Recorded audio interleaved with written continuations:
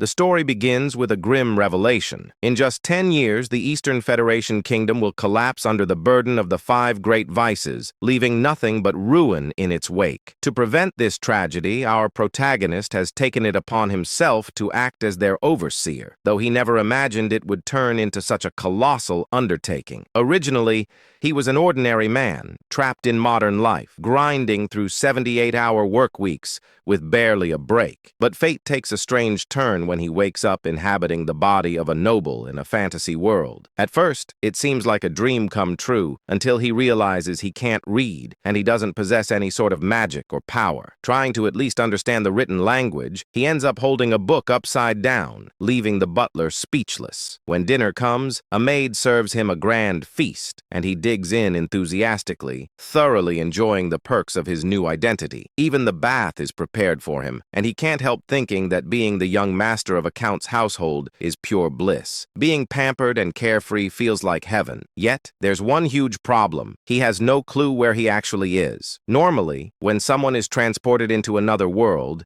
it's from a novel or game they're familiar with. So when one of the maids casually mentions that his older brothers, Leo and Tonio, will be returning tomorrow, he's baffled. The maid, in turn, is surprised that he seems to have forgotten his own family. As he mulls over their names, something clicks. They sound painfully familiar. Then it hits him like lightning. He's in the world of Psychedelia, a turn-based RPG he used to play during his rare moments of free time. But there's a catch. In every possible storyline of Psychedelia, once the 5 great vices, wrath, greed, sloth, pride, and obsession, emerge, the kingdom's nobility and cities fall into madness and destruction, and the Palacio family, where he now finds himself, is infamous in one of the game's early side quests. The eldest son, Leo Palacio, is dubbed the King of Lust, while the second son, Tonio, is known as the King of Vice. When he realizes this, he drops to his knees. He remembers this place vividly. It's the very first sub-quest of the game. Looking around, he sees that the mansion is exactly how it appeared in Psychedelia. The Palacio household is destined to be among the first noble families wiped out by the 5 great vices. And his current identity? The third son, Alan Palacio, a minor villain who meets a terrible end. His face remains blank as this truth sinks in. Even though he's just discovered that his death is certain, the only thing that crosses his mind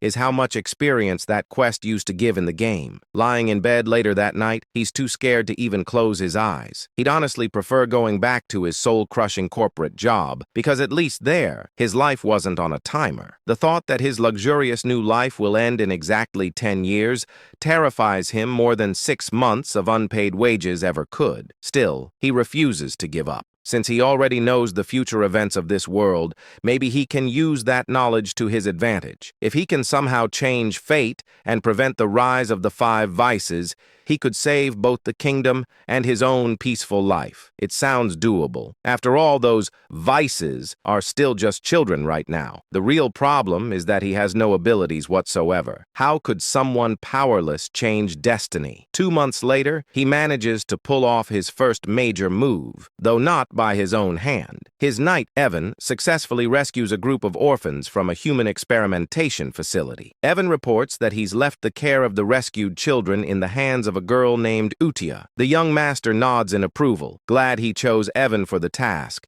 as the knight proves to be capable and trustworthy. However, because his face rarely shows emotion anymore, Evan can't tell whether that nod was a compliment or just indifference. Trying to clarify, the young master forces an awkward smile, which only makes Evan think he'll never get used to his lord's new demeanor. He recalls how Alan used to be easy to read, cheerful or gloomy. His emotions were always visible, but now he seems eerily expressionless. Even the protagonist suspects that possessing Alan's body may have left his facial expressions frozen. Evan, still uncertain, decides to accept the gesture as praise. The protagonist reflects that Evan is one of the rare honest souls in the corrupt world of Psychedelia, a loyal knight who never betrays those he serves. That's why he recruited him right away upon meeting him. Finally, Evan reminds him that the main reason he was sent to the testing facility was to save Utia, and the young master confirms that's correct. Evan remarks that he can understand why his master went out of his way to save the girl.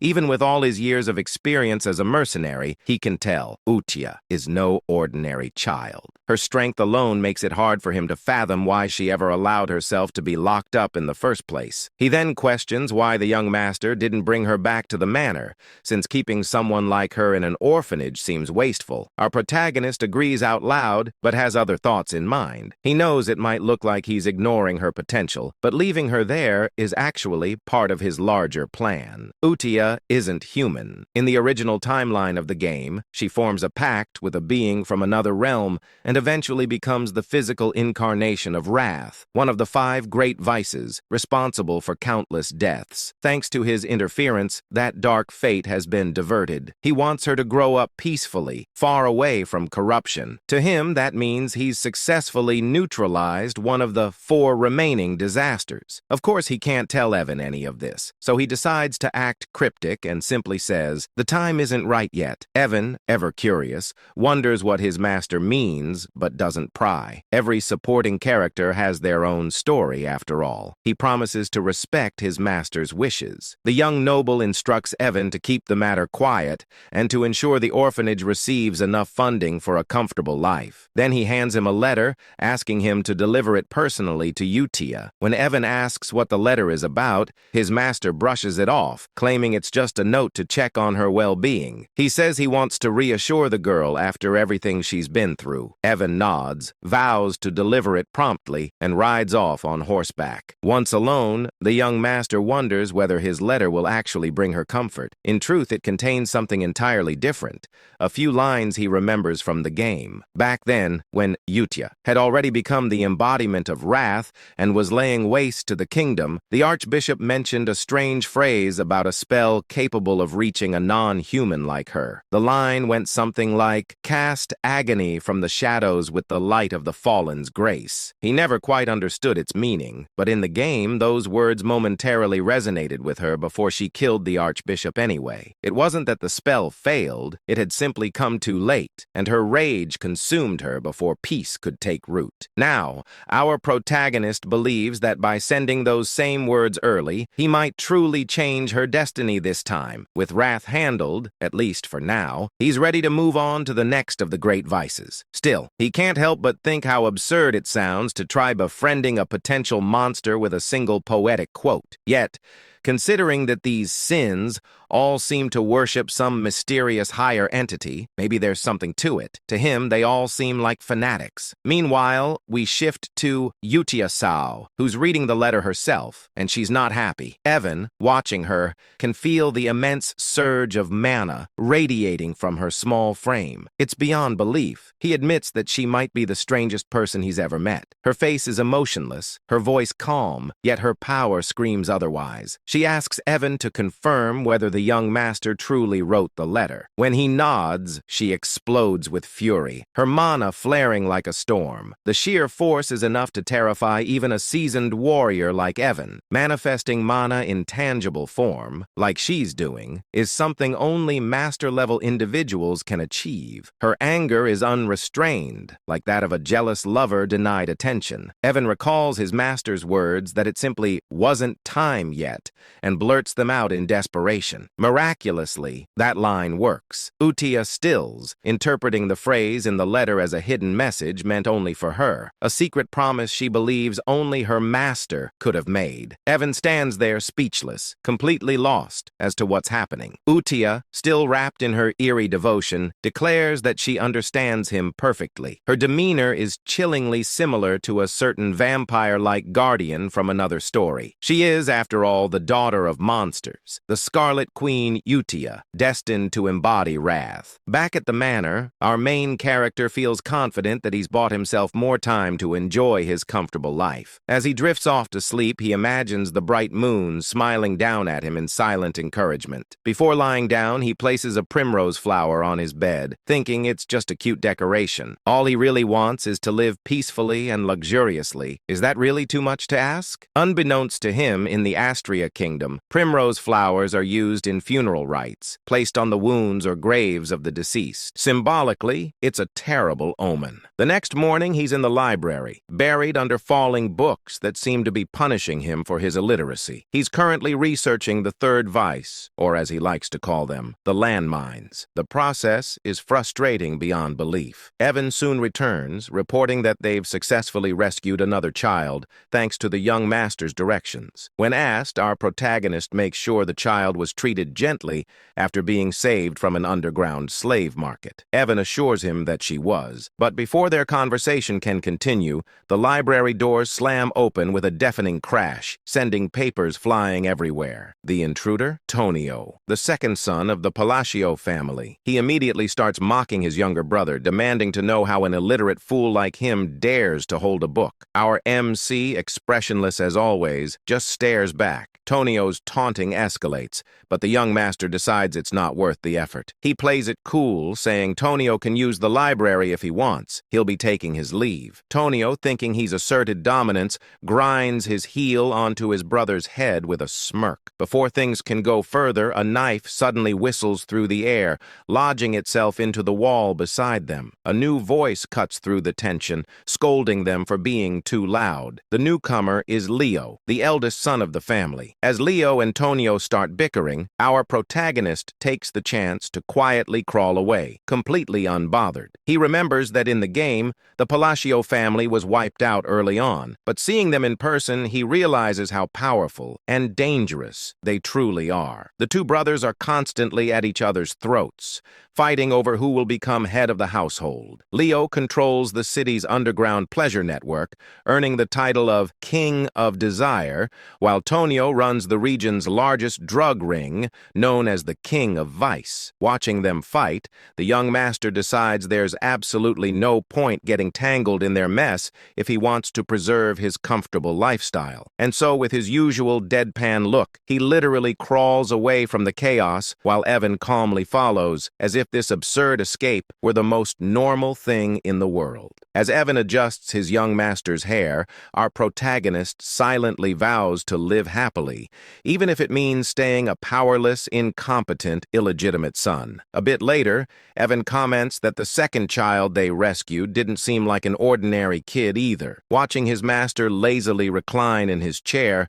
Evan can't help but question reality itself. How could a man like this, who complains constantly and seems incapable of serious work, possibly have knowledge about illegal slave markets and secret human experiments scattered across the kingdom? Evan figures it must be difficult for his young master to maintain composure around his vicious brothers, while the man himself simply mutters about how exhausted he is. Then Evan asks why he decided to send that second rescued child to the orphanage. Of course, the young master has his reasons. He knows this boy isn't just another victim, he's an anomaly. The child hails from the Escalian kingdom, the central state within the United Realm. In the world of psychedelia, this boy is known as Deus Macallion, the second major boss. In the game, after enduring slavery and brutal abuse, he eventually becomes the living embodiment of the sin of sloth, wreaking unspeakable havoc across the land. Many players were shocked by the cruelty of his story. Despite being associated with sloth, Deus was anything but lazy. He was known for relentless determination and an unshakable sense of justice, repaying both kindness and vengeance many times over. That's exactly why our protagonist told Evan to treat Deus with utmost care and gentleness. Even now, he still shudders remembering the nightmarish difficulty of Deus's battle scenes in the game. Trying to maintain his mysterious, wise, noble persona, he tells Evan the same cryptic line he always does. It's not the right time yet. Evan nods, unfazed, having grown used to his master's strange riddles. He then asks if the letter sent to Eutia this time was related to the second child. The young master confirms, but the reality is more ridiculous. Inside the letter, he's simply venting to Eutia about how his older brothers keep bullying him. It's both pitiful and hilarious. Still, he claims that he asked her to look after the second child who isn't feeling well. Technically, that's true. Deus really does need time to heal. Meanwhile, at the orphanage, Deus sits alone, trying to hide his injuries and scars. Utia approaches him, studying him with cold curiosity. She asks if he's broken. Then, in a chilling tone,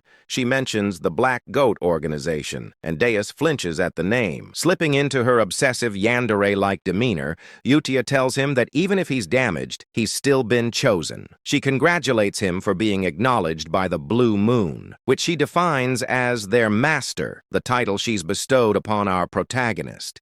It's clear she's forming an organization centered around him, and she promises Deus that if he remains loyal, he'll have his chance at revenge. Hearing this ignites something deep within him, and his latent magic, or perhaps the authority of sloth, begins to awaken. Satisfied, Utia happily decides to write her first reply letter to their master, grinning far too brightly for someone covered in mana scars. Back at the manor, the young master is buried in books, still researching clues about the third child. That's when Evan bursts into the room with alarming news. The second son of the Palacio family is dead. Even though our protagonist knew this event was destined to happen, the suddenness of it still rattles him. The funeral is held immediately, and to everyone's disgust, their father arrives with 2 escorts on his arms. Watching the scene, the young master can only think, even for this messed-up family, that's too far. He muses that psychedelia truly is the definition of a dark fantasy.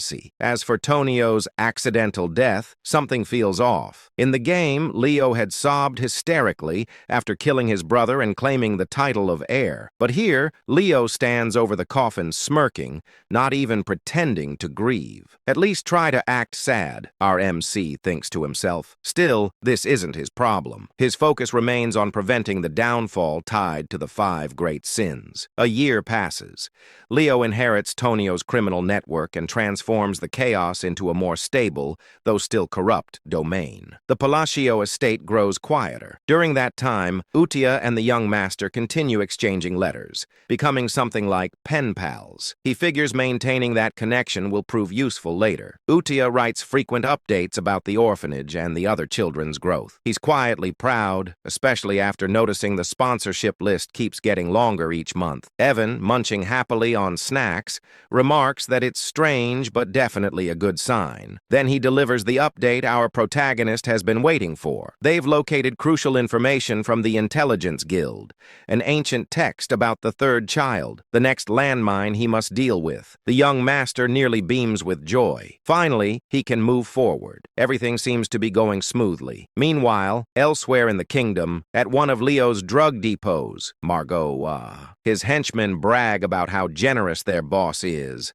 boasting that his operations now number in the hundreds. Their laughter dies quickly when chaos erupts. One by one, the men turn on themselves, screaming as if something invisible is forcing their bodies to move against their will. The perpetrators are none other than Utia and Deus. Deus manipulates deadly threads of magic, effortlessly erasing the entire group. He then turns to Utia, asking if slaughtering these people is truly necessary. She replies coldly, asking if he pities them. He answers that he doesn't. After all, these scum used human lives to produce drugs. Utia explains that this is purification, necessary to prepare for their master's rise. With a serene, almost divine smile, she says they can't let the place remain filthy when he returns. Dees nods in understanding, or at least he thinks he understands. Together they etch a glowing sigil into the ground. A surge of mana explodes outward, leaving behind a crescent-shaped mark.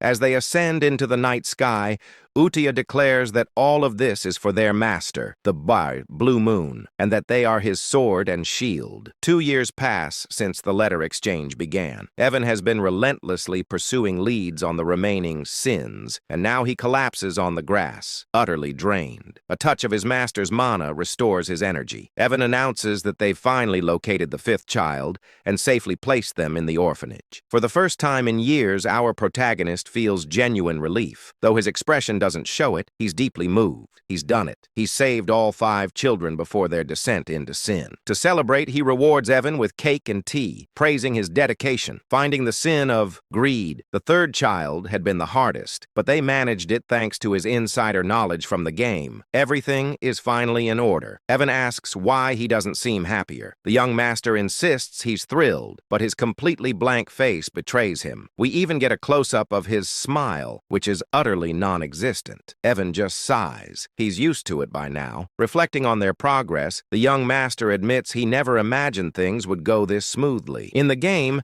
the 5 bosses became the great vices because of unbearable suffering. Saving them before that transformation seemed nearly impossible, but somehow he's managed it. When he asks about the orphanage's current state, Evan hands him a letter reporting that everything is running smoothly and the children seem happier every day. The young master remarks that if that's true, they might not even need a new caretaker. He's surprised Utia has handled things so well, though it makes sense, considering her deep attachment to the orphanage in the game's story. Reading Utia's letter, he finds that she's written warmly about each child's progress, especially Dias, reassuring him that everyone is doing fine. For the first time, a faint smile appears on his lips. He's genuinely glad they're growing up well. Evan asks when he plans to finally meet them in person. As always, the young master replies vaguely that the right time will come. In truth, he has no intention of meeting them anytime soon. He's terrified of the power they'll eventually wield. For now, distance feels safest. Still, he's aware that if he wants to survive in this grim world, he needs to get stronger. The answer lies in magic, and luckily, this body has the potential for it. While training, Evan mentions a new group rising across the continent called the Blue Moon. The young master feigns ignorance,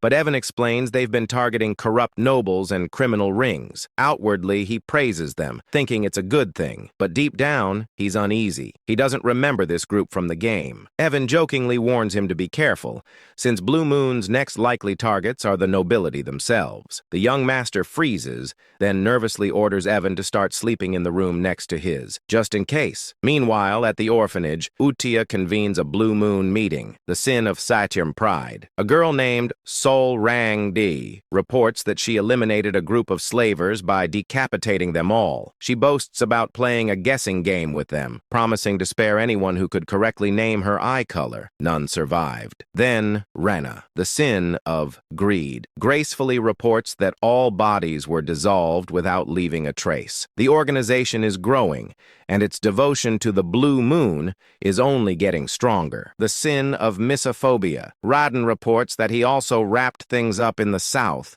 taking care of the illegal human testing grounds and turning those Avalon bastards who were causing trouble into minced meat. These kids are seriously scary, I tell you. Anyway, the scariest of them all, Utia praises them for a job well done. Talking about how everything will go according to his will, she emphasizes that they all exist for the sake of the Great Moon. This secret organization worships the Great Moon, the Blue Moon, who just so happens to be our main character. Suddenly, Deus reports a problem which makes Utia question what could possibly be wrong when everything seems perfect under his command. These fools are treating our MC like some kind of deity. Deus explains that the head of Avalon is the eldest son of the Palatio Count family, where their lord resides. He claims to have found a dangerous written order while cleaning up the south. It turns out that the eldest son, Leo, is targeting our MC. Naturally, Utia can't let this slide. She unleashes an intense, murderous aura that sends the other kids cowering in fear. The letter reveals that Leo's plan is to slowly poison our boy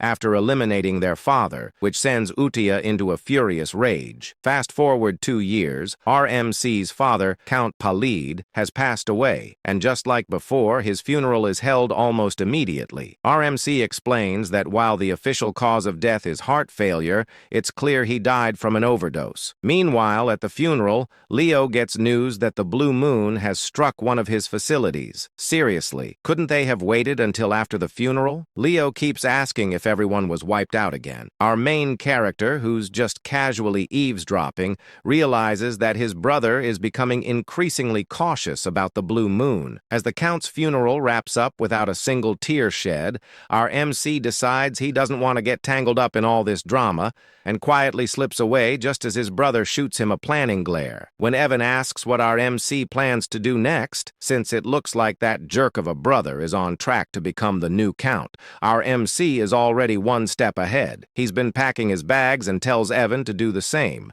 the plan to run away from this mess. Evan questions whether he really intends to flee, and our MC clarifies that it's not a complete getaway.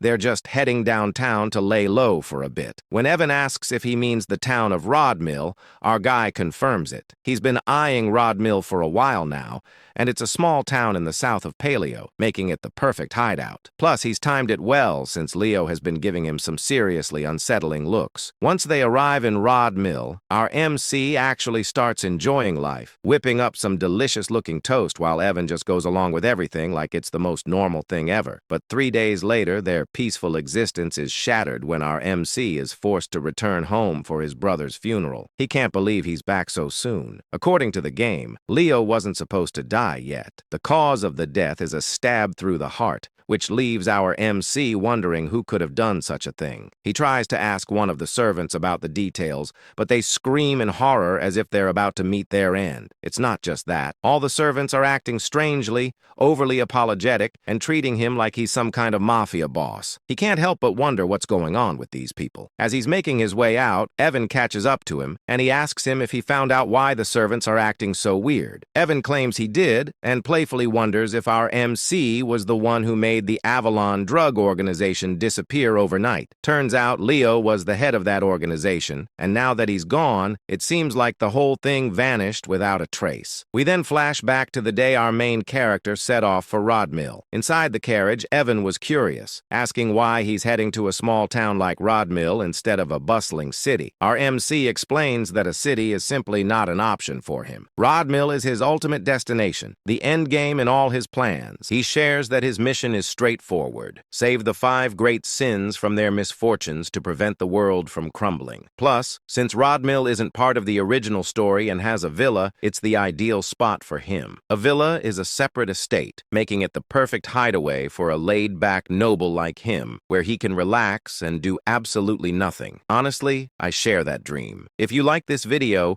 it would really help me out with my bills and give me some much-needed downtime. Anyway, our MC gets serious when answering Evan's question, insisting that everything he does has a purpose. But after hearing the same old responses for a while, Evan calls him out, pointing out that he always uses those same lines when he wants to dodge a question.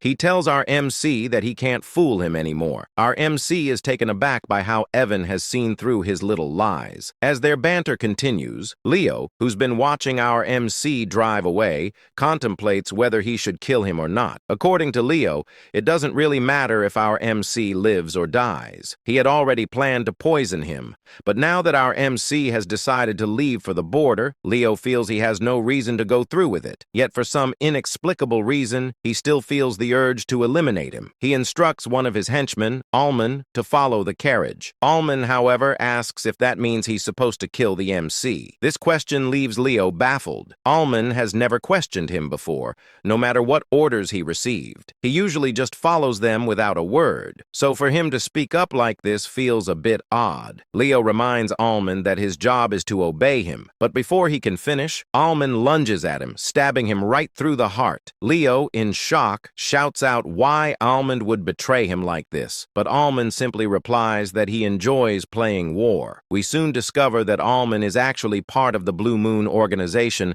and his real name is Hidden. He explains that they've been taught a creed by Blue Moon. Since the Blue Moon is essentially RMC's sword, it makes sense for them to act according to his wishes. However, if anyone dares to threaten the Great Blue Moon, RMC, they're allowed to take matters into their own hands, meaning they can eliminate the threat. Hidden reveals he's been waiting for Leo to give the order to kill their lord, and he can't believe it took 2 years for that to happen. Leo tries to argue that his subordinates won't let Hidden live, but Hidden counters that with Leo's death, the entire organization will be wiped off the continent forever. Looking at Leo's lifeless body, Hidden can't help but comment on how unfortunate this all is. If Leo hadn't tried to kill their great master, he might have lived a few more months or even years. Meanwhile, Meanwhile, in the present, our MC is enjoying his dream life in the small town of Rodmill. He wakes up whenever he wants and shares delicious meals with Evan, living the life of a true noble. But his fate would have it, his peaceful existence is shattered when he receives a letter. The letter requested that he step up as the next head of the family. Just like that, his carefree life came to an end a mere 4 days after it began, forcing him to return to the palatial state. However, things felt off. The maids and other staff were acting strangely around him. He couldn't help but wonder what was behind their odd behavior. Then Evan teasingly asked him when he had become the shadow leader, leaving him completely baffled. It dawned on him that all this fuss was due to the bizarre circumstances surrounding his brother's death, which had led to his current predicament. In his usual dramatic fashion,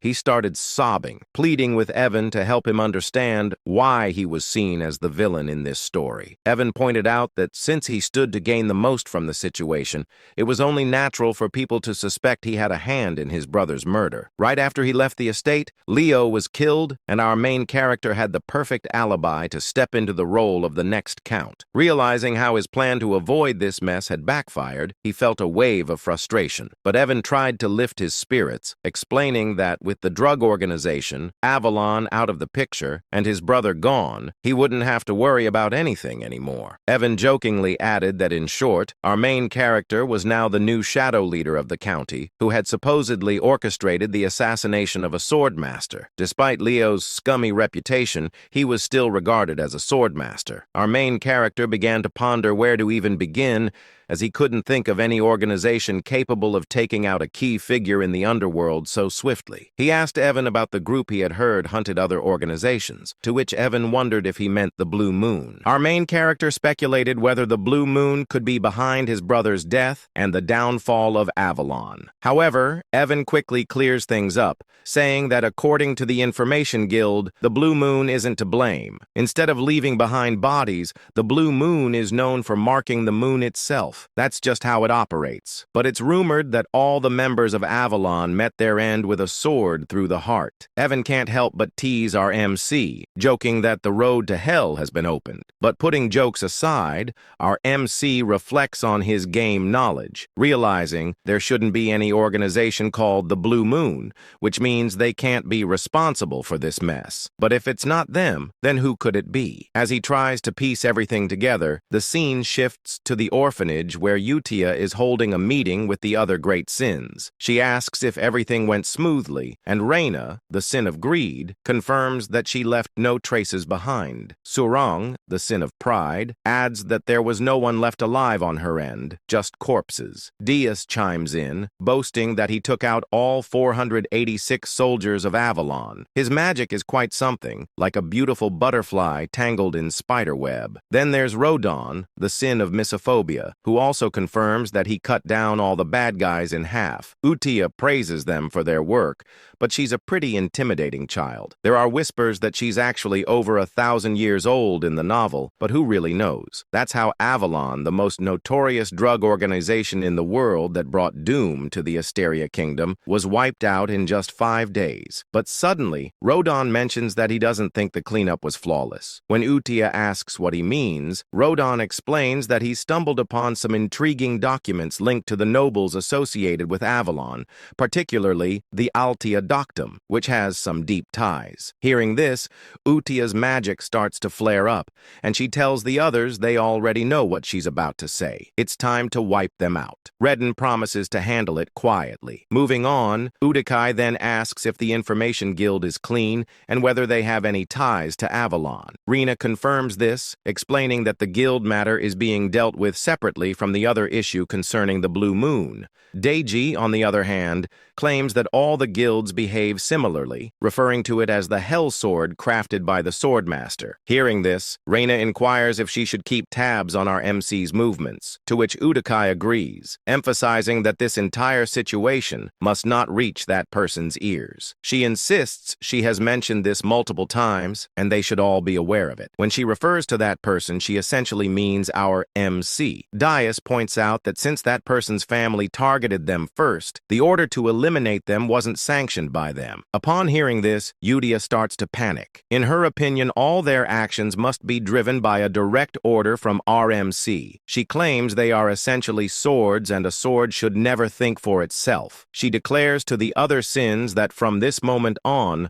all members of the Blue Moon must only act on orders, and they should take this decree seriously. This leaves the other sins feeling a bit uneasy, as Yudia adds that they must never disappoint that person no matter what. Inwardly, Deus thinks he can't quite grasp any of this. For someone as powerful as Yudia to feel anxiety and restlessness simply because she's discovered by that person seems excessive. But nevertheless, he tells Yudia that he understands. They conclude their meetings by chanting that everything is for the Great Moon, which is essentially afraid how the Shadow Garden from Eminence in Shadow wraps up their meetings. Meanwhile, back to our MC, he finds himself buried in paperwork as the new Count of Palacio. He explains that after his brother's funeral, he faced a full month of endless duties, and he feels overwhelmed by them. He starts shedding some tears, lamenting that he just wants to loaf around and do nothing. This fool even claims that's what it means to be a noble. Anyway, he couldn't help but think that even though he had made quite a few enemies, his brother Leo's death was supposed to happen 6 years from now. But with the strange circumstances surrounding all his brother's deaths, everything shifted. And now all the family responsibilities had landed on him as the sole heir. Just then, a few ministers from the county walked in, bringing even more paperwork for him to deal with. He closed his eyes and started to wonder why everyone in the county suddenly seemed to be working so hard. Back when his father was still the count, they would slack off and treat work like a rainy school day. He waved at them, signaling to drop the paperwork on his desk. But in the minister's eyes, he was radiating a deathly aura. They began to worry if they had somehow angered him, with some even vowing to work even harder to avoid any consequences. He was a secret mastermind who would eliminate anyone who displeased him. But having been a former workhorse himself, he wasn't handling all this pressure very well. He wondered if it would be possible to get the ministers to do all the work for him. Later that night, Evan was a bit shocked to find out that our boy had reached the 2nd tier in magic after just 2 years of self-study in poisoncraft,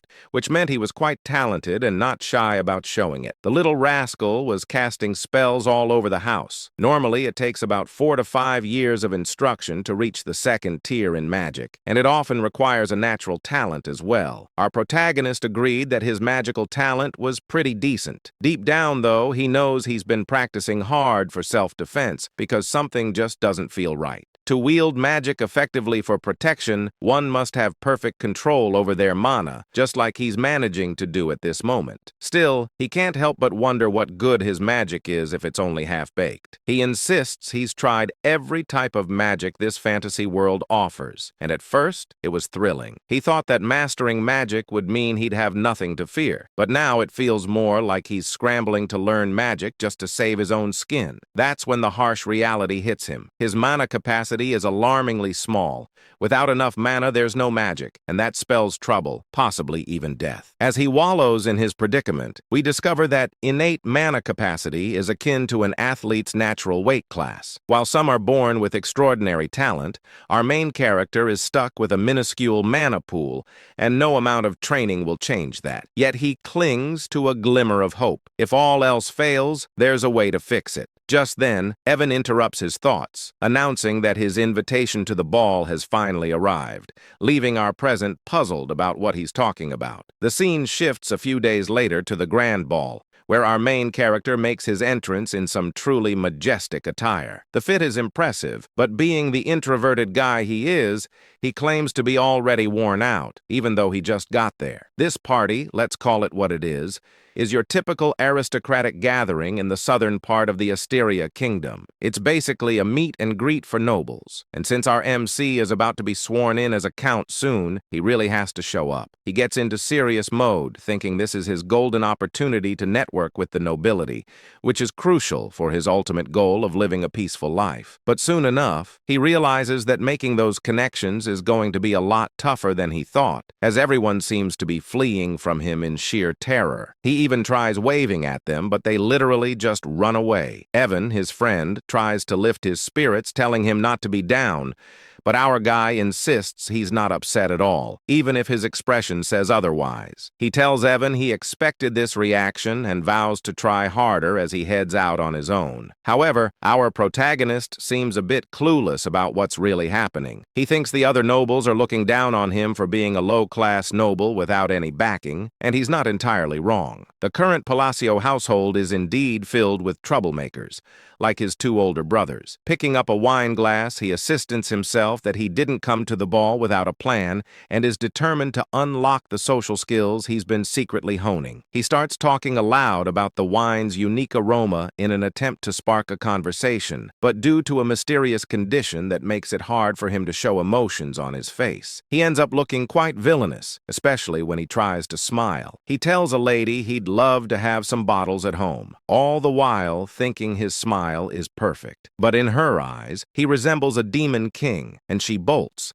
saying she'll tell her father to prepare them right away. To the other nobles, it looks like our protagonist just extorted and blackmailed the poor lady into giving him a limited edition regional wine. What a mess. Evan tries to comfort him while our protagonist insists that the lady must have just been shy. Later, we find him sulking in a corner while Evan is happily munching on food, teasing him about how his list of gifts has grown. It turns out the wine incident wasn't a one-off. Every time he tries to talk to someone, they think he's trying to blackmail them, handing him things like a panacea, citrus tea, and more. He can't shake the thought that Pazio has become way more notorious than he ever imagined. With rumors swirling about him having killed his two brothers, he's basically turned into a figure of fear and dread. Feeling down, he tells Evan he needs some fresh air. As he steps outside, a certain red-haired beauty catches his eye. While he's out there, he can't help but wonder where it all went wrong. Suddenly, a soft voice calls out to him from behind,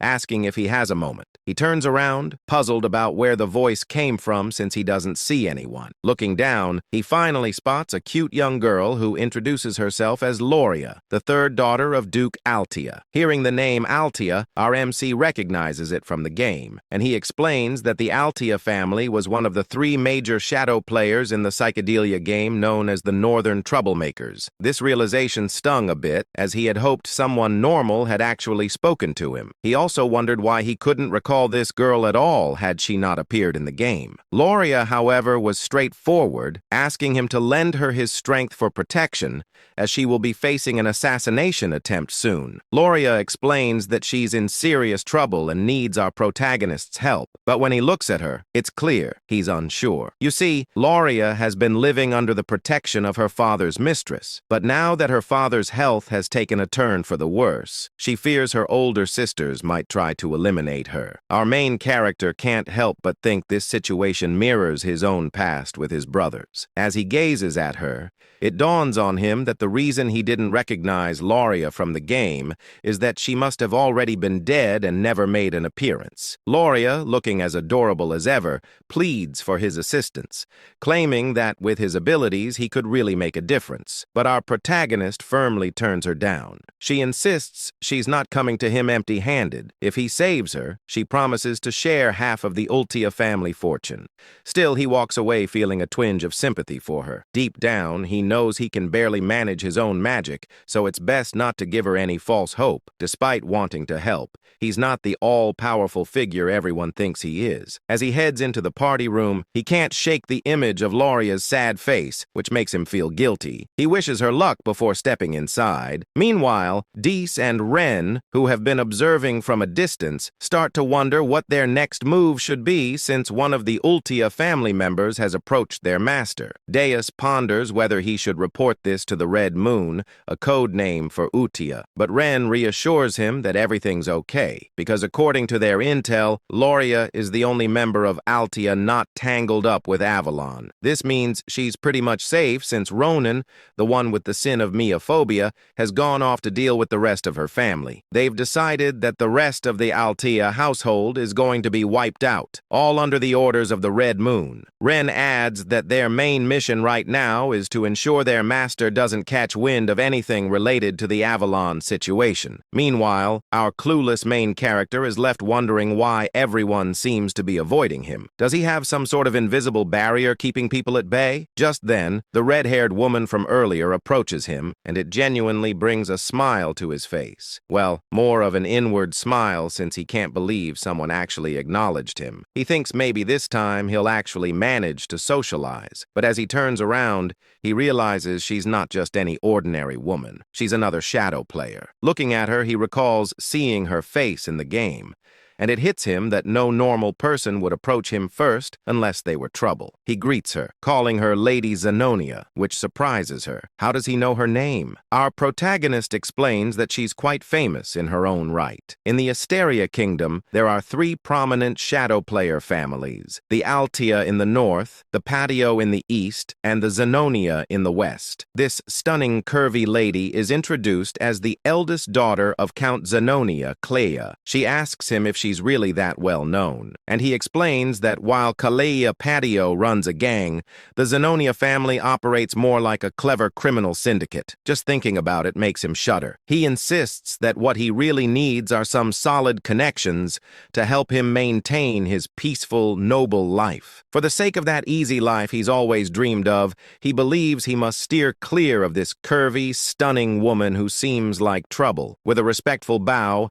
he compliments her beauty, almost as if he's trying to say goodbye. But she stops him, saying she wants to have a word with him about something. He replies that he'd love to, but there are too many eyes on them right now. Deep down, he wishes she would just leave him alone. With a smile, she tells him he's just as the rumors say, and adds that she looks forward to seeing him again, leaving him completely dumbfounded. As she walks away, he wonders what that could mean, sensing it's some kind of code, but he shakes it off. Meanwhile, Renee and Diaz, who have been watching from a distance, are pleased that their mission to keep our protagonist in the dark is going smoothly. However, Diaz points out a problem. Looking out the window where our protagonist is standing, they spot someone who has been tailing him for a while, and they quickly rush out to deal with the threat. The next day, our protagonist and Evan find themselves in a forest, with Evan asking if he's really sure this is the canyon he's been searching for. Evan notes that it's midday, the sun is shining, but the canyon is oddly dark. Our boy, however, isn't paying much attention. He's ecstatic that he's finally found his true objective. As they venture inside, he jokes that if this place turns out to be empty like the others, he might actually cry. But as he looks at the symbols on the walls, he realizes this is the real deal. He explains that in the game, finding this place was a breeze. Truthfully, he admits that the only reason he traveled all the way to the south under the guise of attending the ball was to discover this labyrinth right here. The labyrinth is called the Labyrinth of Whispers, and if you can crack all the riddles in its 8 rooms, you'll earn a powerful artifact as a reward. Exactly what he's after. He claims to have memorized all the routes and puzzles this labyrinth has to offer. Finally, he arrives at a massive door, and as he gazes at it, he confesses that seeing the labyrinth entrance in person is breathtaking. It feels so much more real than it did in the game. In the game, he tackled this labyrinth countless times. Evan, on the other hand, asks how our protagonist even knew a place like this existed. Our boy, without thinking, replies that he's been here often, leaving Evan puzzled about what this guy is talking about. Realizing he might have slipped up, our protagonist quickly backtracks, saying he was just kidding, and suggests they head inside. Once inside, they encounter some monsters and giant golem hands that could easily crush them like twigs. Evan wonders if these creatures are tied to the riddle, and if our boy gets the answer wrong, those giant hands will show no mercy. But our boy, unfazed, starts solving the riddle, leaving Evan to wonder how he can remain so calm in such a dire situation. Evan reflects that they've been together for 4 years now, yet he still doesn't understand him at all. Things like saving orphans, repaying random debts, helping free slaves, and even delivering seemingly pointless messages. Yeah, in Evan's eyes, our boy is a total weirdo. Still, watching him solve the riddles with ease makes Evan question how this is even possible. This guy has barely left the estate, yet he seems to know everything about this labyrinth. Regardless, Evan admits that the reason he keeps following this mysterious master of his is simple. Everything he does somehow leads to a good outcome. They finally make it inside, but our main character can't shake off the gruesome visuals of the game. He's feeling queasy, but as they step into a lavish room brimming with treasures and gold, his attention is immediately drawn to a hand statue adorned with multiple rings. He declares that their goal is the black ring and insists they should grab it and get out fast. Meanwhile, Evan, who's busy stuffing his pockets with gold, questions why our protagonist is so fixated on the black ring, which looks like the least valuable of the bunch. Our hero explains that taking anything else could lead to trouble down the line. Deep down, he realizes he's finally got his hands on the ring that holds the oath of restraint. As they start to head back, our MC feels pretty pleased with himself, thinking that snagging the ring was a breeze thanks to his gaming knowledge. But Evan suddenly gets a bad vibe and points out that the rock piles they passed while entering the canyon are actually golems, and they seem to be stirring. Evan quickly gets into battle mode, feeling anxious about their situation. To him, these golems are total unknowns, making this a nightmare scenario. He thinks that if he can just get his young master out safely, he wouldn't mind sacrificing himself. But our protagonist steps up, telling Evan to stand down because he'll take care of the golems. As the golems prepare to attack, Evan urges him to find an escape route first. With the golems closing in, Evan shouts a warning, saying his second-tier magic won't be enough to handle them. But our MC stands tall, confidently, invoking the Oath of Restraint, which activates the black ring. Suddenly, time seems to slow, and he finds himself in a different dimension. A voice introduces itself as a fragment inheriting the great will of Nasilla, instructing our protagonist to state the two restrictions he wishes to impose on himself. Our main character finds himself in a pretty intense situation. In the game, this part showed up as a choice window, but now hearing this mysterious voice and seeing a gigantic face looming in the dark cosmic expanse is a bit overwhelming. The Oath of Restraint is an absorption-type artifact, and as the name suggests, it lets the user impose limitations on themselves in exchange for power. However, the sheer force of the voice makes our MC tremble a bit. The voice urges him to declare his first restraint, and with a hand sign, he states that he will always perform the hand signs of Babylonia when casting magic. The voice then asks what he hopes to gain from this restriction, and our boy responds that he desires the ability to bend the laws of the world just a little more. The voice grants him this power. For his second restraint, our boy explains that he will strictly chant the words of Babylonia when using magic. When the voice inquires about his desire behind this restriction, he boldly claims he wants even greater power to defy the laws of the world, which momentarily surprises the mysterious entity. Our protagonist starts to worry that he might have messed something up, especially since the entity paused. He even mimicked the exact skill icon from the game just to be safe. By choosing both the hand signs and the word restrictions, he believes he can achieve the highest possible magic attack power. Thanks to all his repeated gameplay, he has memorized every combination used in the game. So, this should work. Finally, the entity speaks again, confirming that his restraint has been granted. It expresses gratitude to the human who has remembered all the gestures and mysteries of the forgotten god. Our protagonist is puzzled by what the entity means, but he quickly notices that the ring is being absorbed,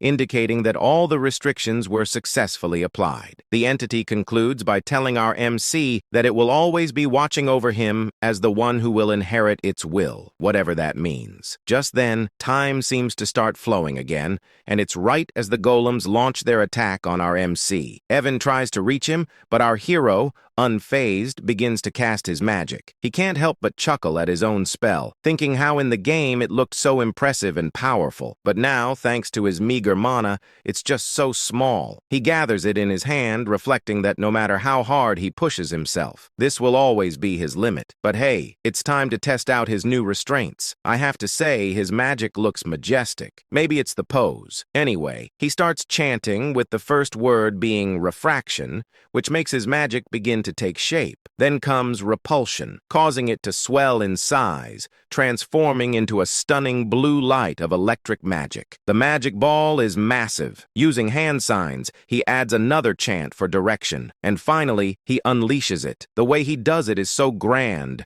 reminiscent of how Gojo releases his hollow purple. The sheer power of our boy's magic leaves Evan in shock, as the lightning obliterates all the golems, turning them to dust. In the aftermath, aftermath, Evan can hardly believe his eyes, wondering what on earth just happened. He asks our protagonist if he's been hiding his power all this time, but our boy shakes his head. Evan explains that in all his 15 years as a mercenary, he's never seen anything like that. He questions if our MC is really sure that was second-tier magic, to which our boy confirms, though deep down, he's just as confused about what transpired. He admits that this wasn't at all like it was in the game. In the game's turn-based battle system of psychedelia, magic could be enhanced each turn through hand signs or incantations. This time, he boosted the chain lightning magic with all 4 incantations and hand signs for a total of 5 turns. In other words, he simply used magic settings for a large-scale lightning spell. However, because of his restraint oath, he had to use the hand signs and incantations for all his magic, meaning his spells were enhanced time and again. Even so, our protagonist felt that the second-tier magic he used was a bit over the top, and the results exceeded his expectations, which caught him off guard. Meanwhile, Evan was just relieved they made it out, and as he sat down, he remarked that watching the battle was way more exhausting than actually fighting. He asked our protagonist, who had created such an unpleasant canyon. After a moment of thought, our hero realized that the Maze of Whispers had a different name in the game. The map layout and strategy guide were posted on the game's community website, and it was called The Maze of Paladon. He told Evan that a guy named Paladon was the one behind it, but Evan was too worn out to even process that information. I really love this duo. Our protagonist grabbed Evan, saying they needed to head back home because he had something in mind to do once they got there. This made Evan question why his usually lazy master was suddenly so motivated today. Our main character explained that every time he picked a hand sign that matched the spell's attribute he was casting, the power increased. If he chose the right incantation, the magic properties would get enhanced, which is how the game mechanics were designed to work. The only difference was that, unlike in the game where the visuals remained the same and only the numbers went up, in this world, the spell actually changed shape with each incantation. But he suddenly wonders if this only applies to him, especially since he's particularly skilled at controlling mana. He decides he'll need to test it out once his mana has recovered. But for now, he's just relieved that everything turned out okay. As they prepare to leave on their horses, we see Ren, who has been quietly following our main character, watching the whole scene unfold. She quickly makes her way to the canyon, and upon arriving, she spots the runes on the wall and realizes she can actually read them. She explains that these are the glyphs of the Alanf Empire, which essentially tell the story of the era of the forgotten outer gods. Renee's eyes catch another glyph hidden in a corner, which she translates as "for my friend, who shall be left alone from the coward Palin." As she examines the glyphs more closely, a smile spreads across her face. She shares that the one who halted the invasion of the dark creatures, standing victorious against the Alkalkalaka that devoured the hearts of the citizens, was none other than the brilliant emperor known as Palin the Great. The reason she knows all this is that she inherited all this knowledge at birth thanks to the ancient library she received. She briefly recalls our main character mentioning that Palin was the one who built the canyon. But as usual, she misinterprets the situation. She thinks that she knew our MC was special since someone like the bloody Queen Udia follows him, which is a pretty big deal. Having someone like Udia as a subordinate is something you'd only read about in history books. However, she continues to believe that our MC is actually a friend of Palin, completely misreading the glyphs he saw. Moreover, she claims that the phrase "our boy used while casting magic" doesn't exist anywhere in the ancient library, which only strengthens her belief that our MC is truly remarkable. Blushing, she admits that Udia was right all along, feeling a bit embarrassed about having followed orders without question all this time. And just like that, our boy ends up with another yonder in his harem. Kind of a strange thing to say since they're basically just kids, but I digress. Anyway, Rena spots Deus arriving and immediately asks if he got any info from the fool who was tailing their great master. Deus responds that the idiot is dead and he didn't even do it. It's more like the guy's head just twisted in midair. Rena insists they need to report this back to Udia for processing,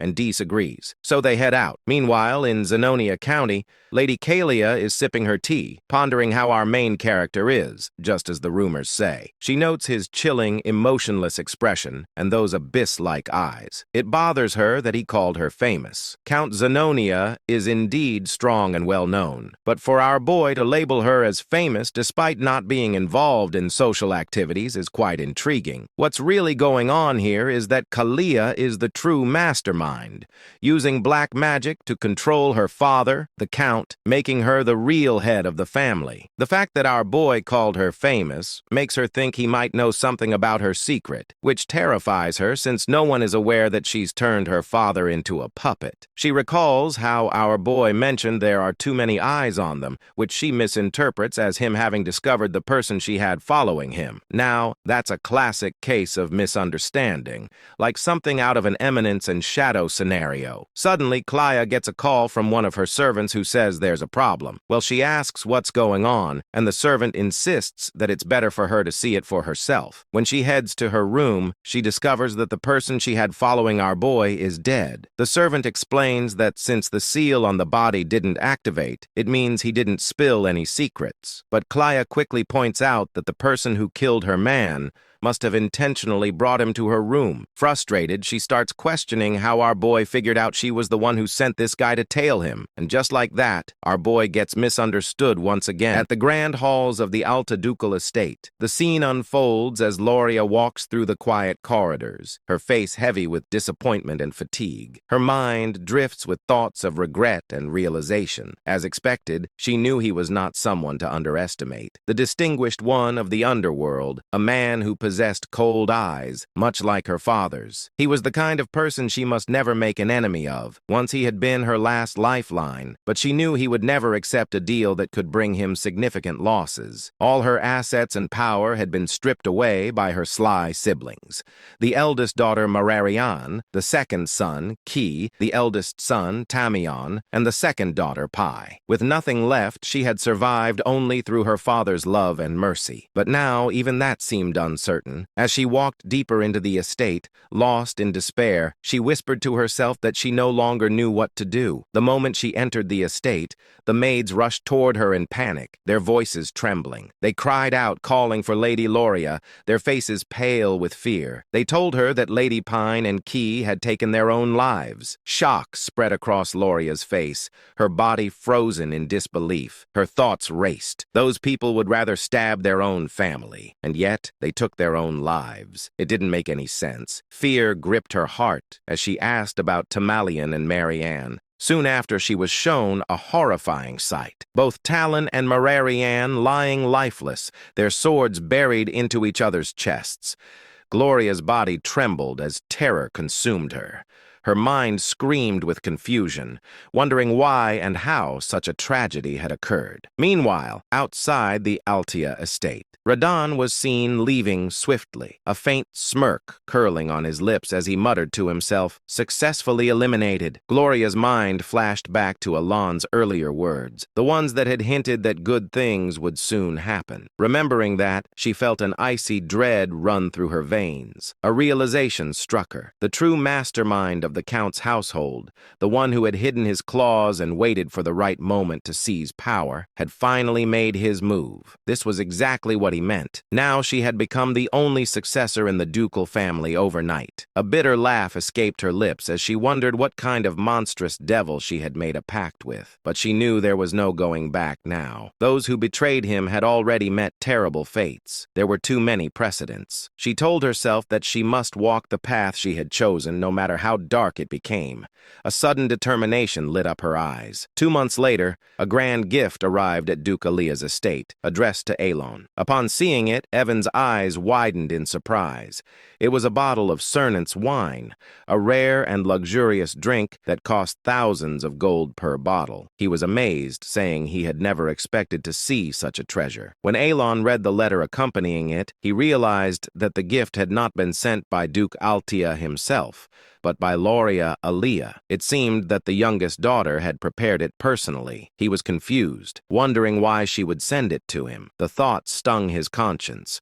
reminding him that he hadn't been able to help her when she needed it most. He turned to the servant and asked if it was truly meant for him. The servant confirmed that the Duke herself had prepared it and ordered him to deliver it personally. That single phrase of the Duke herself made Alan pause. Realization struck him. The youngest Lauria had become the Duke. In the next scene, Lauria was shown in her office, busy with documents. When her work was finally done, she leaned back, stretching her arms as she softly remarked how quickly 2 months had passed. After her father's funeral, who had passed away due to illness, she had officially become the Duke following the succession ceremony. She recalled how she couldn't even enter that office before. The death of her siblings had happened so suddenly, yet no one had suspected her at all. She had an alibi. She was attending the ball at the time. Back then, her secret organization had been destroyed by her siblings, leaving her utterly powerless when she returned to the mansion. Later, she came to understand how deeply he had calculated everything. He had declined her plea with indifference on the surface, but had perfectly cleaned up everything behind the scenes. She wondered just how far into the future he had planned all of this. She hadn't even informed him about her father's funeral, not wanting to trouble him. Yet, he still helped her. It was clear that he had a reason. He needed Aaliyah for some part of his grand plan. Although she had successfully merged all the subordinate organizations under Altea, it still wasn't enough to match the immense power he hid behind his calm facade. That only meant one thing. He wanted something from her. Palatio, the distinguished figure of the underworld who had risen through sheer business prowess. If there was one thing she possessed that he didn't, it was her ability to manipulate the political stage from the shadows. He needed the Altea name for now. She decided to focus on what she must do, believing that the distinguished one would contact her soon. She hoped he would appreciate her gift of gratitude. The scene shifted once more, showing Alon in his quarters as Lauria's servant bowed before him, saying that he would take his lead. Alan stood still, lost in thought, still unable to process the news. The fact that Lauria, who had once been threatened with death, was now the Duke, didn't sit right with him. Evan noticed his troubled expression and wondered silently what was wrong with him now. A few months passed. The narration marked that this was 5 years before the original story began. Evan entered with excitement, calling out to Alan and addressing him as the young master before quickly correcting himself to call him the Count. Alan replied calmly that the succession ceremony hadn't taken place yet, but since a year had already passed, he supposed it was fine to be called that. Despite his words, he sighed quietly, thinking that he had never planned on becoming the Count. Still, since he had already adjusted to it, he decided to make the most of his noble status and use it to his advantage. Evan then handed him a letter saying it had arrived from Utia. Alon received it with a thoughtful hum, asking if there had been any information found about the assassins who killed Leo. The two men walked into the library, and as they took their seats, Evan responded that nothing had been revealed yet. The Information Guild was still investigating, and they would have to give it more time. He then looked at Alon curiously and asked what his next goal would be. Assuming that revenge was not his intention anymore, both of them sat in silence within the Grand Library. Alan sat in deep thought, realizing that all the things that slightly differed from the original game were probably butterfly effects caused by his own actions. Accepting this, he decided that he would simply be prepared for any unexpected events that might come his way. Evan, observing him, remarked that he suddenly sounded like a real count. Alan responded casually and brushed it off, but his curiosity soon drifted to the letter he had received. He wondered what Utia had written this time. Opening the letter, Alan began to read. Utia had written warmly, asking if he had been well. She mentioned that, as always, they were all doing okay, and that everyone was pursuing their own hobbies. Dios's puppet shows had now reached a professional level, while Cioler loved to play and learn with her friends. Reinar quietly spent her days reading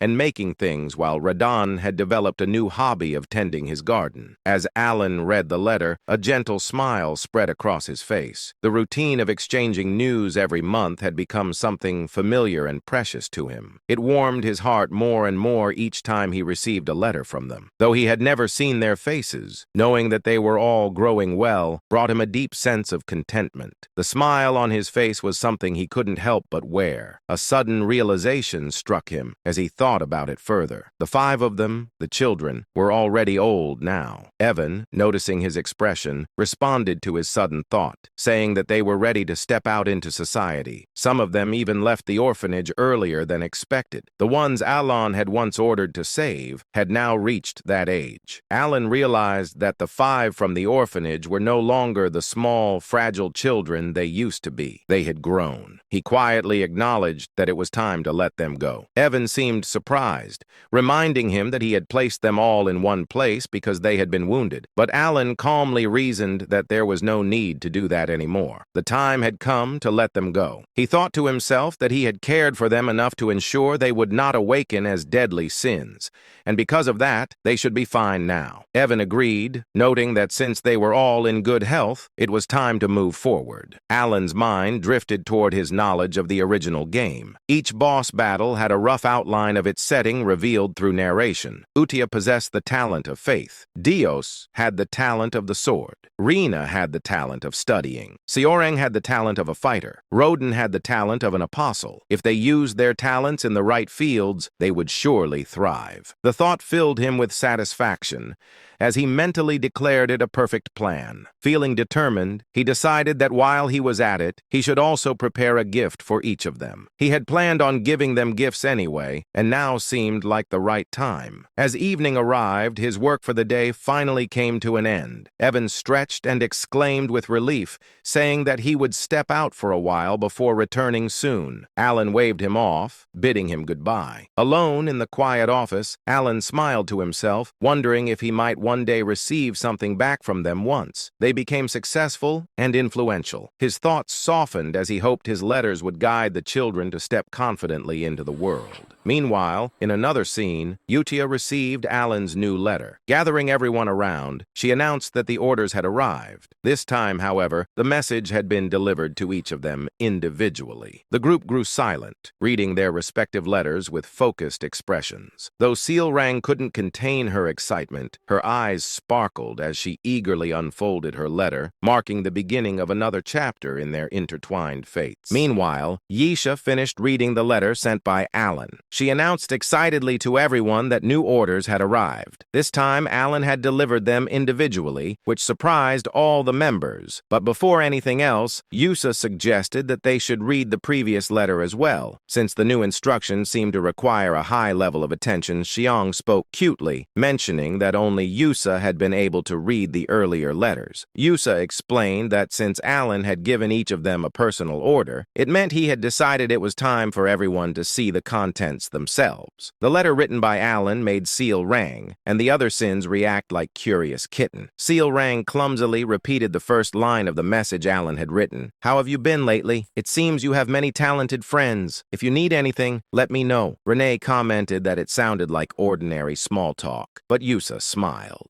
She understood that Alan had intentionally kept the opening simple. After the greeting letter, this was the first true order he had issued. He had defined the elimination targets, assigned missions, and instructed them to report the results afterward. It was during this time that he entrusted Blue Moon to her. As everyone could see, he had personally chosen each of them, and all the sins were excited to meet him. Deus nodded and said it made sense. This prevented information leaked. She remembered her first order and smiled, recalling how firmly she had been told to understand the instruction clearly and carry out the mission without fail. Deus then wondered aloud if it would be better to visit Alan directly or contact him through magic communication. Raiden agreed that if leaks were the issue, letters seemed unusual. Yusa's expression sharpened. She reminded them that their duty was simply to follow Alan's order. She gripped the letter tightly, and Deus let out a sigh at her unwavering resolve. Deus eventually said they should read the orders properly. Moments later, after going through her assignment, she explained that Alan had instructed her to head to Caliban. The nation of knights Seorang scoffed, calling it a desert colony she disliked. Raiden mentioned his destination, Rexy, the entertainment city. Renee said she was ordered to go to Latina, the mage city. Finally, Yusha, the female lead of the entire story, looked stunning as always when she spoke.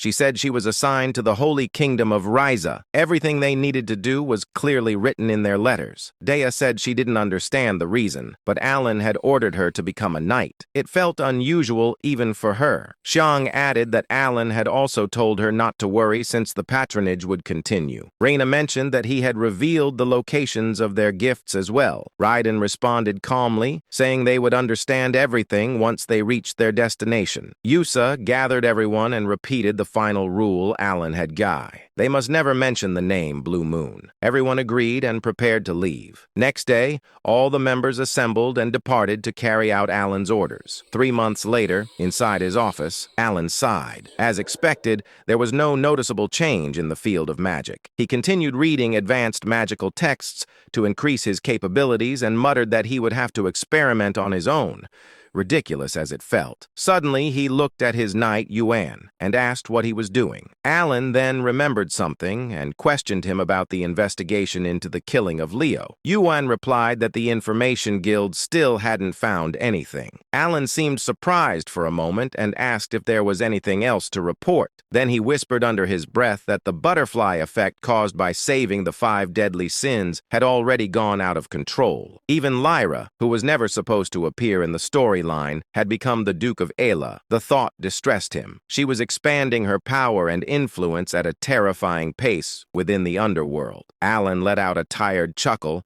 and told Yuan they should stop investigating the Ascension altogether. It was dull work, and he already had far too many responsibilities piling up. Yuan looked at him with surprise and really master. Alan explained that the entire situation was clearly the result of his own ignorance. In a place like this, almost nothing escaped the network of the Information Guild. Even he felt uneasy about it. If he tried to uncover things he was not meant to touch, the consequences that returned to him could be far worse. He muttered that if an unexpected complication led directly to death, then the investigation was meaning. In the end, organizations like that wouldn't harm him as long as he didn't interfere with their affair. He clarified to himself and to Yuan that there was no reason for any secret group to target him unless he approached them first. That was why he believed there was no point in continuing the investigation into Leo's death. Yuan nodded and agreed to inform the guild to stop. Then he suddenly remembered something. Right. There's another piece of news, he said. Apparently, Deus has been appointed as a knight in Caliban recently. Alan looked up in surprise. Really? Good for her. 3 months later, Yuan entered the room carrying snacks. Count, there's something else, he said. Apparently, Deus has created an entire knight order. Alan straightened. A knight order? Then she must be at least expert level or higher.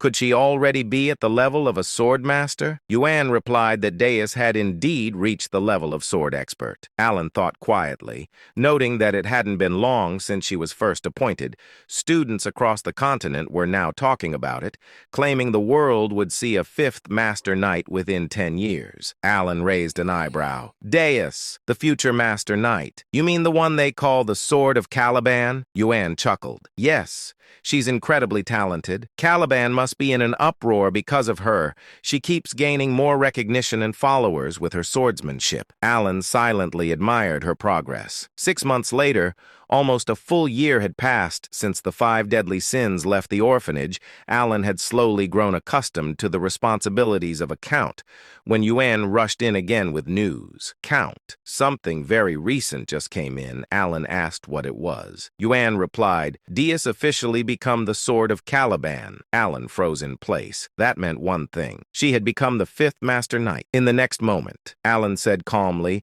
that only a sword master could become a Master Knight. He explained that the sword master of Physidalia was a superhuman who had surpassed the Aura Blade and unlocked a unique ability known as deviation. He looked at Yuan and asked if he was really saying that Deus had become a sword master. Yuan interrupted and clarified that she was about to reach that level. She hadn't created her deviation yet, but the nation had granted her the title of Master Knight regardless. Not only had she defeated the 4th sword in a duel, but Caliban had also lost one of their Master Knights to the northern barbarians. Alan thought for a moment and acknowledged that the two sides had been at war for more than a decade. Yuan continued, realizing Manhwa mana and learning to control it took around 5 years, while creating a deviation usually required decades. The first sword, Reharnet, had been 32 when he became the youngest Master Knight in history. He had wielded a sword since the age of 5 and was unmatched in strength. Even with that talent, it had taken Reharnet over 20 years to reach that level. Yet now,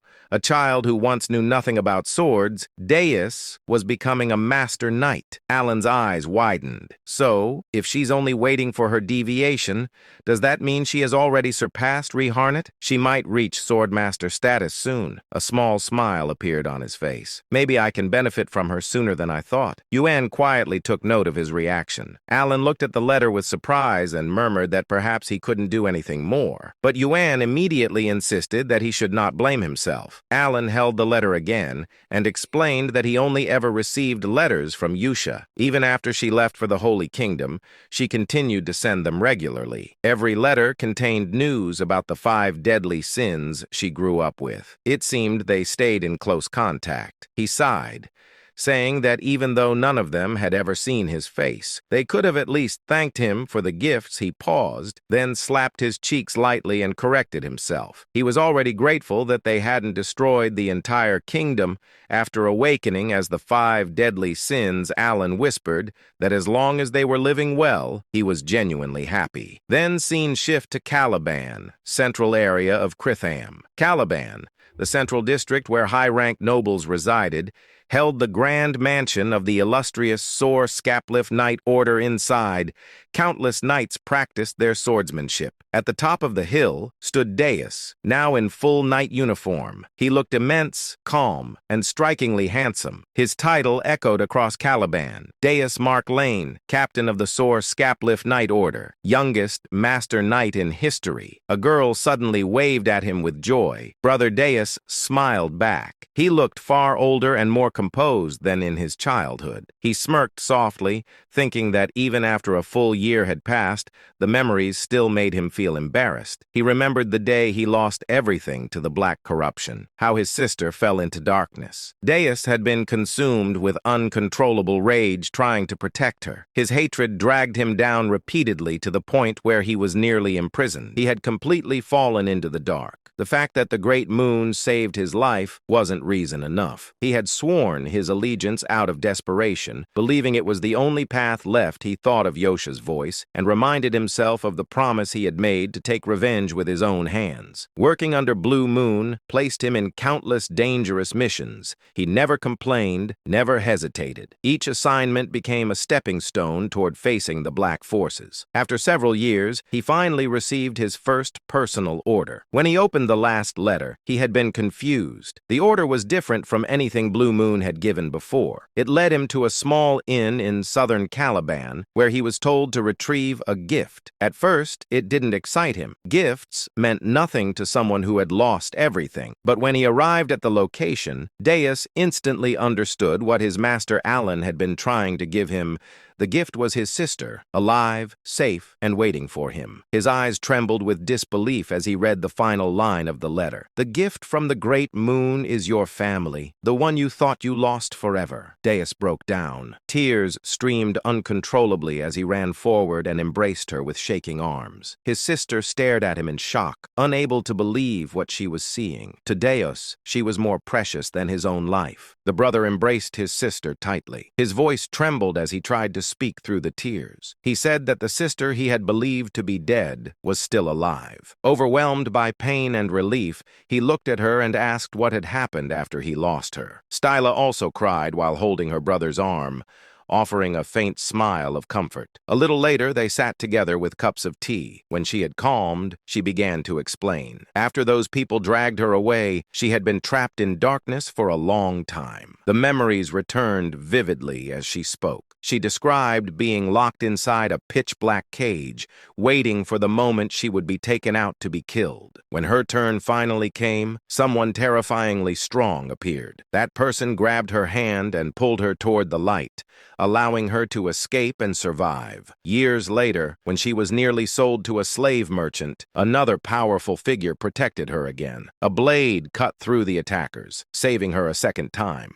That person was Alan's knight, Yuan, who rescued Styla, Dana's sister. Returning to the present, Styla explained that after those events, he had received precious medicine from a sponsor. She confidently repeated his words while holding Alan's letter. She explained that the letter had been handed to him directly and that Alan continued to send medicine and support without fail. The name written on the letter was Alan Palestonio, and the message stated that Alan had sent everything specifically for Styla, and she added that Alan had instructed him to deliver it personally. By that moment, Deuce understood that the Great Moon had been acting for her sake as well. He already knew how precious she was to him, and she cheerfully said that the great sponsor had helped her more than she could ever express. She felt deeply grateful for everything he had done. Alan had supported them through his knight Yuan because he wished to keep his true identity hidden. Dus, however, was stunned. Shock spread across his face as he whispered that the Great Moon had been protecting her under his own name. He could not understand how the Great Moon even knew about their situation. He stated that he had never spoken about his family to anyone. Only Yosha had noticed the black lamp that once targeted him. He grew serious, gripping his own shoulders as he asked himself how the Great Moon knew everything. Everyone recognized the Great Moon as the unparalleled prodigy behind countless stories, someone who seemed aware of every hidden truth. At the same time, memories flickered inside Deuce's mind. Moments connected to Yusa. Confusion and disbelief pulled at him like threads snapping together into a single picture.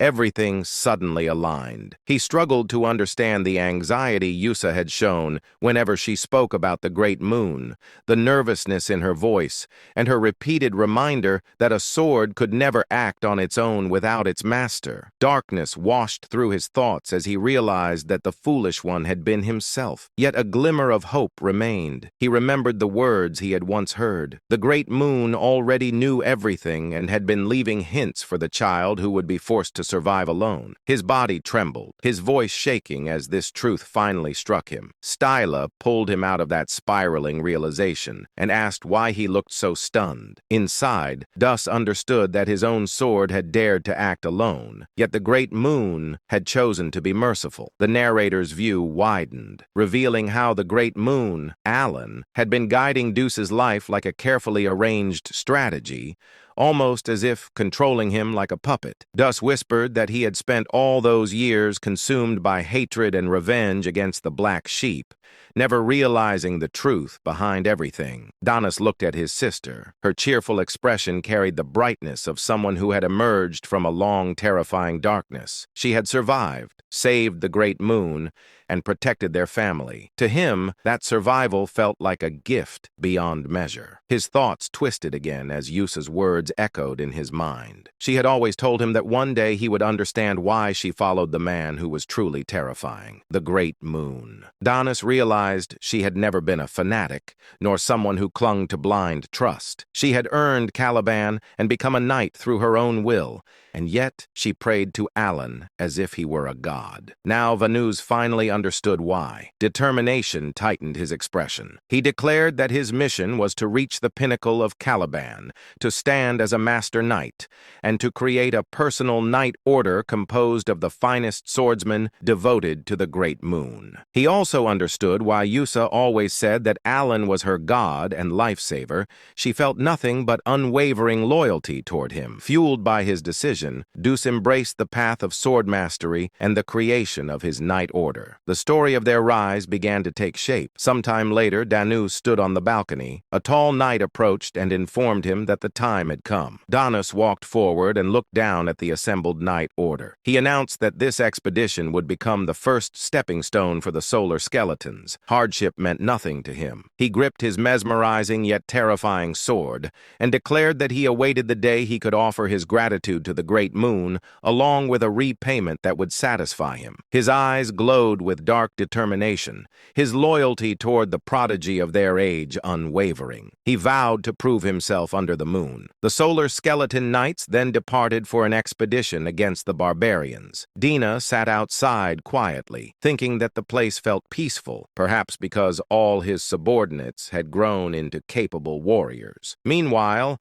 Alan examined his book and muttered that everyone had flown away from him and he no longer wanted more information for now. His life felt increasingly chaotic, yet he reminded himself to focus. He joked about needing to stop writing in cursive and promised himself he would write more clearly. After returning from the labyrinth, he shifted his attention to researching the phrases he had encountered. Alan let out a quiet chuckle, satisfied that his reports were finally complete. As he leaned back, he reviewed the concepts he had been analyzing: reinforcement of magical imprint and the behavior of refraction within spells. He noted that refraction strengthened the imperfections inside a completed spell, allowing its rage to expand outward, while repulsion distorted the structure and influenced the transition of a fired projectile. The phenomenon still amazed him. With the universe law in his hands, his ability to manipulate the very rules that governed reality, he could alter magic beyond its original limits. According to his observations, blue light reinforced parallel magic, such as electrical attacks. He developed a theory that lines of diffraction allowed penetration, which created a critical effect upon impact. When he struck the golem earlier,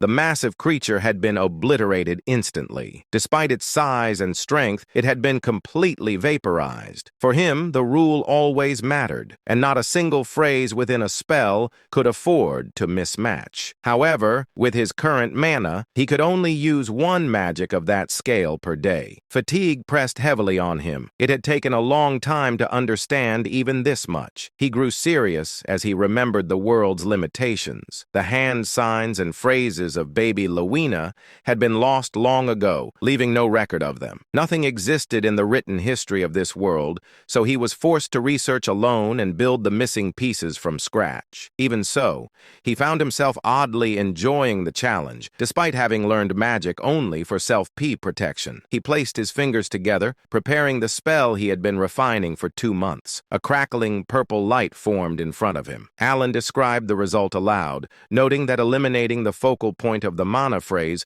would force the imbalance required to create lightning. A small sphere of purple lightning appeared. Alan called it a weak and limited form, merely a fluxation spell. Yet the moment he finished the chant, a wave of thunder rippled from it, completing the structure. He continued chanting again. Compression. The condensed magic cannon tightened as the phrases broke down and reshaped themselves. At the final instant, he completed the last hand sign, triggering the purpose built into the spell. A violent thunder cannon erupted upward, blasting into the sky. Massive energy flooded the area, shaking the ground as bright blue lightning washed across the field like a roaring tide. Alan stood frozen, unable to believe the force that had been released. The order of the spell phrases had mattered more than anything. When he had attempted to use breakdown first, the spell failed instantly. But now, a voice echoed behind him. Impossible. Alan turned sharply. Shock stiffened his expression when he saw the figure standing there. Kalia, the red-haired woman, villain of her kingdom, murderer of her father, and the one who had always wanted to turn Alan into her puppet, stood with her butler. Her eyes were fixed on the remnants of lightning still flickering in the air. The butler's eyes widened. Origin magic. Using origin magic means he stands at the caliber of a 7th circle mage. Alan stiffened again, stunned by the term origin circle. He had never heard his abilities described like that. Yet the truth was clear. Someone had just named what he had become. Alan's expression twisted with disbelief as he watched the two of them stare at him with those ridiculous, exaggerated faces. He wondered how they could look so foolish at such a moment. Their reactions reminded him of his days at the academy, and his thoughts drifted back to a memory of his professor. During his time in Clyburn, the nation of knights, he had once received advice from that professor. The man had explained that one could establish an order only after gaining recognition from the king, and Alan had originally intended to become a mage, simply to defend himself. He wanted strength only for protection, both for himself and for those he cared about. Yet his professor had never taken him seriously. Instead, the man had treated him like a pet, constantly praising him and patting his head with the flat flat of his sword. He would call Alan talented, claiming him as his own student, begging him not to leave the country because he considered him precious. The narrator had even shown how fondly the professor looked at him. Alan, however, had always been annoyed by those assumptions. His magic ability had not come from the professor. None of it had been inspired or created by that man. Every spell, every theory, every refinement, he had achieved them through his own research. Lady Zenonia, or rather Zenonia Kalia, who had effectively been ruling the Zenonia County by making her father a puppet for several years, had come to Count Palatio's estate for two main reasons. One reason was to gauge the intentions of Elon, now Count Palatio. Despite holding cards that could cause substantial damage to the current Zenonia County, he hadn't used them. The relationship between Zenonia County and Palatio County wasn't necessarily bad, but she knew that the essence of the Count was similar to her own, a kindred spirit, so to speak. In other words, she easily understood that Elon wasn't the type to wield such powerful cards out of some trivial sentimentality or misplaced compassion. She had come to ascertain his true intentions. The second reason was to assess the power of the organization that Count Palatio was rumored to control. Of course, Kalia knew that just meeting the Count wouldn't reveal the full extent of the shadowy organization he commanded. However, Kalia had a way to glimpse at the fringes of that power. There was the wizard Bianchel. He had once proposed a new theory on forgotten era magic within the Magic Tower, earning academic acclaim, but he was later expelled from the tower due to his excessively inhumane magical experiments. However, despite his expulsion, his rank was still 5th tier. He was strong enough to obliterate an entire battalion of soldiers by himself. Kalia had brought him along in exchange for assisting with his experiments, forging an alliance with him. She reasoned that if a wizard like Bianchel, who specialized in detection magic and was on the cusp of the 5th tier, was present, he could easily assess the caliber of those protecting Count Palatio. While the nature of one's guards didn't reveal everything,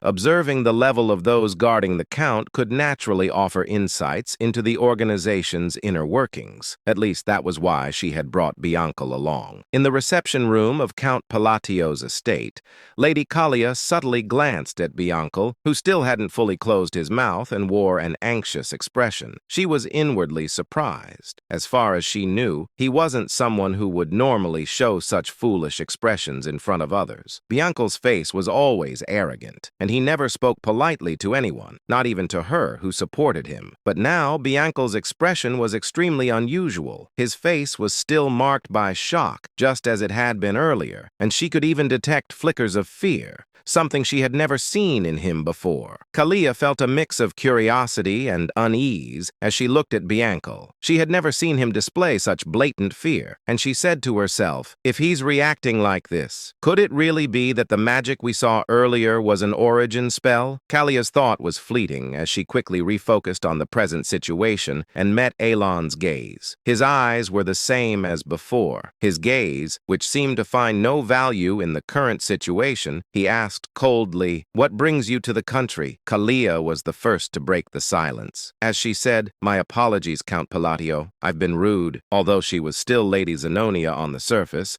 she respectfully addressed the Count and apologized for entering the training grounds, and for the sudden visit. She added, "I've been wanting to meet you so much.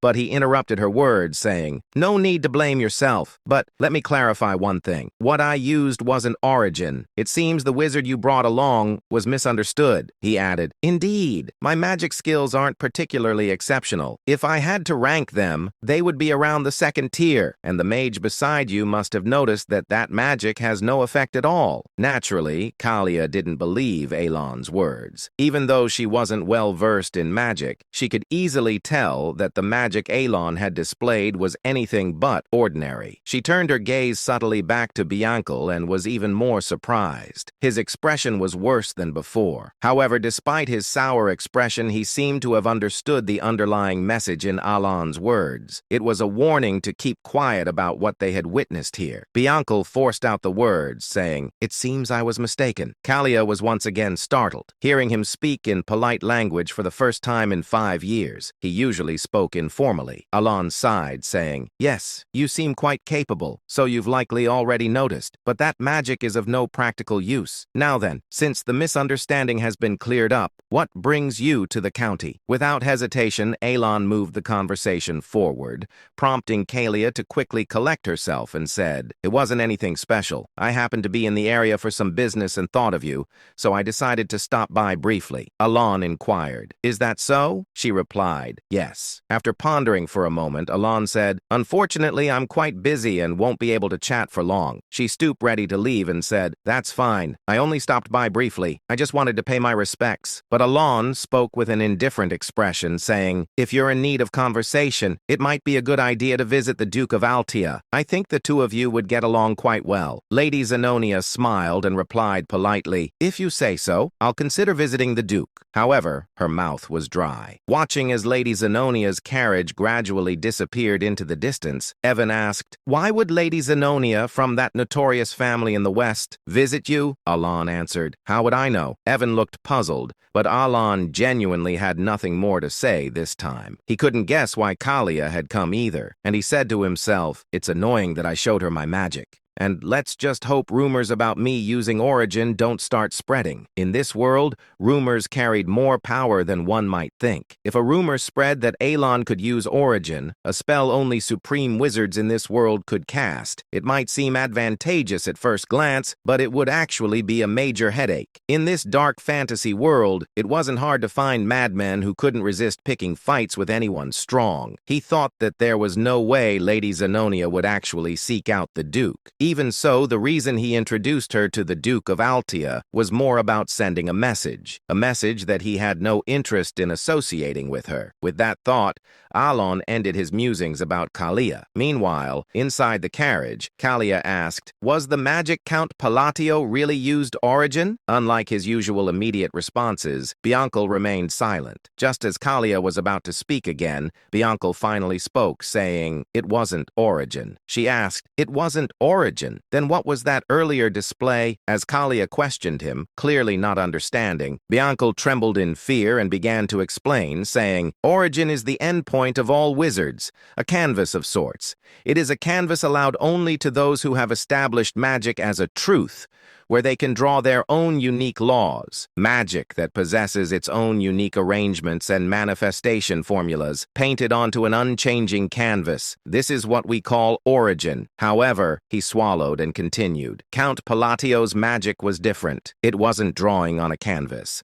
To be more precise, his magic was akin to tearing the canvas apart." Bianca explained further, saying, "In other words, he was twisting the truth that should remain unchangeable. Although I only saw it for a fleeting moment, since I was using the observation eye at your request, I saw it clearly." Bianca muttered, "Fixing lightning that shouldn't stop, twisting the laws to collapse the spell that had been manifested, and yet still managing to manifest it flawlessly.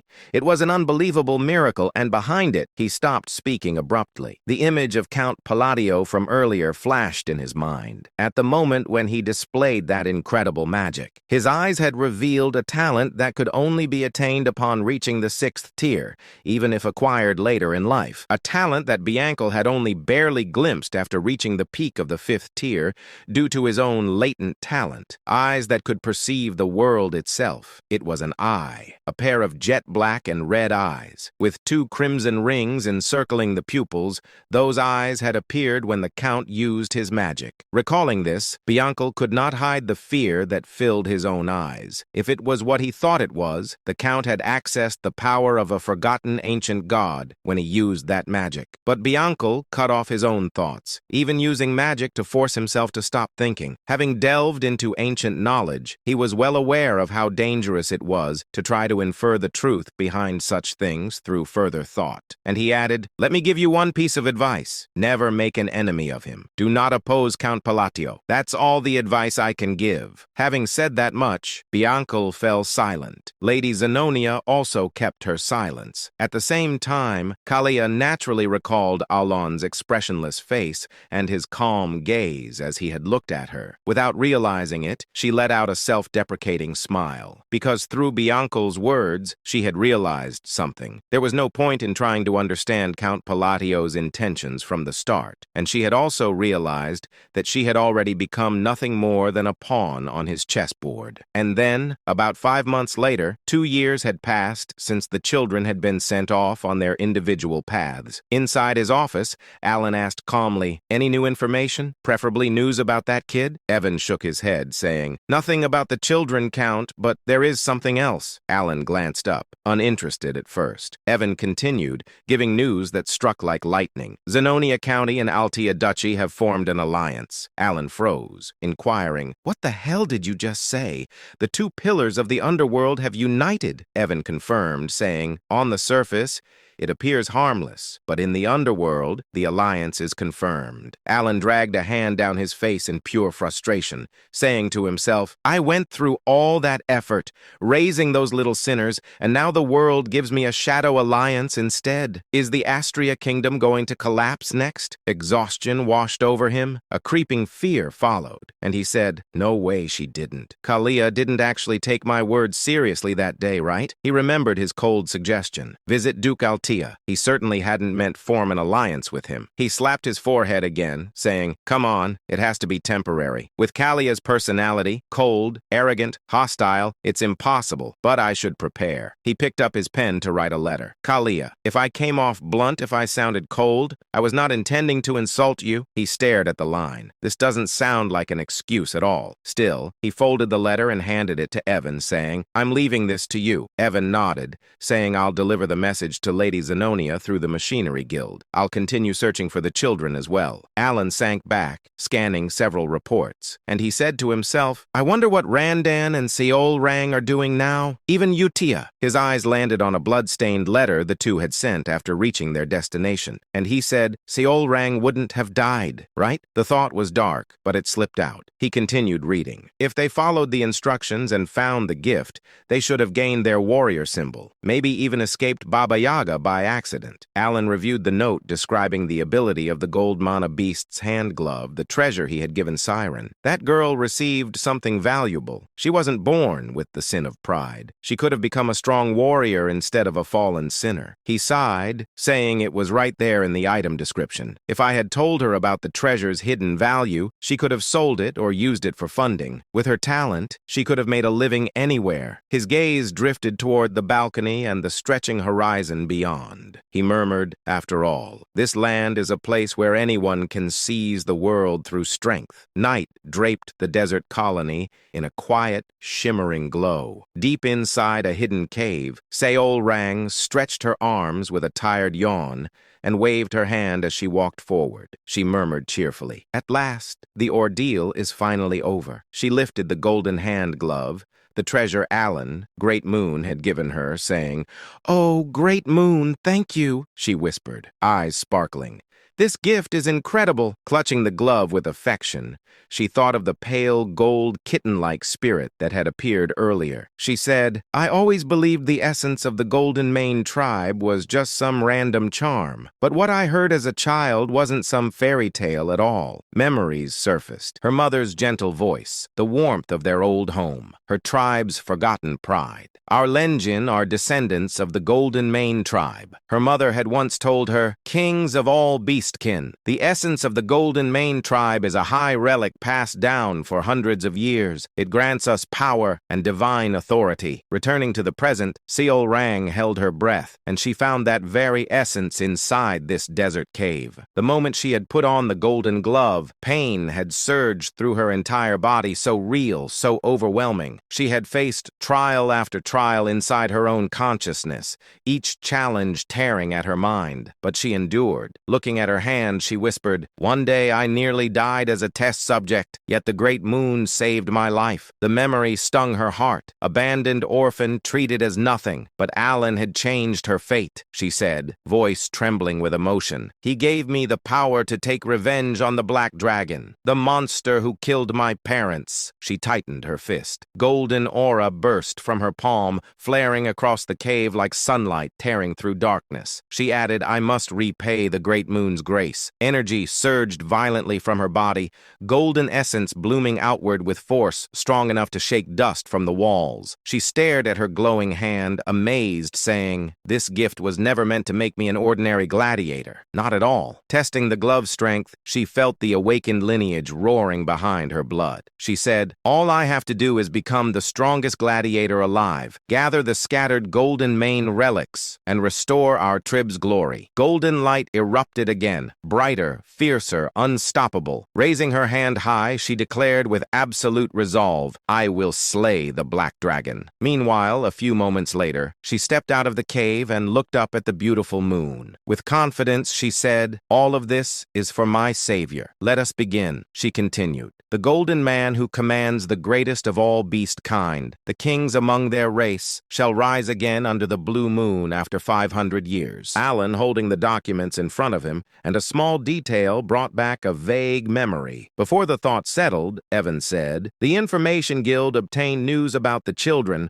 I wanted to tell you back at the training ground, but I forgot." Alan placed the documents down and inquired calmly, "All right, what is it?" Evan continued, saying, "Seoring has been performing very well in the colony. She even earned the golden flesh from the allied group." Alan tensed, asking golden flesh. "Where did I hear that? I can't remember." Even so, he exhaled lightly and said, "I'm glad she's doing fine." Evan nodded. "Right. In that land, strength decides everything." Alan asked, "What about Radan? I haven't heard from him since he said he was learning how to work in Raxus. He said he was sent there." Evan adjusted the sword on his waist, saying, "There is information on him, but they are still verifying its integrity." Alan looked at him and said, "I see. By the way, Evan, aren't you supposed to be busy?" Evan froze, confusion spreading across his face like a short-circuited machine, saying, "My lord, why are you looking at me like that all of a sudden? I did everything you told me." His voice trembled. Alan smiled and said, "You need to prepare. It takes at least a month to reach the Magic Tower." Evan's eyes widened in disbelief, inquiring, "What? The Magic Tower? I've never even heard about that." Shock hit him like thunder striking his head. Alan replied casually, "Easy." "Oh, did I not mention it before?" Evan let out a breath, saying, "I'm used to it, but still a month? It should only take a week to reach the Green Magic Tower," Alan said. "We're going to the Blue Magic Tower." Evan blinked, saying, "Ah, that's near Labyrinth City, so it's quite far." Then Evan straightened his posture, saying, "I will start preparing immediately, my lord." Alan nodded. Sometime later, Alan collapsed onto the sofa and slumped like an old man. Exhaustion weighed on him, leaving him lazy and drained. And he said, "A month in a carriage, just thinking about it makes me tired again," he muttered. "But what else can I do? The item that can support my small precious mana hole is there." His gaze dropped as a faint memory surfaced. The massive city slowly appeared before his imagination, just as it had in the game. Alan continued saying, "Even though countless players visited the labyrinth, no one ever reached the end. I only reached the 115th floor because I used a cheat code. Those devs were insane. There were even more floors below that, and the item I need is on the 151st floor. Because of that, the job of official magic appraiser has become so popular that it guarantees a stable life." His thoughts drifting to Rinne, her calm eyes, her knowledge, her talent with stones and elixirs. "She'll be taking the appraiser exam soon," Alan said. With her talent and sense for magical items, she should pass easily. But when the moment quieted, reality slid back in. Alan frowned faintly, saying, "Maybe I gave Rinne too small a gift compared to the others." Alan leaned back and added quietly, "All it does is suppress equipment items. If that gift wasn't enough, I should send her additional support." His thoughts returned to their destination. Labyrinth City, Labyrinthia, a city ruled by no one, a place of explorers, machines, and endless opportunity. Beyond the crowded streets and countless shops in the southern district stood a hidden appraisal shop known as Marita. It was discreet, but its reputation had grown among nobles and A-rank explorers because of its rare, specialized service. The scene shifted inside Merd.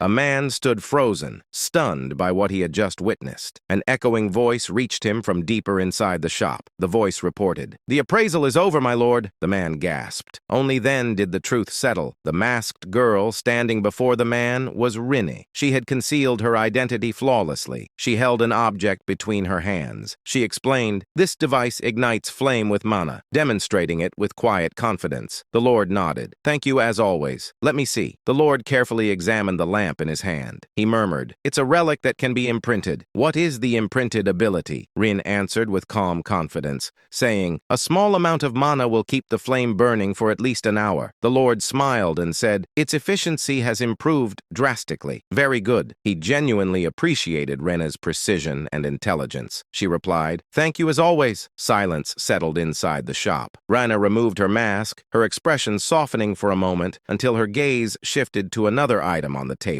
She picked it up gently. She said, "This item can also be imprinted." In fact, this shop had become famous because of its extraordinary imprinted abilities, things seen nowhere else. Inside the shop, a mystical item rested on a pedestal. Alan's voice echoed in Rin's memory. A gift from the great moon. An item sent directly by him. Rin stepped closer. It looked like an eye-shaped device glowing faintly with blue flames, swirling behind layers of sealed energy. She smiled, excitement rising inside her. She whispered, "When the great moon told me to become an oppressor, I didn't understand the reason, but the thought of Alan made the meaning clearer. His true identity, a friend of Palin from the forgotten era of the outer gods. Everything he had done was meant to eliminate the black things." When she had read Alan's letter instructing her to head to Labyrinth City and become a magic oppressor, she could not connect the order to the goal. But later, she understood Alan wanted influence inside the Labyrinth Empire, a foundation strong enough to reach the Magic Tower. Even so, in the present moment, she wondered aloud, what does becoming an oppressor have to do with killing the black things? She entered the appraisal room fully. She whispered, "The eye of the stalker repeatedly identifies items below a certain mana threshold to assist with oppression. It was dangerous, deadly even. Red demonic chains wrapped around it, and a dark presence seeped from the relic. It was nothing like normal magical wisdom." Reen reached forward and touched the chains. She said, "This substance, it doesn't exist in any library." The device trembled. Energy surged violently and the seals shattered open. A burst of blue light filled the room as the eye of the stalker awakened completely. Mana swirled around her like a living storm. Rin leaned closer, determination settling in her eyes, saying, "To gain the strength to fight the black things, I must awaken this item myself." "For the great moon," she said, "I have 252 more sacrifices left before it fully awakens." And, she said, in exchange for raising the relic's stats, it absorbs something from each sacrifice, instantly changing the eye. It only reacts to specific high-tier relics. If the wrong item is sacrificed, the entire stack disappears. She understood clearly. The relic demanded high-tier offerings, many of them, to ascend fully, and when it finally awakened, it would become a weapon entrusted by Alan, the Great Moon. Rin felt a determined thrill. She wanted to awaken it completely. She murmured, accurately appraising all relics and selecting the proper high-tier sacrifices for imprinting. "This is something only I can do." She lifted the divine eye-shaped relic in her hands, saying, "I was born with the Library of Eternity. Everything is for killing the Black Wolf." Her voice deepened with resolve, saying, "All is according to the will of the Great Moon." 3 weeks later, Blue Magic Tower. The master of the tower was absent. A small young girl stood in the entry hall, her expression cute, but her tone impatient, saying, "State your business and leave. The tower master isn't here." She was Fina, the wise tower master of the Blue Magic Tower, a sixth circle mage, despite her childlike appearance. She glanced up at Alan and waved her hand, saying, "I'm very busy. Say it quickly." Alan stood there, puzzled by her attitude. Her words left him silent for a moment as he looked at the tiny mage in disbelief. Alan stared at the woman, and a memory from the game surfaced. He said to himself, I know her. I've seen her in the main story. Right now, she was still only the wise tower master because the main storyline had not begun yet. But in the game, she was remembered as a once-in-a-lifetime genius, a prodigy who reached the 8th circle at the age of 20, eventually becoming the tower master. He straightened his posture and introduced himself, saying, I am Count Palatio. As I relayed earlier, I came to discuss the matter of the time gate. The girl froze in the middle of her scattered documents. Papers slid across the desk as she frantically searched between stacks. She muttered, shuffling everything around.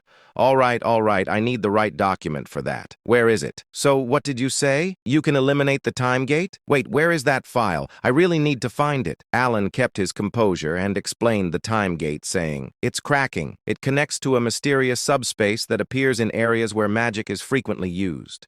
It creates a monolith that causes significant damage. Demons and disasters appear because of it. The girl activated her detection spell. Her eyes glimmered as she scanned him. She scoffed. With such a low-level talent?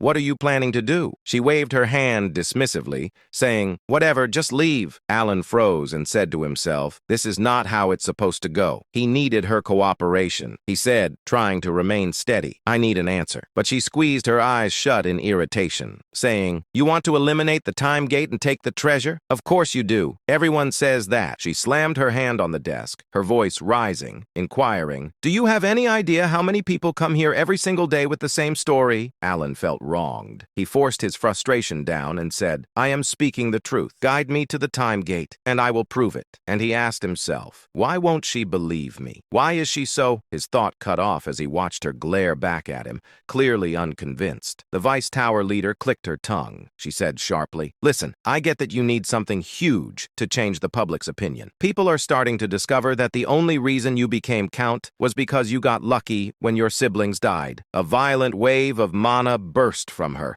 chaotic, oppressive, swirling through the tower like a storm. She continued, However, that doesn't mean you can storm in here and cause trouble for us. She had no idea who she was provoking. She didn't know she was talking to the great moon. Alan froze, stunned. He swallowed, saying, There's a rumor like that? Well, it fits the truth, but still, she's insane. Despite her small size and frantic behavior, she clearly kept up with every piece of information from the outside world. Alan stared at her, realizing how terrifying she really was. And he said, This Vice Tower leader, she's scary. Evan leaned toward his ear and whispered, tense and pale, saying, Not going to lie, she scared me too. When I got annoyed earlier, she put me back in my place immediately. He lowered his voice even more, saying, And that wasn't even her full mana. If we try anything stupid, we'll drown in it. Alan sighed and said, I'm honestly depressed now, but then something shifted inside him. He squared his shoulders, stepped forward, and faced the Vice Tower leader directly. He declared, If I cannot eliminate the time gate, I will surrender my entire property to the magic tower. She stared at him, still babbling, saying, Nonsense, I see. Alan released his energy. His voice turned cold, saying, If you want, I will swear an oath. Not a bad deal for a little of your time, don't you think? For the first time, she gasped. Her eyes widened as she looked at Alan properly. Moments later,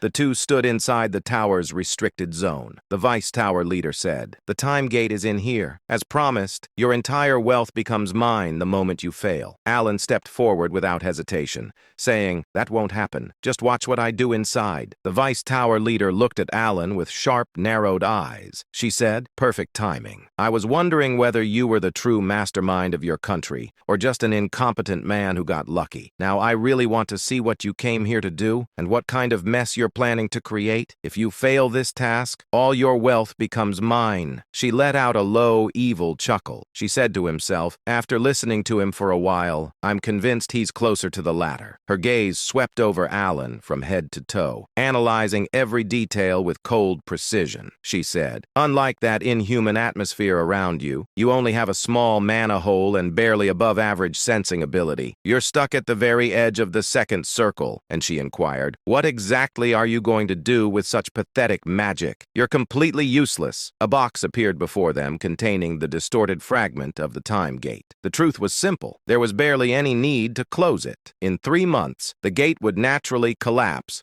after spitting out the remaining relics. The research team had already concluded this. Alan said calmly, "Not a single mage capable of closing the time gate will show up." The Vice Tower leader scoffed. "And yet, the time gate inside the blue magic tower has been causing chaos for over 2 years," she said, her tone almost dismissive. "If you can't do anything, you may simply leave the room." Alan ignored her completely. Her expression twisted in irritation. She released a disbelieving laugh, clenching her teeth, inquiring, "You're going to use your hand as the minimum state of your staff?" Even ancient magical tomes classify that as a primal method, something practically treated like a fairy tale. The Vice Tower leader tried to stop him, her voice rising sharply. "For goodness sake, hey, you stupid brat, stop enchanting here. Enchantment is an ancient form of magic. You can't possibly pull this off. Just leave the room." But Alan ignored her completely, continuing his quiet chant as if she didn't exist. A strange shift rippled through the chamber. Darkness crept in from the edges, swallowing the light. The air grew so cold it stabbed at the bone. The Vice Tower leader's breath caught, inquiring, "What? What is this?" A chilling terror washed over her as the entire room dimmed. Her body froze in place and she said, I can't move." Everything stopped. Time itself had paused. Desperate, she activated the divine eye, wanting to see exactly what Alan was doing. The moment her vision shifted, her expression collapsed. Particles cracked apart in midair like reality itself was splintering, and behind them, a gigantic red eye appeared. A demon's eye, ancient, violent, insane. She trembled, saying, "To that thing, it's insane." Then Alan's body erupted with a deep red aura. The monstrous eye snapped fully open, glaring directly at her. The killing intent it radiated was overwhelming enough to freeze her soul in place. She couldn't breathe.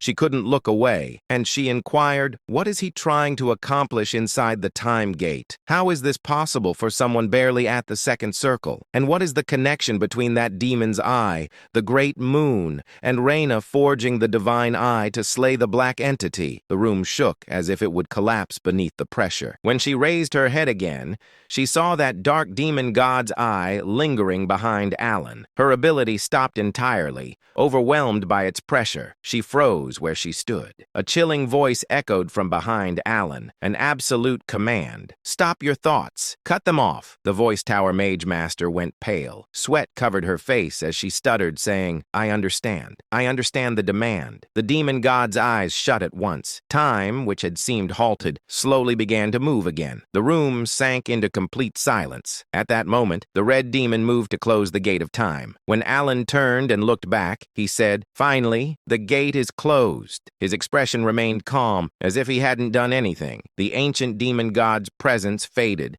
leaving the mage girl stunned. Alan let out a small breath, saying, "That was easier than I expected. All I needed were special items and the correct meth." Alan showed the relic and said, "I'll take the item Sharon crafted. I need to use it a few more times, so I used a convincing spell." Did she fall for it? But the mage girl trembled even more. She struggled to steady herself, still trapped in the fear she had felt moments ago. She whispered, I won't tell anyone." Alan frowned, asking himself, why does she look like that? Did my buff fail? He sighed and said, "I appreciate the concern, but it's not necessary." When he took a step toward her, she stumbled backward, nearly falling. Her voice shook as she added, "I'll keep silent. I won't say a word. I can keep a secret." Honestly, seriously. Alan stared at her, confused, and he asked himself, why is she suddenly acting like this? Outside, the scene shifted. Alan walked toward Evan and said, "Let's return." Before he could leave, the mage girl called out, "Wait one moment." She held out a small vial and said, "This is a mana recovery potion I made." Alan accepted it and examined the content. A potion half-crafted by the Voice Tower Lord, and it was a top-raid one at that. The Voice Tower hesitated before asking, "Do you really like it?" Alan looked surprised and said to himself, "2 bottles cost as much as several lower-ranked treasures. When I checked the price, I almost fainted." He glanced toward the Tower Master's safe and wondered, is she really this grateful that I closed the gate of time? But the mage girl trembled as she replied, "That's what the Count requested. I will absolutely remain silent.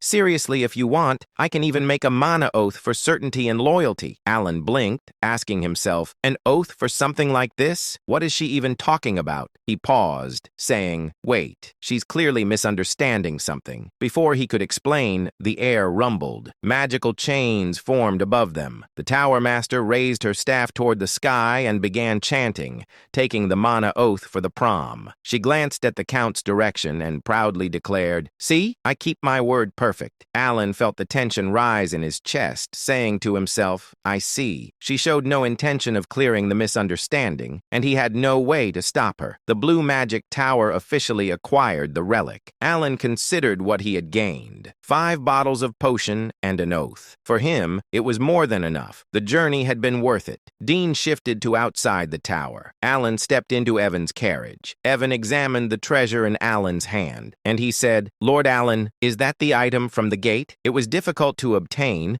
but it looks more primitive than I expected. Does its performance match its reputation? Alan fastened the treasure to his wrist and said, either way, this is something I absolutely needed. He focused on the bracelet seal of the Unholy One, and he said to himself, I'm glad I secured it. The chain embedded in the bracelet absorbed mana from the air, and the stone embedded within it glowed faint. Alan murmured, it's working. Its storage capacity wasn't large, but it was more than enough for him. His mana hollowed out quickly, and he slumped back with a quiet sigh, saying, a body with less mana than a support tool. He reminded himself softly, my goal is magical research and self-preservation, not fighting. That's enough. Evan tilted his head, unsure why Alan looked so exhausted. Alan breathed out and muttered, by the way, what exactly did she misunderstand? He thought of the Voice Tower Master. Her sudden politeness felt unnatural. When he left, she had even said, I know you're exactly like a second circle wizard, which left him stunned.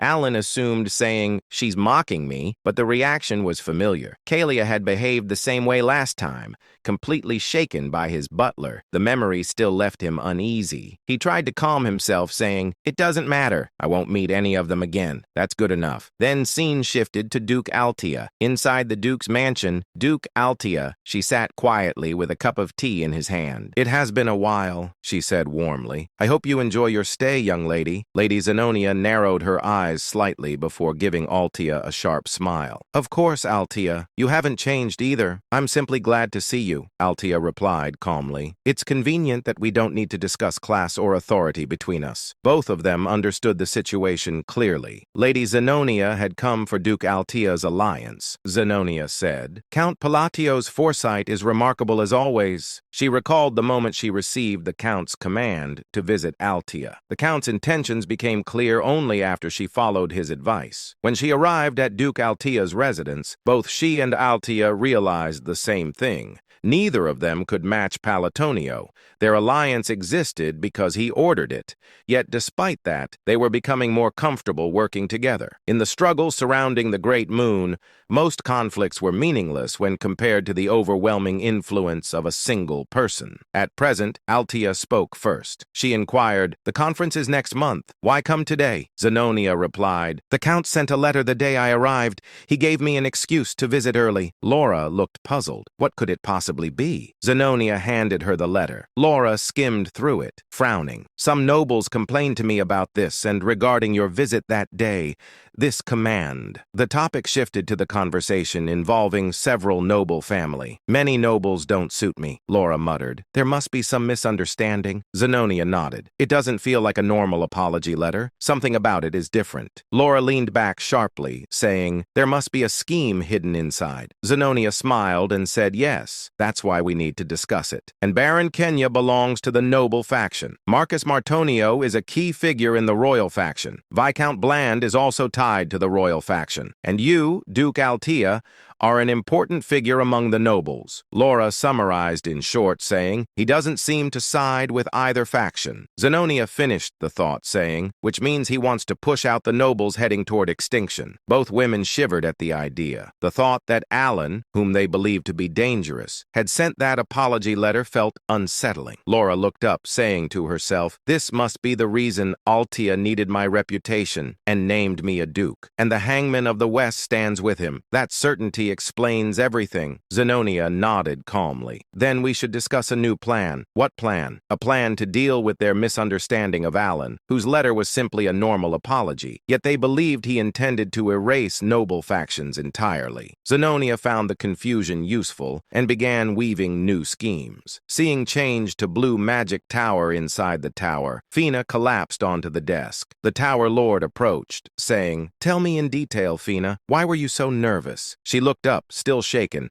then seen back to the Alan. He sat outside, casually eating a roasted sweet potato. Evan asked, "Are you all right, Lord Alan?" Alan nodded. "I almost fainted, but it's still delicious." He exhaled and added, "I want to go home. Utia's letter should arrive soon." The scene changed to the Holy Kingdom glowed under a beautiful sky. Utia stood in the sanctuary wearing her priest robes, elegant, radiant, breathtaking. Those who saw her wondered what fate awaited someone like her. A gift of beauty, yet capable of becoming something frightening. Sometime earlier at the Blue Magic Tower, Master Selim Micardo had just returned from a long journey when a faint sense of unease crossed his mind. He paused, frowning slightly. He could no longer feel the presence of their time gate. Concerned, he immediately sought out Fenya. When he entered her office, he found her slumped over her desk, visibly exhausted. As soon as she noticed his arrival, she forced herself upright and informed him that she had completed every task he had entrusted to her during his absence. Selim froze. This was the first time he had ever seen Fenya behave this way. Normally, the Vice Tower Master would greet him with irritation or sharp complaints,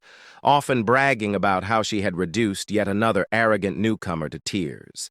Seeing her so subdued unsettled him. He asked calmly whether something had happened. Instead of answering immediately, Fenya collapsed forward again, resting her forehead against the desk. Selim observed her quietly. Fenya had become Vice Tower Master at an exceptionally young age, blessed with overwhelming magical talent. Her arrogance had once been sky-high, almost unbearable, yet he had never bothered correcting her personality. As far as he was concerned, geniuses like her inevitably reached a point where they realized how insignificant their achievements truly were. Once she reached the seventh circle, humility would come naturally. That was why her current state felt so strange. Letting out an awkward laugh, Selim mentioned that his business trip to the north had taken longer than expected. He casually asked whether she had been overwhelmed with work while he was away. At that point, Fenya finally spoke. With a drained expression, she explained everything she could, carefully avoiding certain details. She revealed that the time gate had been closed and that the one responsible was Count Alan Palladio. However, she could not explain how it had been done. She stated plainly that she was bound by an oath and could say no more. Besides, she added,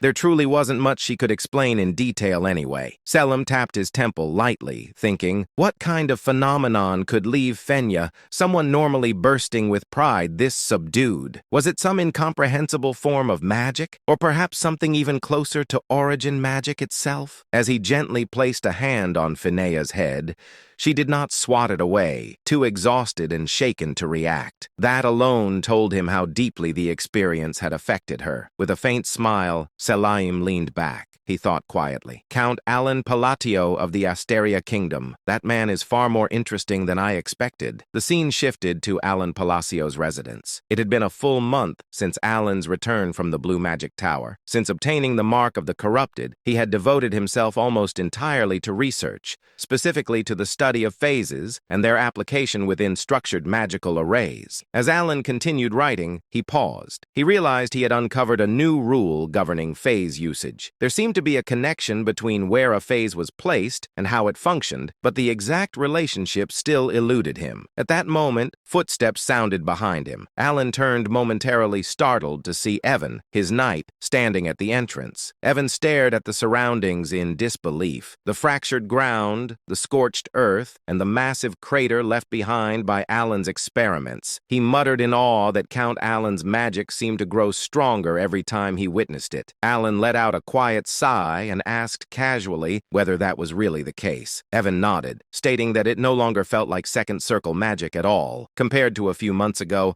Alan's spells operated on an entirely different level. Alan glanced toward the crater in front of him and remarked that an ordinary gravity spell should never be capable of causing such destruction. Even at maximum output, a second circle gravity mage should not be able to crush something to death so thoroughly. Inwardly, Alan acknowledged the truth of that statement.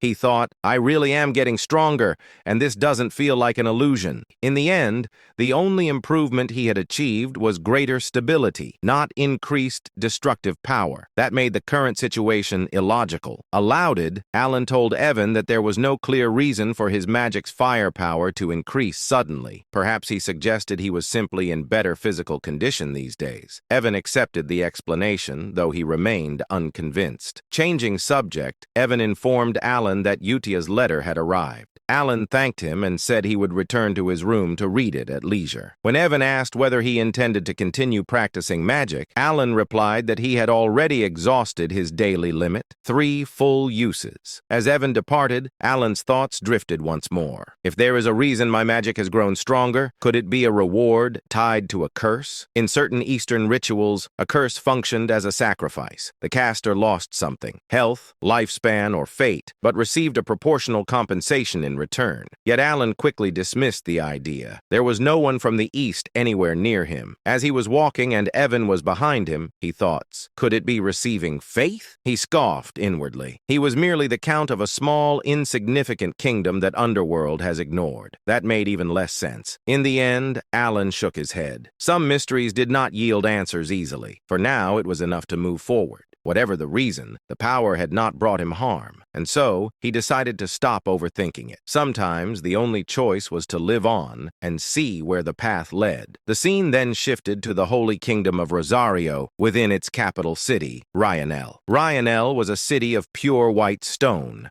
a sacred land where people worshipped the goddess of the moon and peace. The air itself felt solemn and tranquil, as if faith permeated every breath. Inside the Eastern Prayer Hall, Utia stood silently before a massive statue of the goddess. Moonlight filtered through the high windows, bathing her figure in a gentle glow as she prayed. Footsteps echoed softly behind her. A holy knight approached and greeted her respectfully, addressing her as sister. Utia turned to face him. Her presence was calm yet overwhelming, graceful, dignified, and strikingly beautiful. With a gentle smile, she asked whether Sir Locke had well. Locke stiffened slightly. Though Utia did not wear the sash of Holy Grace and held no official rank equal to a paladin, he knew instinctively that she stood far above him. Without hesitation, he bowed deeply in respect. He reported that their recent mission had been successful. Thanks to her guidance, they had managed to save 8 children and 25 villagers from a remote settlement in the eastern region. Utia immediately dismissed the praise, stating that the credit belonged to Locke alone, as he was the one who had carried out the deeds. Locke shook his head and spoke earnestly. He said that she was the one who had taught him everything, who had guided him when he was ignorant and lost. For that, he would always be grateful. His thoughts drifted back to the past. For nearly 20 years, Locke had lived in despair, unable to sense divine power. And no matter how fervently he prayed, he had stood on the verge of giving up entirely when someone had approached him and asked whether there was something he desired with all his heart. That person had been Utia. With her calm expression and crimson eyes, she had told him to place his faith in the moon. Confused and desperate, Locke had asked what the moon truly was. Utia had only replied that he would understand once he tried. Clinging to that faint hope, he had prayed to the moon for several days, just as she instructed. Then, impossibly, a miracle occurred. He awakened to divine power, finally able to wield it as others did. The joy had been overwhelming, yet along with that joy came doubt. He feared he had committed heresy by placing his faith in the moon rather than directly in goddess Chironia. However, the divine artifacts bestowed in the goddess's name still responded to him. glowing brilliantly in his hands. That alone proved his power was genuine. One day, he had asked Utia why she had guided him toward the moon instead of the goddess herself. Utia had smiled softly and explained that faith was an invisible belief, one that often took a long time to manifest. She said it was far easier to draw strength from something that undeniably existed. She told him that the moon would always be there watching over him. Standing by a large window, Utia had rested her hand against the moonlight glass. At that moment, Locke had finally understood. The goddess and the moon were one and the same. For humans burdened with doubt, belief required something they could see. Moved by that realization, Locke bowed deeply before her, offering his thanks from the bottom of his heart. In the present, Utia gently spoke, saying that if Locke truly wished to express his gratitude, then they should pray together. She stood before the largest statue of the goddess, her posture perfectly composed, bathed in moonlight. Her calm smile and dignified presence made her resemble a goddess herself. Locke answered without hesitation, stating that he would be willing to pray alongside her as many times as necessary. Utia then informed him that he had arrived at the perfect time. The prayer was about to begin, and many believers had already gathered inside. As the massive doors of the prayer hall were opened, a vast crowd came into view. Countless worshippers filled the hall, their heads bowed in reverence as a solemn atmosphere settled over the space. Utia walked forward toward the elevated stage, while Locke took his place before it among the faithful. Stepping onto the stage, she activated a ceremonial instrument. Raising her hand toward the gathered crowd, she addressed them with a serene voice. She announced that the prayer to the great moon would now begin. At that moment, she stood not merely as an individual, but as Utia, a sister of the Holy Kingdom of Rosario, guiding the faith of all who stood before. The scene shifted to Alan Palacio's office, where silence hung heavily in the air. Alan sat behind his desk, holding a letter in his hands. It was one he had already read more than once. The letter was from Utia. As Alan reread its contents, he realized once again that there was nothing extraordinary written inside. It spoke only of her daily life. When he finished, Alan released a slow sigh. Nothing special had happened. That meant she was living well. He lowered his head and rested his forehead against the desk, the letter still in his grasp. To him, this was proof that the children were safe, living normal lives, exactly as he had intended. And yet, a faint sense of loneliness crept into his heart. Of the 5 children he had raised and guided away from becoming embodiment of sin,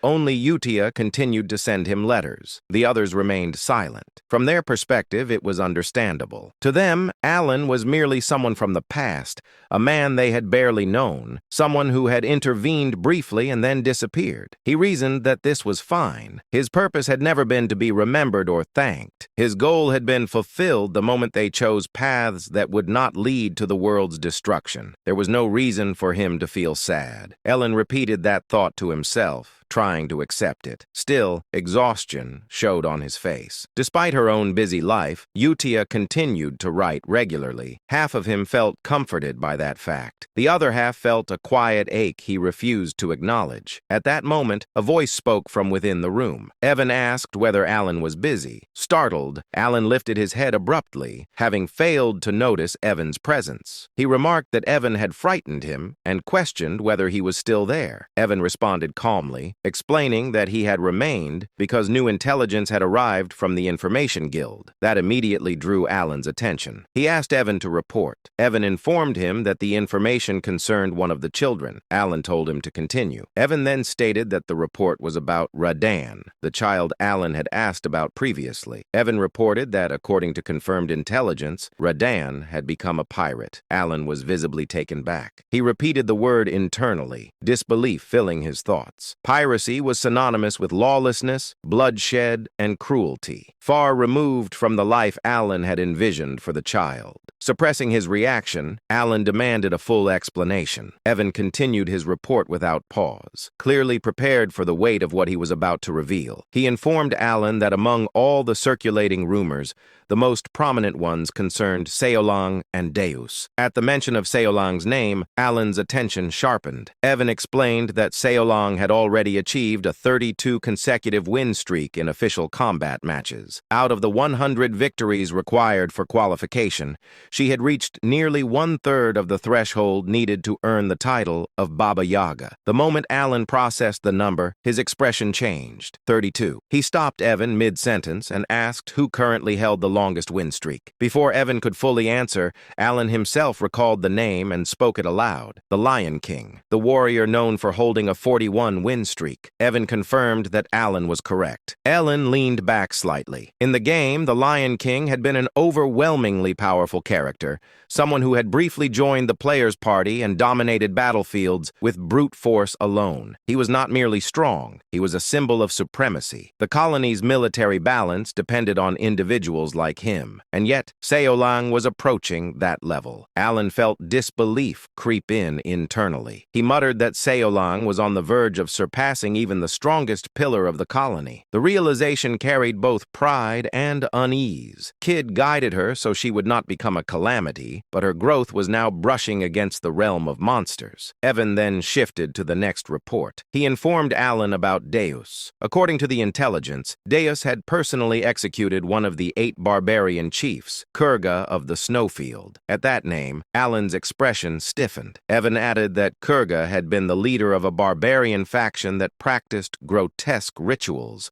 transforming themselves into monsters through blood sacrifices. He cautiously asked whether Alan was familiar with them. Alan did not answer aloud. Instead, his thoughts returned to the past. He knew them all too well. In the game, the barbarian tribes had been recurring threats. Alan had fought them repeatedly, and eventually he had been the one to eliminate their god, Alterus. He reflected silently that Alterus only manifested after the 5 deadly sins gathered together, which meant one thing. As things stood now, Alterus would not appear. Alan finally spoke, stating calmly that this meant there was no longer any reason to worry about Deus. Evan smiled brightly at that confirmation, and added that Deus was now widely acknowledged as standing on the same level as Reinhardt, the first sword. That comparison made Alan pause. Reinhardt was not a title lightly given. Alan considered inwardly that perhaps it was time for him to meet Deus in person. Evan then proceeded to the 4th report. He informed Alan about Renee. Renee had become an appraiser, a rare specialist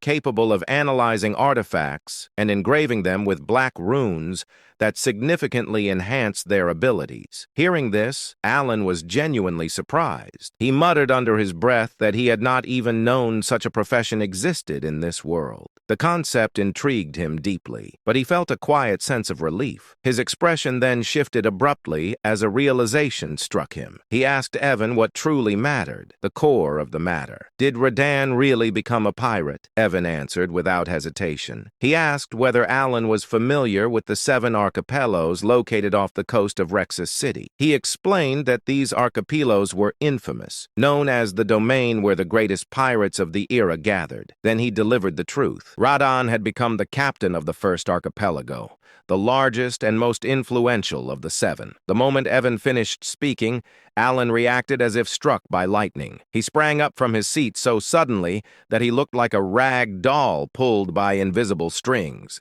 He shouted that it was impossible. Internally, a strange sense of déjà vu washed over him. Memories from his past life surfaced. Old internet posts he had once laughed at. One in particular echoed in his mind. A person joking about donating for years so Radan could live a proud yet ordinary life, only for him to become a pirate. That ridiculous joke had now become reality. Alan felt tears well up as he muttered that he had not sent Radan to Raxus to become a pirate. Evan, maintaining his calm, continued his explanation. He stated that Radan possessed an exceptional talent for locating enemies and navigating danger. More importantly, he reminded Alan that Radan was a rare sea godkin, a being naturally attuned to the ocean and capable of moving freely through water without restriction. Evan added that the seas surrounding Rexus were filled with priceless relics from ancient eras. Because of this, he had initially recommended that Radan pursue the path of a treasure hunter,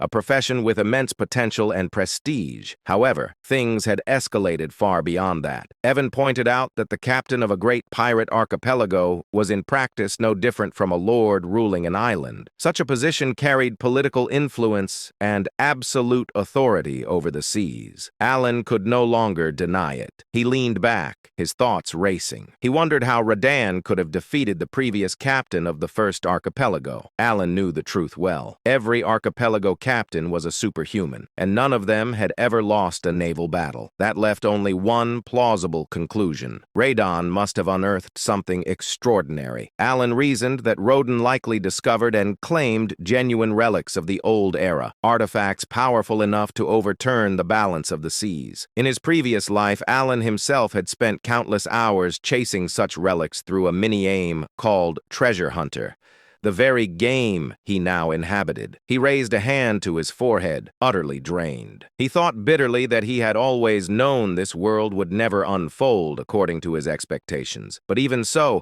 this outcome was strangely not the worst. In fact, it was almost impressive. Letting out a long breath, Alan slumped back into his chair, completely limp, as if life had momentarily left his body. Seeing this, Evan rushed to his side and asked with concern whether he was all right. The scene shifted to the very heart of the Principality of Korkia, the colossal maritime city of Rexus, a city of endless sails and salt-stained stone. Raxus stood as the gateway between land and sea. Beyond its sprawling coastline lay the infamous 7 pirate paradises, territories ruled not by law but by blood, strength, and greed. Among them all, the most powerful was the first archipelago. Once this domain had belonged to the great pirate Alcaride, the Red Slayer, a man who secured the protection of the so-called Heavenly King through obscene wealth and tribute. His reign ended the day he was defeated. The one who struck him down was Radan. Now Radan stood atop a rooftop overlooking the sea, the wind tugging at his cloak as the glow of sunset painted the horizon red. A faint smile rested on his lips, the smile of someone who had climbed to the summit through blood and fire. He was now the captain of the first archipelago. Radan leaned back against the wall, cracked his neck lazily,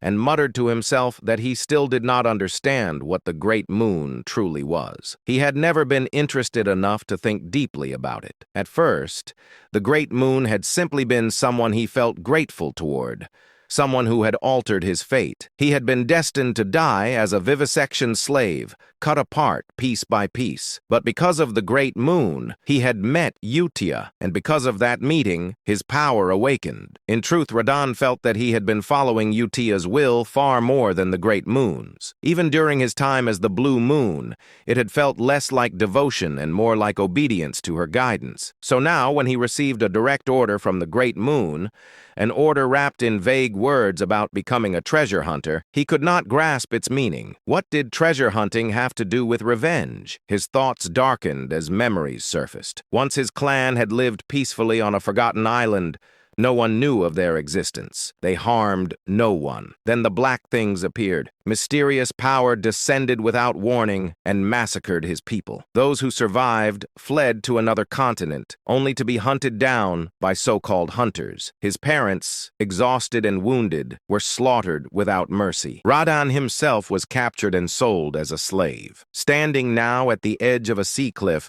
gazing toward a distant city glowing beneath the dying sun, Radan clenched his fists. He did not believe that becoming a treasure hunter or receiving some so-called gift from the Great Moon had anything to do with fulfilling the revenge he had sworn. If anything, he would simply pretend to follow the order, at least for now. As his gaze drifted across the sea, he noticed a large ship in the distance. Laughter echoed from it, fireworks bursting into the sky as celebration filled the air. Radan frowned. Why were they celebrating? Then realization struck him like lightning. That ship belonged to the chosen captain of the 7 archipelagos, the very ones who had once hunted down his parents. One of the voices from the ship rang out proudly, declaring that only those chosen by fate could receive the Heavenly King's protection through wealth. Radahn's smile vanished. His expression turned pitch black. So this was it. He had finally found the bastards who murdered his parents, and now they had risen to power. He muttered coldly that the Heavenly King was spreading lies deliberately. Radahn knew the truth. The power those captains wielded did not come from wealth or divine favor. It came from a secret ritual, one that required the body parts of sea godkin. Only by sacrificing their flesh could one receive the power of the sea god clad. Every captain of the 7 archipelagos had performed that ritual. As the laughter and fireworks continued, Radahn's breathing grew heavy. His eyes trembled with restrained fury. In a low, broken voice, he realized the final truth. Those damned hunters had split his parents' bodies into 7. The moment he realized this, he felt an overwhelming surge of rage, joy, and confusion all at once. Even though Radahn had never shared his story after being rescued by the Blue Moon, it seemed as if the Great Moon had orchestrated everything from the very beginning. As if fulfilling a promise, he had given him the opportunity for revenge. However, just because the opportunity for revenge had come, it didn't mean it could be executed immediately. Objectively speaking, Radahn was currently no match for the captains who wielded the power of Cleod. Though he was strong, his strength wasn't enough to defeat those who had reached the realm of superhumans. As he began contemplating, it didn't take long for Radahn to realize that the answer lay in the gift bestowed upon him by the Great Moon. The gift, known as the Goggles of Amrita, had the ability to illuminate countless relics buried under the sea, making them easier to find. After discovering that some of these relics could compensate for his lack of power compared to the captains of the 7 archipelagos, Radahn realized that everything had been planned from the start. At the same time,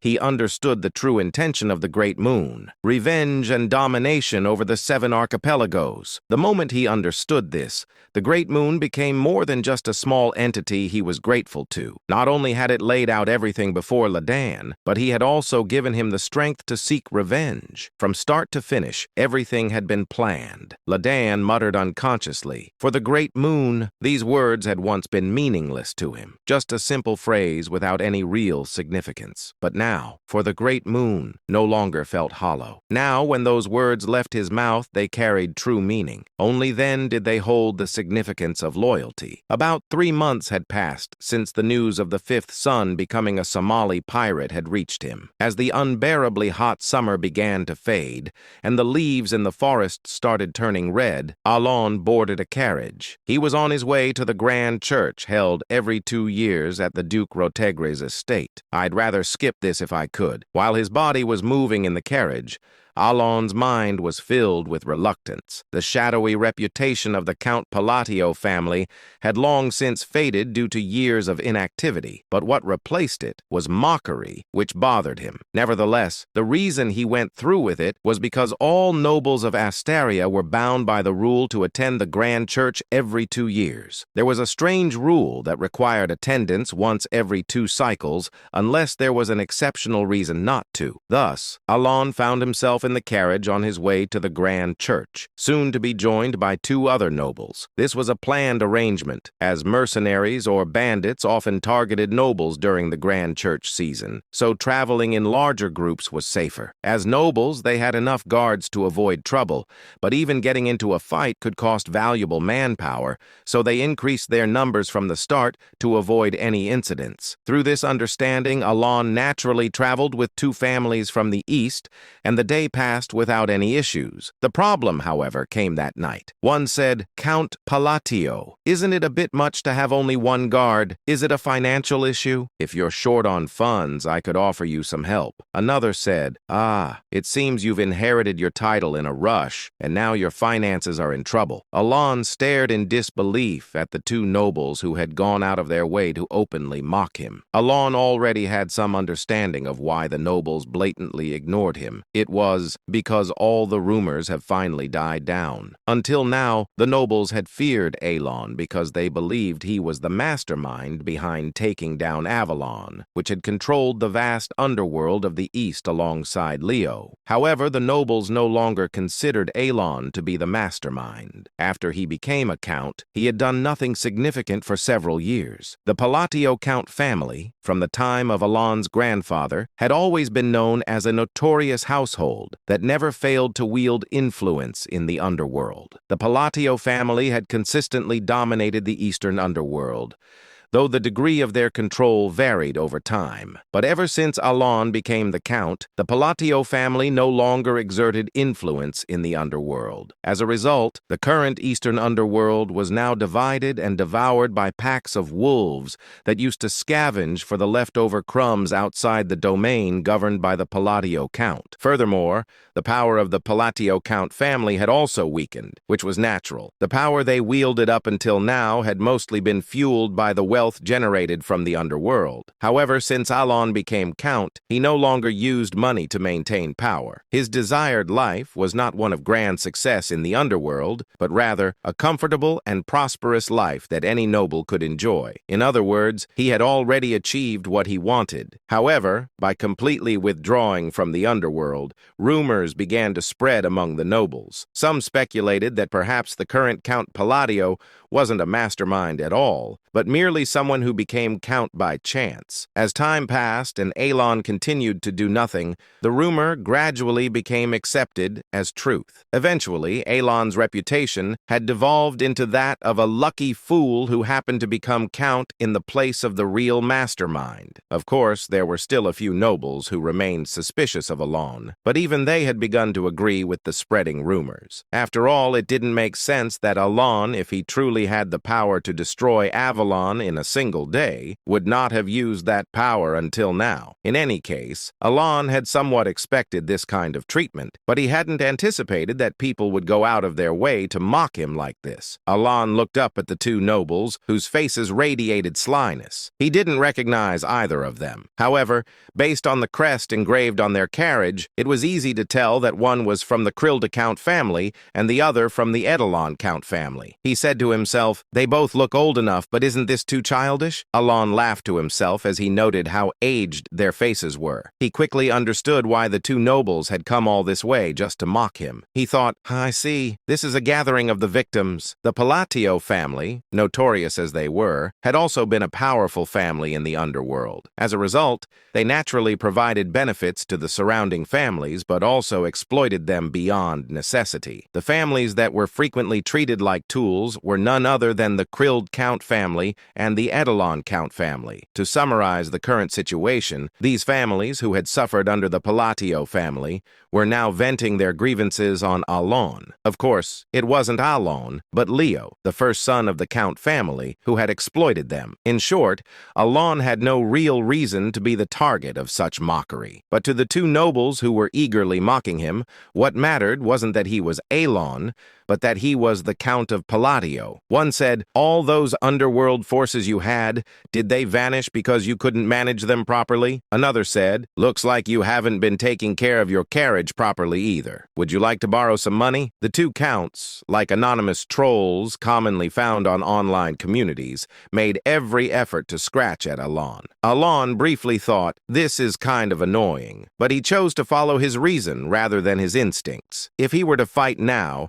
he could easily crush the two nobles before him, maybe not slaughter them, but leave them beaten to a pulp. However, doing so would only complicate things. The moment he fought with them, Alon would have to leave the gathering and move separately, and that might lead to unnecessary trouble like running into bandits. Clearly, responding to their provocations was exactly what they wanted. Alon decided to ignore them, saying, "There's no need to entertain these fools." He wasn't stupid enough to fall into such an obvious trap. That day, Alon ate 2 ears of corn, using the jeers from the two counts as background background music. He said the roasted corn tasted even better in the slightly chilly weather. It would have been nice to have some butter. Going to the cold northern lands, a place where no living being should be able to survive, was gripped by an unrelenting, life-draining frost. In this bleak, cursed land, painted eternally in shades of gray by the relentless blizzard, a man had fallen. Where his right arm should have been, a crimson stain of blood marked the spot, and his left eye socket lay empty. This man was none other than one of the 8 barbarian chieftains, the great Kulkan, now awaiting death after his defeat at the hands of the cowardly knights of Caliban. Yet even in his final moments, his eyes were filled with rage. He cursed, "Those dishonorable dogs!" His rage wasn't because of his defeat. To the barbarians, death in battle was a glorious end, a noble fate. Kulkan's fury stemmed from the dishonorable way he was struck down, caught in an ambush, tricked by the knight's deceitful challenge to a duel. Blood spilled from Kulkan's mouth as his world grew dim. The gray landscape blurred, and his ears gradually stopped hearing the bitter winds. Despite his anger, his mind slowly began to sink into darkness. Just as everything was about to fade into nothingness, Kulkan whispered the name of the great god, Ultultus. At that very moment, time seemed to stop. The dim, fading vision cleared. The harsh northern wind blew in his ears once again, and his mind, slipping into unconsciousness, began to rise. A voice echoed, "Child of blood, call my name. Call upon the great name that you worshipped. Call upon my name, and I shall grant you what you desire." As if commanded by a divine force, Kulkan, entranced, murmured, "Great god Ulthultus, I dare to call upon your honorable name." And in that moment, the demon smiled and said, "Do that, and I shall grant your heart's desire." For the next few days, the uncomfortable coexistence continued.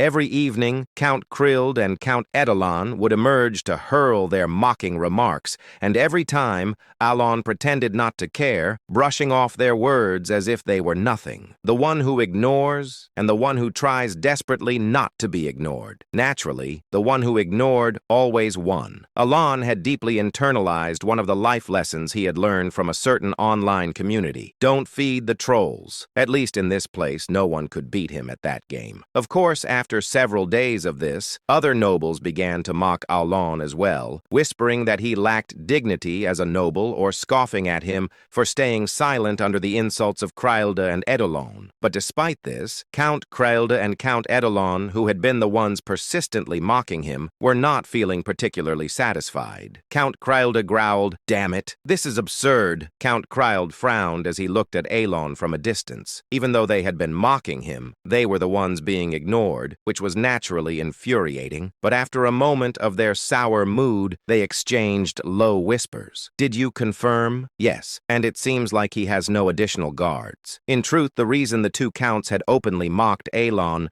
wasn't just to vent their frustrations, it was also to assess his security. They continued, "Even with an artifact to secretly check, there was nothing. It's just that foolish brat and that rogue knight sitting next to him. So the rumors are true after all. It seems certain. If he had any forces, he wouldn't be moving around alone. Then we can proceed with the plan." The reason the two counts had been investigating Alon was because they were planning to expand into the underworld. They were well aware that Alon had no interest in the underworld, and that as a result it had become overrun by various packs of scavengers. While the rumors about Alon were already widely accepted, the two counts, having been tormented by the Palladio family for so long, wanted to confirm the truth for themselves. They needed to be sure that Alon truly had no power left. After days of checking and confirming that Alon had no personal guards, a smile spread across their faces. They said, "The gods are smiling upon us." Indeed, who would have thought we'd get a chance to step into the underworld? While most nobles hesitated to enter the underworld, these two were different. Having once acted as lackeys for the Palladio Count family,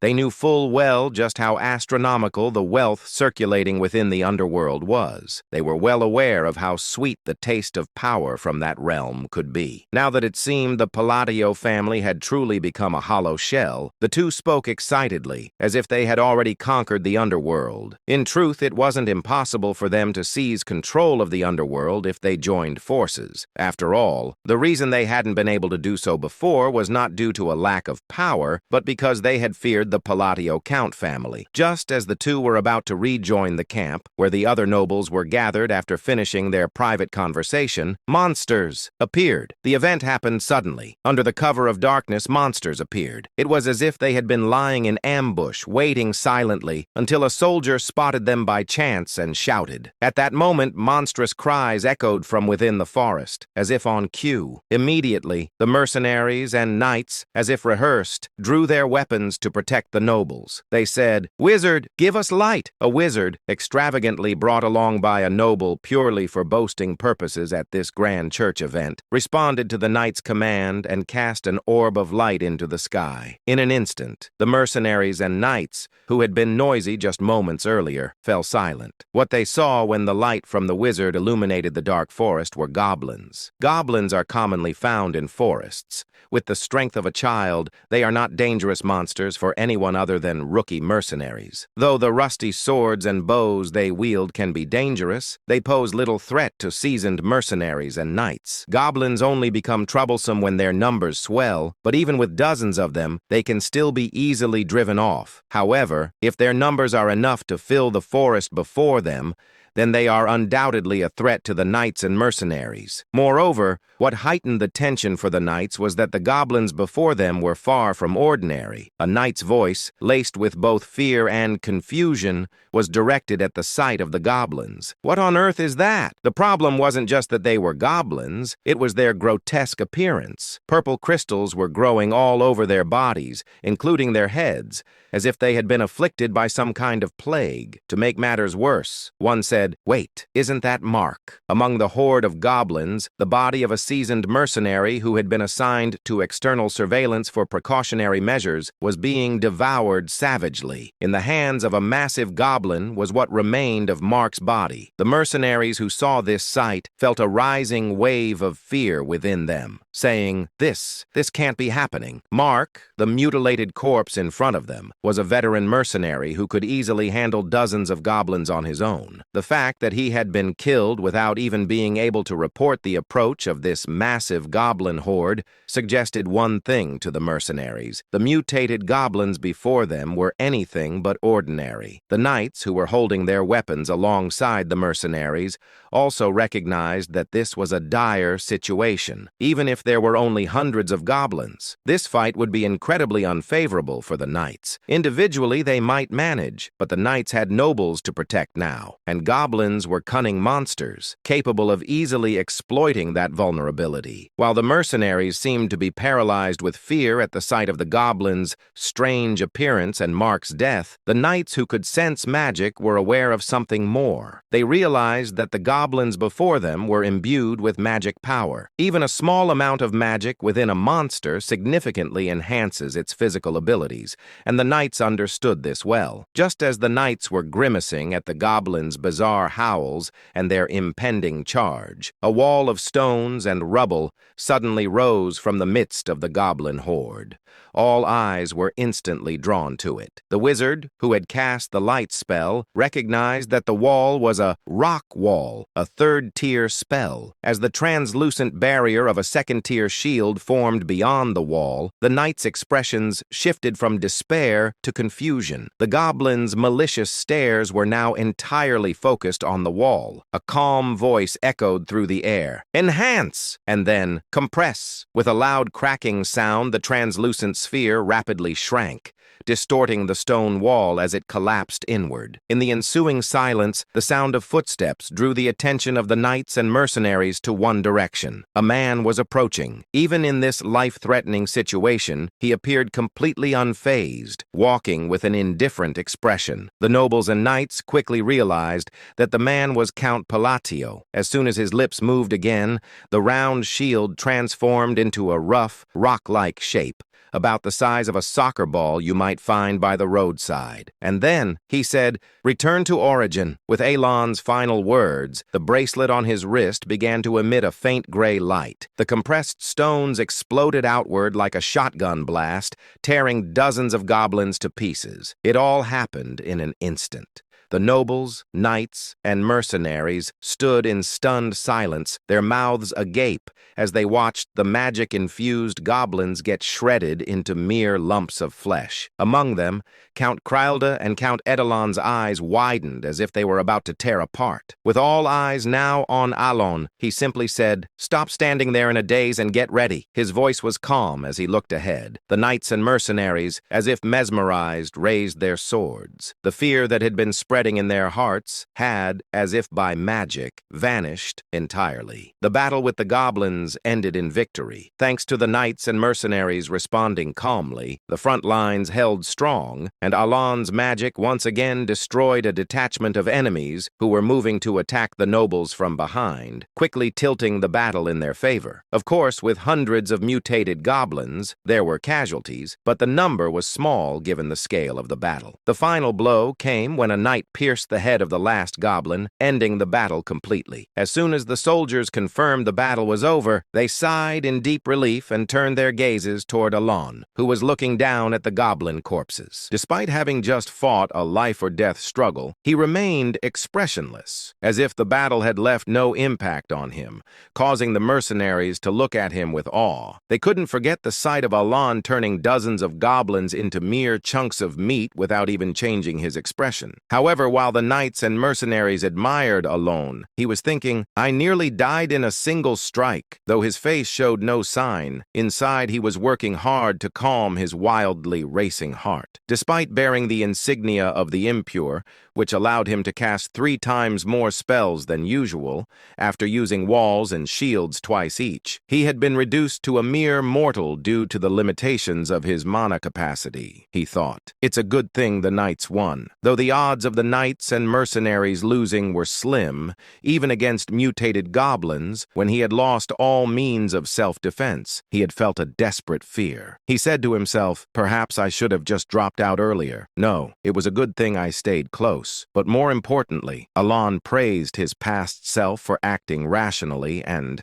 having calmed his heart, turned his gaze to the goblin before him, his expression growing serious. He knew all too well the significance of the purple amethyst emerging from the goblin's body. He inquired, "Why, a divine descent?" This was a strange phenomenon that occurred among the monsters of the continent when an outer god tried to descend upon the world. The monsters affected by divine descent became more ferocious and physically stronger. While the current group of soldiers could handle the monsters they would encounter on their journey to the Duke's territory, Alon was concerned about the fact that the divine descent had occurred at all. The phenomenon meant that an outer god would soon descend upon the land. Typically, such gods could not descend unless one of the 5 great sins manifested, but now even these borderland gods were about to arrive. He said, "This can't be good." The descent of outer gods was a grave matter for Alon. While not as catastrophic as the great sins, if these gods started rampaging, entire kingdoms could vanish easily. There were only 6 kingdoms on the continent excluding the Empire,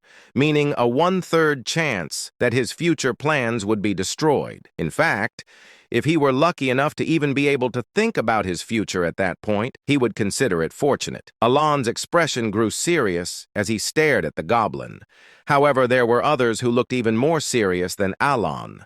So serious, in fact, that their expressions seemed to suggest they had lost everything. Those individuals were Count Krylda and Count Edelon. The next day they arrived at the Duke's estate. But Alon want only one thing, sleeping. And I'll do the same. The scene opens inside Alon's castle, where a grand party is underway. The hall is filled with churches covered in gold, clearly built to show off wealth. Alon casually remarks that the purpose is to flaunt money and implies that taking one would not even matter, though something about the atmosphere feels off. Nearby, young noble ladies admire the scene and praise Duke Lodiger for his abilities. The Duke responds flirtatiously, enjoying the attention, while others around him express concern for his health. Watching Hearing all of this, Alan thinks to himself that nothing good ever comes from joining the ranks of nobles, and he has no desire to be part of their world, even though he still needs to complete the required formalities. At that moment, someone calls out to him. Alan turns around and sees the same two annoying nobles from before. Trembling with fear,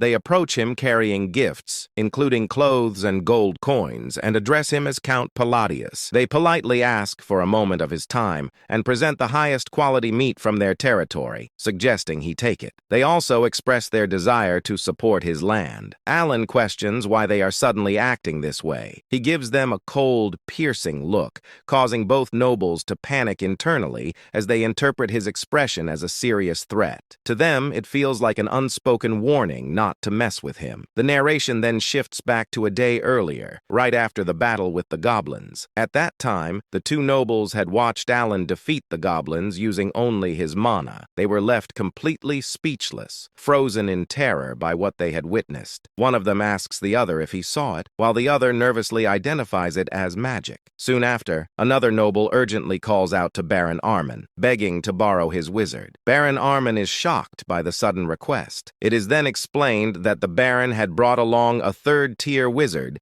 simply to show off his wealth. The two nobles take the wizard aside, claiming they have a question.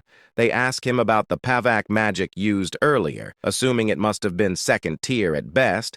The wizard confirms it was not second tier at all, and explains that the spell was far beyond his own level. Hearing this, both nobles freeze in shock as they realize the magic must have been third tier or even higher. They conclude that Count Palladius must possess overwhelming power, even if it appeared to be by luck. To them, the situation feels like a complete mess, and the odds of survival seem almost non-existent. They recall rumors about Palacio being cold, cruel, and hiding his true nature. Convinced that he spared their lives only because of a bribe, they resign themselves to their fate and can do nothing but pray. The memory of Alan's death glare haunts them, and they cling to each other in fear, breaking down in tears. The story then returns to the present. Still shaking, the two nobles bow deeply before Alan and beg for mercy, ashamed of their earlier insolent behavior toward Count Palladius. They curse their own foolish pride and inflated dreams,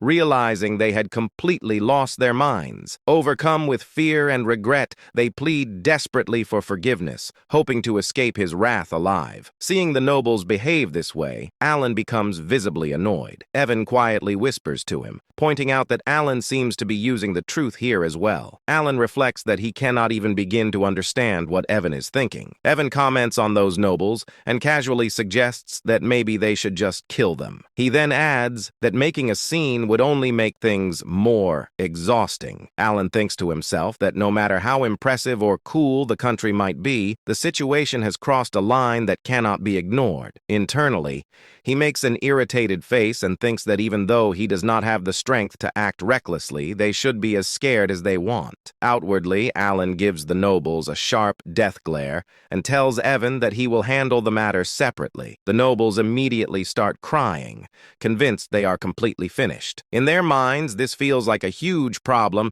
and they believe they are already dead. The scene then moves forward to Alan eating at the party. While calmly enjoying the food, he thinks about how Evan was sent to the Information Guild and hopes to hear some new updates about the nobles. As he looks around the hall, he notices two men talking quietly. Alan senses that they are having a secret conversation using magic to enhance his hearing. Alan listens closely. The two men discuss rumors involving a baron and mention the Duke of Altia and the Count of Zenonia. They acknowledge the situation and note that those nobles are now trying to form factions. One of them admits that he never trusted the alliance in the first place. Hearing this, Alan thinks it is not a big deal and sees no reason to worry. He reasons that the two dark families have never gotten along well, so the alliance is unlikely to last long anyway. Relaxed, he continues eating and is impressed by the taste, thinking that the egg tart is exceptionally good. As he keeps listening, the conversation takes a more shocking turn. The men mention something even more surprising and warn each other to be careful. After hearing it,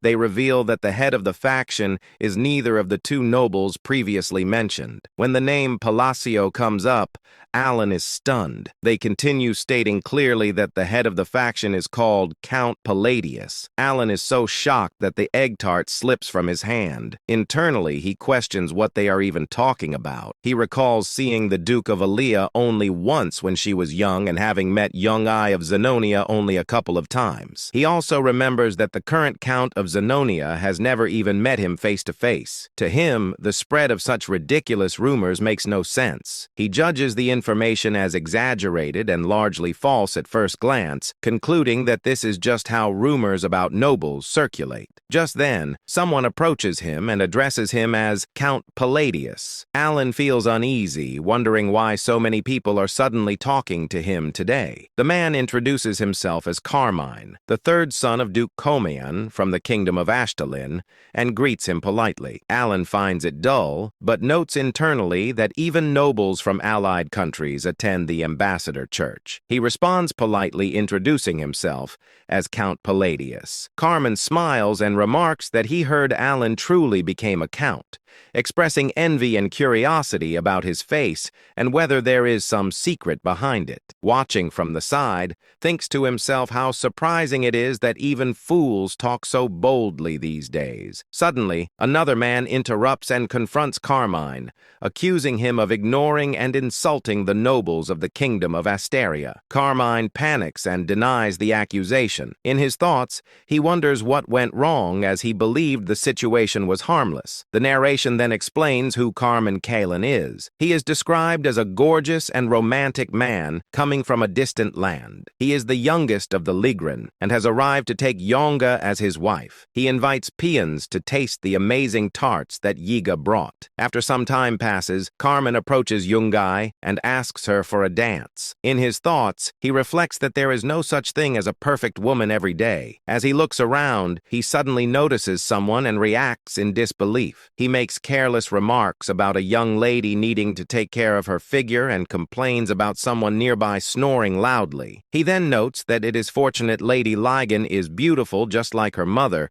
and thinks of it as his moment to appeal. Embarrassed and irritated, Young responds by suggesting they reconsider their marriage proposal. Carmine is shocked and calls out to her, but she leaves without looking back. For reasons unknown, the marriage proposal with the youngest daughter of the Lot family falls apart. Left behind, Carmine fumes internally, thinking about how much he suffered just to come here and how unbearably annoying the entire situation has become. Carmine's gaze slowly shifts toward Alan. He sticks his tongue out slightly and grins, noticing the same hair color and the cold impression. In his thoughts, he connects those features and concludes that the man must be Count Palladius. He recalls hearing rumors that the Count was nothing more than a lucky fool with no real connections. To him, someone like that feels like the perfect and easy stress reliever, and he quietly resolves to act tomorrow. The scene then returns to the present. Several nobles and dukes glare sharply at Carmine and reprimand him for losing his sense of respect. They remind him that the kingdom of Ashtalin has been a long-time ally. Carmine panics and hurriedly denies any disrespect,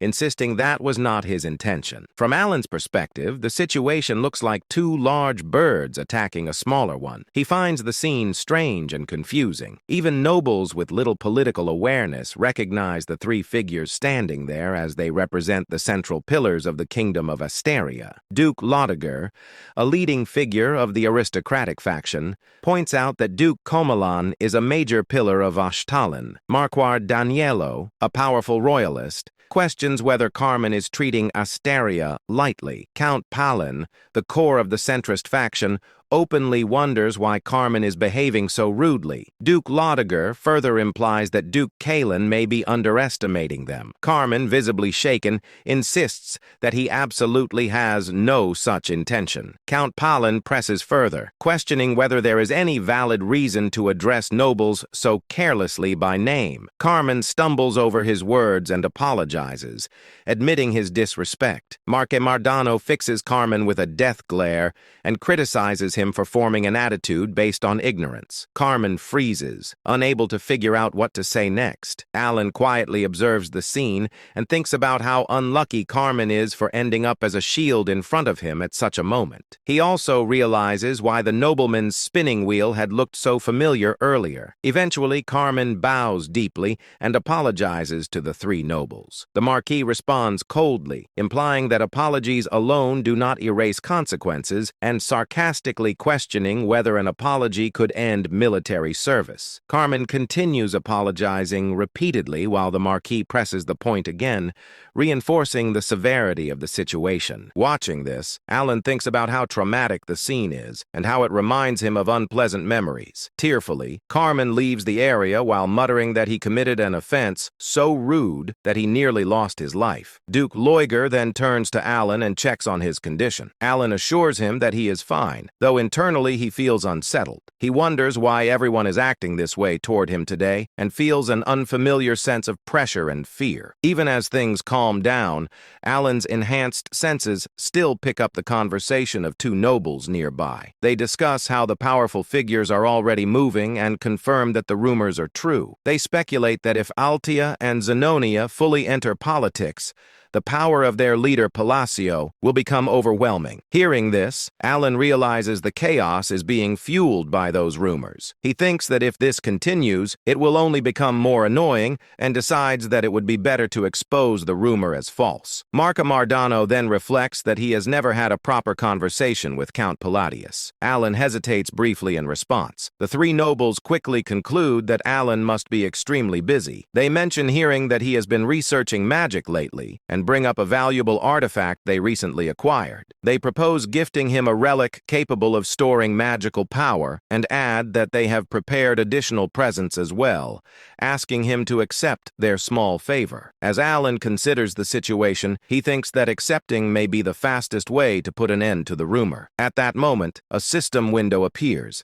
stating that Alan remains silent, unable to resist the flow of events. The notification then confirms the acquisition of 5 magic artifacts identified as magic recovery lines. At dawn, the scene shifts to the annex of the Duke of Liger, where a calm yet meaningful conversation unfolds. The Marquis speaks with Alita, and she seeks to understand what has transpired. He explains that the gift was fortunately well received. Among nobles, exchanging gifts is a common courtesy, but when the item is valuable, such as a relic, it carries deeper significance. Such offerings are not mere formalities. They represent intent. Those who wish to join a faction present precious gifts to the faction's leader as a sign of loyalty and alignment. Alita expresses her relief that permission was granted. The Marquis responds with light-hearted gratitude, attributing the outcome to the Duke of Altia's consideration. Alita then formally welcomes Mark Mardano, acknowledging the mutual understanding behind the exchange. It becomes clear that in essence these formalities all carry the same underlying meaning.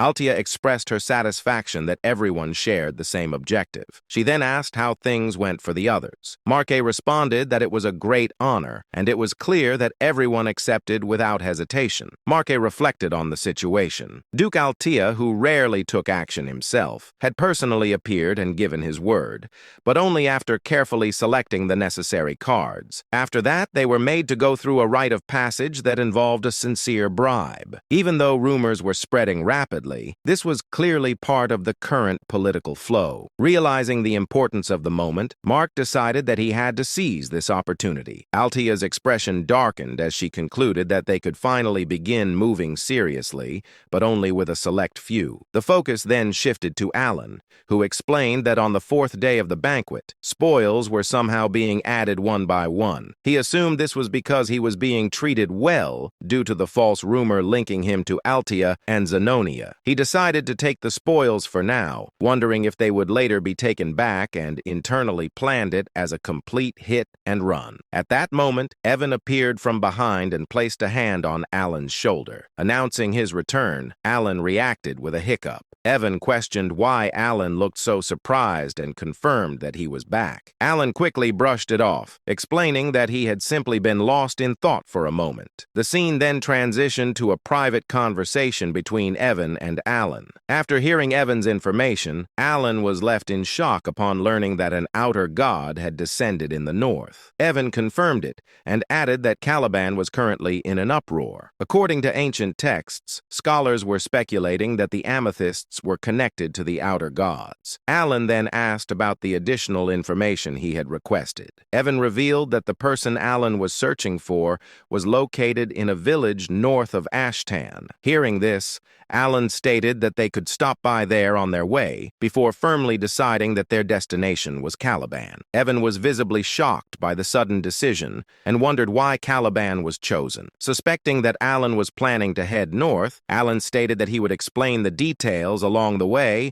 and ordered Evan to prepare for immediate departure. Evan acknowledged and left to make preparations. After Evan departed, Alan let out a long sigh and reflected on the situation. He had truly hoped it would not come to this. Calamitous beings like the 5 great sins and the outer gods were beyond prediction. It was impossible to know which outer god would descend or when a divine descent would occur. That uncertainty was the reason he had tried to gather information and act as quickly as possible. Yet he had never expected events to unfold this fast. As fragments of data and probabilities crossed his mind, memories from playing the game resurfaced. Having seen hundreds of possible outcomes, the ending now painted itself clearly. The allied kingdoms would crumble and collapse, falling into ruin as they fought foolish wars in lands contaminated by otherworldly powers. In the end, his own life would be shattered in an instant. He reminded himself that he had devised a plan to deal with this crisis. After descending, an outer god entered a stabilization period lasting several months before awakening as a living god. During that time, they could not fully exert their power as heroic spirits,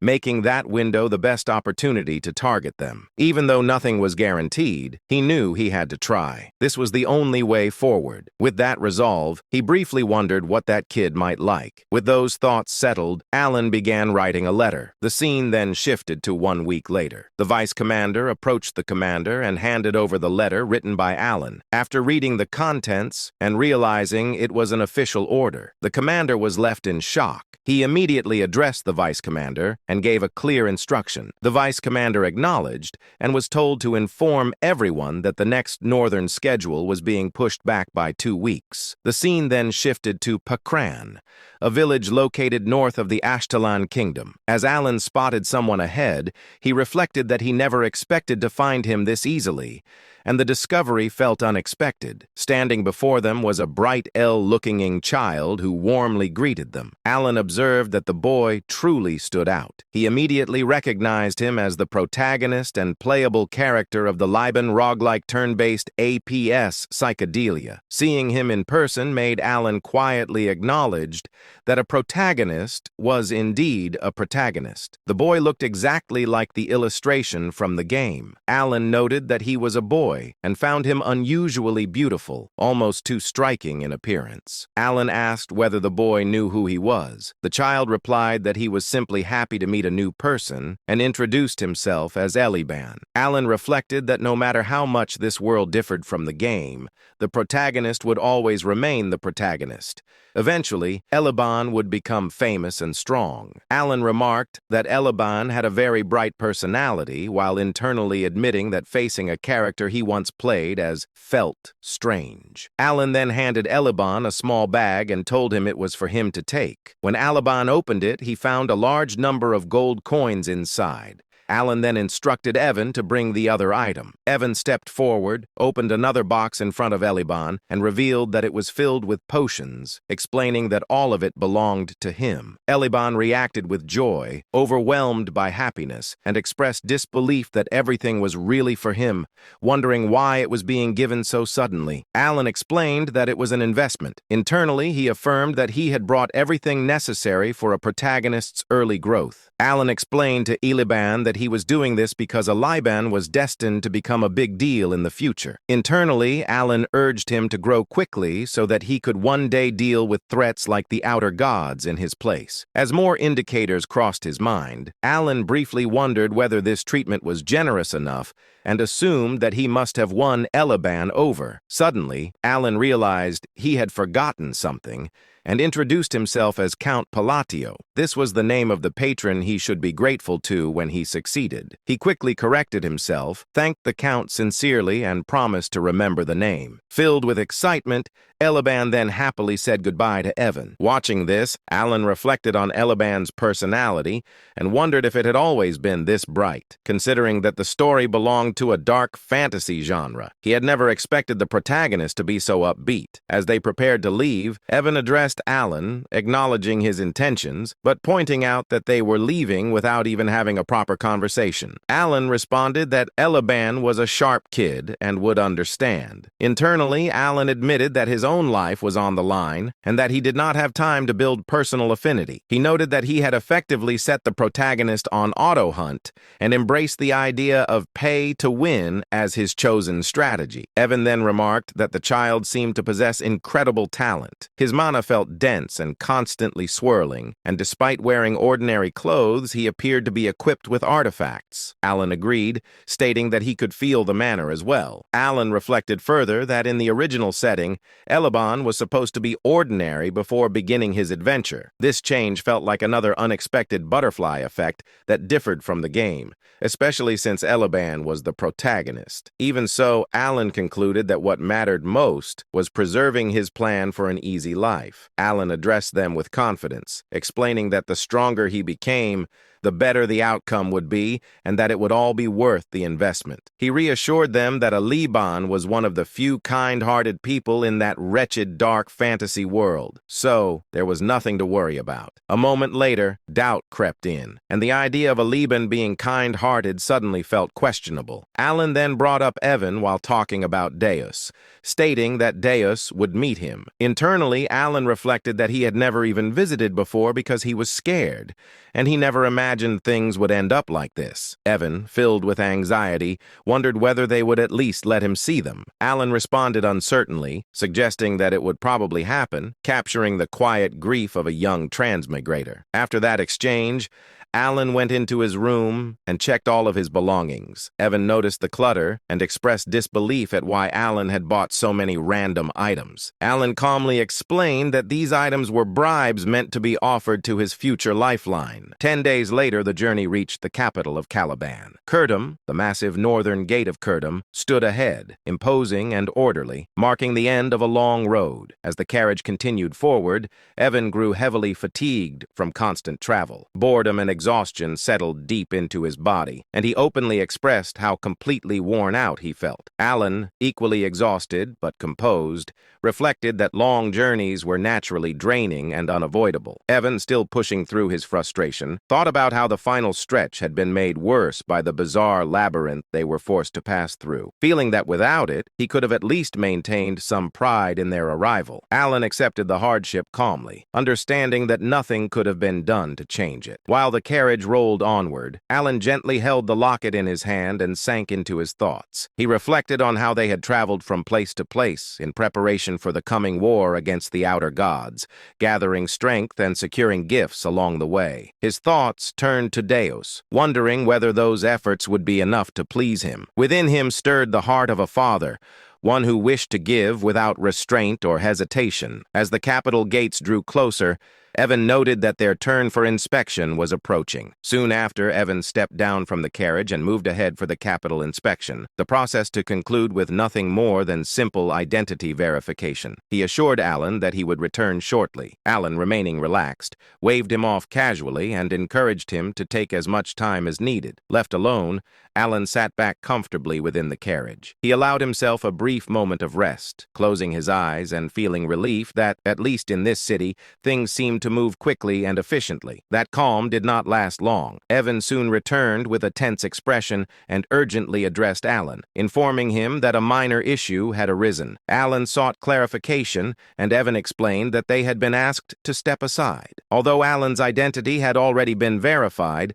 something else appeared to be causing concern. Responding without visible agitation, Alan stepped out of the carriage. At that moment, a knight approached from behind. The man wore a twisted, overconfident confident smile, raising an eyebrow as he closed the distance. He identified Alan directly, confirming whether he was Count Palladio. The knight introduced himself as Varain, declaring his status as the direct disciple of Master Knight Fiola. Known as the Fourth Sword, with a smug expression, Varan fixed his gaze upon Alan, his smirk heavy with provocation, as the tension at the northern gate quietly intensified. Annoyance flickered through Alan's thoughts as he fixated on the unfamiliar name, Fiola. He found himself questioning what that name even meant to him, realizing he did not know who Fiola was at all. Maintaining a cold and disinterested expression, Alan openly questioned the situation, noting that Varan had even brought knights along and demanding to know the meaning behind such a display. Varan calmly explained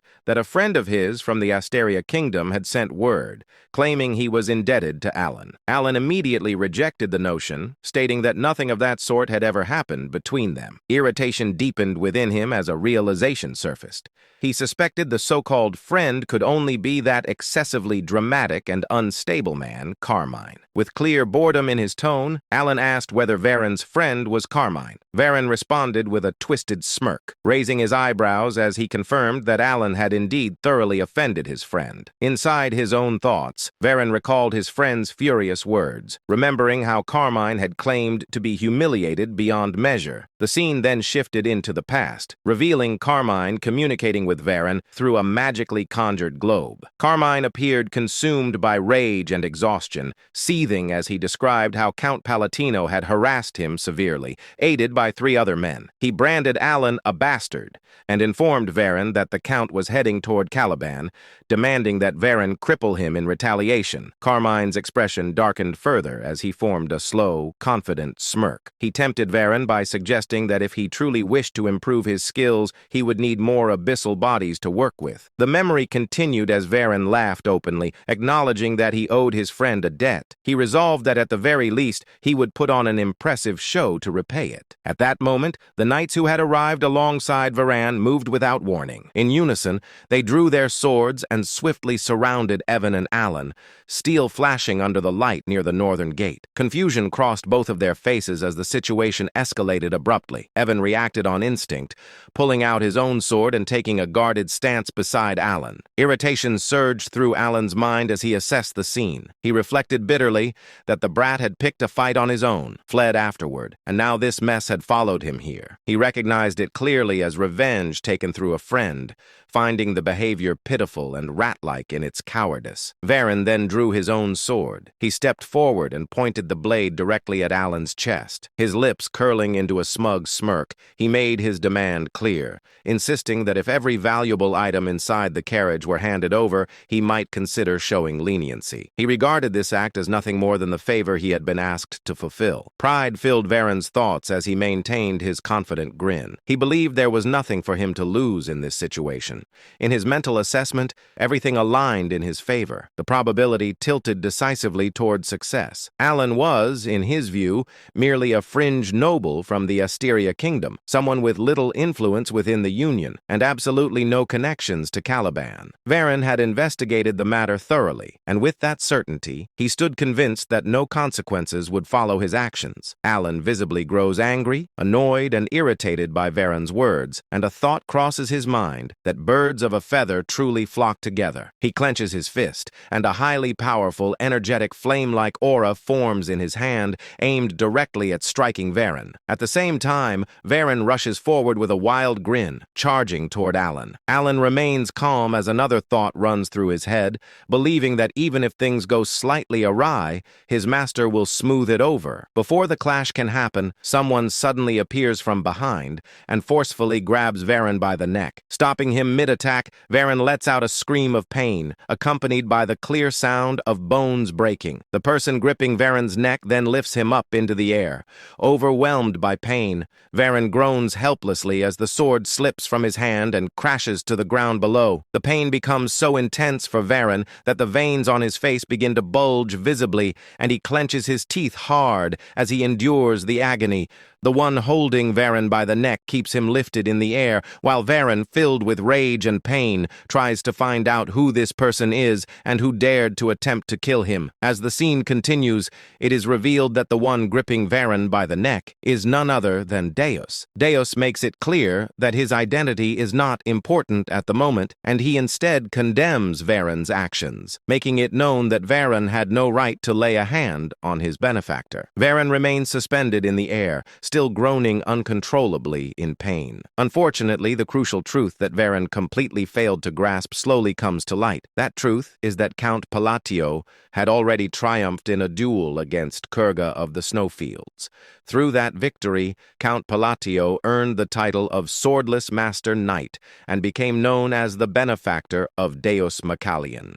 Deus suddenly releases Varen and hurls him down onto the ground. Varen groans loudly in pain as Deus relentlessly kicks him again and again without mercy. Deus then grabs Varen's hair with an iron grip, holding him down with overwhelming force, maintaining a cold, deathly glare. Deus shifts his attention toward the surrounding knights and issues a clear warning.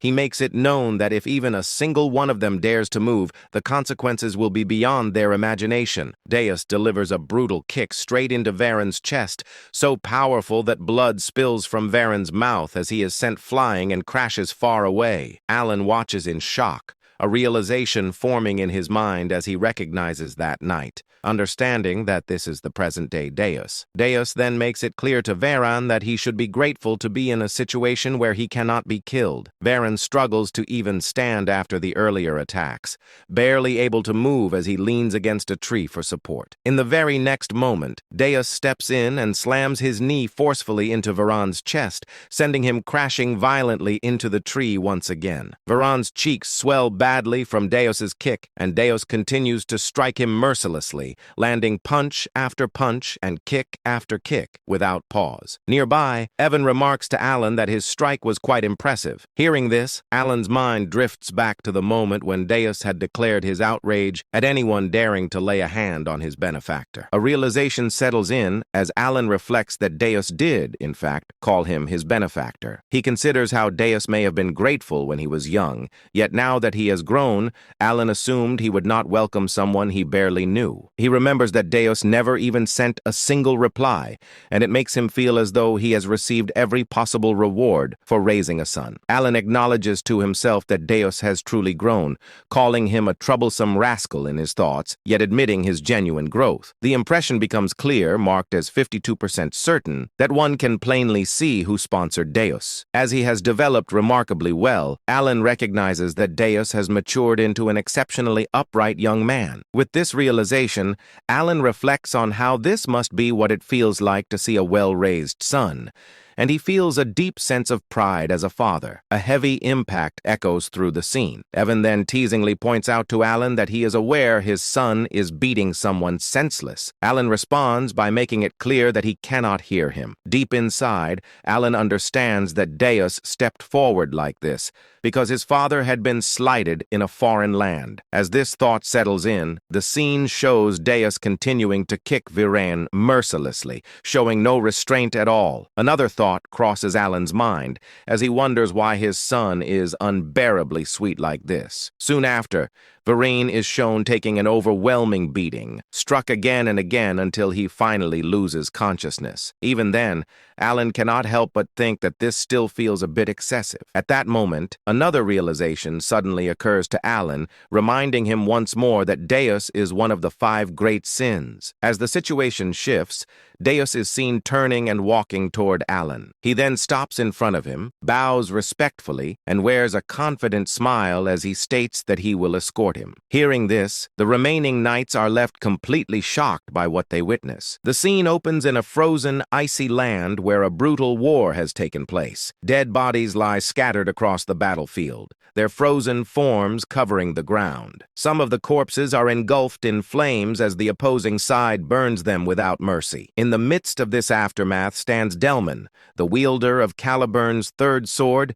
and the commander of the Crimson Flame. Overcome with triumph, he raises raises his sword high, celebrating the outcome of the battle. Delman shouted, "One of the 8 chieftains, the great Khan, along with his entire tribe, has been wiped out. The Red Flame Knights have emerged victorious on the kingdom's land." Hearing this declaration, all the Crimson Flame Knights erupt in joy. They cheer loudly, jumping and celebrating their hard-earned victory. After allowing the celebration to settle, Delman said, "Return to the outpost and begin preparations." The knights responded in unison, "Yes, Captain." As they begin to move, Delman's expression hardens. In his mind, he reflects on his achievements, believing that after accomplishing something so significant, he should no longer be pushed around by the newly appointed Master Knight. His anger deepens as he clenches his teeth. Delman thought, "Even if that man used underhanded methods unknown to others, I know the truth." Caliban and the barbarians had shared a long-standing conflict, a war governed by mutual honor and unspoken rules. But this time, everything was different. K.L. Khan had been tricked. He was lured out alone and eliminated by an undercover force. Delman remembered how the great Khan's knights were slaughtered and how unfair the entire operation truly was. By exploiting the momentum of the battle, the tribe was completely annihilated. Delman muttered, "That bastard!" He remembered how that same man sent him a victory report,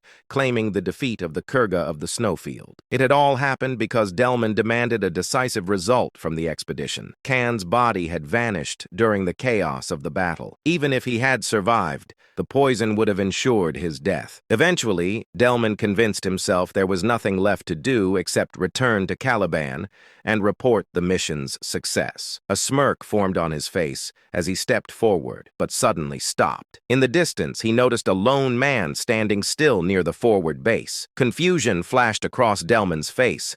The man slowly turned toward him. The man said, "Delman." Filled with rage, Delman gritted his teeth and swung his sword. Flames burst from the blade as fire erupted into the air. A strange unease crawled up Delman's spine. Delman thought, "Clank should already be dead." As he looked closer, an overwhelming aura began to rise from Clank's body. Within Clank's shadow, Delman perceived the shape of a demon forming. Clank said, "You defiled a sacred duel, a duel meant to be fought with honor." Terror radiated from his presence. Even superhumans capable of ending hundreds of lives could be devoured by this being. Cold sweat poured down Delman's face. Delman realized this is not Clank. Driven by desperation, Delman launched another attack. Flames exploded violently from his sword.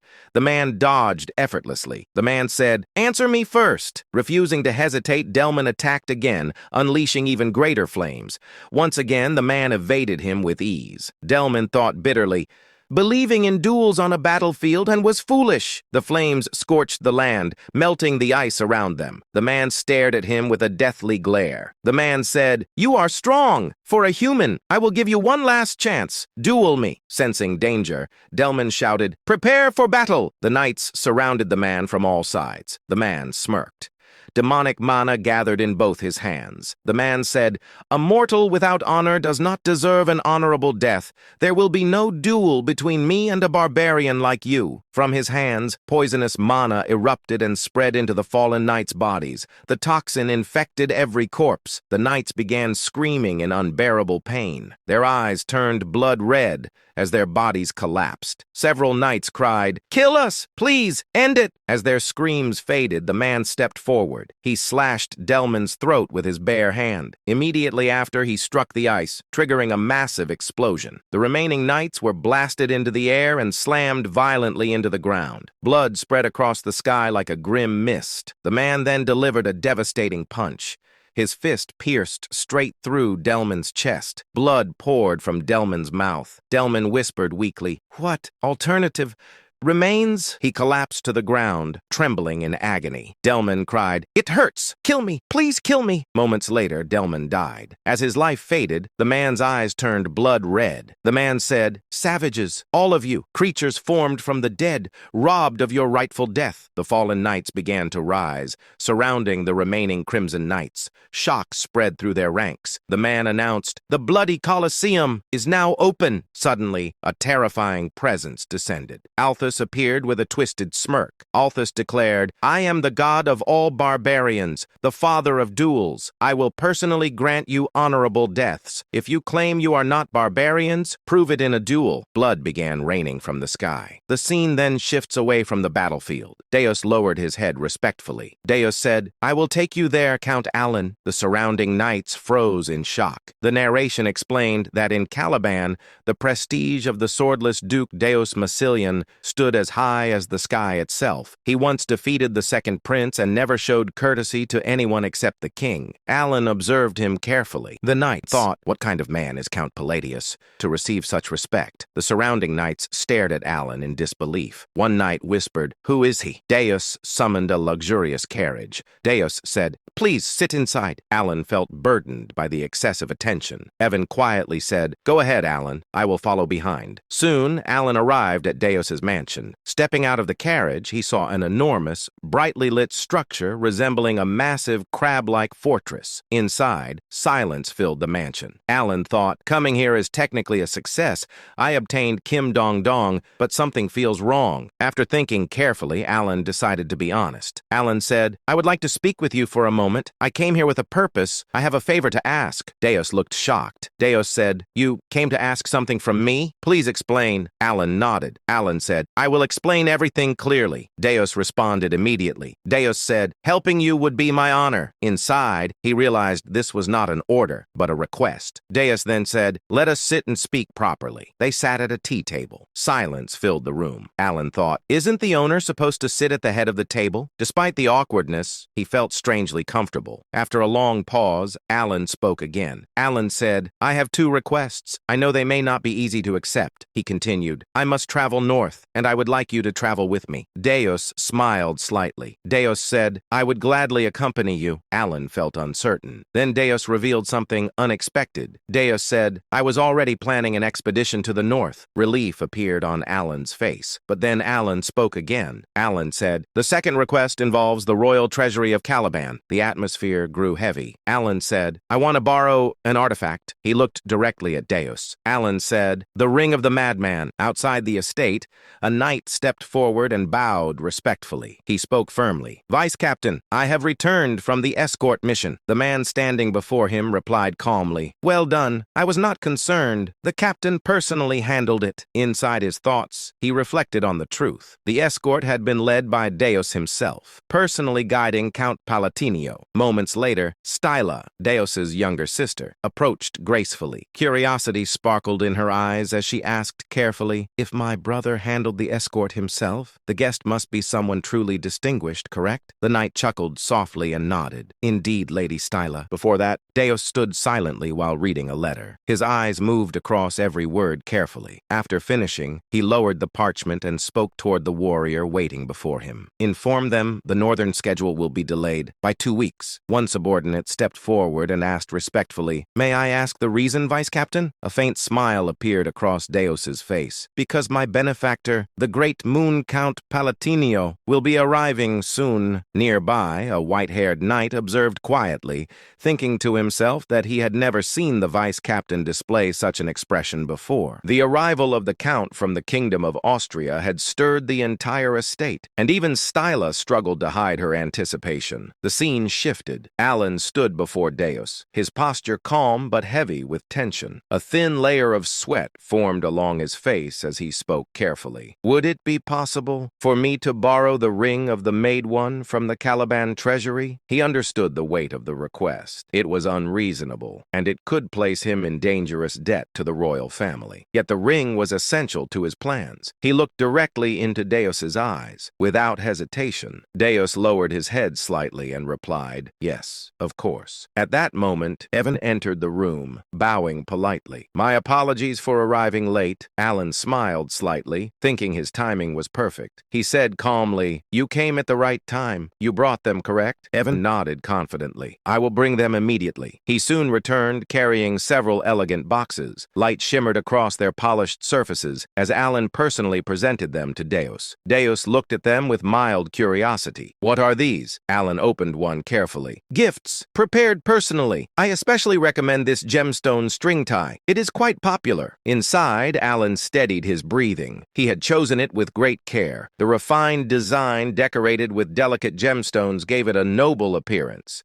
He truly hoped Deus would appreciate it. Deus accepted the gift calmly. "Thank you." But he did not open the box. Alan hesitated before asking, "Aren't you going to open it?" Deus turned his face slightly and answered politely, "It would be discourteous to open it in front of you. I will do so when I am alone." Doubt flickered through Alan's mind. Had the gift failed? Was he simply a foreign noble offering something meaningless? Then he noticed the subtle brightness within Deus's eyes and remembered their bond. Clearing his throat, Alan spoke again. "If my request causes inconvenience, I will compensate properly." He paused, adding firmly, "I will retrieve the ring of the Made One immediately." Then he asked carefully, "Did you not hear what I said about its location?" Deus replied calmly, "It is inside the royal treasury of Kelvin." Alan frowned slightly. "Would retrieving it not be extremely difficult?" Deus answered quietly. "Under normal circumstances, it would take roughly 1 week." Silence followed as he fell into thought. Alan and Evan waited patiently, but when no answer came, Alan sighed and considered the political complications. He even wondered if deploying 50 elite disciples might be necessary. Suddenly, Deus's expression hardened. He asked seriously, "Should I begin immediately?" Alan quickly shook his head. "You don't need to go that far." Deus nodded slightly. "Understood. Then I will retrieve it as quickly as possible." Gratitude surged within Alan. Deus was clearly willing to fulfill the request, by any means necessary. Their conversation ended, and they prepared to leave. Suddenly, Stila burst into the room excitedly. "Brother!" At the same time, Evan smiled warmly and greeted her. "Lady Stila, it has been a long time." The two greeted each other like siblings reunited after years apart. Alan watched quietly, surprised by the genuine happiness on their faces. He remembered clearly. Stila was the girl he had ordered Evan to save. In the original timeline, she had died tragically. Seeing her alive made him realize how strongly she resembled Deus, but the warm moment shattered instantly. Deus stepped forward,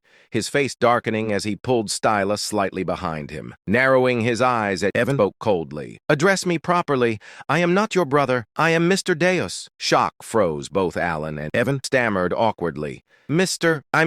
You're not wrong, but..." Alan observed silently. He knew Deus carried deep emotional scars regarding family, but he had never realized how fiercely he protected Stila. The atmosphere grew tense. Deus's eyes glowed faintly with dark purple light as his aura deepened ominously. He spoke in a chilling voice. "Silence. Do not speak to my sister so casually." Evan raised his hands defensively. "I was only trying to greet her." Tension escalated dangerously. Alan suddenly realized something crucial. Deus treated him kindly because Alan had saved Stila. He wondered silently if Deus's loyalty would remain unconditional or if he had pushed his luck too far. Before the tension could worsen, Stila stepped forward gently. She turned toward Alan and asked politely, "Excuse me, you must be Count Palatinio?" Alan nodded. "That is correct." She bowed sincerely. "I heard you ordered Sir Evan to save me." Alan replied modestly. "I simply did what was necessary." Inside, he admitted the truth. If she had died, her brother would have become a merciless killing machine. Stila gently held Deus's hand and whispered warmly, "Truly, thank you." Her gratitude caught Alan completely off guard. He had acted out of calculation, never expecting genuine appreciation, yet her sincerity filled him with unexpected warmth, and he smiled faintly. Later that evening, Alan remained at the mansion for dinner. During the meal, Deus returned calmly and said, "I have brought it." Alan looked up in disbelief. Only 1 day had passed, yet Deus had already retrieved the treasured ring. Alan opened the box and gasped softly upon seeing the ring of the Made One. "How did you retrieve this in a single day?" Before Deus could answer, Evan burst into the room. "Count, I have discovered something extremely strange." Alan raised an eyebrow. "Explain." Evan hesitated before speaking carefully. "Deus caused a disturbance inside the royal treasury, demanding the ring." Alan stiffened. "What?" Daewon lowered his voice. "The second prince attempted to delay him, so Deus slapped him repeatedly while demanding the ring." Alan stood speechless. After that incident, preparations continued for 3 days. Soon after, Alan departed north alongside the solar eclipse nights. 2 weeks later, at the southern border outpost, terrifying news arrived.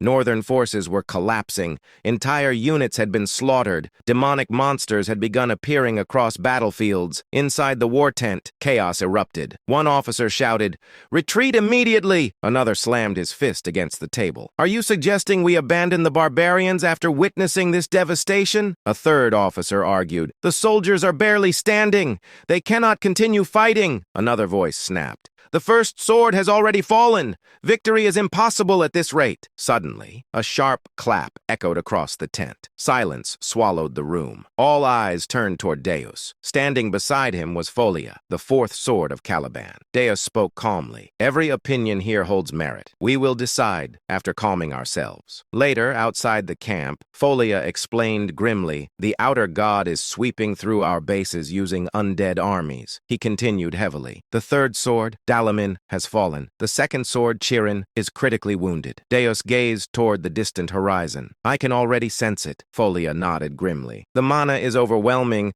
distorted, and filled with a strange red aura. Only warriors who reached the realm of three opened eyes could perceive such terrifying corruption." Folia frowned. "That aura keeps drawing my attention. Perhaps retreat truly is our best option." Suddenly, Deus narrowed his eyes. "Smoke. What is that?" Across the camp, Alan sat calmly roasting a sweet potato over a small flame. Deus stared in disbelief. "That is a sweet potato." Alan looked oddly relaxed, as if war meant nothing. Voices suddenly erupted behind them. A young woman shouted sharply at two soldiers, "I told you the treatment is complete.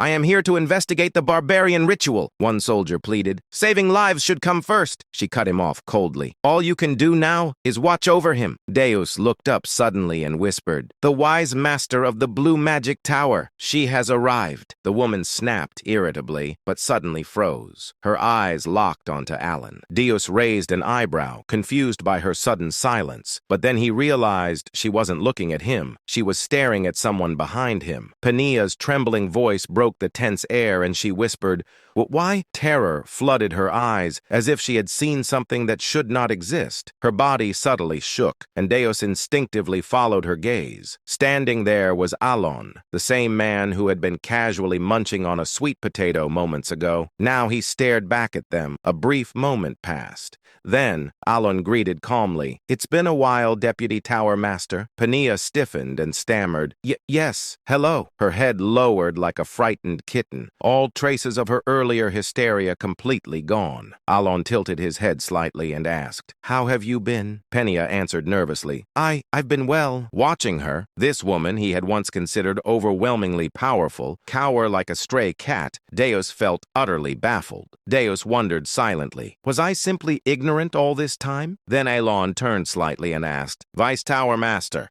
may I ask you a favor?" He continued calmly, "Could you make a potion of Leviathan?" Penia immediately bowed her head and said, "Ah, yes, of course, absolutely." The Knights of Eclipse froze. Even the Silver Knights, who had only recently been berated by her, stared in disbelief. They knew her personality: eccentric, explosive, impossible. This was Penia, the infamous sixth-rank wizard of the Blue Tower, the same Penia known across the northern expeditions as Hysteric Penia. Whenever the Blue Tower wizards were summoned north, they would endlessly complain about her unbearable temper. It was impossible not to know. And yet, here she was, obedient, more than obedient. She was bending herself to avoid upsetting him. Alon hummed lightly and asked, just to check, do you happen to have or know how to make the elixir of exceptionality?" Penia swallowed and replied, I don't have it, but I think I could make it." She hesitated and added weakly, "It takes a lot of time, and I have other things to do." Alon replied simply, "I really need it." Penia immediately straightened and declared, I'll do it.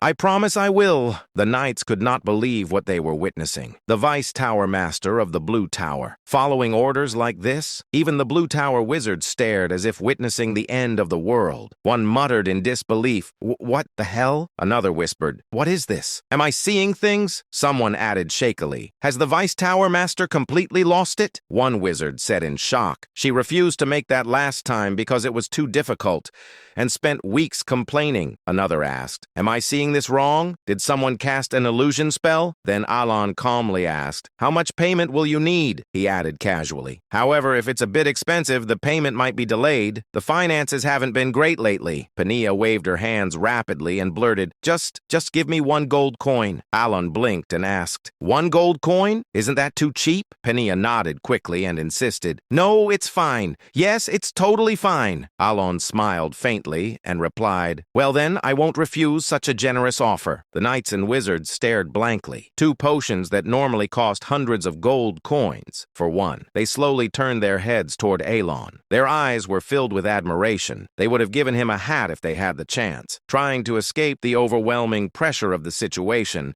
Pania bowed respectfully and exclaimed, right then, I'll whip up this concoction immediately and serve it piping hot. And like a rocket, she disappeared. Alon blinked and thought quietly, there seems to be some misunderstanding, but at least I got the potions easily. Several hours later, while Deus and his assistant were consulting, an ominous energy crept across the air. The assistant stiffened and asked in shock, did you feel this energy? Deus slowly stood, his hand naturally reaching for the hilt of his sword. He spoke coldly. We are under attack. Outside, the undead were approaching. Steel clashed against rotting flesh. Despite the knight's strength, the undead received the blades with numb bodies, feeling no pain, continuing forward relentlessly. Suddenly, a voice rang through the battlefield.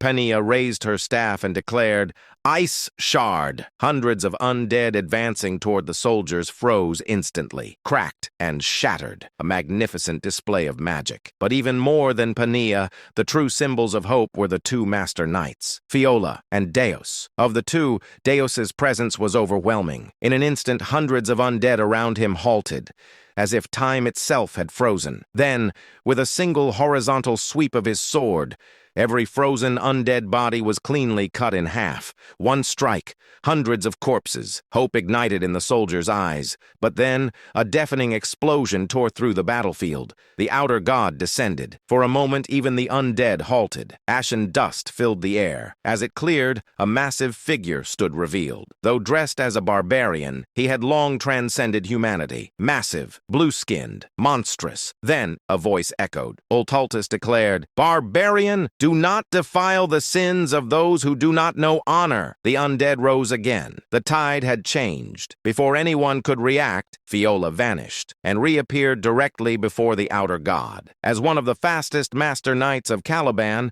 blessed with divine speed, he struck before Ultaltus could respond. His blade pierced the giant's heart, but only the tip entered. Ultaltus looked down and uttered, His contemptuous gaze shifted toward Fiola. He spoke coldly. Barbarians know no honor. The air cracked. He continued, those who do not uphold honor abandon their very existence. Furthermore, they forsake the nobility of the soul. Fiola's body collapsed. His head separated cleanly from his neck. Yet, Ultaltus continued, there is no honorable death for those who disregard all value.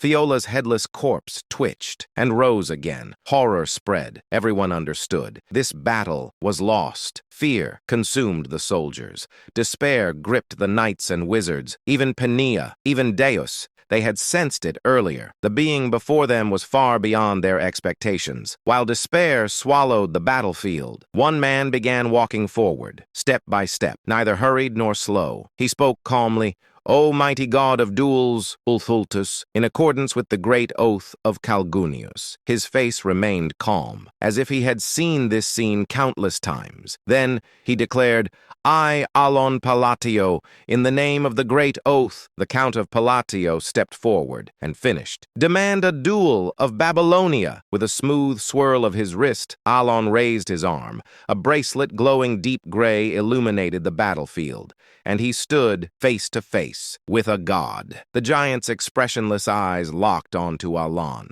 Alon's emotionless gaze met them without hesitation. Then a low hiss escaped the giant's lips. Ultaltus let out a slow breath, and then a smile crept across his face. Ultaltus burst into thunderous laughter and roared, Ha ha ha ha ha ha! The laughter shook the entire battlefield. The ground trembled violently. The force of it was so overwhelming that even the undead, who had been chanting despair, felt fell silent. Ultultus raised his voice with delight and declared, "Good, very good, O noble one." His laughter was not mockery. It was sincere, joyful, ecstatic. The atmosphere around him shifted from contempt to joy, from joy to something close to divine ecstasy. Then he proclaimed loudly, "I, Ultultus, will accept your duel under the Great Pact." At his declaration, the undead moved in perfect unison. They began forming a massive circle around Ultultus and Alon. Blood flowed from their bodies and soaked into the ground, marking a boundary. And thus, a blood-red Colosseum was formed, an arena of ash, decorated in slaughter. Ultultus raised his voice once more and proclaimed, "Under the Great Pact, until the duel is over, no one may interfere with this sacred battle." The moment the words were spoken, the bodies of the undead exploded. A crimson wall rose around the arena. Ultultus smiled thickly. It was pure delight. In contrast,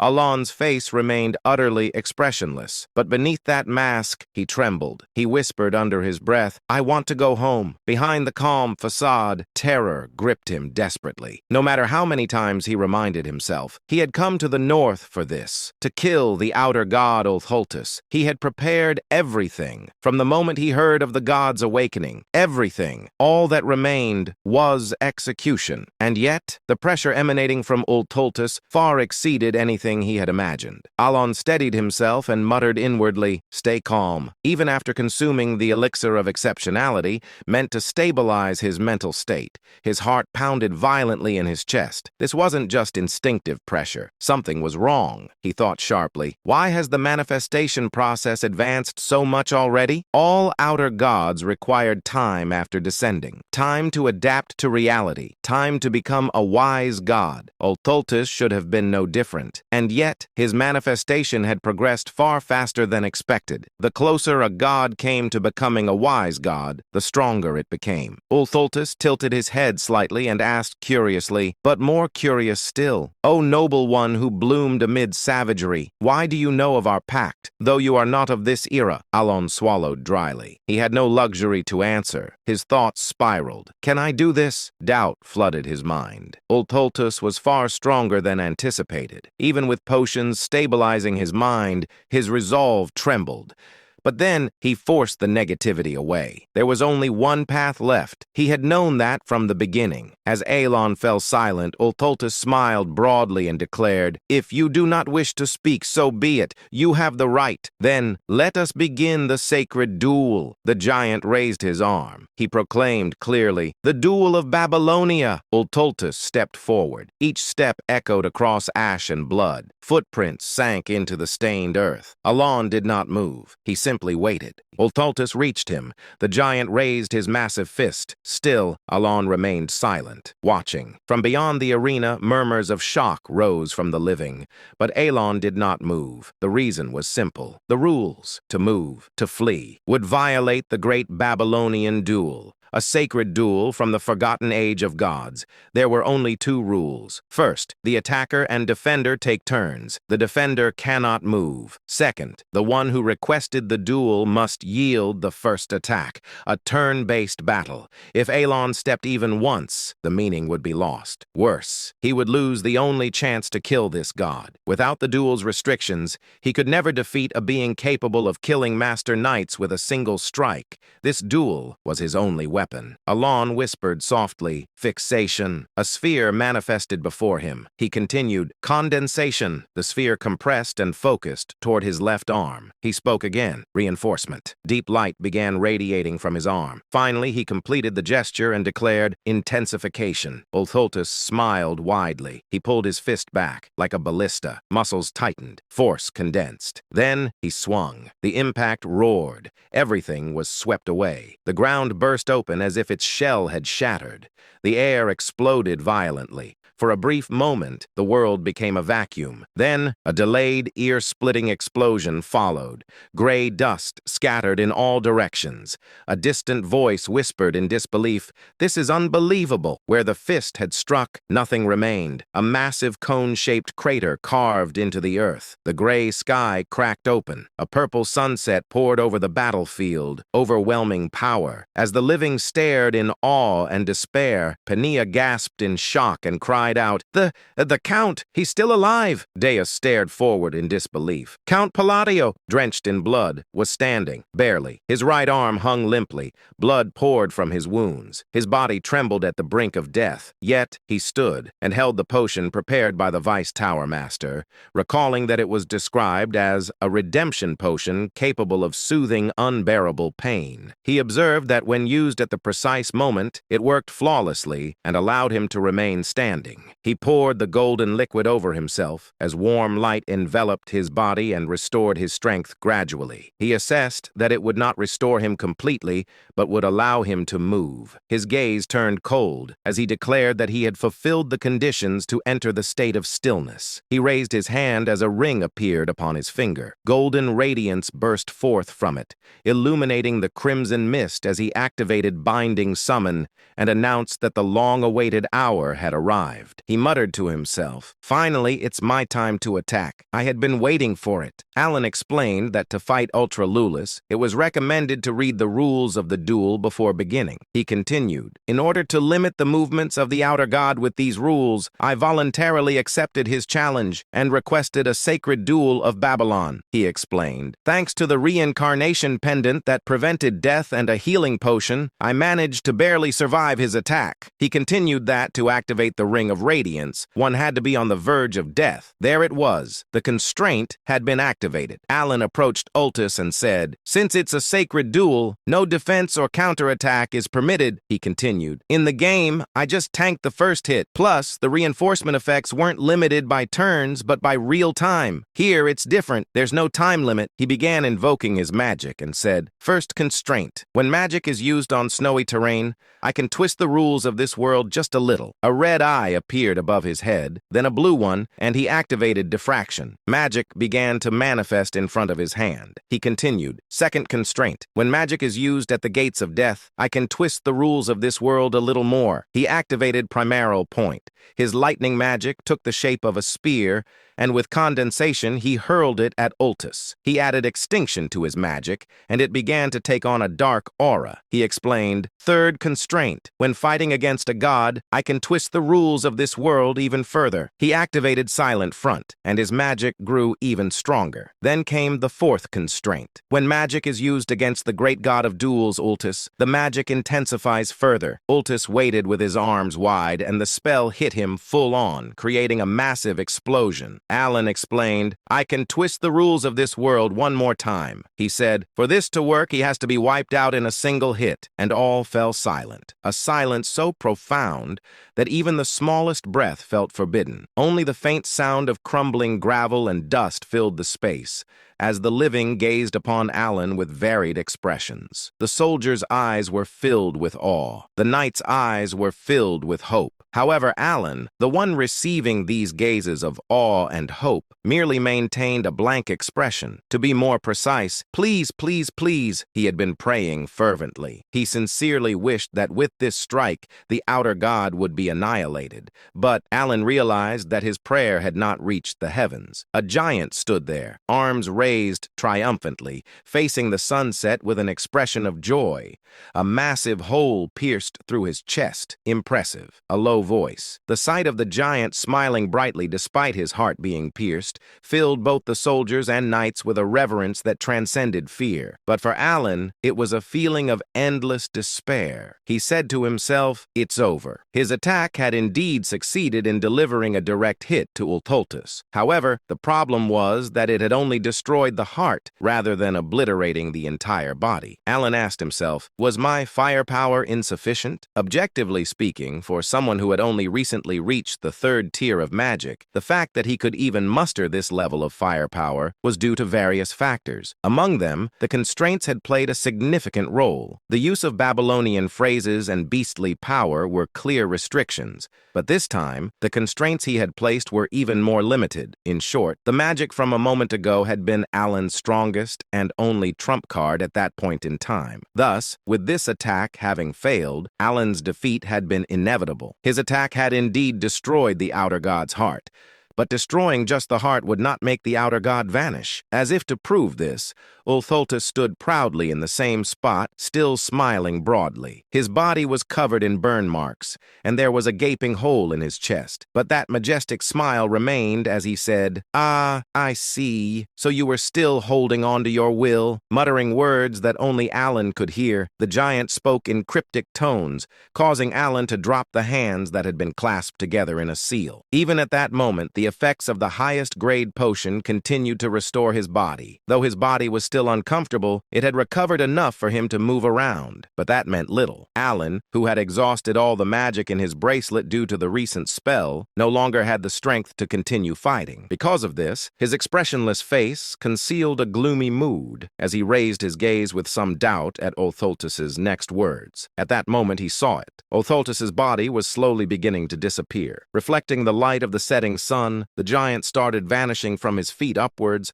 and Alan wore a bewildered expression, and he inquired, "Is he disintegrating?" The thought flickered briefly in his mind, but Alan quickly shook his head. He had never seen an outer god's dissolution happen in such a manner. The moment of confusion passed. The outer god said, "Impressive, noble one. I never imagined you would even carry rank within you." Though Alan was confused by the outer god's words, he continued to listen. With a great smile, Ultholtus sat down heavily, propping his chin on his hand before speaking again. "Noble one, though we exchanged blows but once, it was truly magnificent. Indeed, the black one and the blue one had chosen well." Alan, perplexed by the sudden voice in his head and the mysterious words, felt a surge of questions. Of course, his face remained expressionless, showing no sign of his inner thoughts. So Ultholtus continued speaking. "Since I have lost the duel, I shall give you a gift. I shall also bestow you with authority," with a grin. "Remember us, the ones who retain the mystery and legacy of the forgotten great god." By that point, nearly half of Ultholtus's body had disappeared, and his disintegration seemed to be accelerating. Yet he smiled even more warmly and spoke again. "When the usurpers crawl out from their restraints, summon me. Call upon my true name instead of the false derogatory titles they have spread," he continued, "for you have earned that right. And then call me the god of chaos and disorder." With those final words, the outer god vanished completely, leaving behind only a lingering smile filled with expectation. Alan, having witnessed the outer god's complete disappearance, stared blankly at the accessory left behind. Bathed in the light of the setting sun, he expressionlessly gazed at the spot where the outer god had vanished. After the giant vanished, the once bitterly cold land, which had been filled with the voices of the dead, became silent, with only the sharp wind filling the void. The restless undead, unable to die, had finally found peace, and the living began to gather and sort the remains of the fallen. About a day later, having accomplished their mission of capturing the outer god, the expedition began to move once again, heading back to Caliban. The scene shifted to Alan's carriage. Penia was with him. Alan said, "All right, next question," but she interrupted him and immediately said, "Yes, you're a rank 2 mage." He corrected her. "Rank 3. She immediately replied, "You're right. Rank 3. Where was my head at?" Then Alan asked, "What do you know about the blue things and black things?" She shook her head in distress and replied, "I don't know anything. I've never seen a black thing or a blue thing. That's the truth. I swear I'm telling the truth." Her quick response left Alan speechless, wondering if she had even thought about it. Realizing he wouldn't get any useful information from her, he nodded. She dashed out of the carriage, thanking and greeting him as she left. Seeing her behavior, Alan thought to himself, "I didn't even tell her she could leave yet." Then he said, "If people keep thanking me for such trivial things, I'm going to start believing I'm some dark criminal." He began to ponder the fight and thought to himself, "But why did he disappear even though my attack failed?" His words left me with more questions than answers. Beside him lay the belt Ultus had given him. Alan looked at it and said, "I've seen this in the game. It's true." But the bracelet was explained. Belt of the Forgotten, reward obtained by defeating Ultus, doubles damage dealt and damage taken. There was an inscription inside it that read, "O you who have inherited his will, let your steps lead you to Kahala, the city of ancient gods." Alan said, "It's the first time I've seen this." He wondered, "Will I be able to discover something in Kahala? At that moment, someone knocked on the door. It was Deus. Surprised, Alan asked, "What is it?" Deus said that the mage had dared to leave without seeing him off properly and asked, "Do you want me to kill her?" Alan stopped him and said, "That isn't necessary." He thought to himself, "Isn't this getting a bit out of hand now?" At the same time, Pania felt a shiver run through her body and wondered if anyone was speaking ill of her. In truth, she had almost gotten her head chopped off. 2 weeks later in Kidram, the capital of Caliban, Deus headed to the castle to deliver his report, thus concluding the expedition to the north. He also took the opportunity to return the Ring of Radiance. Alan, without hesitation, prepared to leave once again. For him, there was no longer any reason to stay in Caliban after the outer god had been eradicated. He thought with a satisfied expression as he glanced at the carriage. "I've received plenty of gifts." The carriage was loaded with numerous gifts, courtesy of the quick-witted king of Caliban, who sought to strengthen their friendship. Alan, gazing contentedly at the slightly excessive gifts, soon spoke to Deus. "Well, see you next time." As he turned to leave, suddenly Deus asked a question. "May I ask you something?" Alan, who had been about to turn away, paused. "What is it?" Having spent about a month with Deus, from the northern expedition to their return to the capital,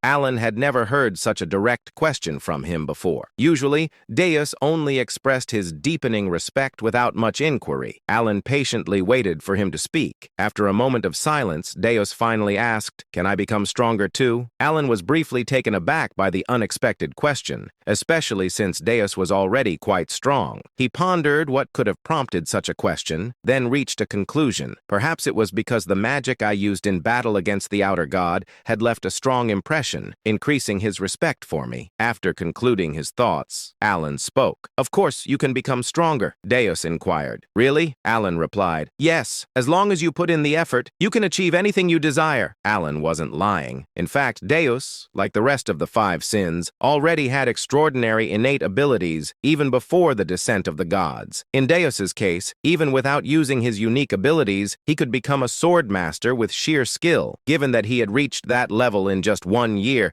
it was only a matter of time before he became even stronger. Reflecting on these facts made Alan feel a tinge of envy for the sheer talent standing before him. He added, "So don't worry, then I'll be on my way." But suddenly Deus asked, "Wait, may I ask you one more thing? Why do you always ask instead of command?" Alan, momentarily confused by the question, tried to piece together what Deus might have been getting at. "Did he think there was some hidden motive behind my support?" Alan replied, hoping to convey his sincerity with his parting words. Who would issue orders to family? With that, he said his final farewell to Deus and departed for Asteria in his carriage. Deus was surprised by his words. Inside his carriage, Alan thought to himself, did he still think that my sponsorship had hidden motives? He said, "Sure, I wanted to prevent the descent of the 5 sins, but I spent all that money out of the pure goodness of my heart." And he finished by exclaiming, "What's the point of raising a kid?" That evening, Deus was in his room with Alan's gifts and said, "I was following him because I felt indebted, but here he is doing me another favor." A moment later, still silent, Deus recalled that moment and instinctively raised his left hand forward. He inquired, "Back then, it was like this, wasn't it?" Just as Alan had done when facing the outer god, Deus extended his middle and ring fingers, releasing a bit of magic to scan the surroundings for any presence. First line of silence. He quietly muttered the words in the empty room, his left hand twitching slightly. Of course, nothing happened, but even though he was alone in the room, mimicking Alan's actions, Deus couldn't help but feel a mixture of slight embarrassment and satisfaction. He adjusted his posture once again, thinking briefly to himself, it would have been nice to have as much talent in magic as he did. Also, remembering Alan's words that he was part of the same family, he felt content. At the same time, Evan asked, "My lord, I've noticed you seem to really enjoy sweet potatoes from time to time." Alan responded to Evan's comment while eating sweet potatoes. Indeed, the sweet potatoes were truly delicious. If you enjoyed the video, give it a like, subscribe to the channel, and hit the bell so you don't miss the next episode. About a month month later, when Alan finally arrived at Count Palladio's estate. It had been nearly 3 months since his last return, and as he stepped inside, Alan stretched his stiff shoulders and muttered to himself, "Home, finally." After such a long journey, Alan had only one simple dream in mind: sleep. Just a peaceful, uninterrupted nap. Without wasting a second, Alan headed straight toward his room. As he reached the door, he sighed with relief and pushed it open. And then he froze. The smile on his face slowly disappeared, because this was not his bedroom. It was his office, and waiting inside was a mountain of documents stacked so high it looked like a small fortress built entirely out of paperwork. The papers almost seemed alive, silently welcoming him back. "Welcome home, Count. Now please finish your work." Alan slowly closed the door, then immediately turned around and walked away as if nothing had happened. He said calmly, "I must have opened the wrong door." He took 3 steps, then 5, then 10, and then he suddenly stopped. After a long moment of silence, Alan let out a deep sigh and rubbed his face. Right, who am I kidding? Since the work had to be done sooner or later, Alan turned around and returned to the office like a man walking toward his own execution. After all, this was the tragic fate of an overworked noble. Soon, Alan sat at his desk. One hand was writing, the other was stamping documents. Meanwhile, his soul slowly drifted out of his body from exhaustion. As he stamped another paper, Alan muttered with determination, "Fine, once I finish this backlog, I'm taking a vacation, no matter what, even if the kingdom collapses." He leaned back in his chair and sighed. When exactly do I get to live my peaceful, noble life? After finally finishing the mountain of work, Alan rewarded himself with a 1-week vacation, and he fully embraced the lifestyle he had always dreamed of, sleeping late, toasting bread in the morning, eating a perfect steak for dinner. This leisurely routine brought him a level of happiness that even powerful magic couldn't match. However, despite the peaceful atmosphere, Alan wasn't completely idle. Even during his vacation, his mind refused to rest, because he knew one thing: otherworldly beings had already appeared once, and if one had descended, then others could appear as well. Now that the 5 great sins had been sealed, the world had unknowingly entered a new stage. Rather than resisting fate,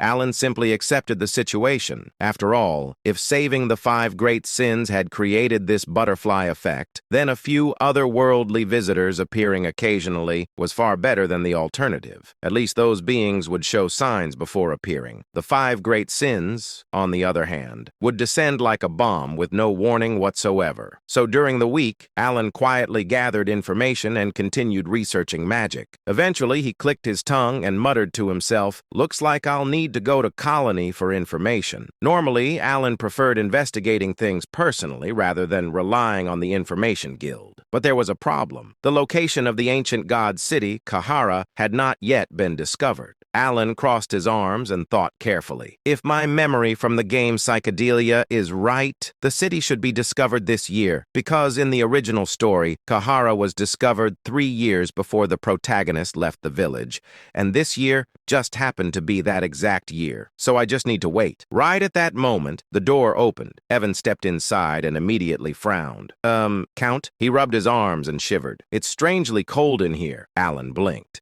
Then he looked down at the ice magic circle he had unconsciously drawn on the floor. The entire room was slowly freezing. Alan scratched his head awkwardly, saying, "It looks like my research is working." Apparently, his magic experiment had accidentally turned his office into a refrigerator. Evan then cleared his throat. "How should I put this? A hidden city has been discovered in Colony." Alan froze. His eyes widened. What? The timing was so perfect it felt suspicious. For a moment, Alan wondered if the world was secretly listening to his thoughts. Meanwhile, elsewhere, the Blue Moon meeting had begun. The members usually gathered every 6 months. Because of the distance between them, they communicated through a crystal orb created by Reen. Normally, the meetings were extremely short. Most of the time, they lasted less than 10 minutes. Utia led the discussion. Seolrang occasionally made innocent comments. The rest simply answered with short replies like yes, no, or I agree. Deus, in particular, almost never spoke, mostly because he was naturally quiet, so no one expected what happened next. During the meeting, Seolrang innocently asked, "Oh, I heard a rumor that the Great Moon has left.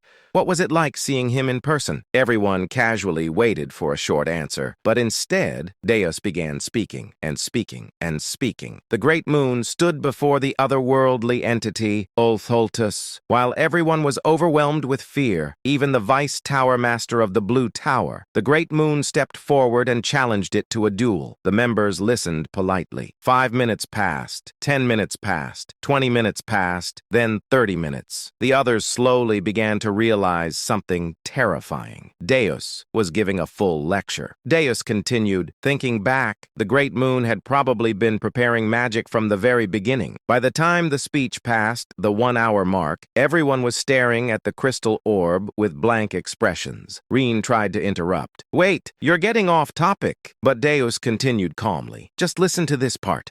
I'm telling a story about the great moon, aren't I? So where was I? Ah, yes, with Ultultus. Then he restarted the story from an even earlier point. Rene and Seolrang desperately looked at Yutia, silently begging her to stop him, because she was the only one who could. But instead, Yutia smiled brightly, saying, the great moon truly is remarkable. Please continue. At that moment, the others realized something. This meeting was not ending anytime soon. As expected, Deus finally finished his story. 2 hours later, the meeting room fell into complete silence. Rhine, Radan, and Seolrang all engraved a single lesson deep into their hearts. Never ask Deus about the great moon again. Deus calmly concluded, I seem to have talked a little too much. I'll see you all again in 6 months. Yutia smiled warmly. That was very entertaining. And with that, the meeting ended. It was already dawn. Back with Alan, he suddenly found himself standing in front of yet another strange sight. An entire room, completely filled with gift boxes, large boxes, small boxes, shiny boxes, suspiciously expensive-looking boxes. For a moment, Alan just stood there silently, staring at the mountain of gifts like a man who had accidentally walked into the wrong house. Then he slowly turned toward Evan. Evan, what exactly am I looking at? Evan stepped forward to inspect one of the boxes. As soon as he opened it, his eyes widened in shock, saying, My lord, this artifact came from the deep floors of the Aberranth. He carefully lifted the item and added in disbelief, to be honest, we could probably buy a mansion with just this one. Alan blinked. Then he picked up a golden cup from another box. It was ridiculously expensive. In his other hand were several letters that had been delivered along with the gifts. He began reading the names and immediately frowned. He said, I don't know any of these nobles. The letters were extremely polite and full of praise. Some even sounded suspiciously respectful. Alan slowly nodded to himself. Ah, I see. The rumors must have spread. Even so, he couldn't hide his amazement. All of this, just because he had one connection with a master knight. He leaned back and let out a small whistle. Amazing. Despite his confusion, something deep inside Alan suddenly awakened. His small business slave mentality. After thinking for a moment, Alan came to a very reasonable conclusion. If people give you things, you should accept them. He folded the letters neatly and smiled. To the generous nobles who sent these gifts, thank you. Then he looked at the overflowing boxes and laughed. Let's just put everything inside the secret chest. A week later, Evan returned with even more gifts. He placed the new boxes down and sighed. My lord, it doesn't seem like they're going to stop. Alan stared at the growing pile with wide eyes. Then he nodded slowly. He leaned back proudly and thought, so this is what happens when you know a master knight. He crossed his arms and thought, Deus must be doing well. Looks like that kid is finally being a good son. He generously decided to forgive Deus for never writing back. What Alan didn't know was that these gifts were actually bribes from nobles hoping he would let them join his faction. But in Alan's mind, they were simply friendly presents. A month later, the gifts were still arriving. At this point, Alan started feeling slightly embarrassed. Looking at a ridiculously luxurious jewel box, he sighed. Maybe I should return the more outrageous ones. At the beginning of summer, as the gifts finally started slowing down, the Grand Assembly began in Teria, the capital of the Asteria Kingdom. Unfortunately for Alan, he was late, which resulted in a very unusual sight. Count Alan Palladio, walking quickly. Evan followed behind him, said, See you later. Alan is desperate not to draw attention for being late to his first Grand Assembly. Evan notices his speed and is surprised, assuming his master must be in a real hurry. He also notices that several other nobles have started following behind the Count. Alan finally pushed open the massive doors of the assembly hall and immediately froze. The center area of the hall was completely empty. quickly. Alan blinked, then sighed in relief. Oh, so I'm not late after all. He recalled the research he had done earlier. The royalists sit on the left, the aristocrats sit on the right. He looked toward the empty center area and said, so the middle must be for neutral nobles. Alan nodded wisely. I'll just sit in the back. But the moment he stepped forward, he noticed something strange. The nobles entered the room and they were staring directly at him. Alan shocked and asked himself, what? Weren't they outside a minute ago? He also inquired, are they judging me for sitting in the back? Trying to avoid suspicion, he changed direction and walked toward the middle row. The nobles continued staring, their expressions growing more shocked by the second, because they were thinking something completely different. Why isn't he sitting in the front? Eventually, Alan gave up and said, fine, I'll just sit in the front row. The moment he sat down, every noble in the hall immediately sat down as well. Alan slowly looked around in confusion. He scratched his head. Were they all waiting for me? He frowned. Is no one brave enough to sit in the front row? Then he leaned back with a sigh. What's the point of sitting this close to the faction leaders anyway? Soon, the presenter called the assembly to order. We will begin the Grand Assembly, the presenter continued. Today, we recognize a new faction that has officially received voting rights. The faction known as Kalpa. Alan blinked, but he didn't pay much attention. He simply hoped the meeting would end quickly. Then the presenter suddenly called out, Count Palladio, the president of Kalpa. Alan jumped. Yes! Then his brain froze. Wait, inside his head, Alan was screaming. What is Kalpa? He quickly turned around to see if anyone else looked confused, but instead, he saw Altia and Zenonius sitting together. Both of them were staring at him with pure admiration. Alan's mind completely shut down. Why are those two sitting together? Did Zenonia and Altia form an alliance, and they named it Kalpa? He felt his sanity slowly slipping away. How did those two even stay in the same room without fighting? Then the presenter asked politely, Count Palladio, as the president of Kalpa, would you like to say a few words? Alan slowly turned back toward the front, his face completely blank, and at that moment, he realized something horrifying. The president of this mysterious and possibly dangerous faction was apparently him. In the northern lands, where the cold wind never stops and the gray earth stretches endlessly, lay the place where a terrifying battle had recently taken place. A battle between an outer god and the Count of Asteria. Now the battlefield had turned into something else entirely, a land of countless graves. These graves belonged to the unfortunate souls the expedition had been unable to recover. Standing silently among the graves was a mysterious figure. He wore a black sacred robe, and several ominous black accessories dangled from his waist and hands, clinking softly whenever he moved. His face was hidden beneath a deep hood, but it was clear that he was carefully observing the surroundings. At first, he twisted his mouth slightly, as if he couldn't quite understand what he was looking at. But after glancing around a few more times, a faint smile slowly appeared on his lips. The hooded figure said with amusement, interesting. His voice sounded strangely cheerful for such a depressing landscape. Even stranger, the voice echoed in layered tones,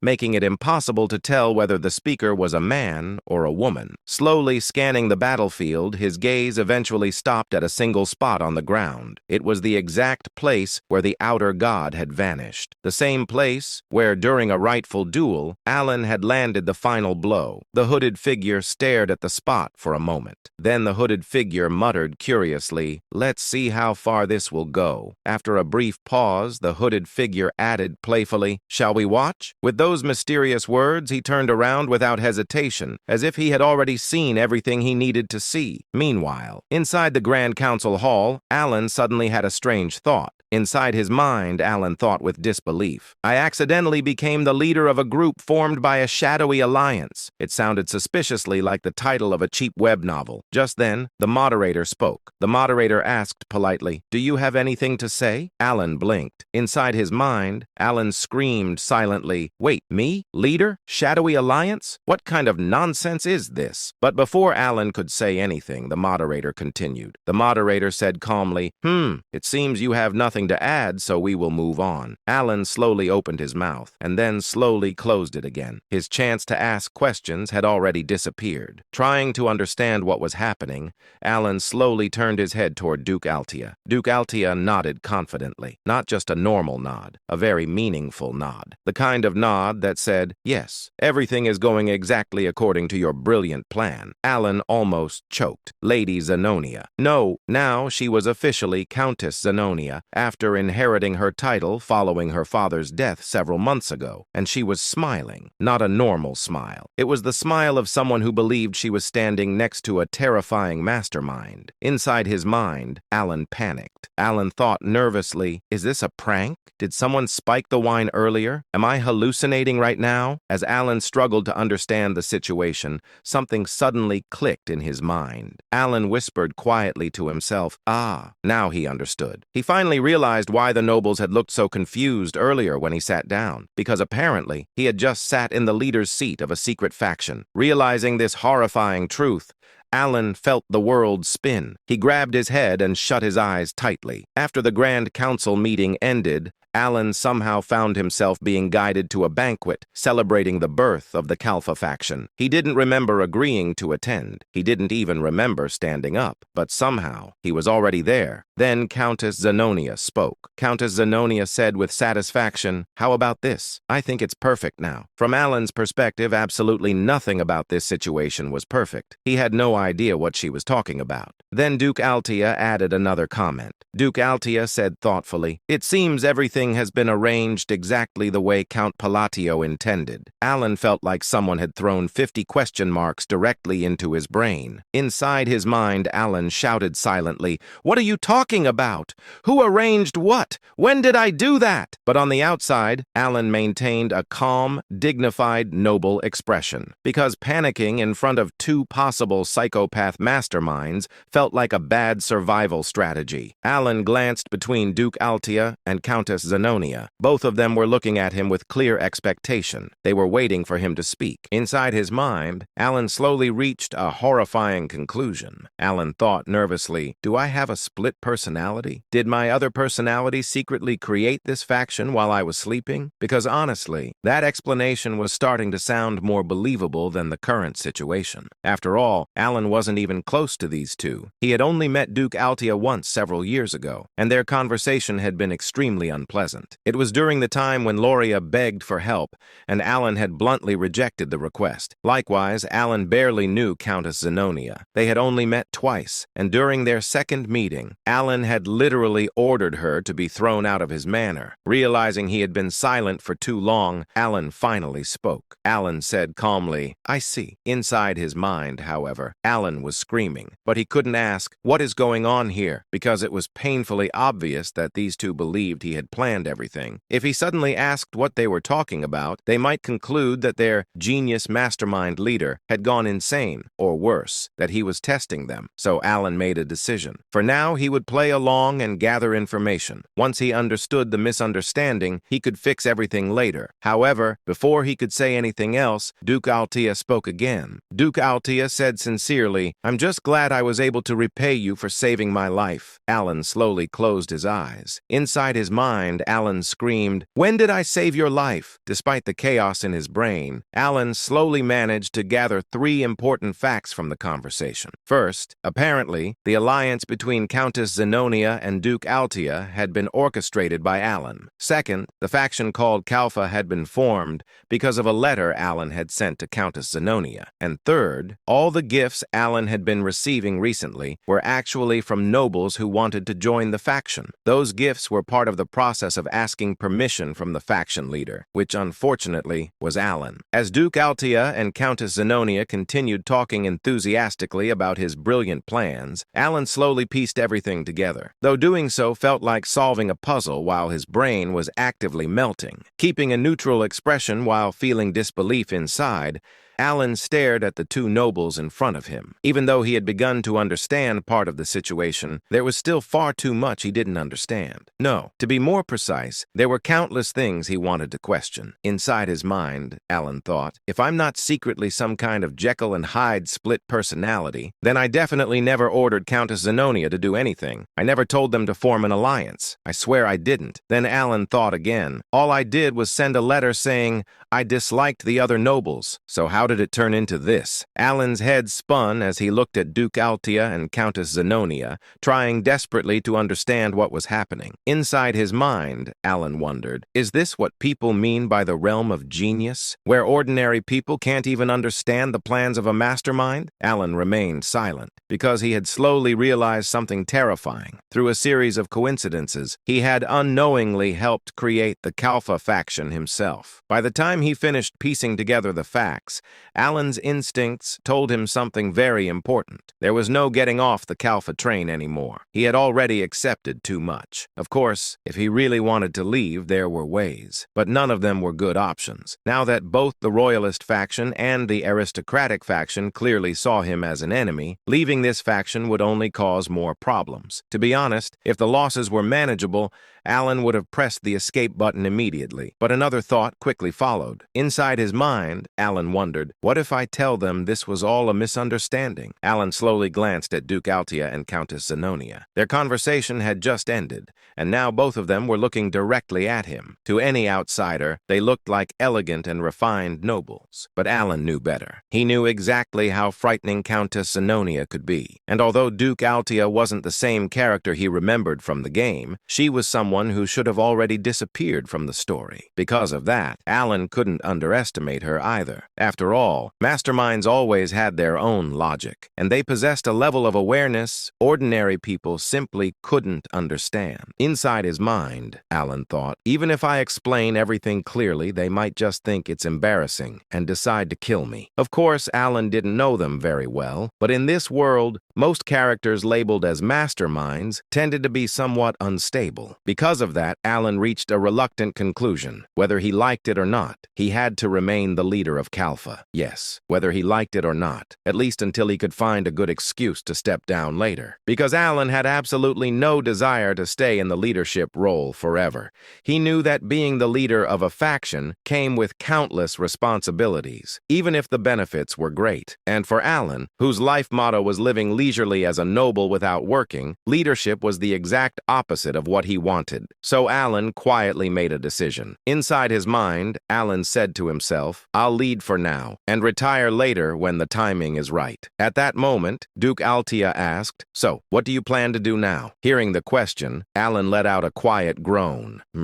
Alan murmured thoughtfully. Since he couldn't reveal the truth, Alan rolled his eyes slightly and tried to buy himself some time. After a short pause, Alan said, for now, let's start by cleaning up the underworld. Confused, Countess Zenonia asked, clean up? Calmly, Alan replied, yes, that way it will be easier for us to operate. Of course, Alan had absolutely no idea how anything would become easier, but since he couldn't even remember half the topics discussed at the assembly earlier that day, bringing up politics would have been a terrible idea. So this vague statement was the best he could manage. It was clumsy, but for Alan, it was the best he could do. After that, Alan stood up and said, well then, I have some matters to attend to, so I'll take my leave. Before either of them could ask another question, Alan immediately turned around and began walking away. His steps gradually became faster, because he knew that if they asked even one more question, he had no answers. Soon, Alan left the hall and hurried through the empty corridor. Eventually, he almost ran to his carriage,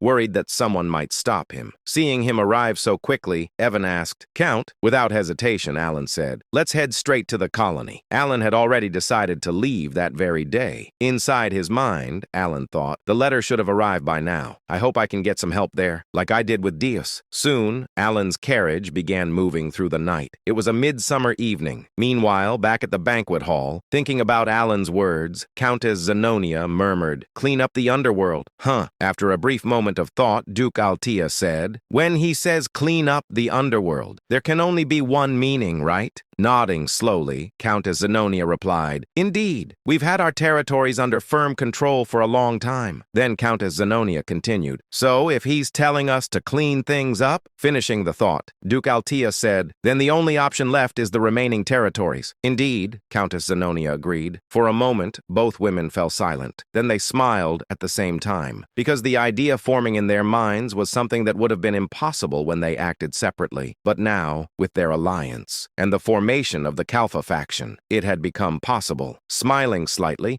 Countess Zenobia said, "Unifying the entire underworld." Amused by the idea, Duke Altea said, "That sounds fun." Both nobles smiled deeply. Looking thoughtful, Countess Zenobia said, "I'm curious to see what he's planning next. He becomes more intriguing every day." Agreeing with her, Duke Altea said, "Indeed, I'm eager to see what he has prepared for us." Then the two nobles gently clinked their wine glasses. Smiling faintly, Countess Zenobia said, "I'm truly looking forward to it." Their admiration for Alan quietly spread through the room, along with the fragrance of the wine. In the vast territory of Malteon, located south of the kingdom of Ashtalon, two men sat in the underground hall of a massive mansion. One of them was Carmine, the third son of Duke Comelon, the owner of this mansion. The man standing before him looked completely relaxed, even though he was facing Carmine, who was infamous as a tyrant and a scoundrel. Carmine leaned back in his chair. Carmine asked calmly, "You're the agent, right?" The man with half-closed eyes gave a small smile. He slowly took out a quill from his pocket. The man said lazily, "Before anything else, I don't tolerate rats during a mission." The next moment, he moved. A sharp splattering sound echoed across the underground hall. Blood burst into the air. Bodies that had been hidden in the shadows suddenly appeared as they collapsed onto the ground,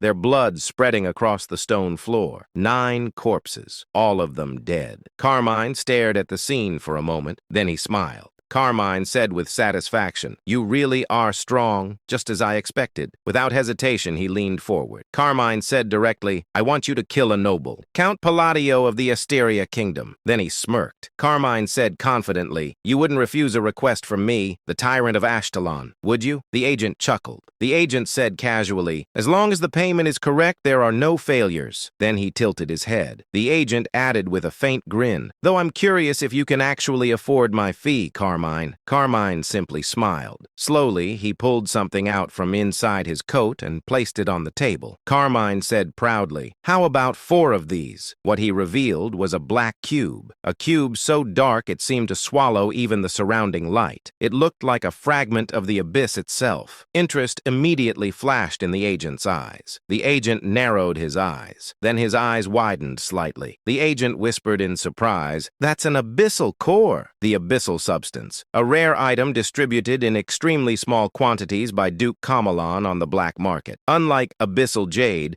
which merely increased physical abilities, the abyssal core granted special powers. Its price was astronomical. The agent stared at the cube. The agent thought silently, "I only got a tiny taste of this thanks to the leader. How strong would I become if I used it?" Then he turned away. The agent said calmly, "I'll return as quickly as possible." And just like that, he disappeared. Carmine clenched his fist. Carmine said with a dark grin, "Palladio, did you really think you could ignore me and live comfortably?" He chuckled coldly. Carmine finished coldly, "Absolutely not." After leaving Carmine, the agent visited another person, Duke Comelon, the head of the nobles in the kingdom of Ashtalon, and the true ruler of the underworld among the allied kingdoms. Standing before the Duke, the agent bowed slightly. The agent asked politely, "Will this be acceptable?" The Duke looked bored. The Duke said coldly, "I was wondering what that useless son of mine was plotting when he stole the abyssal substances." He waved his hand dismissively. The Duke added indifferently, "I heard nothing. Now get lost." The agent blinked. Then he smiled internally. The agent thought happily, "So he's turning a blind eye to this. I hit the jackpot." The agent bowed again. The agent asked politely, "Then shall I send your regards to the leader?" The Duke smirked. The Duke said with a grin, "You came here uninvited and now you want an excuse." He leaned back. The Duke finished lazily. easily. Do as you please. The agent nodded and left. Moments later, another man appeared. The Duke glanced at him. The Duke asked calmly, "Didn't you say you couldn't exert influence over the kingdom of Asteria?" The man immediately knelt. The man replied respectfully, "Yes, Seeker." Then he added carefully, the man reported, "I heard Kalpa is growing there, centered around Count Palatio." The Duke's eyes turned cold. The Duke said quietly, "It would have been annoying if I had to move personally." The Duke added, "This worked out perfectly." Meanwhile, as Alan was heading south toward the desert city after leaving Teria,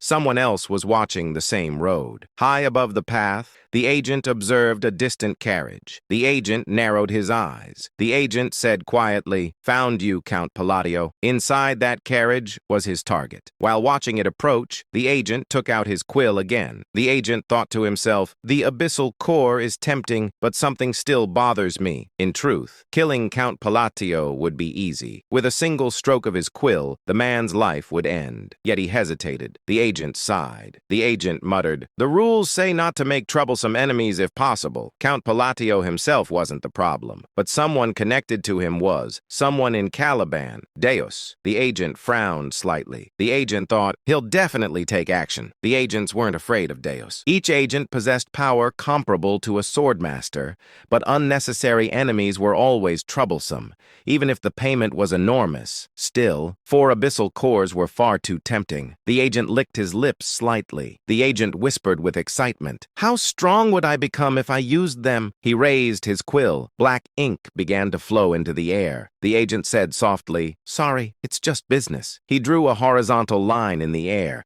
Then suddenly, something felt wrong. The agent blinked. The agent said slowly, "Wait." He looked down. His right hand was gone, completely gone. For a moment, he simply stared at the empty space. The agent said in confusion, "I feel like I'm missing something important." Then the pain hit. The agent screamed, "Gah!"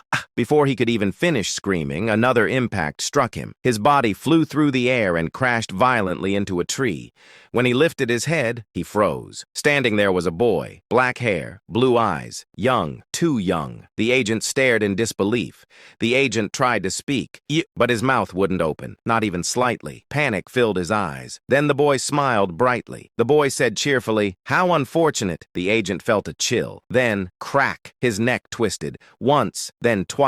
The agent died with a confused expression, never understanding what had happened. The boy said calmly, "If your target had been anyone else, you might have survived." He paused, then added softly, the boy said quietly, "But unfortunately for you, it was the Count." And with that, he disappeared. 2 weeks and 3 days had passed since Alan left Teria, the capital of the kingdom of Asteria. He was now crossing the southern desert, a necessary route before reaching Colony. The heat was unbearable. Evan wiped the sweat off his face dramatically. Evan said miserably, "It's filthy hot. If only I had an ice crystal stone." He stuck his tongue out like a dog, panting in the heat. It looked absolutely ridiculous. Alan glanced at him. Alan thought silently, "I would laugh, but I'm suffering too." The desert was beyond scorching. Even breathing felt like inhaling fire. Alan sighed quietly. Alan thought to himself, "I should have arrived by now, if I had just moved a little faster." In truth, Alan had already reached the edge of the desert over a week ago. If he had entered immediately, he would have arrived at Colony by now. But there were reasons. The first, Alan thought calmly, even if it's our first meeting, I should at least bring a gift for Sailrang. So he had made a stop in another territory. The second, he had joined a caravan, because crossing a desert like this alone, that was basically asking to die. While Alan was quietly observing the caravan, Evan suddenly leaned closer. Evan asked, curiously, "By the way, Count, are you not going to practice magic?" He tried to sound casual. He failed. His eyes were practically sparkling with expectation. Alan didn't even look at him. Alan said flatly, "No." Evan said in disappointment, "What a waste." Alan ignored him completely. As he continued watching the caravan, he noticed something. Someone had noticed him first.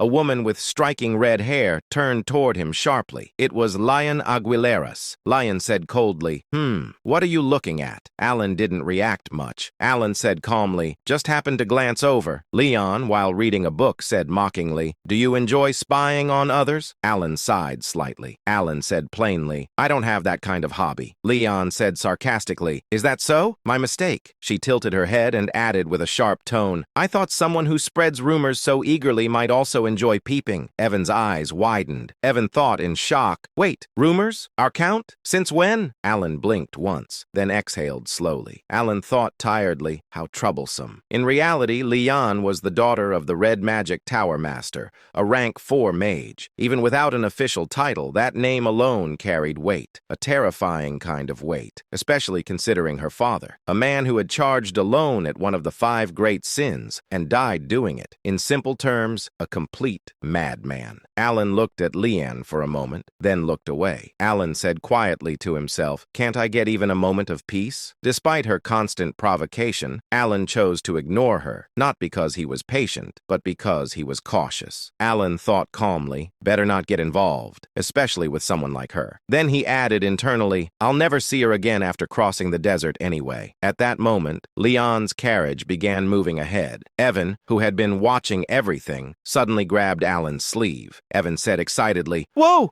Did you see that?" Evan said loudly, "Her carriage! It's full of ice crystal stones!" Alan paused. For a moment, he was silent. Evan leaned closer. Evan whispered desperately, "Count, if we ask nicely, maybe just one?" Alan immediately turned his head away. Alan said firmly, "No." Evan froze again. Evan said in disbelief, "You didn't even try?" But Alan wasn't even listening anymore. His thoughts were somewhere else entirely. Alan thought seriously, the Red Magic Tower Master was a complete maniac, which means his daughter is probably just as dangerous. Alan concluded internally, "Stay away. Absolutely stay away." Meanwhile, Evan looked between Alan and the carriage full of ice crystal stones. Then he lowered his head in despair. Evan muttered sadly, "My cold dreams. Gone." At night, everything changed. Without warning, one of the bandits at the front swung a chain sickle. The blade cut through the air, and instantly took a mercenary's life. For a moment, silence. Then, chaos. No, it wasn't even a battle. It was a massacre. The bandits showed no intention of negotiating. They slaughtered the mercenaries, protecting the wagons in mere moments. In less than 2 minutes, most of the mercenaries were dead. Blood soaked the sand. A man stepped forward. He wore an eye patch and carried twin scimitars at his waist. He looked over the scene with a cold smile. Then his eyes landed on one person, Leon. In an instant, she was captured. The man grinned wickedly. The eye patch man said loudly,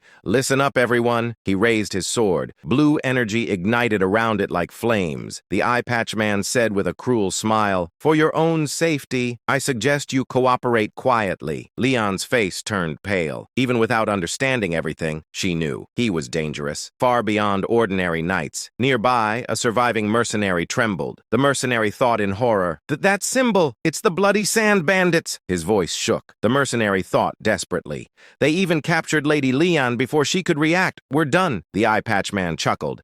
The eye patch man said mockingly, They told me the Tower Master's daughter was here, and look at that. I found her." He leaned closer. The eye patch man added with a twisted grin, "Do you want special treatment, little girl?" Leon trembled. Her breathing became unstable. Leon asked fearfully, "Who are you?" But deep down, she already knew there was no escape. A worse fate than death awaited her. Her past resurfaced. Pain, fear, memories she wished to forget. Her body shook uncontrollably. Leon thought in panic, "No, not again." Her breathing grew faster. Her vision blurred. Her mind began collapsing. Then something changed. Leon froze. The air, her breathing suddenly stabilized. A cold breath escaped her lips. Visible. White. Leon blinked. Leon thought in confusion. Cold. The desert had turned cold. The scorching heat vanished. The sand began to freeze. Even the eye patch man's smile disappeared. The eye patch man said slowly, "What?" Silence fell. Then footsteps. Calm. Steady. Every bandit turned. Someone was walking toward them, unbothered, unhurried, as if none of this mattered. It was Alan. His expression didn't change, not even slightly. Ashen energy flowed from the bracelet on his wrist. The cold intensified. Then he stopped. Alan looked at the scene, then spoke quietly. Alan said softly, "Freeze." Leon's eyes widened.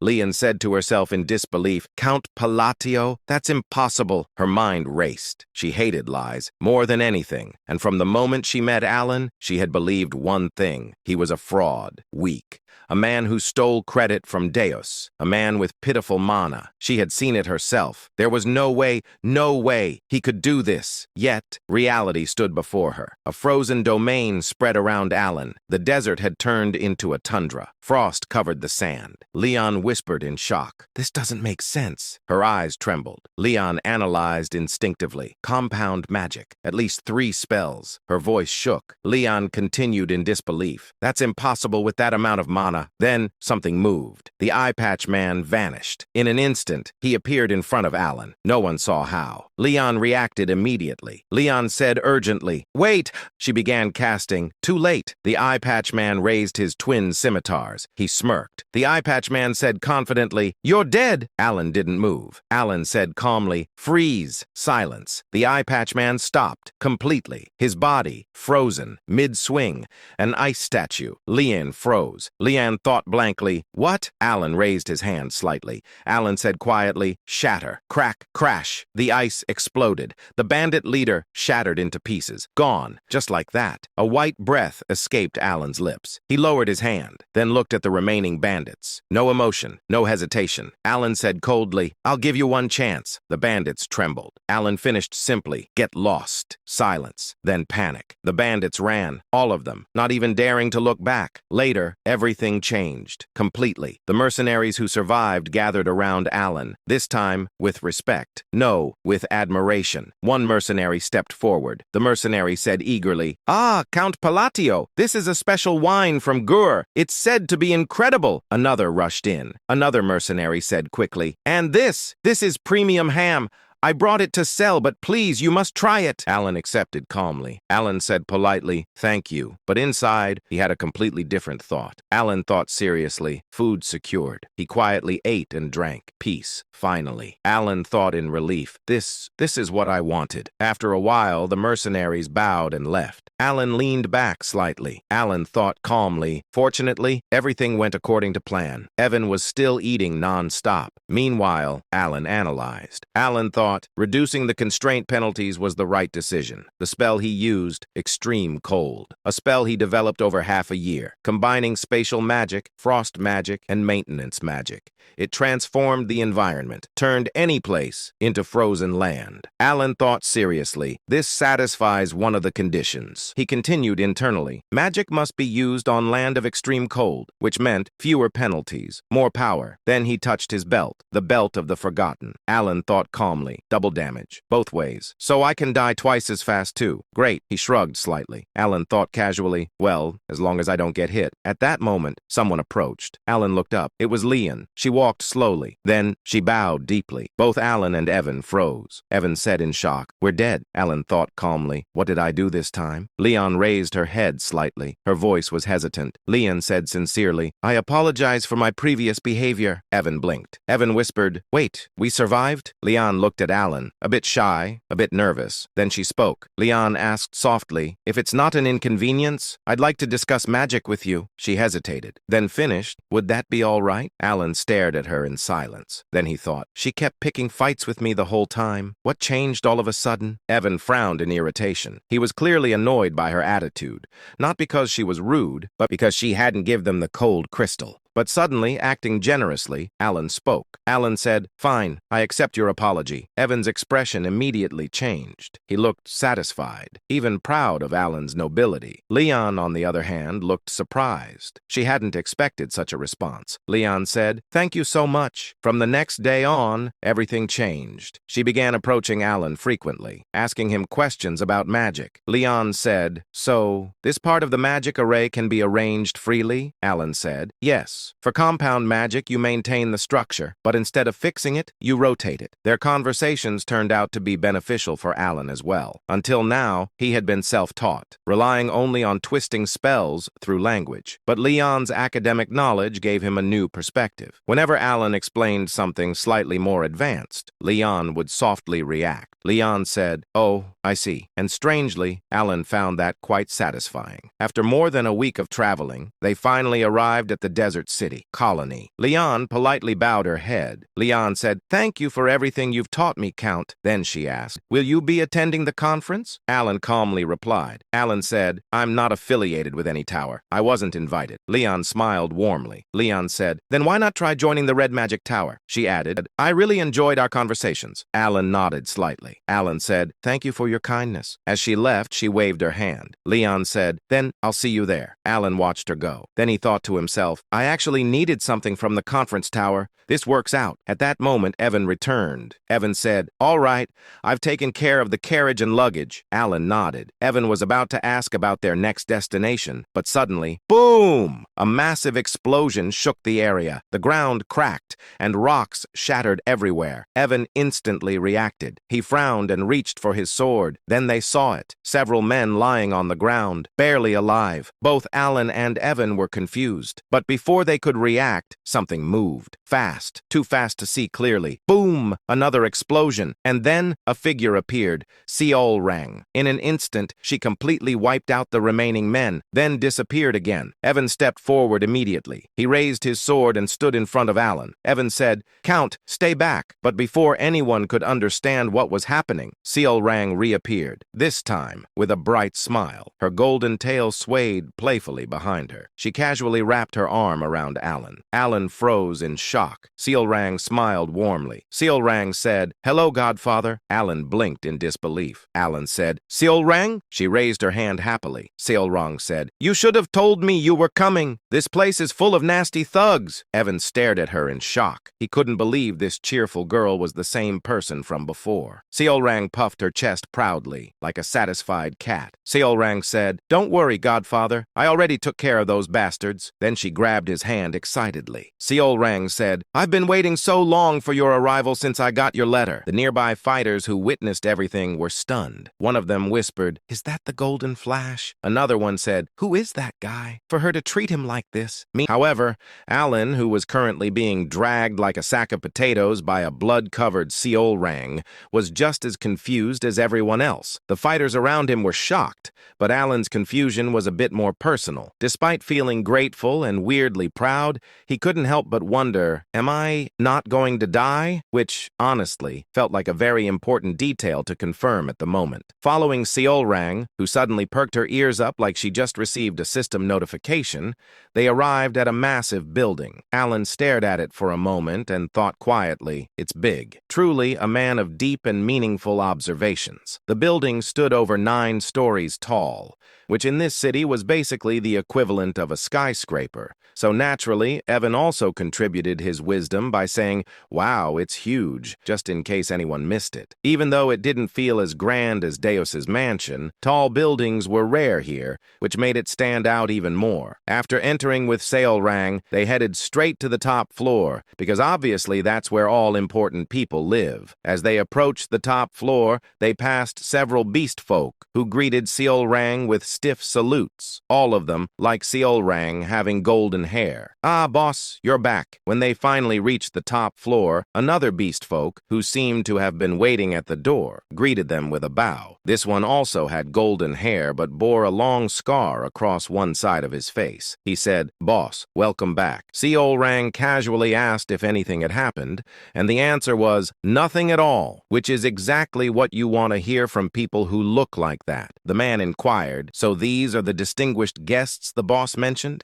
He added, "The boss was waiting for you so much. Sir, I'm telling you, she was sitting at the entrance every day." Alan gazed at her, while she laughed in shy. She then cheerfully opened the door while doing some random, almost playful movements that completely ruined the intimidating mad dog image she supposedly had. Alan and Evan followed her inside, though Alan briefly felt a strange gaze from behind, like someone was silently judging his entire existence, but he decided not to question it because he had bigger problems, like staying alive. Evan then casually dropped that Seolrang didn't have the best reputation, explaining that people called her the mad dog and described her as extremely cruel. Alan looked at her again, clearly trying to process how this energetic, slightly chaotic person matched that description, and simply said he thought she was good at taking care of her guild members. Seolrang immediately lit up and proudly declared that they were all her family, emphasizing that she would take care of them no matter what,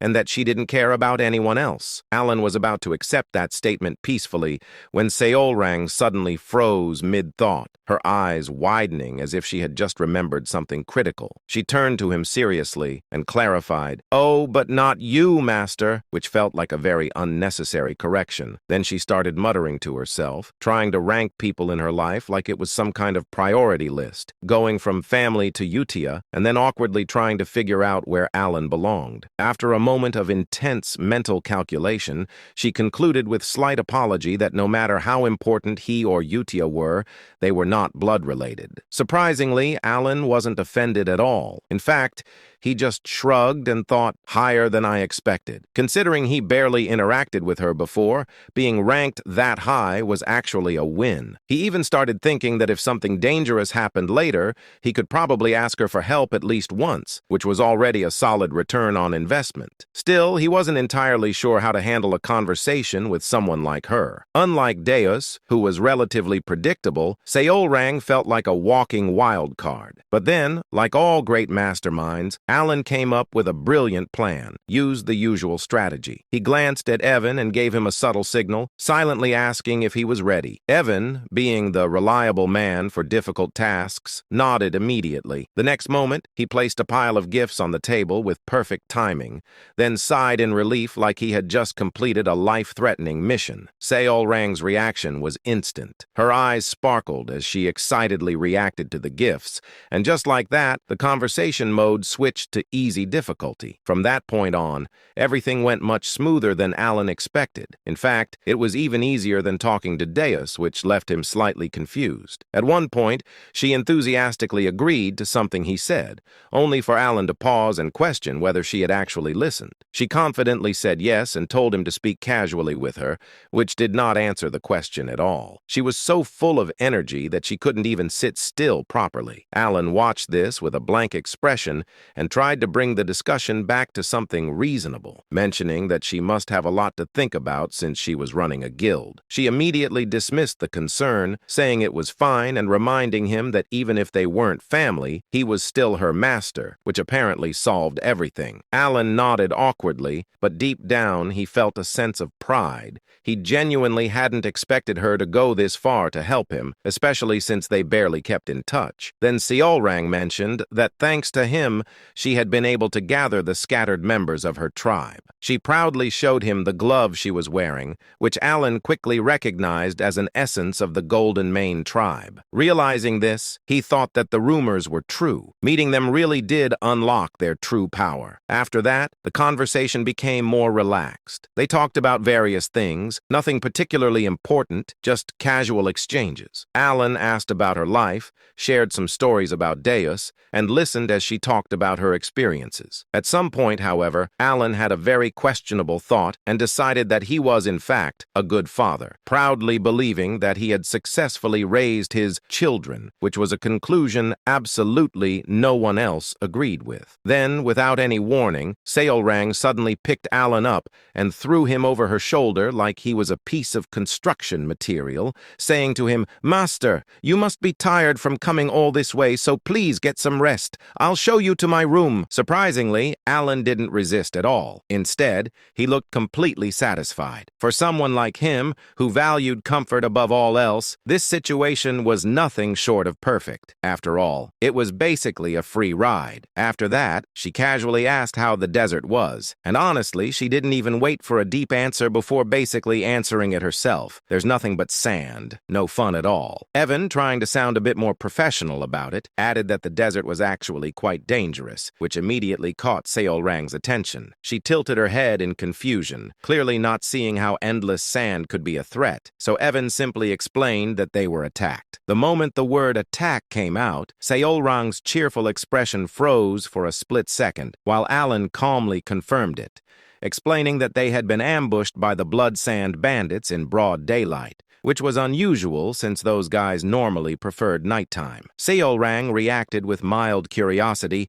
calling them bad guys like she was asking about some minor inconvenience, while Alan made it very clear that they were absolutely not people he ever wanted to meet again. Now, normally, that sentence would just be a casual complaint. But unfortunately for the bandits, Seolrang didn't process it that way. What she heard was something completely different. In her mind, this wasn't a comment, it was an order, and thanks to the power of misunderstanding, her brain translated it into one simple mission. If Master doesn't want to see them again, then they shouldn't exist anymore. A faint, cold smile mixed with excitement appeared on her face for just a moment, before she immediately switched back to her usual cheerful tone and told them to get some rest because they must be tired from the long journey. Everything seemed perfectly normal on the surface. That night, however, things were not normal. The secret hideout of the Blood Sand Bandits, which had stood strong for years, was reduced to complete ruins, not partially destroyed, not damaged, completely gone. The soldiers they had spent over a decade training were either buried under the sand or crushed into the remains of their own base. It wasn't a battle, it was a disappearance. Sharp golden eyes scanned the area for a brief moment before vanishing,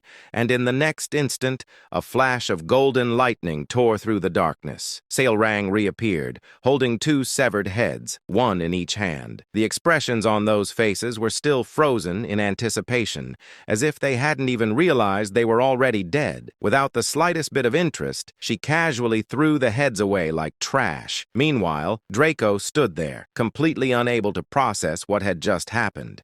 From start to finish, he hadn't even understood the situation. One moment everything was fine, and the next, everything was gone. His mind struggled to catch up, and the only thought he could form was a confused, desperate, "What in the world is this?" Then he saw her, slowly approaching, and in that moment, instinct kicked in. Pure, primal fear ran through his entire body. Even so, he desperately tried to speak.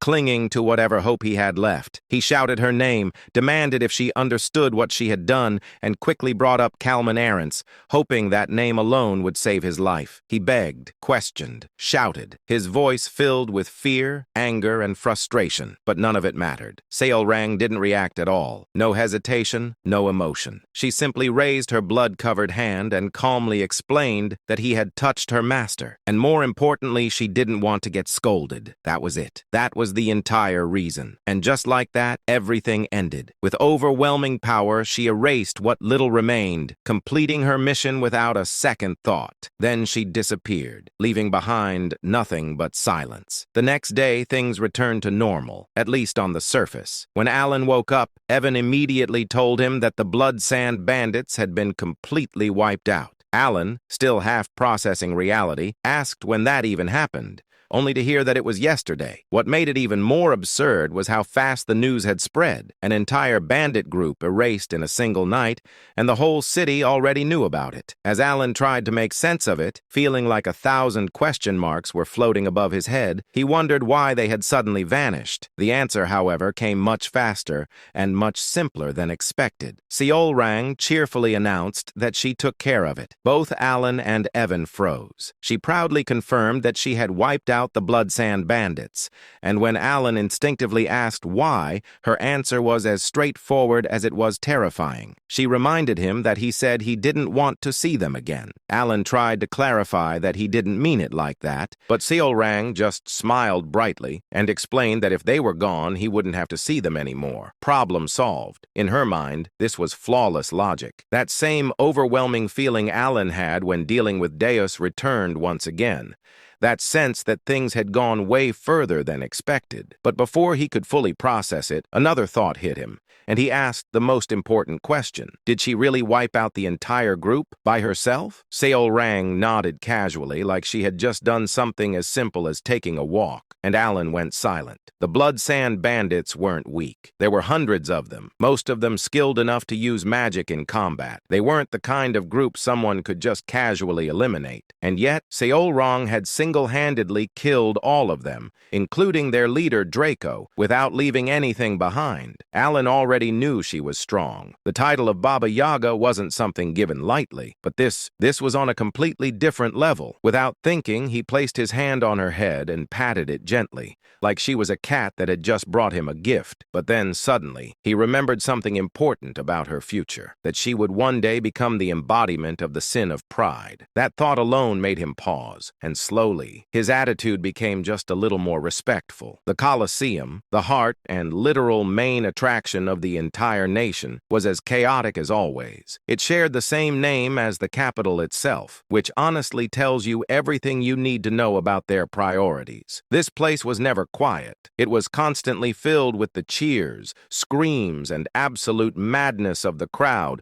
all fueled by the bloodshed of gladiators who were basically fighting for entertainment. The moment the referee's magically amplified voice echoed across the arena, hundreds of gladiators charged forward at the same time. Some had swords, some used their bare fists, others carried axes, and all of them had the same brilliant plan: rush one guy and hope for the best. That one guy, unfortunately for them, was Kalman Arentz, one of the Baba Yagas of the colony, and not just any Baba Yaga, the one who had held the title the longest, which, in this situation, should have been a very obvious red flag. Just before the gladiators even reached him, Kalman casually threw a punch, not at anyone, not even close, just into the air. A completely normal punch, except it wasn't, because that single punch created a shockwave so ridiculous that it sent hundreds of charging gladiators flying in every direction like they had just been hit by a truck made of pure violence. In an instant, the battlefield was cleared. For 5 full minutes, the Colosseum fell completely silent. No cheers, no screams, just bodies everywhere, and Kalman standing in the middle like nothing happened. Then suddenly, the crowd exploded, as if the silence had never existed in the first place. People screamed, cheered, lost their minds completely, not caring in the slightest that most of the gladiators were either dead or very close to it. Broken heads, destroyed hearts. Details that clearly didn't matter when the show was that good. Kalman slowly looked around at the crowd with a deep, satisfied smile before turning and walking back inside, casually commenting that there were still so many fools in the world, people who genuinely believed that numbers alone could defeat a Baba Yaga. At that moment, a voice behind him agreed.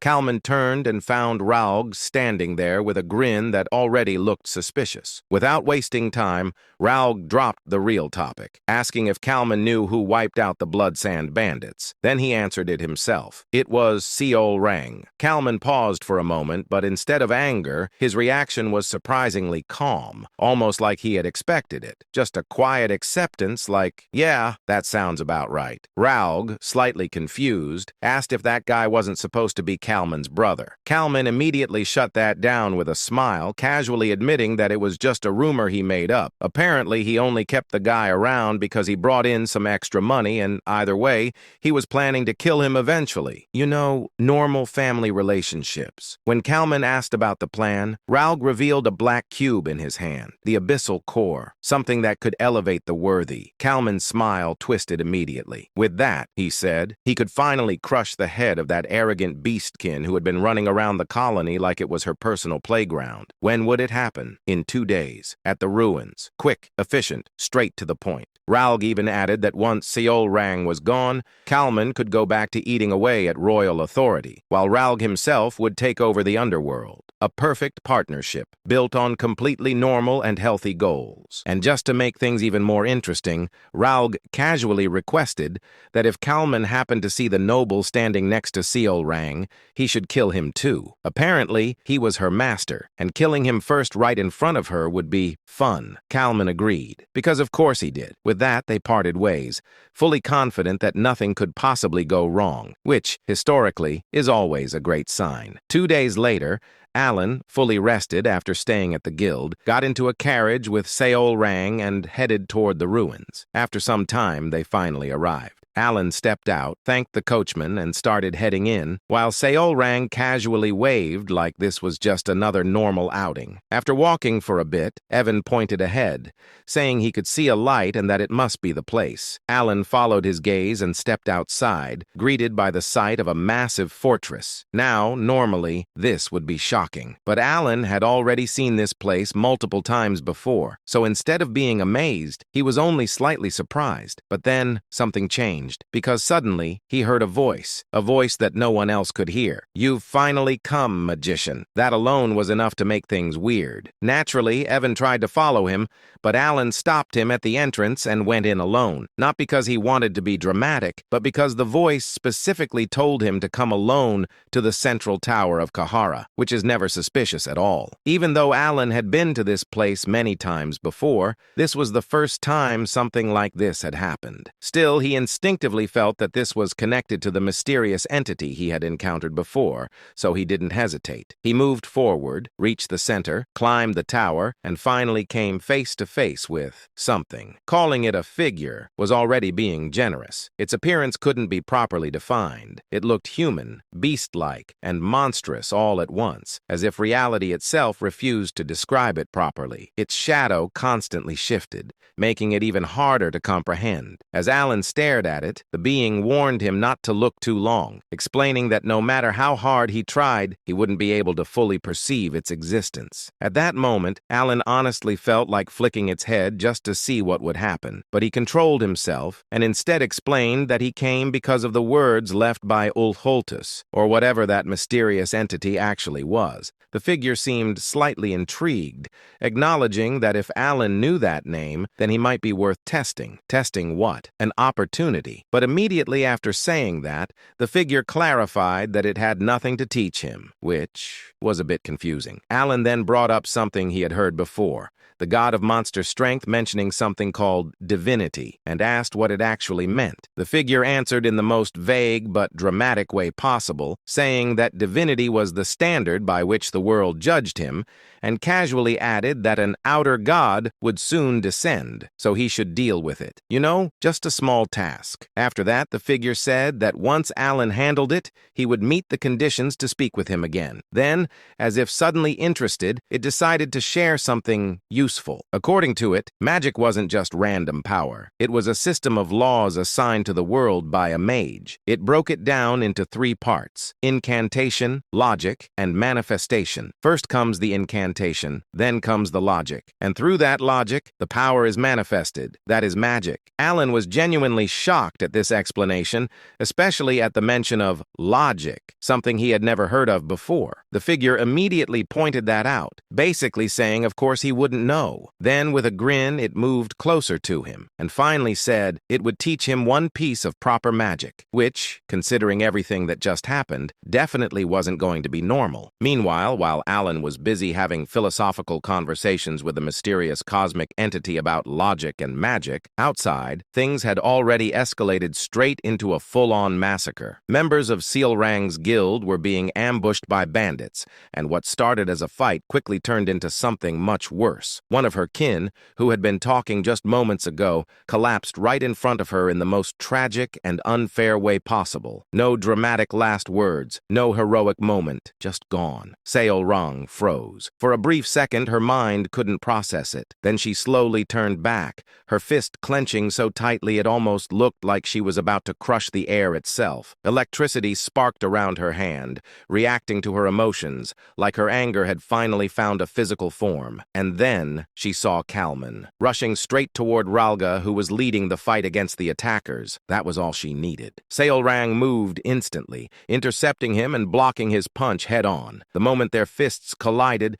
a terrifying shockwave exploded outward, strong enough to distort the air itself. Even Seol Rang, as strong as she was, couldn't help but grimace for a split second. But something felt wrong. Just moments ago, Kalman had a serious expression. Now, he was smiling. Not just a small smile, a very clear, very intentional, something is about to go horribly wrong for you kind of smile. And right on cue, pain. A sharp, burning pain exploded from Seolrang's back. She turned, and there he was, Ralga, standing behind her, smiling, twisted, satisfied, like he had just completed the easiest mission of his life. He said, finally, as if he had been waiting for this moment forever. Seolrang's eyes widened in pure confusion. Blood slowly flowed from her mouth, and before she could even react properly, Kalman followed up with a kick that sent her flying across the ground like she weighed nothing. She hit the ground, rolling, struggling to even understand what just happened. Her mind was blank. Questions filled her eyes, confusion, disbelief, and more confusion. She looked at Ralga again,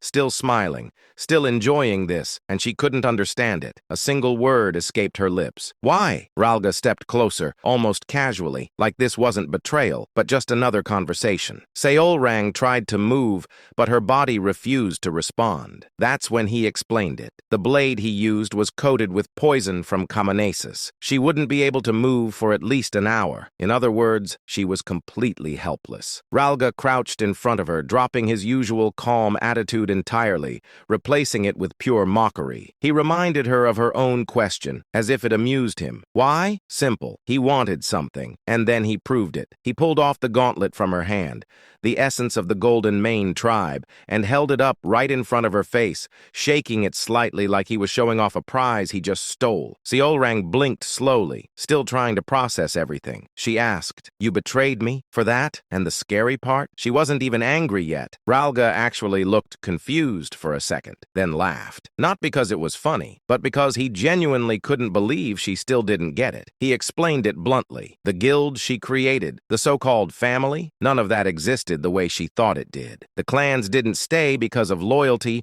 or bonds or shared history. They stayed because of power, because of that gauntlet, because of what she could give them. And just to make sure the message really hit, he tapped her face with the gauntlet like she was being scolded for being naive. Seolrang's expression slowly darkened. Deep down, she knew. She always knew there was truth in that. She knew that the reason she managed to gather the Golden Mane tribe so quickly was because of the power she held. But even then, she believed that over time, things had changed, that the 2 years they spent together meant something real. She believed she had rebuilt her family. No, she trusted that she had. So when she said, "That can't be," it wasn't denial, it was desperation. Ralga, of course, wasn't interested in comforting her. He snapped his fingers. And then, one by one, the members of the Golden Mane tribe gathered behind him, every single one. The same people she greeted just 2 days ago, the same ones who spoke with her earlier, all of them, standing behind Ralga without a single injury. While the mercenaries had clearly been fighting, they hadn't even been touched. That's when it clicked. For the first time, Seolrang laughed, but it wasn't her usual bright, warm smile. It was cold, sharp, almost empty. Ralga looked satisfied. He admitted that her special attitude had always disgusted him, that watching her act like she was something meaningful while using power she didn't earn was unbearable. Then he asked her how it felt, waking up from the dream. Seolrang didn't answer directly. Instead, she asked if the others were also traitors. Ralga was clearly enjoying this. He was about to answer, probably with something even more cruel, but Kalman cut him off, because apparently emotional damage time was over. It was time to finish the job. Kalman stepped forward, transforming his arm into a blade, raising it without hesitation. He pointed out that it would be troublesome if she somehow recovered, so it was better to end it now. Simple logic, efficient, deadly. He prepared to strike, and at that exact moment, something strange happened. A small question appeared on Seolrang's face. Not fear, not anger, confusion. And she wasn't the only one. Ralga, who had been enjoying every second of this, also suddenly looked confused, because the situation had changed. Very suddenly, very violently, a large hole had appeared in Kalman's body. Just moments ago, he was standing there, confident, victorious, ready to kill. Now, there was a hole straight through him, and in that instant, everyone saw it. In the distance, from the forgotten city of the god Kahara, a man silently emerged. No dramatic entrance, no loud announcement, just walking. And yet, with every single step he took, the ground beneath him froze over, frost spreading like the world itself was reacting to his presence. A grayish-white magic flowed from the bracelet on his left wrist, wrapping around his body like a thin layer of ice, giving him the look of someone who didn't just control cold, but owned it. His steps were steady, calm, unstoppable. Even though there was a Baba Yaga, a traitor, and a whole group of enemies waiting ahead, his expression didn't change at all. No anger, no fear, not even mild interest, just pure indifference, which somehow made it worse. One by one, the people standing there started to tense up. The same Ralga who had been confidently mocking Seolrang just moments ago suddenly looked a lot less comfortable. The others weren't any better, because they had all seen it. They saw what happened to Kalman, a Baba Yaga, a monster among monsters. And yet, his body was pierced in an instant like it meant absolutely nothing. So now, seeing the man responsible casually walking toward them like he had just gone for a morning stroll, yeah, that wasn't reassuring. Finally, Alan reached Seolrang. She was still on the ground, a sword lodged in her back, her body barely responding. When he looked down at her, her eyes were empty, not just sad, completely hollow, mixed with despair and a dangerous amount of rage. Dark energy was leaking out of her like she was about to break completely. Seeing that, Alan didn't waste time. He immediately pulled out a potion from his waist, the highest grade one he had, something he had received months ago when gifts were practically raining on him. Basically, the kind of item you don't use unless things are really bad, which they clearly were. He crouched down, forced the potion into her mouth, and calmly told her to drink. Then he added something else, something simple, something very important. He told her that the only ones who betrayed her were those people in front of her, so she didn't need to worry. Now, was that 100% true? Not really. Did Alan know the full situation? Also no. But did he say it with confidence? Absolutely, because right now facts were optional. Survival was not. Seolrang, still shaken, asked if that was really true, and Alan, without hesitation, said yes,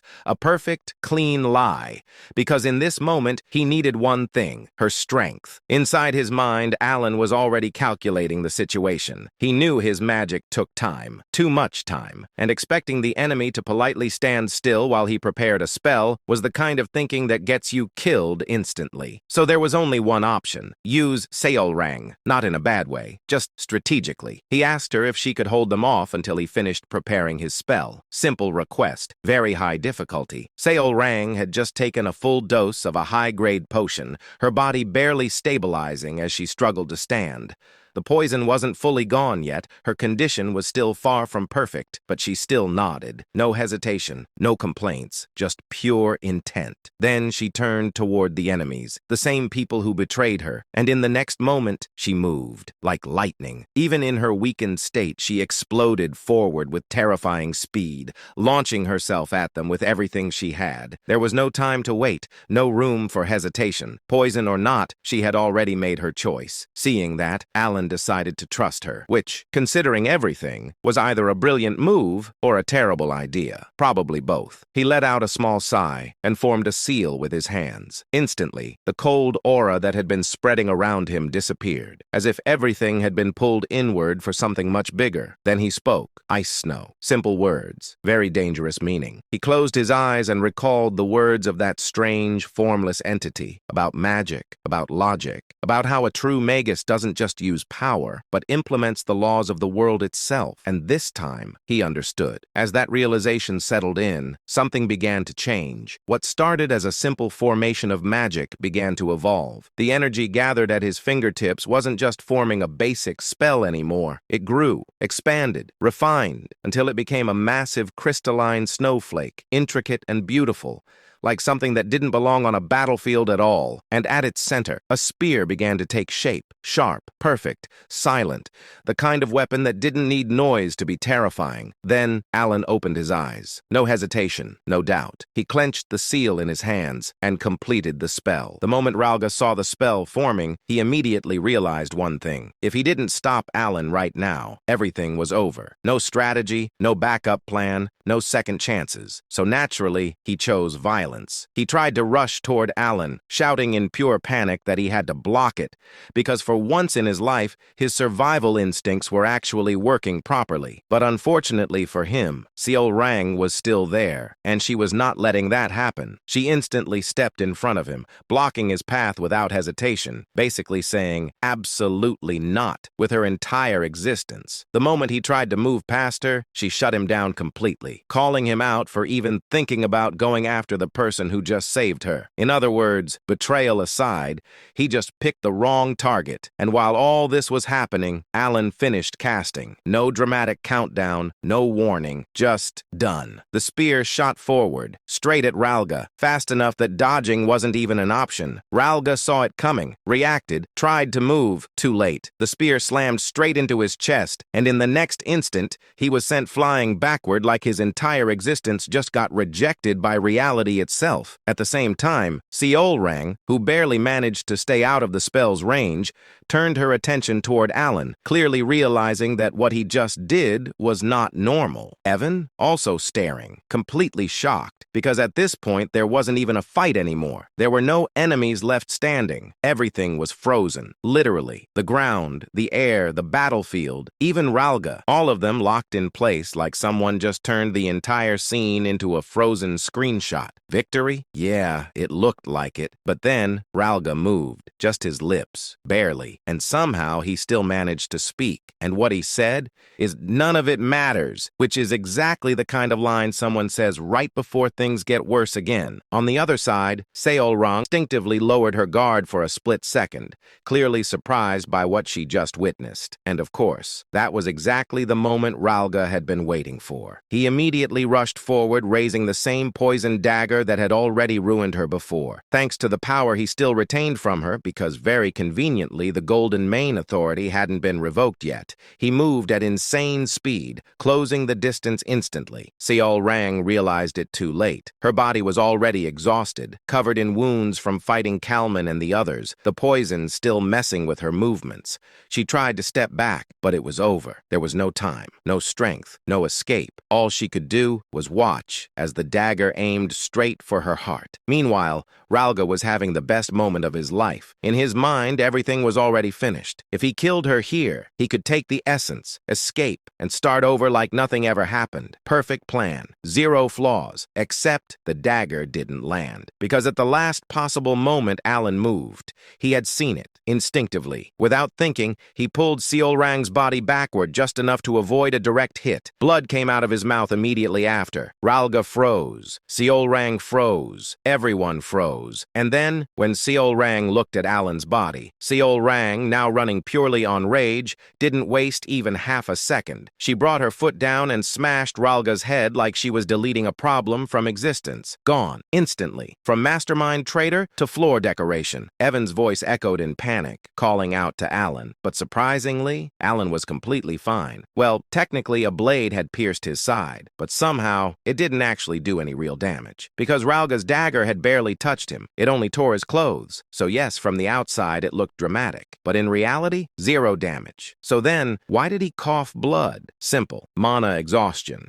That spell he just cast wasn't normal. It drained him so badly that his body basically said, "Yeah, we're done," and started taking internal damage instead. Totally worth it. Probably. As Alan steadied himself, he quietly admitted that the power exceeded his expectations, but also realized he definitely needed something to restore his mana next time, unless he wanted to keep coughing blood for dramatic effect. After everything settled down, Alan started thinking about what just happened, specifically the ridiculous power of his spell. Because let's be honest, that wasn't normal, not even close. So naturally, he came up with a conclusion. The reason it worked like that was because he had faced a god. Now, not a literal divine being sitting on a throne or anything, but in this context, anyone who absorbed an abyssal substance basically counted as one, which meant Kalman and Ralga weren't just strong. They were playing in a completely different category. And apparently, when Alan faced something like that, he could bend the rules of the world itself, which is a very calm and totally not terrifying realization. After reaching that conclusion, Alan shifted his attention to Seolrang. She looked off, not injured. Well, she was injured, but emotionally, quiet, a bit down, which, considering she just got betrayed by her entire family, was honestly a reasonable reaction for once. So Alan started thinking, should he comfort her? Because if she went down the wrong emotional path and turned into some kind of sin embodiment, that would be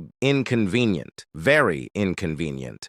But before he could say anything, Seolrang spoke first. She asked why he didn't dodge. Because in the end, the attack wasn't even meant for her. It was aimed at him. All of this happened because of her. For a moment, Alan thought of the most honest answer possible. It's not that he didn't dodge. He couldn't. Simple, accurate, very embarrassing. So obviously he did not say that. Instead, he chose a much better option. A lie. A smooth one. He told her it was because he trusted her. Now that sounded good. Very heroic. Very intentional. Very not what actually happened. Seolrang paused, clearly processing that answer, repeating it back, like she was trying to confirm if she heard it correctly. He nodded, doubling down, even adding that she said it was possible, so he believed in her. Meanwhile, inside his head, the truth was completely different. Because in reality, it was less "I trust you" and more please stop him or I'm dead." But hey, same result, different wording. Then she asked the question, why did he save her? Alan paused. Because honestly, he didn't have a complicated answer. In his mind, it was simple. Saving someone you know, someone you've been with, someone important, that's just normal, right? He didn't even expect the dagger to reach him in the first place.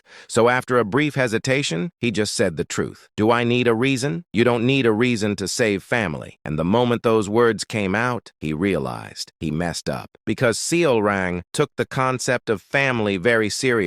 Very seriously. She looked at him and quietly pointed out that he wasn't actually family. Family was tied by blood, which, fair, logical, accurate. But then she added something else. She wanted to become family with him. Before Alan could even process that properly, she suddenly moved closer, grabbed his shoulders, her eyes shining like she just discovered the meaning of life, and said the most unexpected thing possible. Let's get married. Alan's brain shut down completely. Evan almost died on the spot from shock. Meanwhile, Seolrang's tail was wagging like this was the happiest moment of her life. Fast forward a bit, 5 days later. The news that Kalman and Ralga, both Baba Yagas, had targeted Seolrang's life spread rapidly throughout the entire colony. Despite being ambushed by Ralga and Kalman, Seolrang not only survived, but also dealt with them, returning to immense public support. Seolrang was even beginning to be called the first Baba Yaga by the public, overtaking Kalman, who had held the title for the longest time. And now Alan is sitting in a carriage with her, listening to the same line again. Let's get married for the 19th time. Yes, 19. At this point, it wasn't a proposal. It was a system notification that kept popping up and refused to be disabled. Seolrang leaned closer, hands on his shoulder, reducing the distance between them like she was trying to win a proximity battle. Alan didn't move at all. This was entirely her doing. She tilted her head, ears perked up, tail swaying happily, waiting for an answer like this was the most natural thing in the world. Alan sighed. At first, it felt kind of wholesome, like a kid saying something cute without understanding it. Now, it was becoming a serious problem. He repeated what he had already said multiple times, that he saw her as family. Same answer, same tone, same result. And just like before, she instantly countered him, saying they weren't real family, then confidently dropped her ultimate solution. If they get married, everything will be solved. They'll become real family. Flawless logic, unstoppable reasoning. Alan stared at her face, the face of someone who genuinely believed she had just come up with the greatest idea in history, and couldn't help but feel like he was stuck in an endless dialogue loop from a game. So he tried a different approach. He asked if she even understood what marriage meant. Her answer, of course, she was confident she could make him happy, which was not the clarification he was looking for. Realizing that continuing this conversation would just reset the loop again, Alan gave up and told her that marriage was a serious matter and she needed to think about it more carefully. She immediately insisted that she was serious. So he told her to think even more seriously. And just like that, conversation over. At least for now. Deep down, Alan had no intention of getting married anytime soon. And more importantly, no matter how things looked, he still saw Seolrang as something closer to a daughter than anything else. So in his mind, this was just a phase. Give it a few years, and she'll stop. Hopefully, probably, maybe. When they finally returned to the colony, Alan didn't waste time. He immediately prepared to leave, clearly deciding that distance might be the best solution for now. Before leaving, he told her they would meet again next time. Seolrang, of course, happily agreed, but added one small condition. Next time, he has to answer her. Alan paused for a moment, then gave a vague agreement that sounded very much like a promise he had no real plan of keeping. And with that, he left the colony behind, along with one very persistent problem waiting for him in the future. Seolrang stood there, watching Alan disappear into the distance, her eyes following the carriage until it was completely out of sight. Only then did she finally turn back toward the guild. Surprisingly, the guild itself looked completely normal. You'd think after betrayal, assassination attempts, and emotional damage on a catastrophic level, the place would at least look a little different. But no, same building, same structure, same vibe, just minus the traitors. Ralga and his group were gone, and ironically, their betrayal had actually made the remaining members more loyal. Many of them were genuinely angry on her behalf, shocked that something like that could even happen. So technically, the guild was now closer than ever to the ideal organization Seolrang always wanted, which should have made her happy, should have, but instead she just sighed. No smile, no energy, just blank, because she realized something. No matter how hard she tried, she couldn't go back to the happiness she had when she was younger, and honestly, that hit harder than any betrayal. She muttered quietly, "I don't want that." It sounded simple, but there was a heaviness behind it, because for a long time, she believed that if she rebuilt her family, if she gathered everyone again, she could recreate that feeling, that happiness, that warmth. But now, she understood. That version of happiness didn't exist anymore. And yet, even in the middle of that realization, she smiled. Because one person came to mind, Alan. She remembered how he stood still during Ralga's attack, trusting her completely while preparing his magic like a man who either had absolute faith or zero survival instincts. She remembered how he jumped in without hesitation to save her, even when he didn't have to. No speeches, no big declarations, just actions. To her, that felt like something real, something closer to the family she had been chasing all this time. Her tail started wagging happily again, because in just 1 week, he showed her more of that feeling than the guild she built over 2 whole years. And just like that, everything became simple again. If he wasn't family yet, then she would just make him family. "I want to get married." Yes, back to this again. Same conclusion, same solution, different day. Of course, even Seolrang understood that she couldn't just force it immediately, unfortunately. So for now, she focused on something else, something important. If she couldn't lock him down with marriage yet, then she'd at least make sure no one could touch him at all. Her expression sharpened slightly as her thoughts shifted. She would create it, a personal guard, a group strong enough to protect him from anything, no matter what. Her golden eyes shone with determination, because at this point, Alan wasn't just her master anymore. He was essential. Meanwhile, Alan had already moved on to his next problem because, of course, he did. He was back in the forgotten city of Kahara, checking the eastern edge this time, somewhere he didn't get to visit before. Standing in front of a stone tablet, he carefully read the inscription written on it. Everything seemed normal until his brain suddenly caught up. Wait a second, how am I reading this? Because the language on the tablet was definitely not something he had ever learned, and yet he understood it perfectly, like he had always known it. No struggle, no confusion, just instant comprehension, which is definitely not suspicious at all. Naturally confused, Alan decided that this was above his pay grade and planned to ask the weird entity in the tower about it later. But as he turned and walked away, he started thinking about what he had just read, something about gods and foreign gods. Now here's where things got annoying, because according to what he knew from psychedelia, the difference was clear. Foreign gods were outside entities, beings from other worlds or born from belief. Meanwhile, actual gods were ancient existences that had been there since the very beginning. Simple, clean, easy to understand, except the tablet flipped everything, completely. What he knew as foreign gods were called gods here, and the so-called gods, they were labeled as foreign, which is basically the universe saying, good luck figuring this out. Even the descriptions, like the many-handed one, or the one filled with greed and envy, clearly pointed to the 5 great sins sins, just under different naming. At this point, Alan did what any reasonable person would do. He stopped thinking about it, filed it away mentally, and decided it was a future problem. Back in the carriage,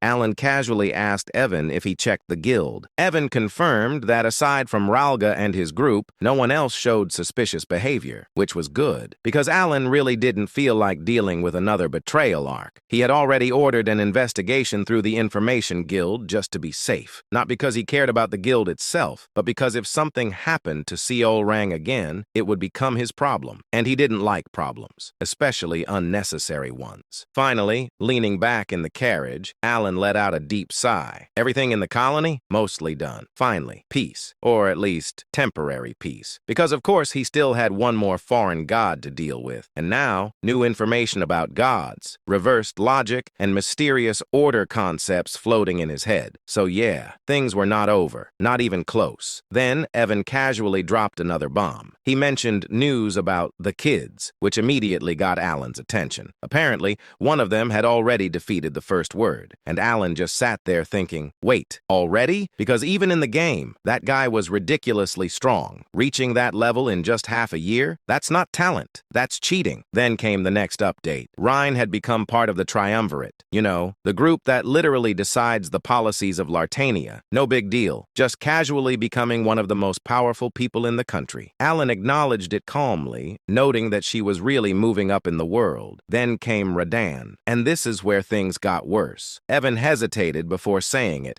which is never a good sign. Apparently, Radan united the 5 archipelagos and became the Pirate King, with a bounty in the millions, just like the first Pirate King. At that point, Alan's brain just gave up, because somehow, somewhere along the way, Radan evolved into the Pirate King of Somalia, which was not in the original plan, not even remotely. At that moment, in one of the regular meetings of the Blue Moon, where all members were supposed to attend and behave like normal, civilized individuals, the atmosphere was calm, peaceful, organized, basically suspiciously normal. Everything was going fine, until it wasn't. Because Yamti casually asked a simple question, the kind of question that shouldn't cause any problems at all. Just wanted to know if Seol Rang had met that person who said he was going to the colony. Simple, harmless, a normal conversation starter. Now, logically, Seol Rang could have just answered yes or no like a normal person, but Seol Rang is not a normal person. Before anyone could even blink, she proudly announced she was going to marry the Great Moon. Silence. Complete silence. Not the calm kind. The, did we all just hear that correctly? Kind. Everyone froze. Brains stopped working. No one spoke, because no one knew where to even start. And then, Utia reacted. Her face hardened instantly. The temperature in the room dropped, not because of magic, but because everyone suddenly felt like they were about to witness something dangerous. The other members held their breath. No one moved. No one dared to interrupt. And then Utia exploded. "What are you talking about?" Not confusion, not curiosity, pure anger, because somewhere in that sentence, a war had just been declared. Everyone at the meeting knew the exact moment Utia's expression shifted. It was subtle, too subtle, which made it worse. Her smile froze. Her eyes softened. Her voice dropped half a tone. And just like that, everyone collectively panicked. She's holding back. She's definitely holding back. She's about to explode. Even though this was just a magical meeting projection, their survival instincts kicked in immediately. Because when Utia got quiet, things got loud later. But surely, this would pass, right? Seol Rang raised her hand confidently and declared, "I mean it. I'm going to marry the Great Moon." Silence fell. Utia closed her eyes, trying to maintain control, then opened them and asked calmly, "Seol Rang, do you understand what you're saying right now?" Seol Rang nodded proudly and said, "Of course I do. We're going to become a family. I'm confident I'll do well." Radan whispered nervously, "She sounds like she's applying for a job." Ryan whispered back, "No, worse. She thinks she already got accepted." Utia closed her eyes again, taking a longer breath this time, then smiled faintly and said, "Even if you're confident, that's impossible, because we are the shadows of the Great Moon." Seol Rang blinked in confusion and said, Can't we get married and still be shadows? A visible crack formed in Utia's smile. Utia spoke slowly, holding back her irritation. Listen carefully, Seolrang. We are shadows. Shadows do not stand beside their master. Seolrang nodded in fear, as if she understood. Everyone held their breath. But then Seolrang added confidently, anyway, the most important thing is what the great moon thinks. The others stared at her in shock. Utia narrowed her eyes and asked coldly, do you really think that person will choose you? Seolrang puffed her chest and said proudly, Master said I'm not too bad. Utia froze and asked in disbelief, what did you just say? What actually happened? The great moon had said that just to comfort Seolrang when she was whining. What Seolrang understood, approval for marriage. Deos quickly stepped in and asked, what exactly happened between you and that person, Seolrang? Seolrang lit up and said excitedly, let me explain. And just like that, the meeting derailed. Seolrang began explaining everything in excessive detail. Time passed. A lot of time. Eventually, Seolrang finished and said proudly, and then he said, I'm not too bad. Deos nodded seriously and said, I see. Seolrang leaned forward eagerly and asked, so, isn't that amazing? Deos stroked his chin and said smoothly, indeed. Hearing this reminds me of the great moon's majesty in the north half a year ago. Rhine and Radan snapped their heads toward him. He changed the subject. Deos continued dramatically, I still remember it. That figure, standing against the sunset. Seolrang immediately leaned in and said excitedly, oh, I know exactly what you mean. Rhine and Radan's faces darkened. 2 hours later, Deos finished his story and said, humph, that was quite a lengthy tale. Rhine almost cried in relief. Radan nearly applauded. Then, Utia suddenly said firmly, anyway,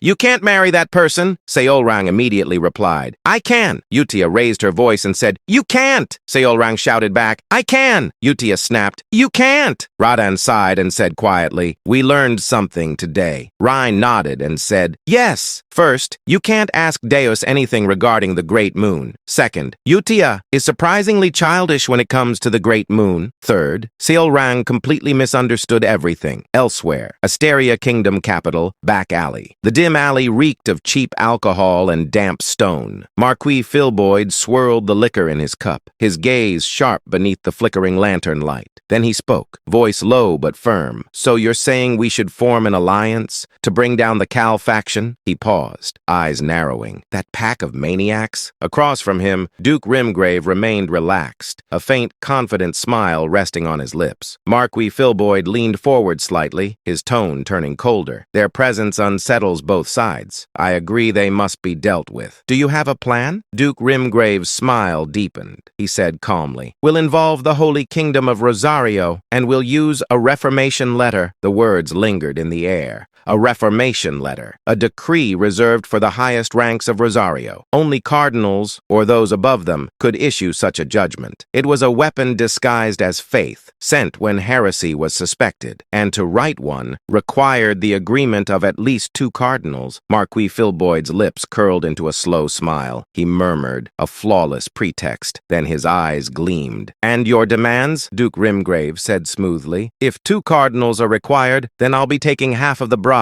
For a moment, silence. Then, clink. Their cups collided. Marquis Filboid chuckled darkly, saying, then I suppose I must respond in kind. Duke Rimgrave said, I've already discussed matters with the cardinals. This will proceed quickly. Let us leave the rest to them, and enjoy the night. Elsewhere, Sergius, one of Rosario's 8 cardinals, had held his seat for over 20 years. A man of indulgence, a man of excess, a man utterly unworthy of the title he bore. He waited. Then, the door opened. Sergius stood, a grin spreading across his face as he turned. He began casually, though there are 8 beneath the saint and the pope. We are rather busy. His eyes settled on her. I believe this is only our second meeting. He inclined his head slightly. A pleasure, Cardinal Utia. Utia Bludia smiled faintly. She replied calmly, indeed, it is. There was no warmth in her voice, only stillness. Sergius stepped closer, lowering his tone. Allow me to be frank. I require your name for a reformation letter. Target,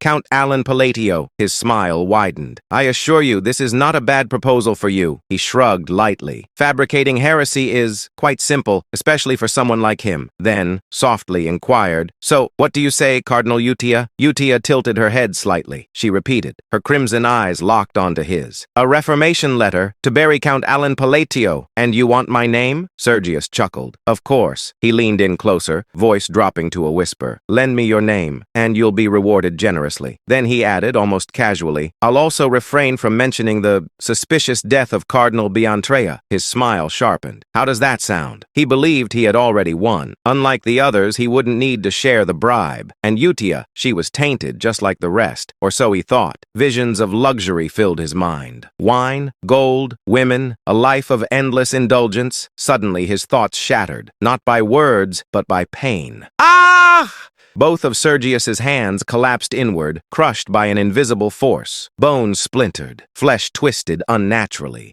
Before he could even comprehend it, his arms followed, then his shoulders, then his legs. His entire body contorted like something caught beneath a merciless press. His scream tore through the mansion, but it never left the room. Utia lowered her hand slightly, her expression cold. She asked quietly, Did I permit you to speak of killing the one I worship? The air trembled. A spell had already sealed the space. No sound would escape. No one would come. She looked down at him, unmoved. She said, Scream all you want. No one will hear you. Sergius writhed, his body barely human now. He choked, tears and blood spilling from his face.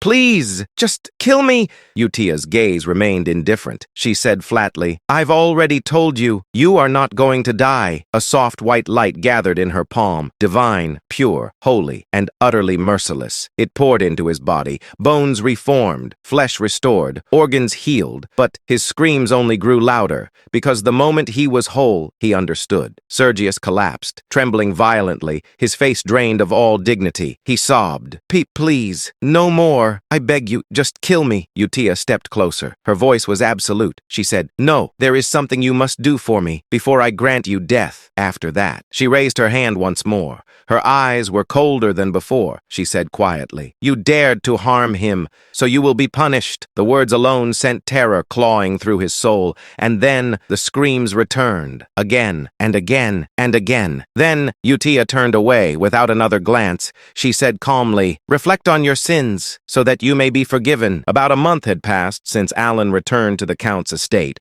and for once in his life, he was actually doing something productive, kind of. He spent his time recovering from the absolute disaster that was the desert trip, while also investigating things that absolutely shouldn't exist yet, like the abyssal entity, and whatever ominous warnings that mysterious being had casually dropped on him like it was nothing. You know, normal daily activities. And now, he was preparing to leave again, because peace is temporary, but responsibilities are forever. There were two reasons for this trip. First, he was invited to a magic conference by Leon Aguileras, the daughter of the Red Tower's lord.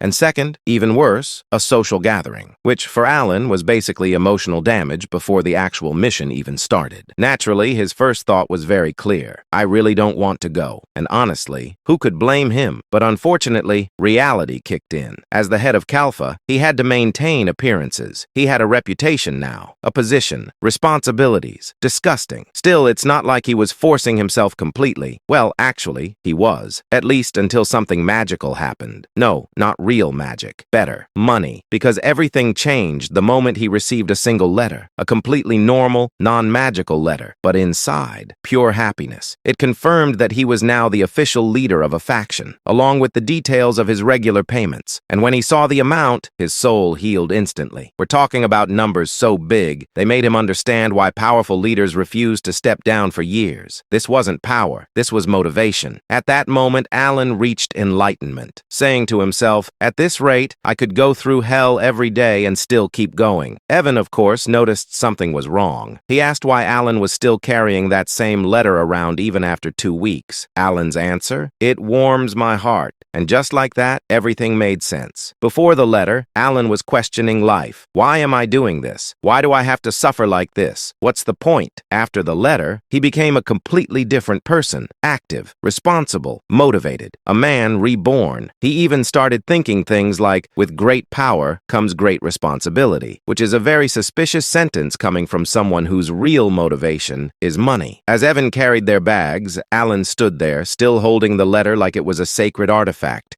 thinking deeply about how the faction system generated so much income. But honestly, he didn't care about the details. He just cared about the result. Money. Beautiful. Reliable. Life-saving money. At that moment, he reached another conclusion. Money is the ultimate cure. Forget therapy. Forget healing arcs. What you really need is financial stability. He carefully tucked the letter into his coat, tears almost forming in his eyes from pure happiness. His soul, recovering, his motivation, restored, his faith in life back online. He thought, ah yes, this is the magic of capitalism. After some time, they arrived at Marquis Bilutin's estate, and immediately Alan regretted everything, because the place was packed, completely full. There were nobles, obviously, but also mercenaries, merchants, and all kinds of people. It looked less like a noble gathering and more like a high-level networking event where everyone was trying to look important. Alan scanned the area, noticing how mixed the crowd was, and before he could even mentally prepare himself, he ran into Duke Altia and Count Zenonia. Of course, because things can always get worse. They greeted him casually, as if this wasn't a terrifying situation at all,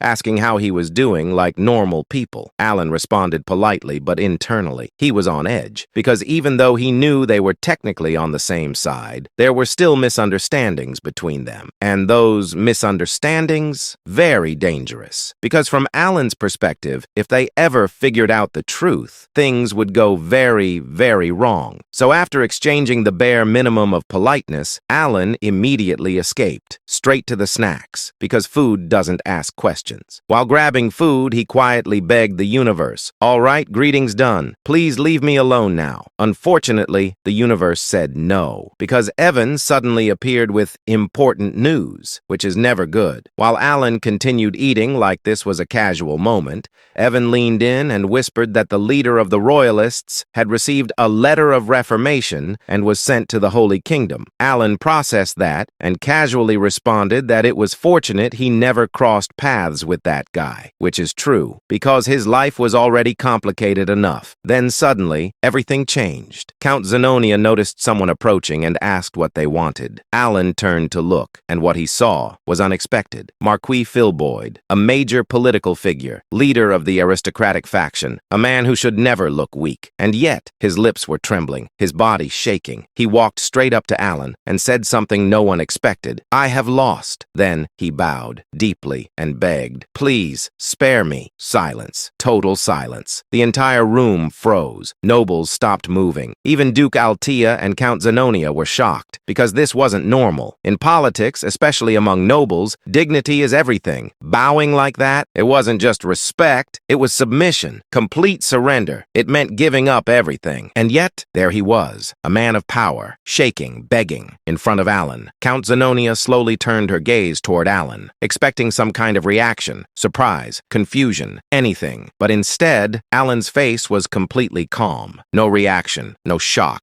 nothing, as if he already expected this. And that was even more terrifying. A small smile appeared on Count Zenonia's face, because at that moment she reached a conclusion. His power was far beyond what they imagined. And the scariest part? He was completely calm, like this outcome was always part of the plan. Meanwhile, Alan stared at Marquis Filboid, completely bewildered, as the man lowered his head. Silence filled the hall. Alan wasn't staying silent on purpose. His brain had simply stopped working. He was still holding food in his mouth, unchewed, unmoved, frozen. Alan thought blankly, "Did I do something?" He slowly blinked, then shook his head internally. He thought again, "No, impossible.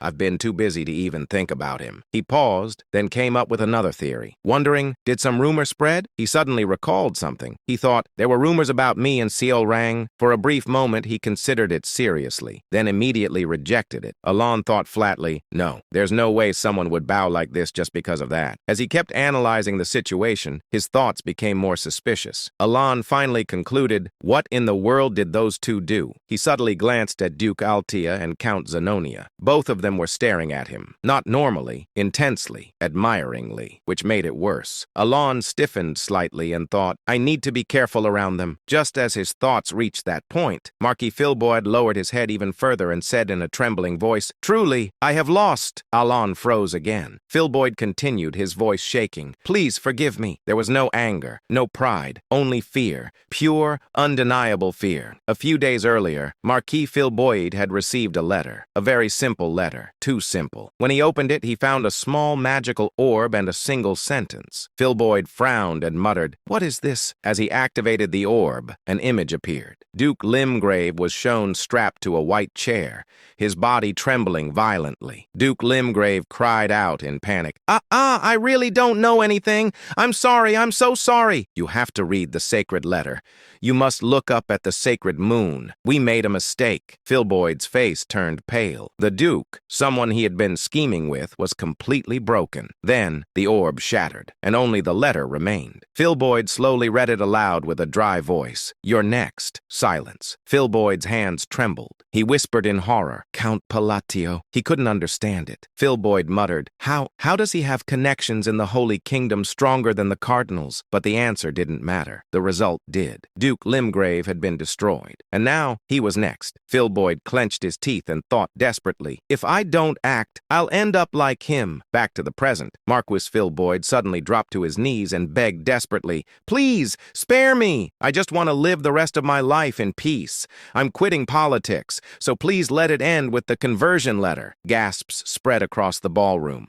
The leader of the noble faction begging on the floor, like his life depended on it, because to him it did. Alon stared at him, completely stunned. He thought blankly, what? Why is he telling me all of this? Behind him, Count Zenonia whispered in awe, as expected of the Count. Duke Altea nodded slightly and said with admiration, truly overwhelming. Both of them looked at Alon like he had just orchestrated everything. Alon slowly turned his head toward them. He thought nervously, why are they looking at me like that? And what kind of scheme did those two cook up this time? They really starting to show their true faces as the masterminds of Asteria. He hesitated, then looked back at the kneeling Marcus. Alon thought, should I say something? His brain scrambled. Nothing made sense. Not the fear, not the kneeling, not the admiration, not anything. So Alon nodded slightly and said in a calm, vague tone, I'll try to be lenient. Silence followed. Heavy, impressive, misunderstood. Count Zenonia's eyes widened slightly. Duke Altea's expression deepened with respect. They both thought the same thing, as expected. He's not someone who shows his hand easily. Alon, meanwhile, turned around. He thought internally, I need to leave before they ask me anything. Without another word, he walked out of the ballroom under countless gazes. Behind him, the misunderstanding grew even bigger. That day, everyone became certain of one thing. Count Palladio was not a puppet. He was the one pulling the strings. About 3 days after the debate began, Alon left the Veritillon estate and headed east. The debate still had about 2 days remaining,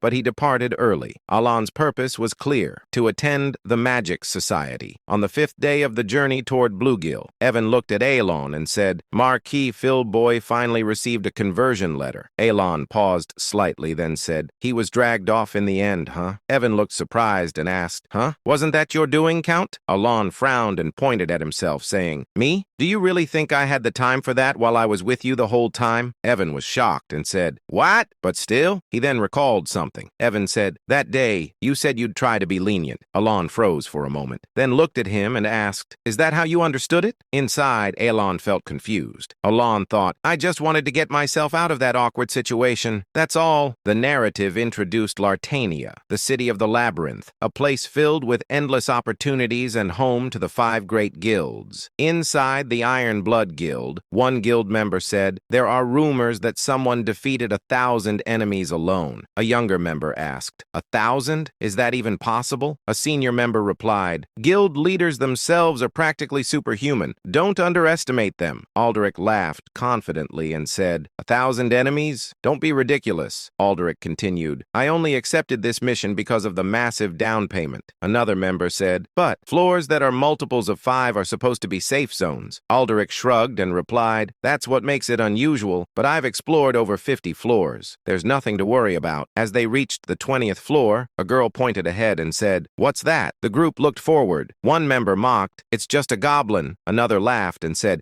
it even looks weak. A third added jokingly, easy reward. The creature slowly raised its head. The king spoke coldly, you are making too much noise. Before anyone could react, a single slash cut through the air. Several guild members were split in half instantly. Aldrich widened his eyes and shouted, what? Filled with shock and rage, Aldrich charged forward and yelled, you bastard! Another slash. Aldrich was cut down instantly. The king of the labyrinth looked at them with contempt.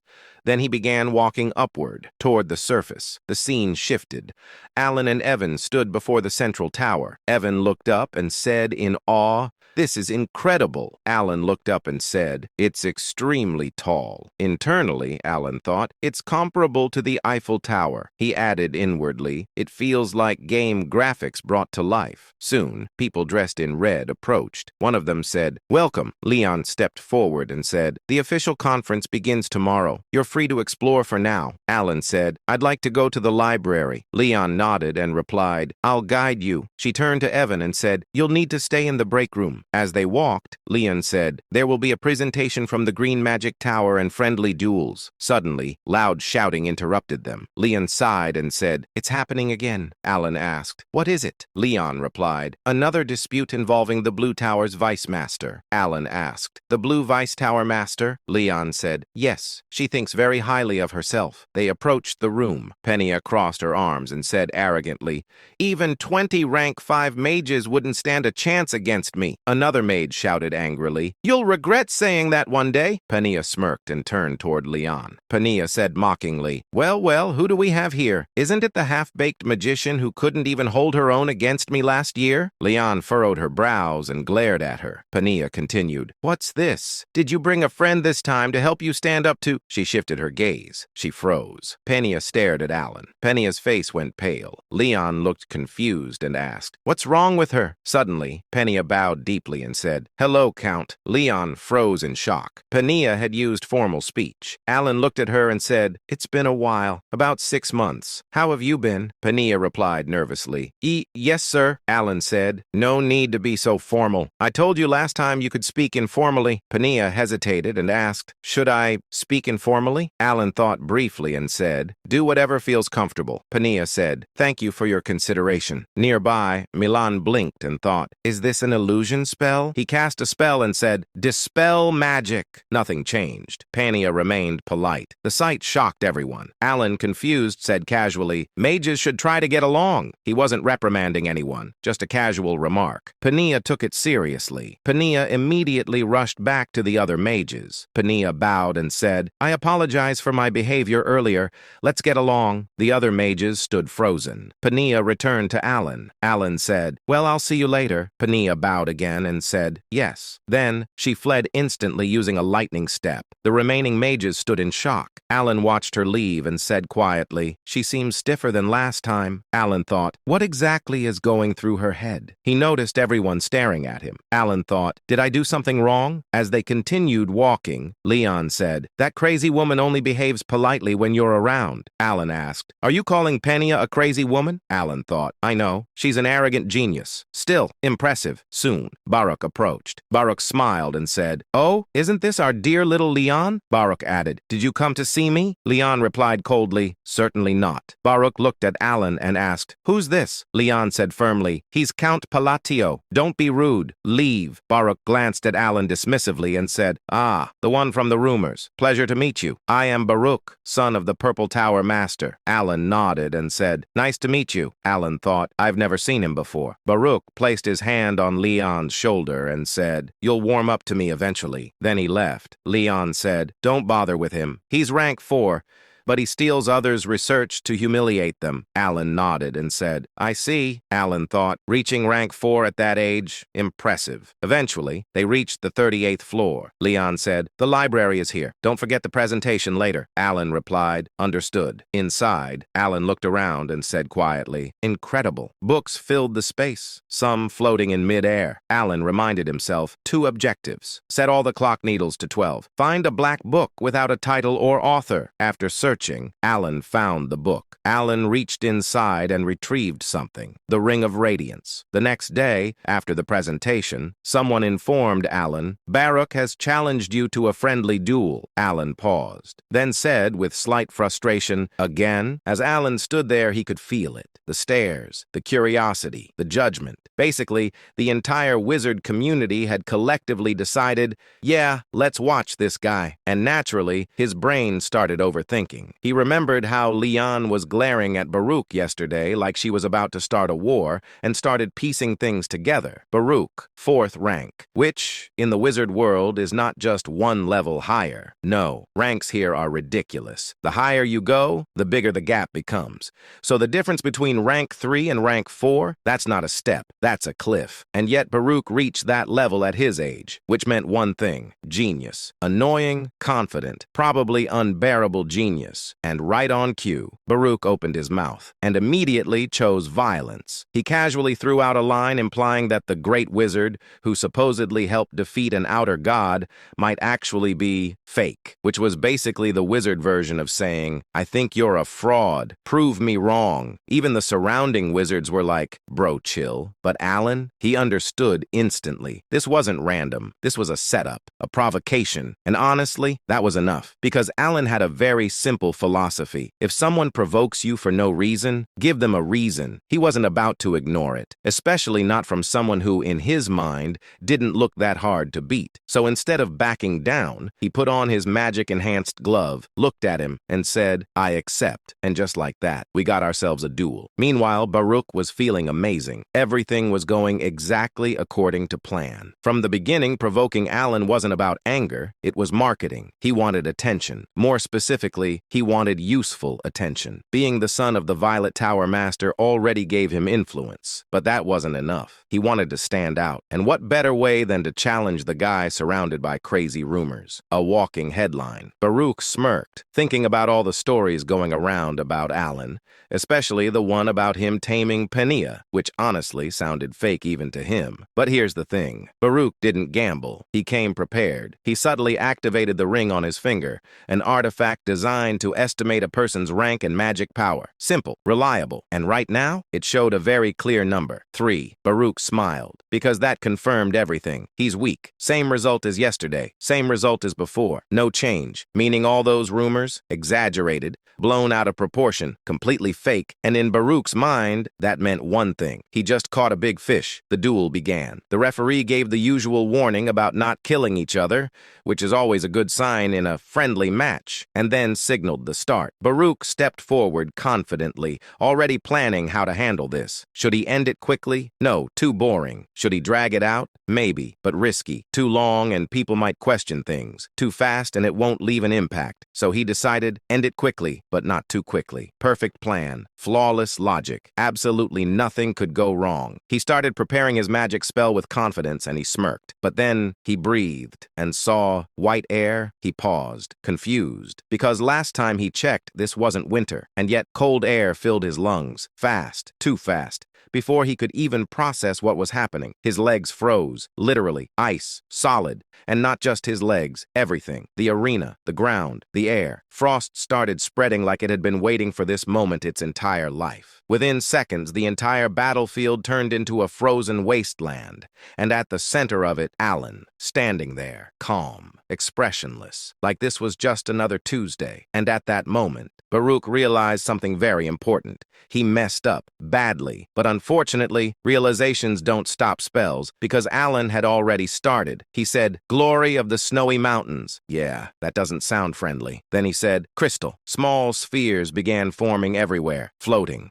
Dozens of them, looking harmless, which is exactly how dangerous things look right before disaster. And now they were spinning, slowly, casually, like they had all the time in the world. Everyone watching was confused. confused. What is this? What does it do? Why is it so calm? A few moments earlier, right in front of the duel arena, Milan was standing there, looking like a man who had just witnessed something illegal against the laws of reality. Because yesterday, he saw Pania. Yes, that Pania. The Blue Tower's certified menace. The walking problem. The human definition of someone please stop her. Acting like a polite, well-behaved, emotionally stable person in front of Count Palatio. So naturally, Milan did what any sane wizard would do. He said, "Master, you're not going to believe this." Kellum, a respected fifth-tier wizard, immediately regretted listening, because the next sentence he heard was, "Pania apologized." Silence. Kellum blinked, once, twice, then immediately concluded, "My disciple has lost his mind," because that statement, impossible. Completely impossible.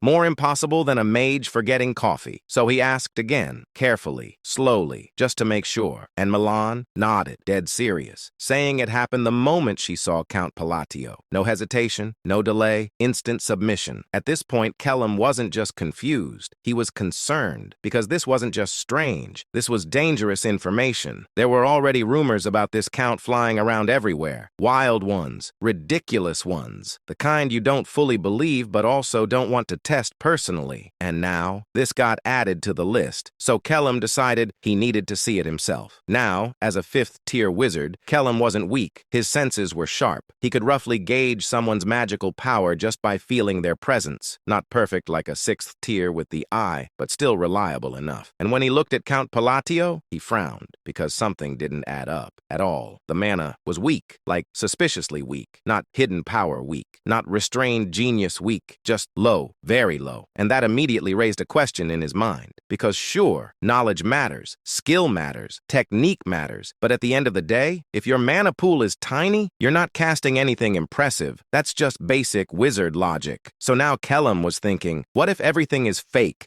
What if all those rumors, the outer god, Pania, the reputation, all of it, exaggerated, or worse, self-made propaganda? Because let's be honest, that would be a genius move. Risky, but genius. And it wasn't just him. The other professor-level wizards around him thinking the same thing. One of them casually commented that he couldn't feel anything impressive from the count. Another agreed, saying the mana pool was way too small for someone of high rank. Someone else straight up called it nonsense, even said the guy probably built his reputation himself. And honestly, they all agreed, because from a logical standpoint, everything pointed to one conclusion: fraud. A very well-marketed fraud. And this duel, this friendly match, perfect timing, because now everything would be exposed. The truth would come out, the rumors would collapse, the reputation would shatter, and Count Palatio would finally be revealed as just another overhyped noble. Then the duel started, and everything changed. Because the moment the arena turned into a frozen nightmare, everyone went silent. Not just the professors, not just Kellum, everyone. Even the lower-tier wizards who were just there for entertainment. No comments, no analysis, no opinions, just silence. Because suddenly, they weren't watching a fraud anymore. They were watching something they couldn't understand. Meanwhile, Baruch finally snapped out of it and panicked, because suddenly, this wasn't about reputation anymore.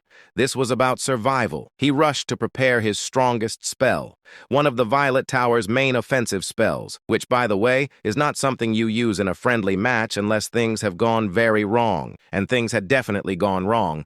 But before he could finish, one of the spheres popped. That's it. No explosion, no drama, just pop, and Baruch instantly turned into an ice statue. No movement, no spell, no dignity, just frozen, silence, again. Then the referee, completely confused, slightly traumatized and probably questioning his career choices, announced, "The winner is Alan Palladio." And just like that, the duel ended in record time, with maximum emotional damage. The wizards who were throwing suspicious looks at Alan just a moment ago, yeah, now they were completely frozen, mouths open, brains offline, because what they just witnessed did not make sense at all. They knew exactly what he did, and that was the problem. Composite magic. Not one spell, not two, more than three at the same time. Now technically, that's not impossible. impossible. Any decent fifth-tier wizard could attempt only one. But here's the catch. Doing it perfectly? No mistakes? No instability? No accidental self-destruction? Yeah, that's where everyone fails. So now the real question wasn't what he did. It was, how? The same people who were doubting him 5 minutes ago? Yeah, they deleted that thought immediately. Gone. Uninstalled. Now they were just impressed, confused, slightly scared, and extremely curious. They started bombarding him with questions like a group chat that suddenly got active at 3 a.m. What was that seal? Was that ancient magic? How did you structure that? Explain your logic. Explain your life choices. Explain everything. And Alan, just standing there, realizing something weird, none of them recognized what he used. Not the seals, not the phrases, nothing, which was suspicious, because he knew his magic came from a forgotten era. But this level of ignorance, that was new. That was interesting. That was slightly concerning. Then things got even weirder, because somehow the topic shifted to his rank. And when Alan casually mentioned he was third tier, the entire room collectively said, "Nice joke." They thought he was being modest, or trolling, or lying for fun, because there was absolutely no way the guy who just froze reality itself was rank 3. So naturally they rejected reality, because reality was uncomfortable. Alan had, as always, run away and left them behind, and decided he had enough social interaction for one day. He started playing with the ring on his finger, the memory of the black eye, and honestly, he was satisfied, because this thing, broken, simple ability, store a spell, use it later, with a bonus, that's it. But for Alan, game changer. Because of his annoying limitation,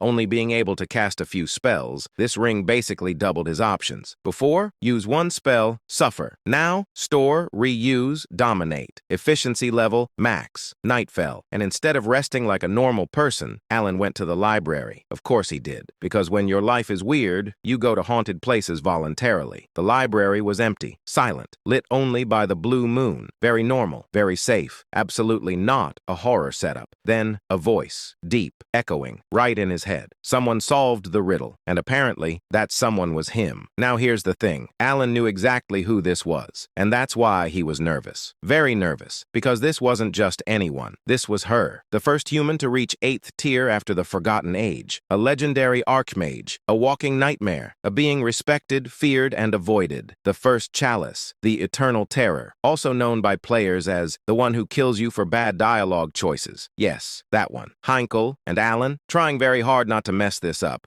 because one wrong sentence and he's dead. No second chances. No oops, just instant deletion. So he mentally reviewed everything. Don't say the wrong thing, don't trigger her, don't mention weird topics, especially not milk. Never milk. Then she appeared. Blue magic gathered, formed, and there she was. Calm smile, overwhelming presence, absolute legend. Alan braced himself, ready for a dangerous conversation, ready for a test, ready for anything. And then she looked at him and said, "What?" Not majestic, not powerful, not intimidating. That was pure fear. And Alan just stood there like, what? Because somehow the eternal terror was terrified of him. He blinked, looked at her, processed the situation, and then his brain noticed something very important, something completely irrelevant, something life-changing. She was short, like really short. The hat was doing all the work. The illusion was broken. The legend, compact edition. Still, he tried to continue normally, said he wanted to solve the riddle, play it safe, follow the script. But before he could even finish, she panicked, saying, "I'll give it to you." Alan inquired, "Excuse me?" No riddle, no test, no conditions. She just summoned the reward and handed it to him, like someone trying to get rid of a problem as fast as possible. She inquired, "Good enough, right?" She looked nervous, anxious, like she wanted to leave immediately, which she did. She said, I'm leaving," and just like that, she disappeared. Gone. No explanation, no dignity, just panic teleport. Alan stood there, holding the box, processing life, because that was not how this was supposed to go at all. He even canceled the emergency spell he prepared, because clearly he didn't need it. After a moment, he opened the box, and yeah, the item was there, exactly what he wanted. No effort required, which should have been great, but instead, it raised more questions. Because now the real mystery wasn't the item, it was, why was she scared? And more importantly, what was she looking at? Because she wasn't staring at him, she was was looking behind him. So naturally, Alan turned around, slowly, carefully, expecting something, anything, a presence, a shadow, a horror beyond comprehension. Nothing, just the empty library, under the blue moon, silent, peaceful, normal, and somehow that was even more unsettling. For the next few days, Alan attended the magical conference. He listened to various presentations and satisfied his curiosity. The theories discussed at the conference were especially helpful to Alan, who had learned magic mostly through self-study until now. At night, Alan often discussed magic with Leon. Those conversations greatly helped improve his abilities. Unlike Alan, who possessed exceptional mana control, Leon excelled at constructing magical frameworks needed to manifest spells themselves. Because of that, Alan gradually gained confidence. Alan thought, I might soon be able to attempt 4th rank magic. Of course, 4th rank magic consumed an enormous amount of mana. Even using it once properly was difficult, so Alan had no intention of trying it immediately. Then, on the 4th day of the conference, Alan heard unexpected news. Evan said, a foreign entity has appeared in the labyrinth of Lartania. Alan looked at him and asked, a foreign entity? Evan nodded and replied, yes, I heard it caused mutations throughout the entire labyrinth. Alan immediately asked, how long has it been since it appeared? Evan answered, it's uncertain, but they believe it's been around 5 days. Evan added, the Information Guild suspects it may have appeared about a week ago. Alan asked again, how far is Lartania from here? Evan thought briefly and replied, it's not too far, around 5 days by carriage. After hearing that, Alan fell silent for a moment. Alan handed over the letter and said, send this to Lartania. Then he added immediately, I'm leaving right away, without wasting time. He left the Central Magic Tower and began preparing for the journey to Lartania. Before departing, Alan said farewell to Leon. Leon looked disappointed that he was leaving earlier than expected. He also met Penia. Penia reacted energetically after hearing he was leaving. She was almost so happy. After that, Alan headed directly toward Lartania. 5 days passed. Traveling non-stop by carriage, Alan finally arrived at the Labyrinth City. Evan looked around in admiration and said, wow, it's changed a lot since the last time I was here. It's even more fascinating now. After traveling through the city by carriage, Alan arrived at the Southern District. Soon, he stopped before a building, the shop called Merd, owned by Rhine. The moment Alan saw it, he froze slightly. Alan stared upward and said, is this really Merde? Evan looked equally confused and replied, yes, I think this is the right place. The reason for their reaction was simple. The building was enormous. Compared to the surrounding 4- and 5-story buildings, they looked like toy houses. Alan looked at the structure and asked, isn't this supposed to be a shop? Evan replied uncertainly, it should be. I heard the shop was big, but I didn't expect it to be this big. Alan nodded slightly. He knew the business was successful, but not to this extent. Alan thought, to think a magical appraiser could hold this much power. Then he thought again, is this why she gained so much influence in Lartania? Unconsciously, he nodded. Money held power in both worlds. Alan thought, that's one reason I came here to ask for a favor. Although dealing with the foreign entity was his main objective, he also needed Rhine's influence. Alan said, let's go inside. Together with Evan, he walked toward the massive entrance. As they approached, a receptionist standing by the door asked, do you have an appointment? Alan paused and asked, do we need one? The receptionist nodded politely and replied, if the matter is urgent, you may meet her immediately by paying the fee. Alan asked, a fee? The receptionist replied, yes. Meeting Lady Rhine without an appointment costs 3,000 gold coins. Evan's eyes widened. Alan repeated slowly, 3,000 gold coins? The amount was enough to purchase a mansion, even in the capital. After a brief silence, Alan asked, and if I make an appointment now? The receptionist checked something and replied, about 10. Alan frowned slightly and asked, 10? The receptionist answered, 10 months, approximately. The answer was absurd enough to make Alan dizzy. After thinking briefly, Alan said, at least deliver a message for me. Tell her Count Palladio is here. Before he could finish, a rude voice interrupted. A noble-looking man sneered and said, ugh, you're noisy. Just get lost already. The man radiated arrogance. Behind him stood several mercenaries. The noble looked at Alan with open disdain and said, why is a penniless beggar standing around here? Alan's expression turned blank with disbelief. Ignoring him, the noble approached the receptionist and tossed a pouch of money toward her. The man ordered, open the door? The receptionist checked the pouch, then respectfully nodded. Moments later, the massive doors began opening with a loud loud rumble. Before entering, the noble glanced back at Alan and smirked provocatively. The man sneered, "Pathetic beggar!" Then he entered. The mercenaries behind him openly mocked Alan as they followed. Watching them, Alan frowned slightly. Then he remembered who the man was. Alan thought, the son of Lartania's lord. He vaguely remembered the character from Psychedelia, a bloated man with a sleazy mustache, a notorious scoundrel. Even in the game, he had been unpleasant, but seeing him in person felt worse. Just as Alan was about to speak, a voice came from inside. Rhine said, "No need to go inside." Rhine stepped out through the open doorway. Her green eyes glowed faintly. The scoundrel's face immediately brightened. The man smiled eagerly and said, "Oh, Rhine, you came all the way out here for me?" But Rhine looked at him coldly and said, "Get lost." Without hesitation, she shoved his shoulder aside, then walked right past him and the mercenaries. Ignoring the embarrassed receptionist, Rhine approached Alan directly. Unlike her attitude toward the noble, she treated Alan with complete respect. Rhine lowered her head politely and said, "I've been expecting you, Godfather." Everyone nearby froze in disbelief. All eyes turned toward Count Palatio. The receptionist's brain stopped functioning. The receptionist thought, what is happening? For nearly 2 years, she had watched Rhine interact with powerful figures, lords, high-ranking nobles, even the prince of the Ashtalon kingdom. Rhine had never bowed to anyone, not once.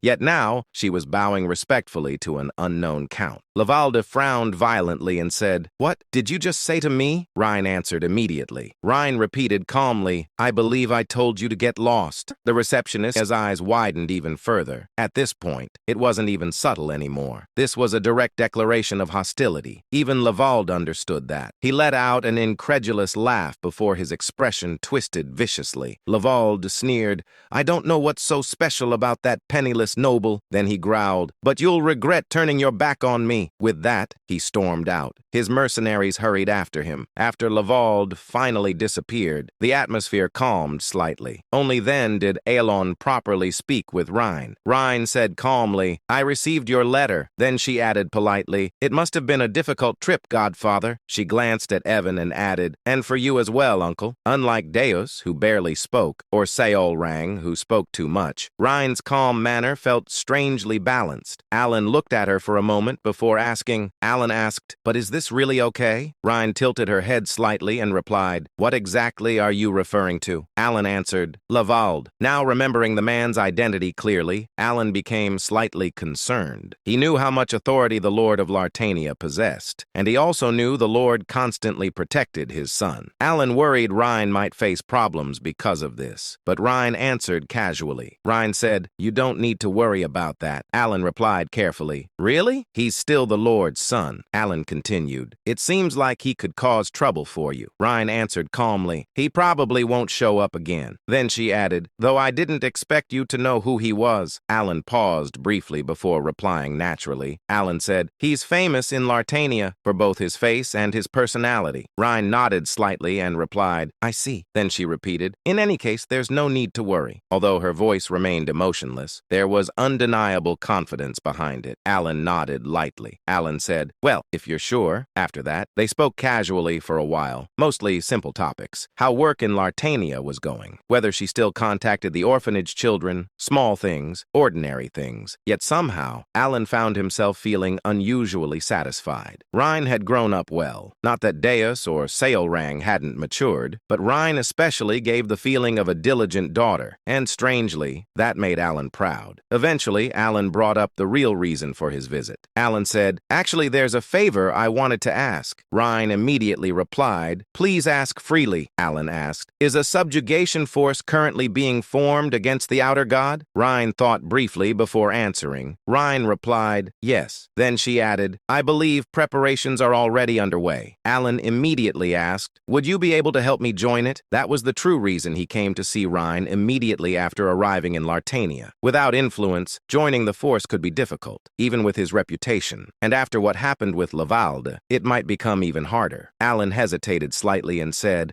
although after earlier, it may have become difficult. But before he could continue, Ryan interrupted him calmly. Ryan said, "That should be possible." Alan blinked. Alan asked, "Really?" Ryan nodded. Ryan replied simply, "Yes." Alan hesitated before asking carefully. Alan said, "But things seemed pretty tense between you and the Lord's son earlier." Ryan responded without concern. Ryan asked, "Is he really that important to you?" Alan replied, "Lavalde?" Ryan nodded. "Yes." Alan answered honestly, "Well, he's the Lord's precious son. I thought he might trouble you." Ryan listened quietly before speaking again. Ryan said, "As I said before, you don't need to worry about that." Her tone remained blunt, yet reassuring, oddly reassuring. Alan eventually nodded. "All right, I'll leave it to you then." Again, he felt strangely proud. After talking a little longer, a thought suddenly crossed Alan's mind. Alan asked, "By the way, why do you call me Godfather?" Ryan blinked once. Ryan replied, "Excuse me?" Alan explained. Alan said, "Deus and Seolrang call me benefactor or master. But why Godfather?" Ryan fell silent briefly, thinking carefully. Then she answered simply. Ryan replied, "Because it felt like the most fitting word." Alan nodded slightly. "I see." After a short silence, Ryan spoke again. "You should rest for now. You must be tired from the journey." Afterward, Ryan prepared rooms for Alan and Evan inside Merd, then disappeared somewhere. The moment she left, Evan finally spoke. Evan said, "Wow, she really matured." Alan looked at him and asked, "Did she?" Evan nodded immediately. "She's still blunt, but she was always like that." Evan smiled slightly and said, "Honestly, out of all the kids,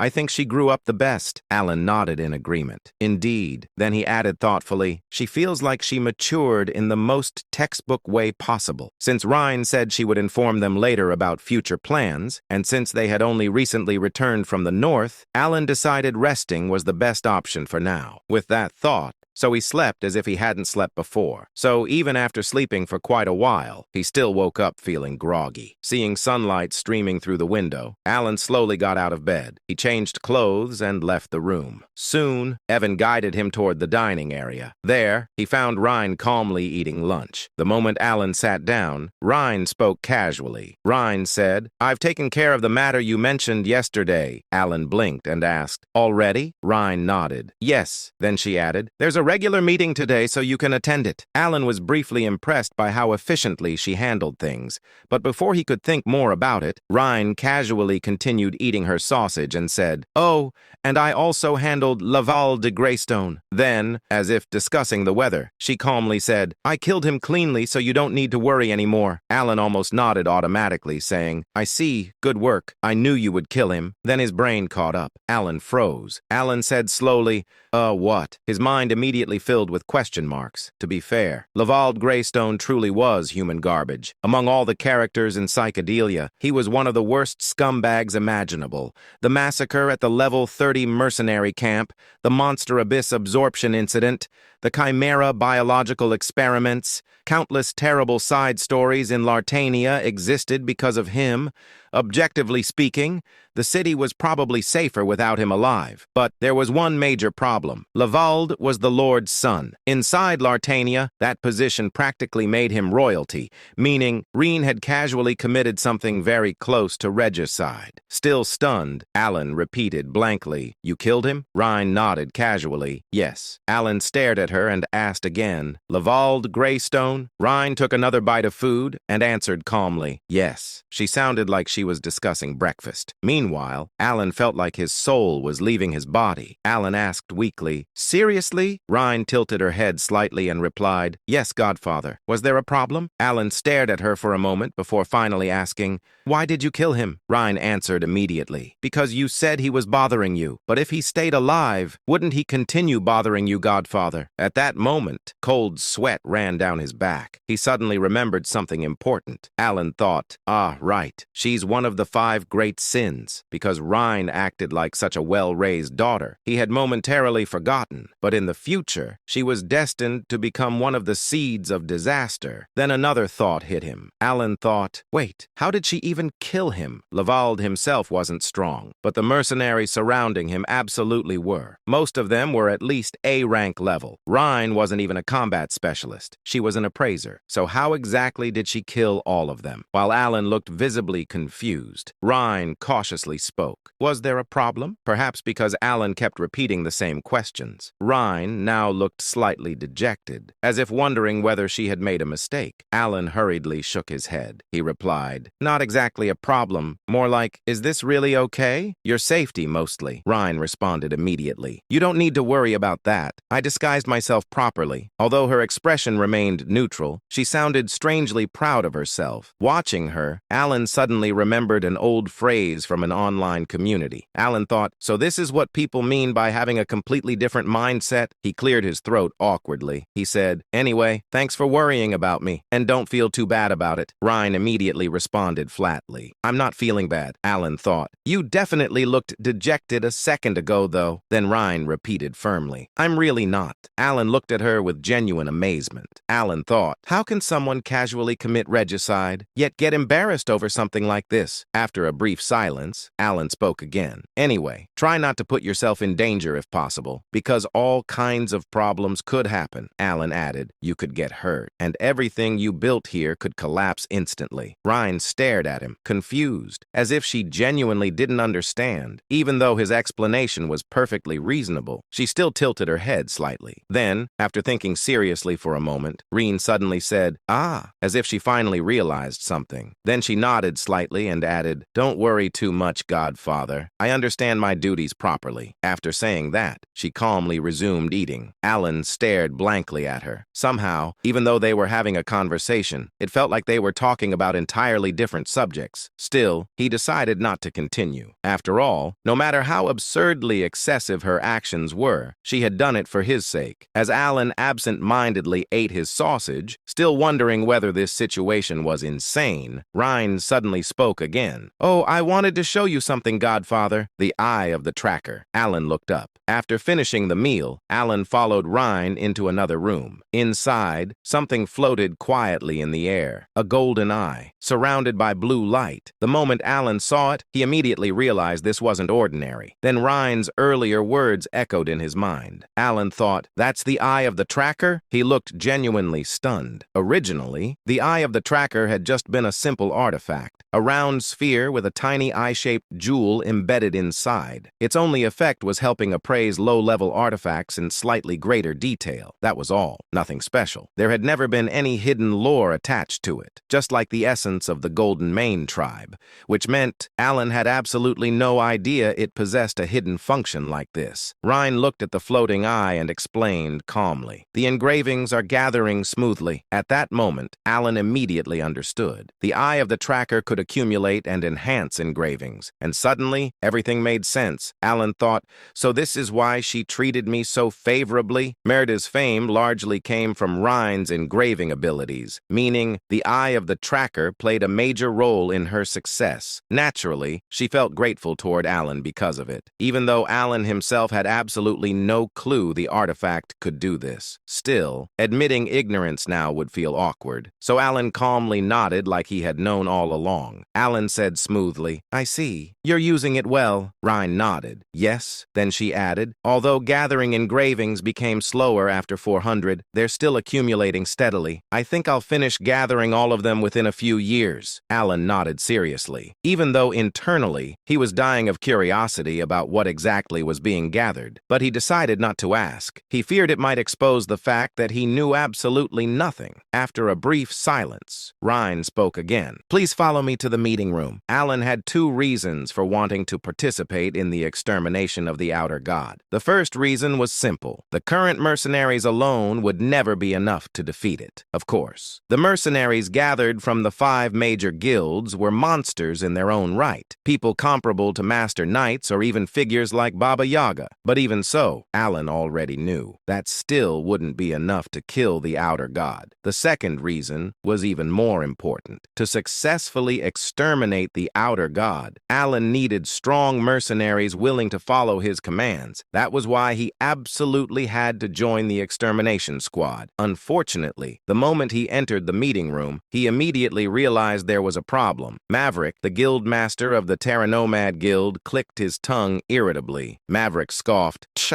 Hyman, the guild master of the Arcadia Guild, looked Alon up and down with blatant disdain. Hyman sneered, "You're bringing this weak-looking guy along? Mayan, the beast woman guild master of the ancient trackers, laughed mockingly with her slit-like feline eyes. Mayan smirked. Ha, he looks like the type who survives entirely on rumors. Then she added mockingly. Mayan continued, what are you here for? To stand in the back and steal credit? Meanwhile, Argonia, the guild master of the Kalamadra Guild, and the strongest among the gathered mercenary leaders, simply stared at Alan silently. She said nothing, but her gaze clearly wasn't welcoming either. Alan calmly looked around the room. Alan thought, I expected hostility, but this is worse than I thought. Still, Alan had expected something similar. After all, to mercenaries, he probably looked like some random noble carried entirely by rumors. Then, Mayan suddenly stepped forward. Spinning a dagger between her fingers, she blocked Alan's path completely. Mayan narrowed her feline eyes and said mockingly, Noble lord, I heard rumors you've been sticking your nose into places you don't belong. But seeing you in person, you don't even look worth talking to. Why don't you just turn around and leave? The atmosphere inside the room instantly became heavy. Alan looked at Mayan silently for a moment. Then he came to a simple conclusion. Alan thought, I need to prove my worth first. Without hesitation, Alan slowly raised his left hand. The gauntlet covering it emitted a faint, metallic sound. Then he calmly formed a seal. At that moment, without any warning, the previously ordinary meeting room was instantly swallowed by freezing cold. Frost exploded across the floor. The air temperature dropped so suddenly that everyone instinctively stiffened. Alan calmly spoke.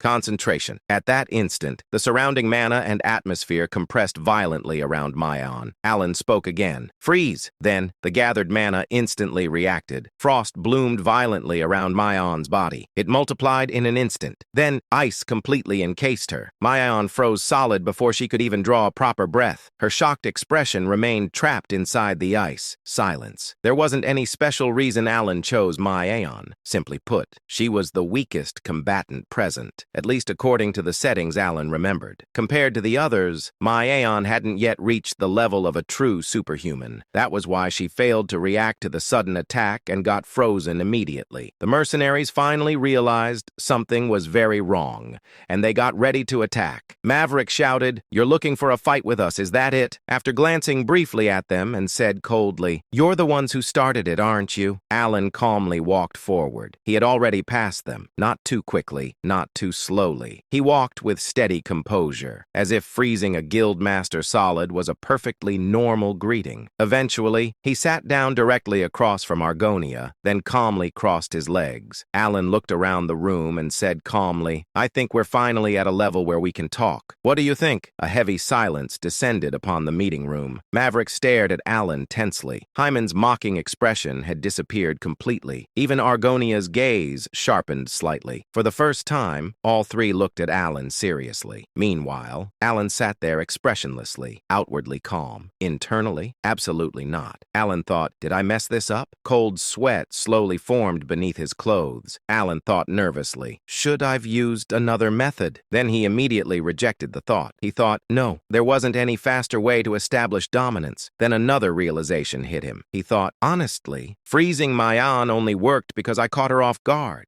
While maintaining eye contact with Argonia, Alan also kept checking Mayan from the corner of his vision, still frozen. Thankfully, Alan thought anxiously, she's still frozen. He had already burned through all his mana. Using his enchanted armor, he had cast ice magic 5 times consecutively, which meant the moment the spell broke, Mayan would absolutely lose her mind. Alan already knew her personality. Alan thought, the second she gets out, she's definitely going feral. So now, everything depended on Argonia. If Argonia acknowledged him, the others would follow. That was the entire reason Alan dared to pull this stunt in the first place, because he trusted Argonia's personality. From the game, he knew Argonia was rational. Unlike the others, she prioritized logic over pride. And more importantly, there had actually been a quest extremely similar to this situation. Every single time, Argonia reacted the same way. The silence continued. Alan wanted desperately to say something, anything, but he forced himself not to. At this point, words didn't matter anymore. The mercenaries had to judge him themselves, and if he wanted their approval, he had to maintain composure. Finally, Maverick broke the silence. Maverick growled, "So what? You're challenging us?" His hand moved toward his sword. His expression looked ready to explode. The moment Alan saw that, his heart nearly stopped. Alan thought, "I'm dead." But then, Argonia suddenly spoke sharply. "Stop!" Maverick turned immediately. He snapped, "What?" Argonia replied calmly, "I said stop." Maverick glared angrily. He argued, "You want me to let this go after what he just did?" Argonia replied flatly, "We ignored him first." Maverick frowned deeply. Maverick protested, "Even so." Argonia's eyes narrowed slightly. Argonia interrupted coldly, "I told you to stop, didn't I?" The atmosphere instantly became heavier. Maverick clenched his jaw, clearly furious. But after several tense seconds, he finally clicked his tongue. Then he put his sword down. Seeing the situation settle, Alan internally released the biggest sigh of relief in his life. Still maintaining his poker face, Alan asked calmly, "When do you plan to descend into the labyrinth?" Argonia answered politely, "In 2 days." For a split second, Alan almost broke character. Alan thought, wait, was Argonia always this polite? Still, he kept going. Alan glanced subtly toward frozen Maion. Then he suggested, "Then let's continue this meeting tomorrow. With one person frozen solid, it'll be difficult to hold a proper discussion anyway." In his mind, he thought, "I'm completely out of mana, and if that ice breaks, I'm doomed." Thankfully, Argonia nodded immediately. "Let's do that." The moment she accepted, Alan stood up instantly, turned around, and walked out of the room with perfect composure, saying, "See you tomorrow." Then, the second Alan exited the mansion, his composure shattered instantly. Alan clutched his chest and whispered internally, "This is terrible for my heart. I'm never doing something like this again." He exhaled shakily, then immediately hurried away before Maion thawed out. Not long after Alan left, Maverick finally exploded. He growled irritably, "I seriously don't like that bastard. Why do you want to let that pretentious snob walk away?" But Argonia didn't respond. She only glanced at him. Hyman interrupted with a scoff. "Seriously? How are you still talking after Argonia saved your life?" Maverick blinked and frowned. "What?" Then Argonia quietly added, "Hyman's right. If you had attacked him with your sword earlier, you probably would have died." Maverick's face stiffened. Maverick snapped, "What kind of nonsense is—" Then he stopped, because only now he properly looked around. Sweat. Argonia was sweating. Maverick's eyes widened slightly. He had never seen Argonia like this before. Not once. Even Hyman, whom Maverick reluctantly admitted was stronger than himself, also looked tense. Maverick finally shut up. Argonia fell silent. In truth, she had an idea, but the knowledge wasn't hers. It came from her mother, the Red Dragon, the being who once told her there was only one thing in this world she should truly fear. A distant memory surfaced in Argonia's mind.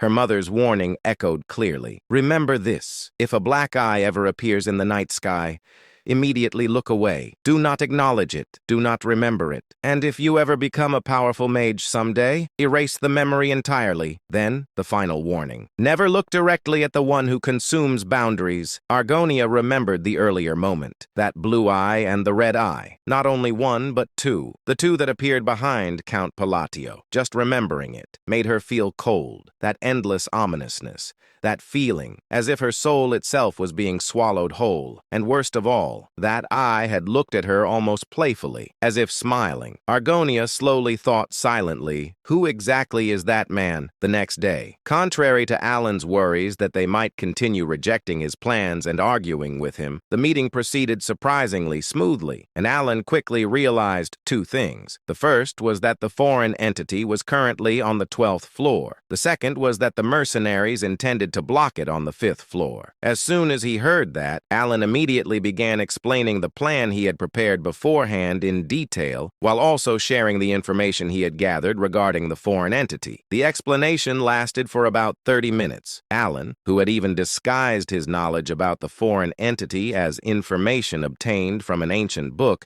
quietly observed the gathered mercenaries with slight tension, wondering whether they would object. In the end, we'll probably have to compromise, right? The strategy Alan proposed was one he was personally confident in, a plan plan designed to subdue the foreign entity while minimizing casualties, but that was only from his own perspective. He understood perfectly well that the mercenaries were not his subordinates. He could not order them around. At best, he could only suggest a strategy. That was why he felt so nervous when he heard what they said. Let's go with that. I agree. No objections. Me neither. Without a single complaint, the plan was accepted immediately, leaving Alan standing there in bewilderment. Alan blinked blankly. Really? No one had any issues with it? Was yesterday's impact really that strong? He shook his head slightly. Even if yesterday's events had been shocking, there was no way that alone could make Argonia and the mercenaries of the 5 great guilds act this obediently, which naturally led Alan to another thought. Could it be?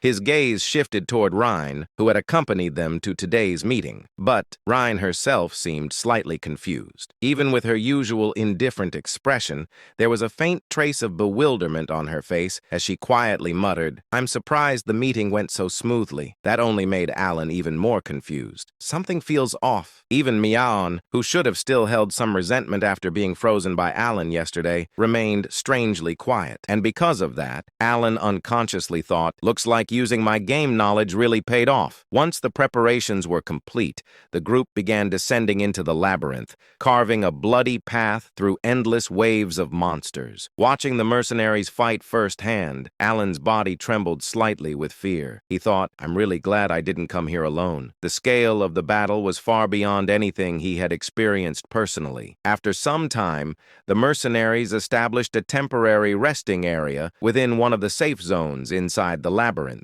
While Alan was resting quietly, he suddenly heard a voice. Hey, it was Miaon. She had approached him without him even noticing. Alan instinctively became slightly tense, wondering if she had come looking for a fight. But instead, Miaon tilted her head and asked, "By the way, Count, do you have any prejudice against beast folk?" Alan answered honestly. "No, not really. And what happened before had nothing to do with discrimination." She said, "That's a relief." Alan looked at her in confusion and asked, "Why is that a relief?" Miaon smiled slyly. Her feline eyes narrowed mischievously. "Hey, Count, by any chance, would you be interested in sleeping with me?" She dropped the outrageous statement so casually that Alan's mind completely froze. For a brief moment, his brain stopped functioning altogether. Alan stared blankly at her before finally managing to ask. Suddenly, her cat-like ears twitched slightly. She said, "This is already our 3rd meeting. By now, we've already figured each other out, haven't we? I know you're strong." At those words, Alan finally understood where this was coming from. He remembered that Miaon's tribe revered strength above all else. After letting out a small sigh, Alan shook his head. "Sorry, but I'll have to decline." A hint of disappointment appeared on Miaon's face, but only briefly. Soon she sighed as though it was ridiculous that she had even reacted that way. "Well,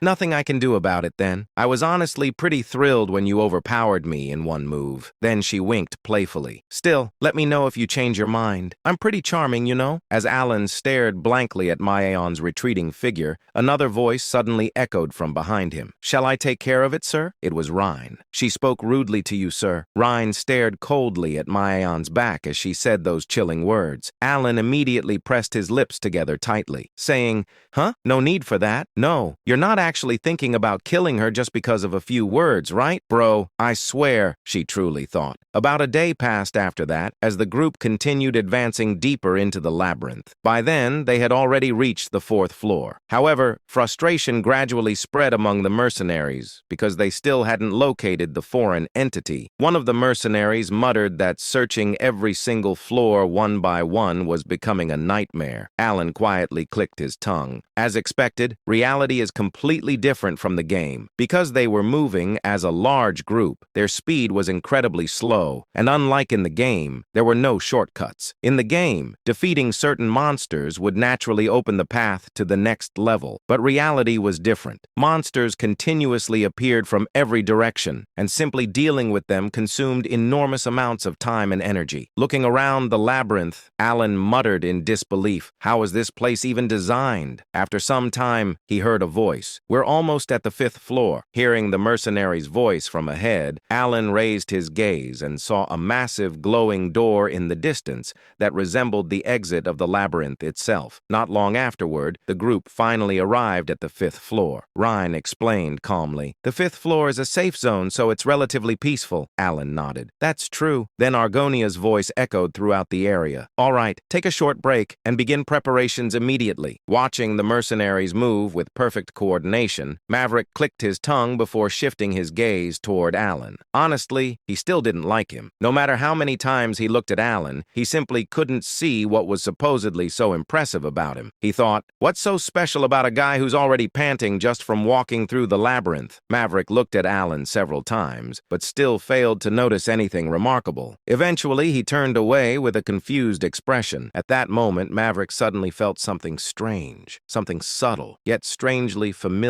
As he frowned and tried to understand the source of that unsettling feeling, he finally realized it. The noise, the bustling sounds from the mercenaries preparing Alan's strategy had completely disappeared. It was as if time itself had stopped. Sensing something horribly wrong, Maverick immediately turned his head toward the mercenaries, and then he saw it. The mercenaries had frozen completely in place, like dolls. Every single one of them remained motionless, in the exact positions they had been in moments earlier, frozen. As Maverick tried to speak, the mercenaries' bodies suddenly began collapsing, slowly, like falling statues. Starting from their legs, their bodies tilted diagonally before crashing onto the ground.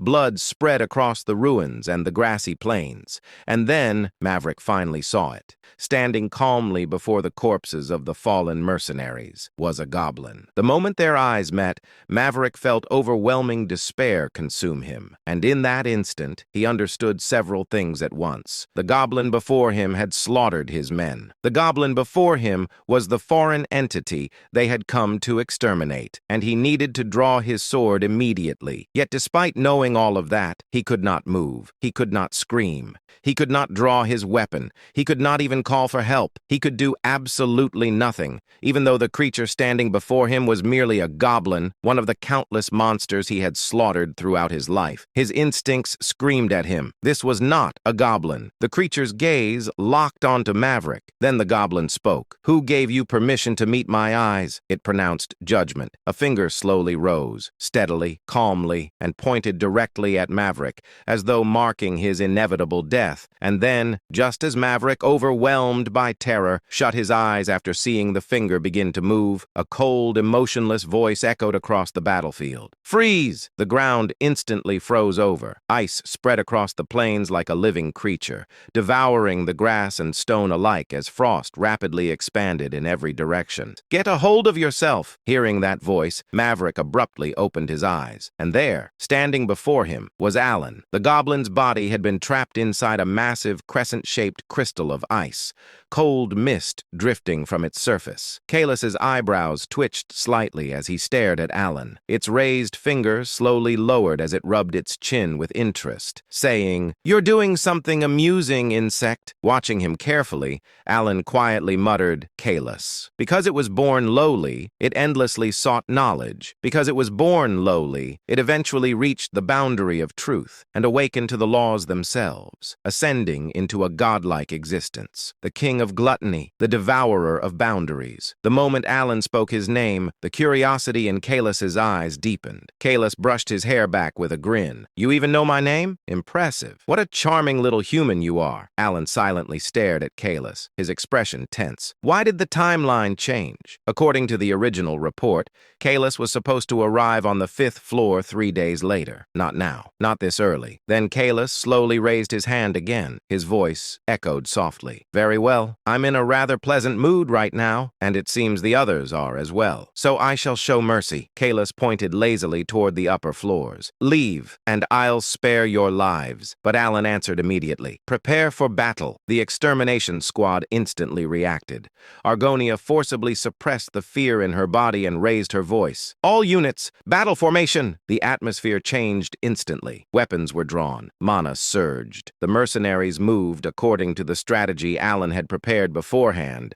Watching them, Alan thought, this time, they're prepared. Hearing Alan's response, Kalis looked at him as though staring at an idiot. Tsk, I was willing to spare you because you seemed entertaining, but if you insist on drinking the cup of punishment, Kalis slowly extended his hand forward once more. Then I shall grant your wish, insect. At that exact moment, an enormous wave of magic exploded outward from Kalis's hand, instantly rushing toward Alan and the mercenaries like a catastrophic storm. But, with the sharp sound of something shattering apart, Kalis's invisible slash was intercepted by the sword in Argonia's hand. The distorted magic split apart instantly. What Argonia wielded was one of the fewer than 100 weapons on the continent capable of severing magic itself, the Dispel Sword, a weapon incapable of cutting flesh, forged solely for the purpose of destroying magic. And against Kalis, who had not yet fully ascended to the level of a complete sage god, it proved effective. Kalis let out a low laugh. A sword of dissipation? How amusing. You insects prepared something rather entertaining. The moment those words ended, Argonia and Maverick simultaneously activated their sword techniques and charged forward.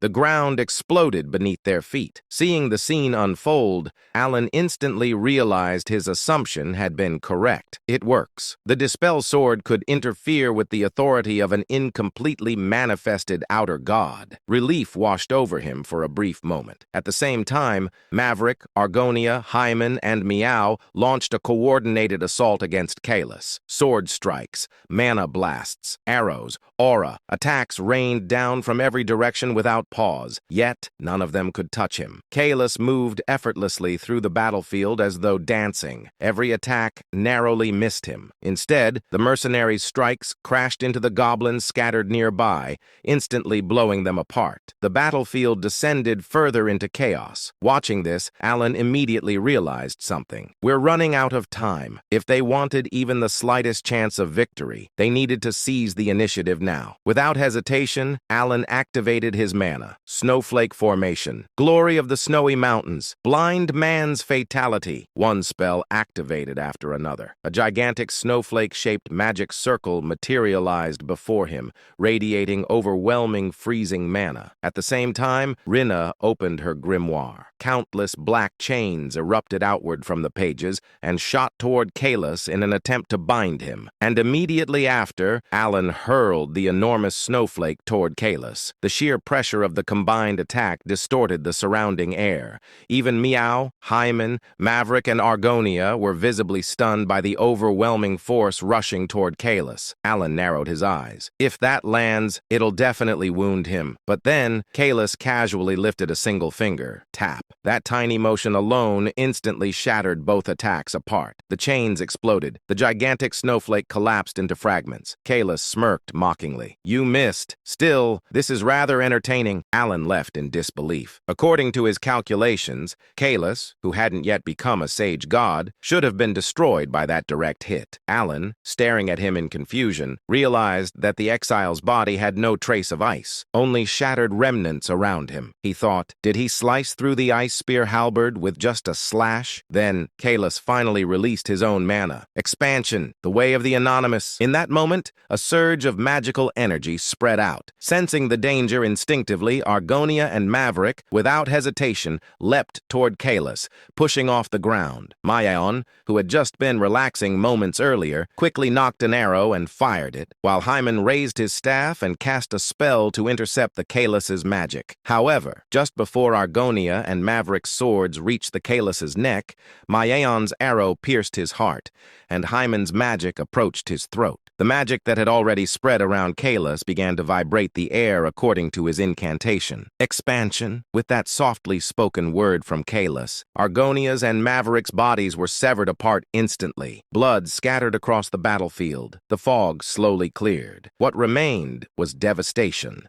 The surrounding terrain had been completely destroyed. Ruins stretched endlessly in every direction. Hyman froze in disbelief as he stared at the destruction before him. And before anyone could react, Kalis lazily moved a finger again. Slice! Though Hyman, knowing all too well what that action would result in, instinctively threw his body backward to dodge the invisible slash, he immediately tried to use Blink. But then, Kalis said, How will you dodge what's coming from above? With words that seemed mocking and a hand cutting from above to below, Hyman's body split apart instantly. Hyman's corpse collapsed onto the shattered ground. "Hyman!" Meow screamed and rushed toward him in desperation, but Kalis casually struck him aside. Meow's body was blown away violently across the battlefield. Kalis smiled cruelly. "I had such high expectations for you insects, so show me. How much longer can you continue entertaining me?" Watching the massacre unfold before his eyes, Alan finally understood something. "I've never seen magic like this before." Kalis was simultaneously using ritual gestures and incantations together. Beyond that, the gap between them was absolute. Skill, information, preparation, raw power, everything differed completely. Their entire strategy had collapsed. This was the worst possible scenario, and yet Alan still refused to give up. Then there was only one thing left for him to do: push his magic beyond its absolute limit. Alan immediately activated another spell. Glory of the Snowy Mountains, crystallization, then rotation. As Alan crossed his fingers together, a gigantic ring-shaped mana formation materialized before him. The spell stabilized successfully. Seeing that, Alan immediately realized it. It's working. From this point onward, only speed mattered, and continuing the battle itself. Rinna! At Alan's call, Rin instantly combined her magic with his. The chains intertwined with the freezing mana as the massive combined attack surged toward Kalis once more. Yet even while attacking, Alan understood a horrifying truth. To Kalis, this entire battle was nothing more than amusement. The outer god looked at them the same way a cat looked at a struggling mouse trapped beneath its claws. And just like before, Kalis effortlessly destroyed everything. The chains shattered. The freezing spell collapsed. The backlash exploded directly into Alan's body. Blood spilled from his mouth. Even then, he continued casting, again and again and again. But it was meaningless. Every spell was effortlessly nullified. Alan's breathing grew ragged. Even so, he refused to stop. By now, he had already consumed 5 mana potions. Mana toxicity had begun spreading throughout his body. His limbs grew heavier with every movement. Then, in the middle of the battlefield, Kalis suddenly appeared directly in front of Alan. At that exact moment, Alan realized it. This is Rinna's chance. Without hesitation, Alan and Rin combined their powers once more and launched another attack. As the spell formed, Alan focused on the final remaining constraint within his magic. Magic had been used against Earthaltis, the great god of duels. Magic had been used upon snowy terrain. Magic had been used at death's door. Magic had been used against a god itself. Alan realized that adding one more condition might allow him to distort the laws of the world even further. But even then, he knew it still wouldn't be enough. Desperately, Alan forced himself to think. There had to be an answer, something capable of ending everything in a single strike. Then, Kalis's earlier words resurfaced in his mind. "You still understand nothing." At the same time, Alan remembered the words of the shadowy figure. There were incantations, and there were principles connecting everything together. The moment those thoughts linked, Alan realized it. There's a clue. Sweat poured down his face. He grabbed his hair tightly. Then, as his thoughts finally reached a breakthrough, Alan activated an entirely new spell. Confusion and awakening are intrinsically one and the same. If you open your eyes, you will receive a key. The moment the incantation completed, Alan's mana erupted violently outward. A gigantic spear-shaped construct formed before him. Even Kalis's expression shifted slightly upon seeing it. "What are you trying to do?" Kalis's expression twisted. In response, he redirected Rhina's attack directly back toward them.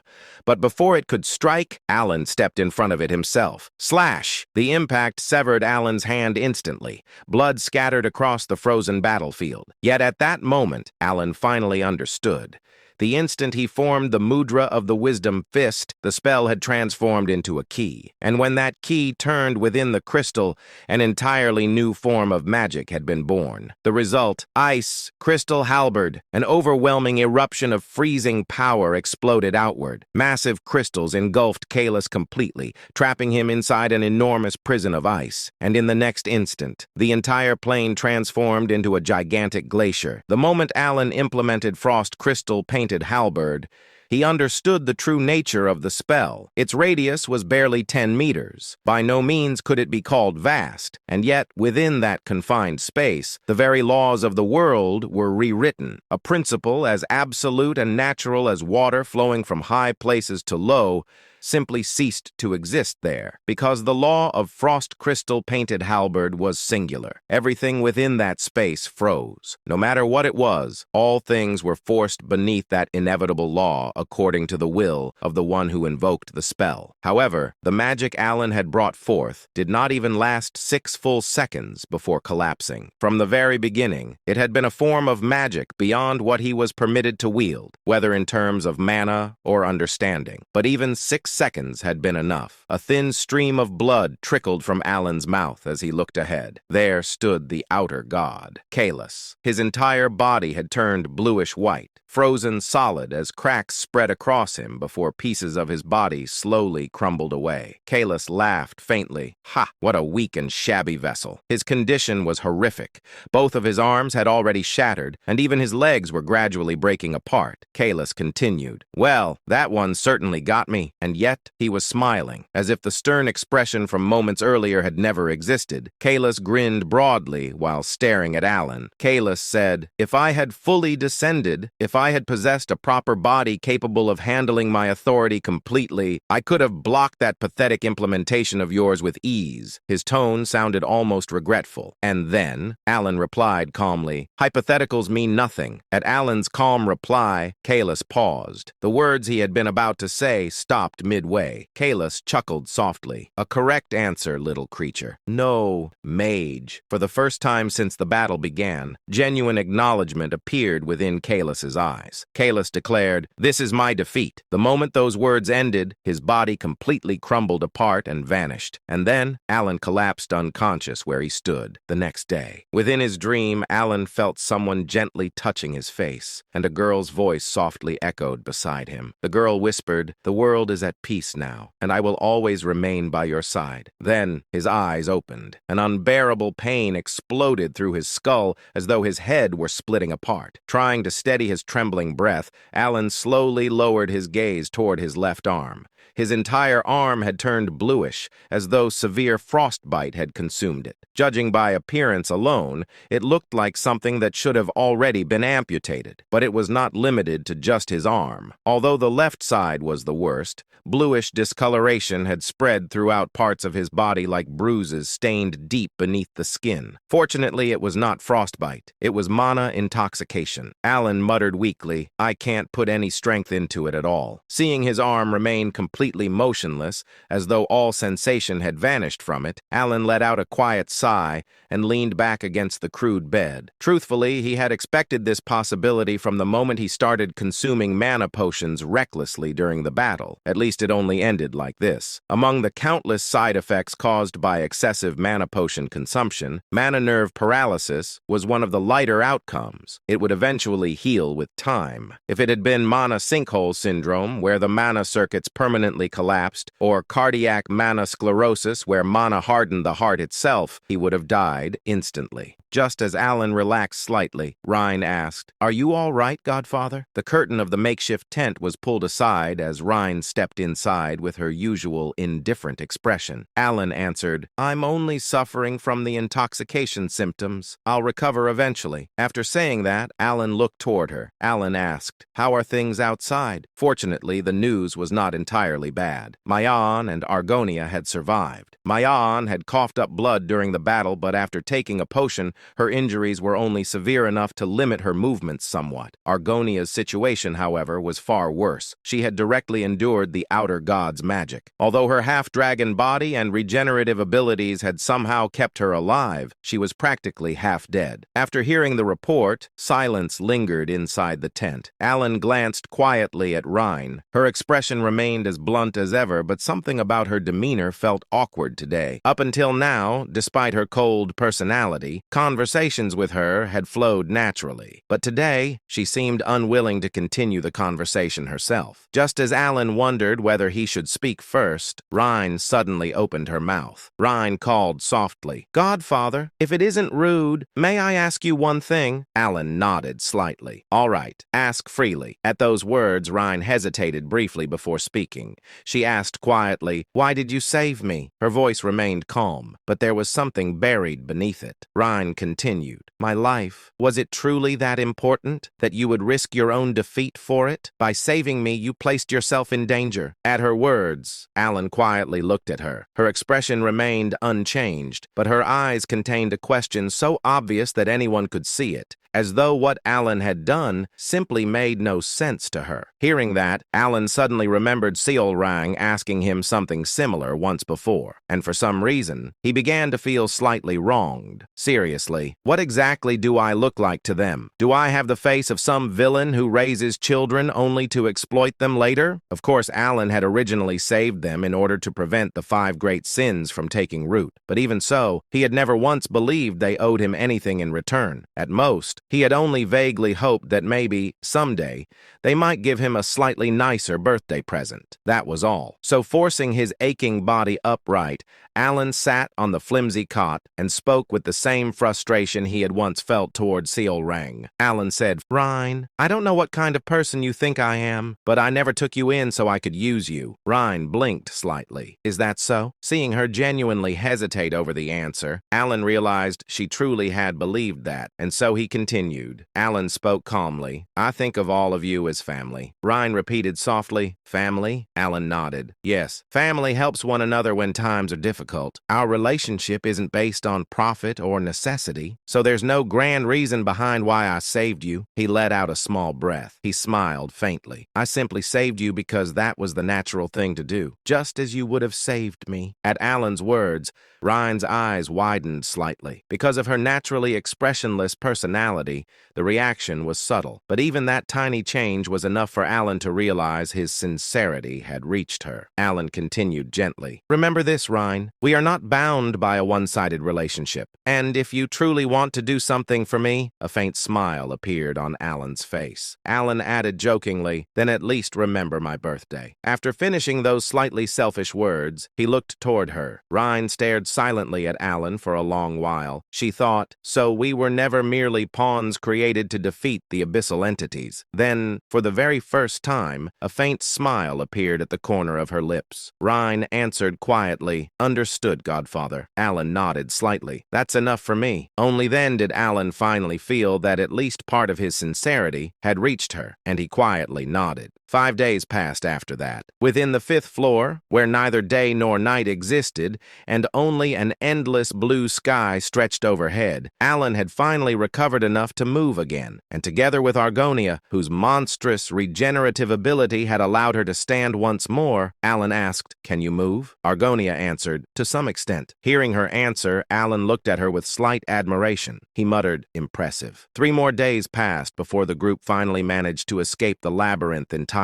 However, the moment they returned, Evan immediately exploded in anger after seeing the terrible condition Alan and Rhine were still in. He could not believe they had deliberately stopped him from following them, only for both of them to end up heavily injured anyway. In Evan's eyes, Alan had insisted that the guild leaders were enough support, yet the result clearly proved otherwise. Meanwhile, Alan and Rhine quietly sat there like children being scolded by their mother, while Evan continued lecturing them. Deep down, Alan admitted that the real reason he never wanted Evan involved was because he feared Evan's presence would completely derail his plans. In the original game, Evan had absolutely nothing to do with Labyrinth City. As time passed, news of the Strike Force's victory spread across the entire continent. At the same time, Alan and his group prepared to leave Merd behind. Before departing, Alan said goodbye to Rhine. During their farewell, Rhine asked for Alan's birthday date, and Alan revealed that it was on the 20th of September. Rena quietly engraved Alan's words deep into her heart. His birthday. She absolutely had to remember it perfectly. After all, this was the first request her godfather had ever personally made to her, which meant, naturally, that Rena had already escalated the situation far beyond normal human standards. words. Soon afterward, Alan's carriage departed from the 5th floor.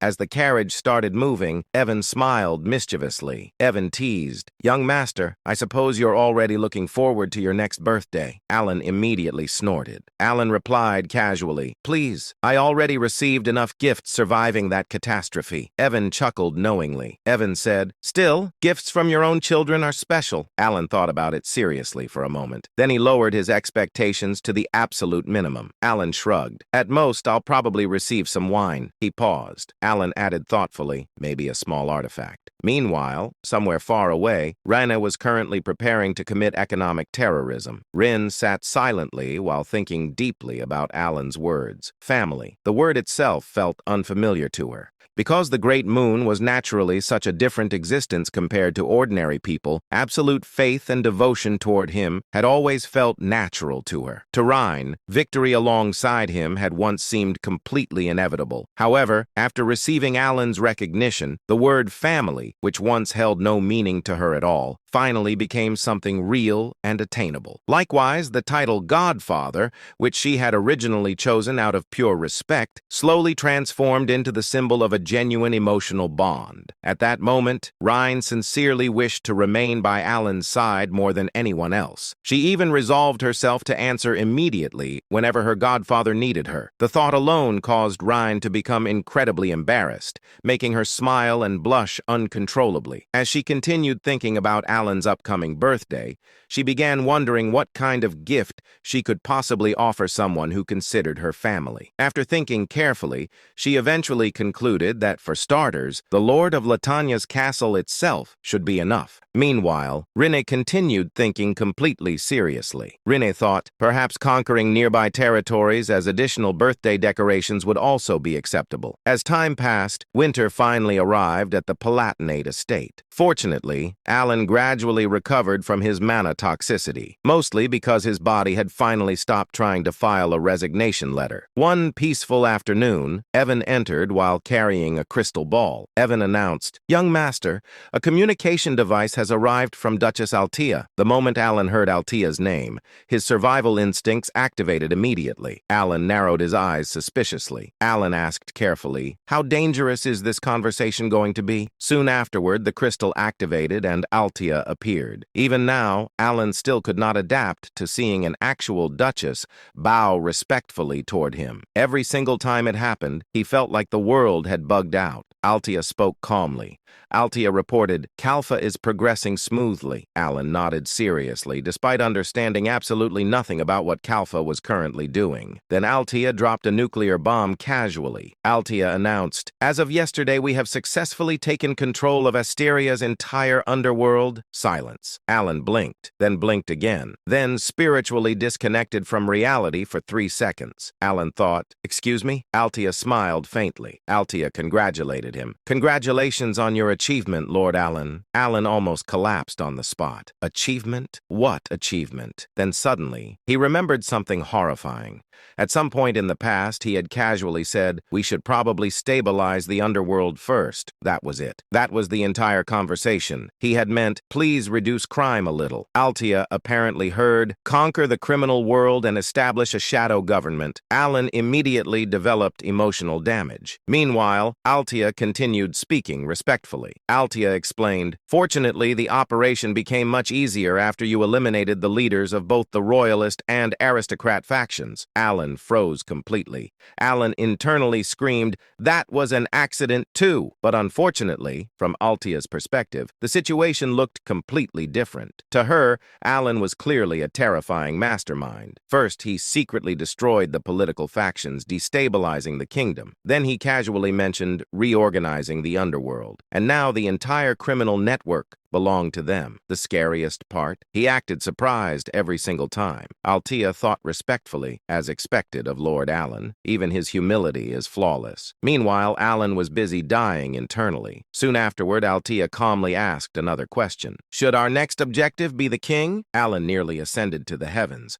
Alan shouted, "Absolutely not!" Altea blinked once. Alan immediately coughed and fixed his posture. Alan corrected himself awkwardly. "I mean, for now, maintaining political balance is important. Altia's eyes slightly widened. Altia thought, incredible. She silently admired him even more. Altia thought respectfully, he already possesses enough power to overthrow the throne, yet chooses restraint for the stability of the kingdom, a true ruler among rulers. Meanwhile, Alan was internally having a breakdown. Alan thought, why does everyone think I'm plotting treason? After ending the communication, Alan sat there blankly. At some point, without wanting it, without planning it, without understanding how, he had somehow become the hidden ruler of the underworld, all because people kept misunderstanding his casual comments. Alan covered his face tiredly. Alan muttered, I just wanted a peaceful, noble life. Then his eyes drifted toward another object on the table, a letter, a very suspicious-looking royal letter. Alan immediately felt fear. Slowly opening it, he started reading. The royal palace would host a New Year's banquet 1 month later for the first time in 5 years, and by direct order of Her Majesty, Count Palatiano's attendance was mandatory. Silence filled the room. Alan could only internally scream in frustration because all he truly wanted was to peacefully live his quiet, noble life on the 5th floor of the Labyrinth City, the place of blue grasslands and ruins. In that place, where even after half a year the traces of the battle from that day still had not disappeared, it appeared. Flap. It stepped forward. The figure wore a hood, a black stellar robe, and ominous black ornaments hanging from its waist and hands. It began to walk across the 5th floor. It walked across the place where the mercenaries had fought the outer god half a year ago. It walked across the place where Alan had once stood, and at last it stopped at the exact spot where he had finished off the outer god. The figure murmured.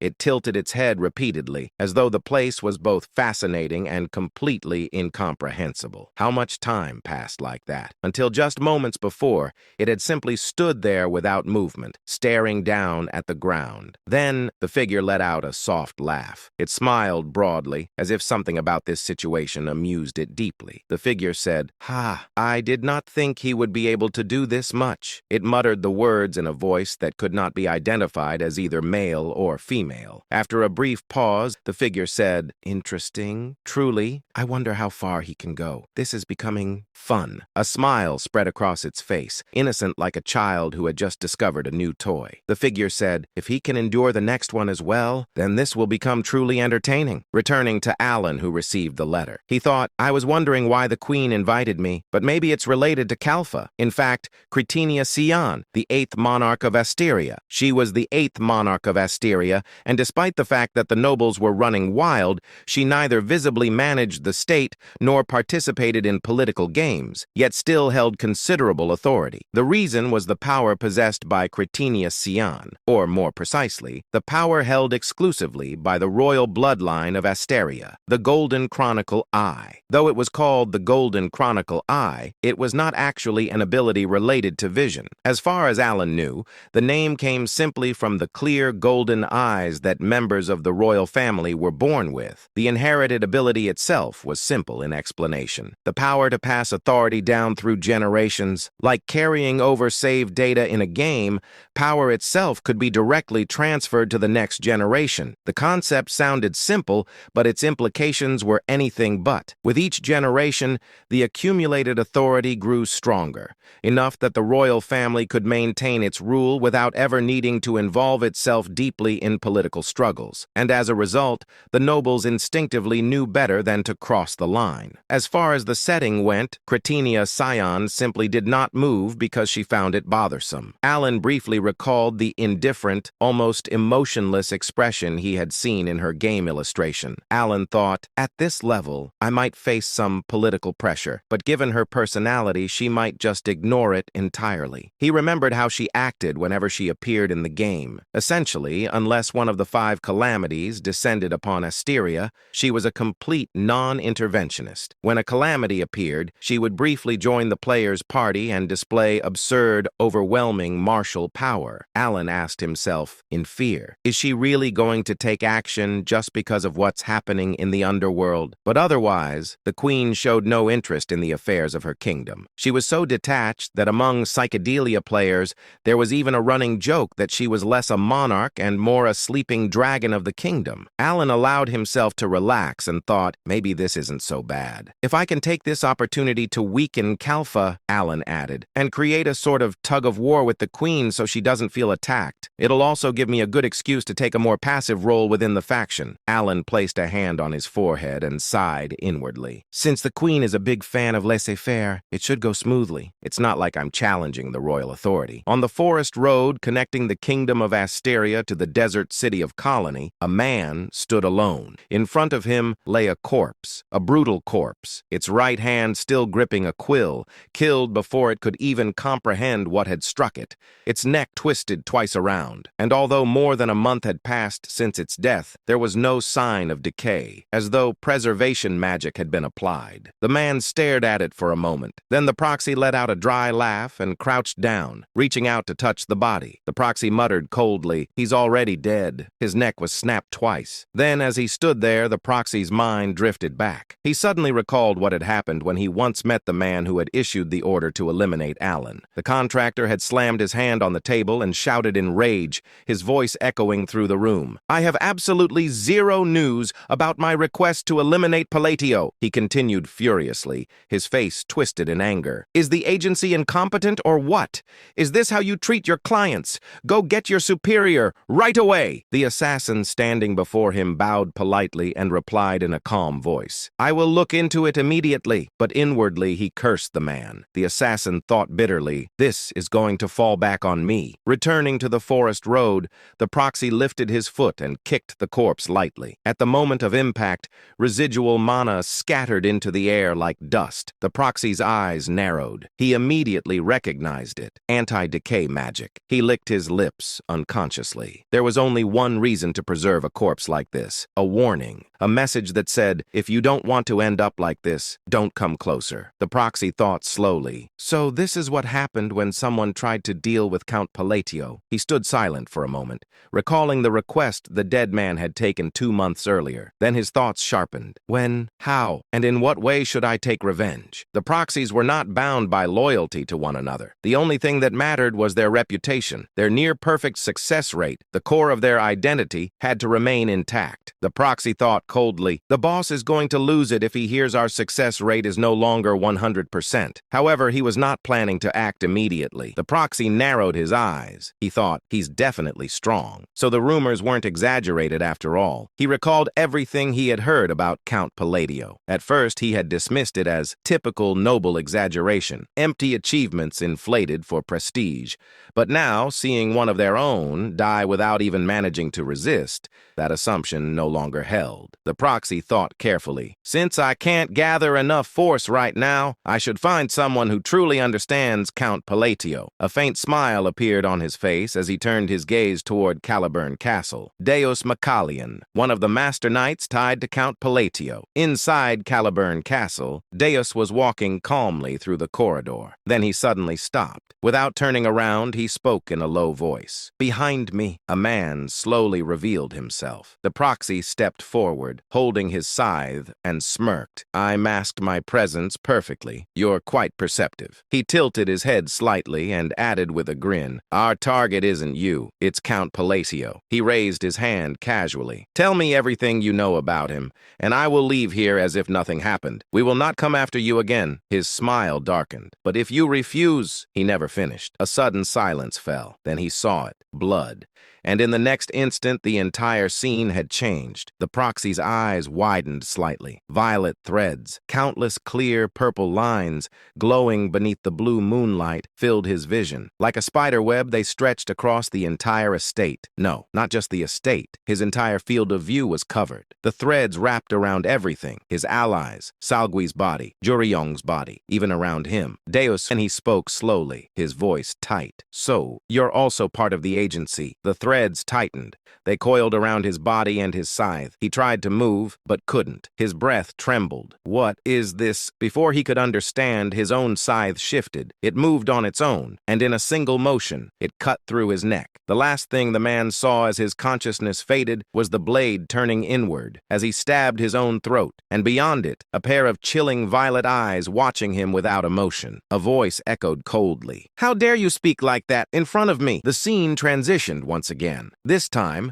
the four sins were shown sitting together while communicating through a crystal ball. During the discussion, Seolrang repeatedly insisted that she would one day marry Alan. However, Utia strongly disagreed with her claims. As usual, the two quickly fell into another argument. Listening to their constant bickering slowly began to irritate Radan. The discussion between the four sins continued, as Utia firmly reminded everyone that they were merely shadows serving the great moon Alan. Seolrang immediately complained to Reen about Utia's harsh attitude.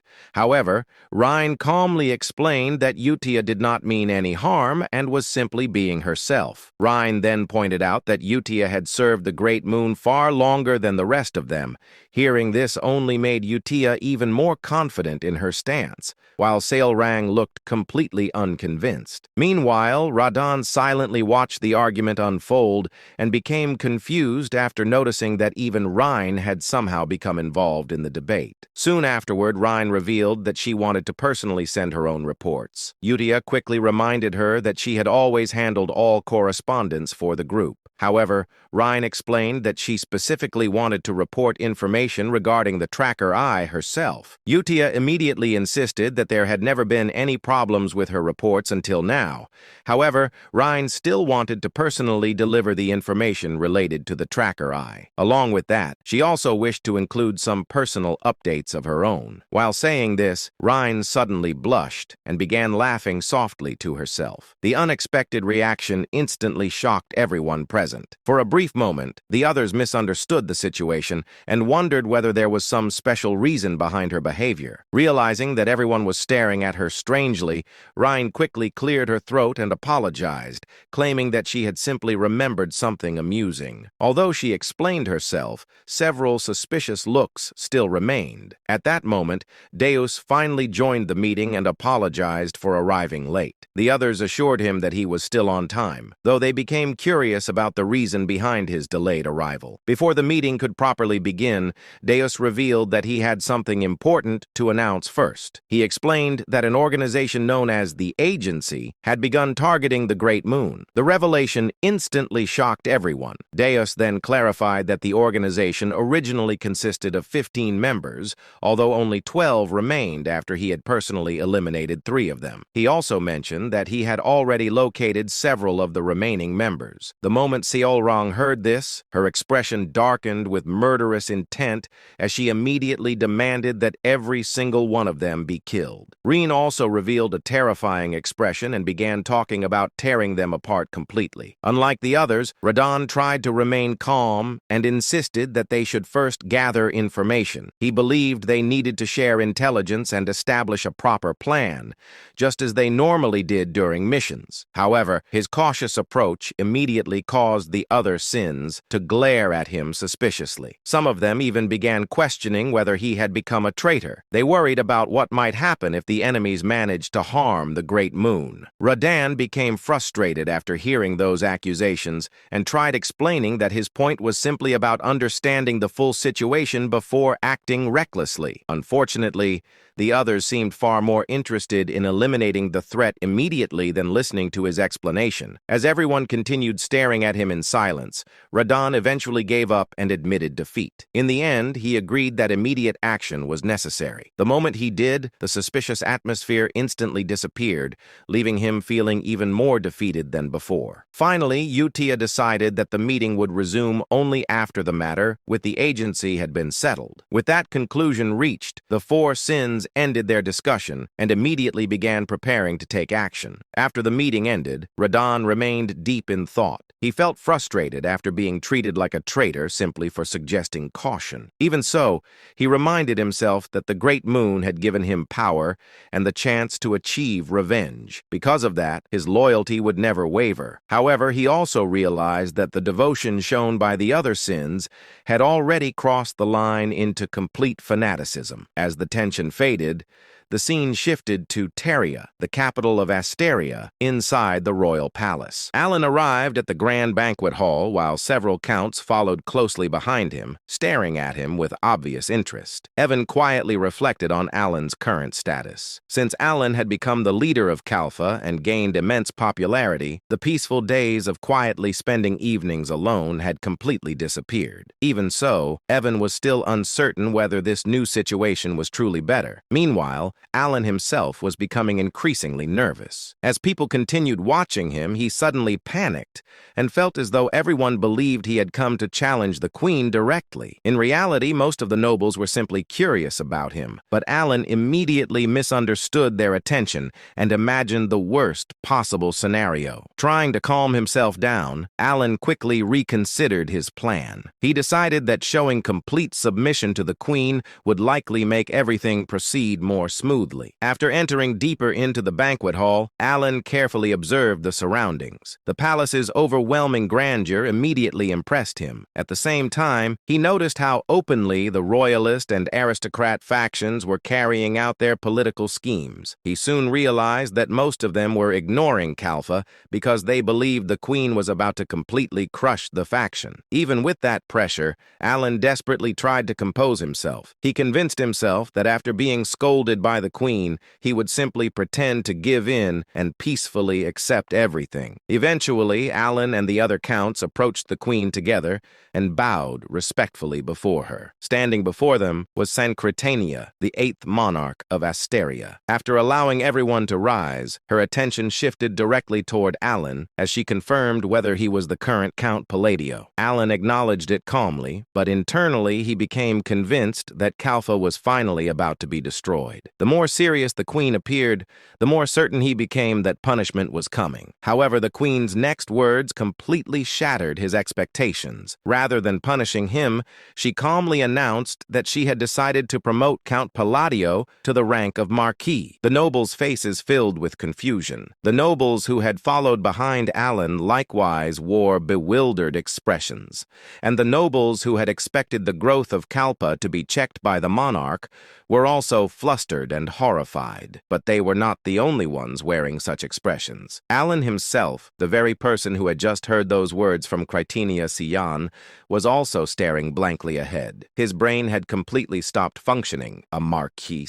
For a noble, a title carried countless meanings: authority, influence, military power, territory, and most importantly, work. An absolutely horrifying amount of work. Alan immediately felt a headache coming on. A marquis possessed far more authority than a count. More land, more soldiers, more responsibilities, more nobles wanting favors, more meetings, more paperwork. Alan thought, no, wait, why am I getting promoted? He looked at the queen in confusion. From what he knew, Critenia Sian wasn't the type to support growing factions. If anything, she should have been suppressing Kalpa's expansion. Yet instead, she had just handed him a promotion. Not a warning, not a punishment. A promotion, he thought. What is happening? The more Alan thought about it, the less sense it made. Kalpa's biggest weakness had always been its structure. Normally, the leader of a major faction would be at least a marquis. A count leading one was absurd. It was like putting a village chief on a royal throne and expecting people to act normal. Yet Kalpa had somehow survived despite that. Now, with a single sentence, Critenia had erased that weakness entirely. Which meant she wasn't limiting Kalpa, she was helping it. Alan stared at the queen. Why? Did I accidentally trigger some hidden event? Was there a quest line I forgot? Did I choose a dialogue option without realizing it? No matter how much he thought about it, nothing came to mind. Meanwhile, Critenia casually rested her chin on one hand. Critenia said, I heard the reports. They say you exterminated the creatures lurking in Asteria's shadows. Consider this your reward. Her tone was calm, reasonable, perfectly logical, and completely unhelpful. No, that explanation raises even more questions. Alan felt his confusion deepen. There was absolutely no reason for the queen to reward him this generously. Not for something like that. If anything, this felt more like an excuse to promote him. Does she just not care? Maybe she's simply confident she can crush Kalpa whenever she wants. That possibility suddenly crossed his mind. That explanation made the most sense. Slightly reassured, Alan looked at her again. Unfortunately, her expression remained completely unreadable. Then she suddenly spoke. Cretinia asked, "Why? Do you dislike it?" Alan immediately snapped back to reality. Alan replied, "Not at all, Your Majesty." The moment he answered, Cretinia stood up. The entire ballroom froze. Every noble held their breath, step by step. She descended from the throne and walked directly toward Alan. The closer she came, the more nervous he became. He thought, "Why is she coming here? Your Majesty, why are you still walking? Please stop walking." She did not stop walking. Instead, she stopped directly in front of him. The atmosphere instantly became unbearable. The surrounding nobles looked as though they were witnessing a historic moment. Alan felt like a criminal awaiting judgment. Then, Cretinia bent down, very close, far too close. The ballroom collectively forgot how breathing worked, and then she raised a finger. Before Alan could react, she pressed her finger against the corner of his mouth and pushed upward. His face instantly twisted into a strange, crooked smile, a very awkward smile, the kind of smile someone made when being held hostage. Cretinia examined her handiwork. Then, for the first time that evening, she smiled, a smile so small it would have gone unnoticed by most people. Unfortunately, every noble in the room noticed. The resulting damage was catastrophic. Cretinia said, "Smile. You look rather good that way." Meanwhile, Alan's soul temporarily left his body. What? What does that mean? Why did she do that? Is this some sort of royal ritual? Am I being threatened? Should I smile more? Should I smile less? What is happening? Completely satisfied, Cretinia withdrew her finger. The faint golden light of her golden chronicle eye shone softly. Cretinia said, "I shall retire now. Enjoy the banquet." Without waiting for a response, she turned around, walked away, and left. The massive doors opened, then closed. Silence followed. Absolute silence. Nobody moved, nobody spoke, nobody even blinked. Everyone simply stared. Some stared at the doors, others stared at Alan, and Alan stared at the doors as though expecting them to explain everything. The doors offered no explanation, unfortunately. Then, like a dam finally collapsing, noise exploded throughout the hall. The atmosphere completely reversed. The royalist nobles, who had arrived expecting Kalpa to be suppressed, now looked as though someone had informed them that their estates had burned down. Meanwhile, the nobles who had entered the ballroom behind Alan looked as though they had just won the lottery. In the midst of all this, Alan remained completely lost. What exactly happened here? Unfortunately, nobody seemed interested in answering that question. Instead, the nobles rushed toward him. A noble exclaimed, "My sincerest congratulations, Count Palladio." Another noble immediately corrected him. The noble said, "Count? Count? What nonsense are you saying? He will soon be Marquis Palladio." The first noble quickly bowed. The noble said, "Ah, my apologies, Marquis Palladio." Alan wanted to say that the promotion hasn't even happened yet. Nobody listened. A third noble joined in. The noble declared, "As expected. Indeed, everything makes sense now." Alan strongly disagreed, he thought. Nothing makes sense. Yet nobody asked for his opinion. A fifth noble lowered his voice dramatically. The noble whispered, "To think he had already reached Her Majesty herself." Several nearby nobles inhaled sharply. The atmosphere became even stranger. Reached her? Alan blinked and thought, "She literally walked over here. I didn't reach anybody. I was standing still." Yet somehow the story had already begun mutating. In the minds of the nobles, the queen's actions could only mean one thing: a hidden alliance, a secret understanding, a deep relationship, some terrifying political maneuver beyond the comprehension of ordinary nobles. Duke Altia was watching him with renewed admiration. Altia remarked, "As expected of Count Palladio." Count Zenonia nodded in agreement. She said, "No, Marquis Palladio." Altia slowly crossed his arms. Altia continued, "To think he had already established such a relationship with Her Majesty." Zenonia sighed and replied, "We truly underestimated him." The two women looked toward Alan. Their gazes were filled with respect and fear, mostly fear. Meanwhile, Alan was wondering whether the queen had mistaken him for someone else. He thought, seriously, did she confuse me with another noble? There are a lot of people here. It could happen. Unfortunately, even he found that explanation difficult to believe. As the flood of congratulations continued, Alan slowly turned his gaze toward the doors through which Cretinia had departed. What was that? The question refused to leave his mind. He recalled everything he knew about Cretinia Sion. the 8th monarch of Asteria, one of the strongest individuals in the world, a woman famous for her indifference. She rarely smiled, rarely cared, rarely involved herself in anything. Yet today, not only had she promoted him, she had personally walked down from her throne, touched his face, smiled, and then left. He thought, no matter how I look at it, something is strange, very strange, terrifyingly strange, the kind of strange that usually led to future disasters, and that worried him far more than any promotion. While Alan was busy trying to understand reality, someone else was staring at him from across the ballroom. Marcus Filvoid. The noble ground his teeth so hard they almost cracked. Filvoid thought Count Palladio. Half a year ago, he had knelt before that man. Then he had been dragged to the Holy Kingdom, locked away, interrogated, humiliated, and subjected to an experience he never wished to remember again. For months, he had waited for today, waited to see Kalpa checked, waited to see Palladio punished, waited to see his faction collapse. Filvoid's eye twitched. Filvoid thought, how? Nothing made sense. No matter how much he thought about it, nothing. He looked around the ballroom, the smiling Kalpa nobles, the defeated royalists, the despairing aristocrats, the excited opportunists already preparing to switch factions, and in the center of it all, Alan Palladio, standing there with a confused expression, which only made Filvoid even angrier, because somehow that confused expression looked mysterious. It looked profound. It looked as though Alan had expected all of this from the beginning. Filvoid clenched his fists and thought, stop looking so calm. Eventually, Filvoid let out a deep breath. At this point, there was nothing he could do here. Not anymore. Not after the queen herself had acted. But that didn't mean he intended to give up. Slowly, a cold expression appeared on his face. Filvoid thought, if matters have reached this point, then I have no choice. There were still people he could contact. People who did not care about noble factions. People who solved problems differently. Dangerous people. Very dangerous people. Filvoid slowly turned away from the crowd. His expression hardened. Filvoid thought, Count Palladio, let's see how long your luck lasts. Then, the furious Marquis moved through the streets while struggling to contain his anger. He eventually arrived in front of a hidden room. He knocked on the door, and someone inside immediately demanded a password. After giving the correct password, he was finally allowed to enter the room. The Marquis was guided deeper into the hideout,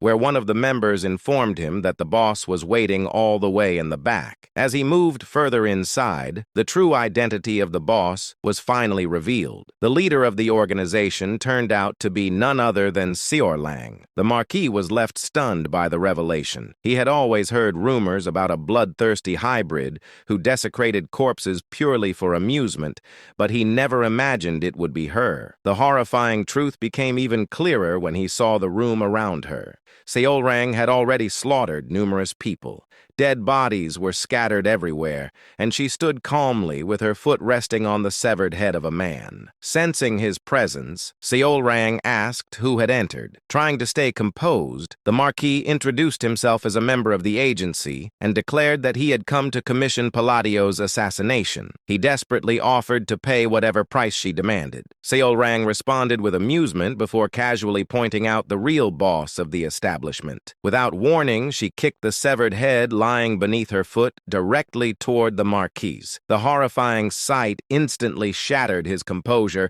causing him to scream in terror before trying to run away. Still panicking, he realized that the room he had entered truly belonged to the boss. Seorlang casually remarked that the place had become a little messy. Moments later, she activated her thunderstick magic and burned every corpse within the room. The terrified Marquis immediately begged for his life, but Seorlang coldly declared that no one was allowed to lay a hand on her future husband. Right after that, she cleanly severed his head as well. Meanwhile, far away from that massacre, Alita and Zenonia continued staring at Alan while trying to speak with him. Somehow, Alan had managed to survive the entire week by doing nothing except tasting every single cake available at the banquet. To him, the experience had been extremely satisfying. Soon after, Alan finally began returning to his palace. During the journey, his thoughts drifted back toward the queen's strange behavior. No matter how much he thought about it, he still could not understand her attitude.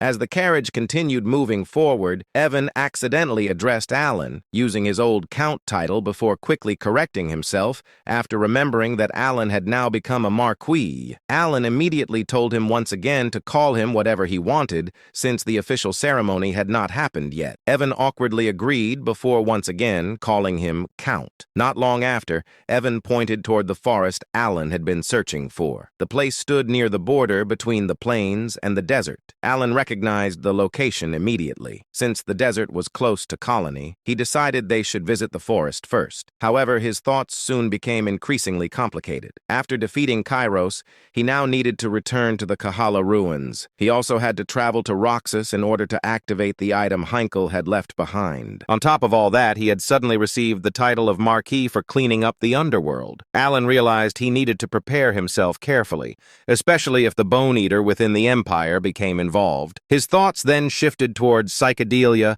and Calypsophobia, two games that both took place across the continent of Ampelon. Although both games had been created by the same development team and occurred simultaneously, their worlds were so separated that they shared almost no common elements. Alan remembered that he had dropped Calypso very early, meaning he barely knew anything about its storyline. Still, he quietly hoped that the changes happening in this world would not trigger a butterfly effect within Calypso's story. In the end, he convinced himself that the protagonist within the Western Empire would probably handle everything. Eventually, Evan stepped out of the carriage and informed Alan that the rest of the journey would have to be completed on foot. At that moment, Alan prepared himself mentally, deciding that it was finally time to lure out the nearest agency member. As Alan approached Alchemy's hideout, he carefully recalled the original method for entering the cave. According to his memories, all he needed to do was recite a specific incantation while stepping inside. Even so, seeing a real boss zone with his own eyes sent chills down his spine. Back in the game,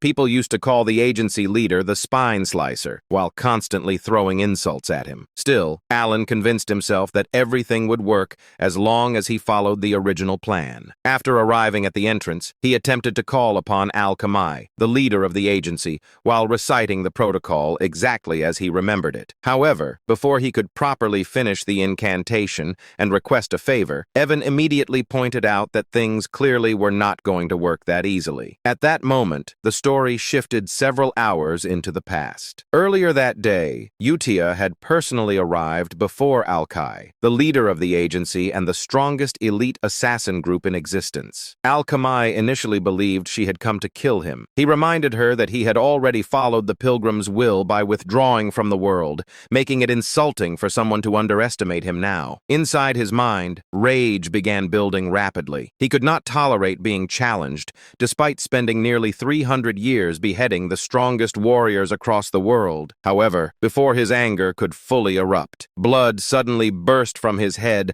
as though every thought inside his mind was violently tearing itself apart. The unbearable pain forced him into screams. At the same time, Utia released her long flowing hair and used it to completely restrain Alchemy before driving the strands directly into his head. As she tortured him, she spoke about endless fear and guilt, repeating over and over inside her mind until nothing remained except emptiness and dread. She then declared that even thinking about laying a hand on him was an unforgivable crime, and that punishment was now inevitable. Utia continued crushing him with her powers, while Alchemy screamed endlessly in agony. Watching his suffering, Utia smirked coldly and remarked that such a painful death was still far too gentle for him. She even stated that he should feel grateful toward Sorlong. Moments later, Utia read the letter Alan had sent her. A letter from Alan saying that it seemed he would be going to the desert city once again. She realized that she needed to hurry. And with that, the agency that had once ruled the entire underworld disappeared into darkness forever, never to return again. Soon after, the story returned back to the present. Standing inside the cave, Evan questioned questioned whether this was truly the place Alan had been searching for,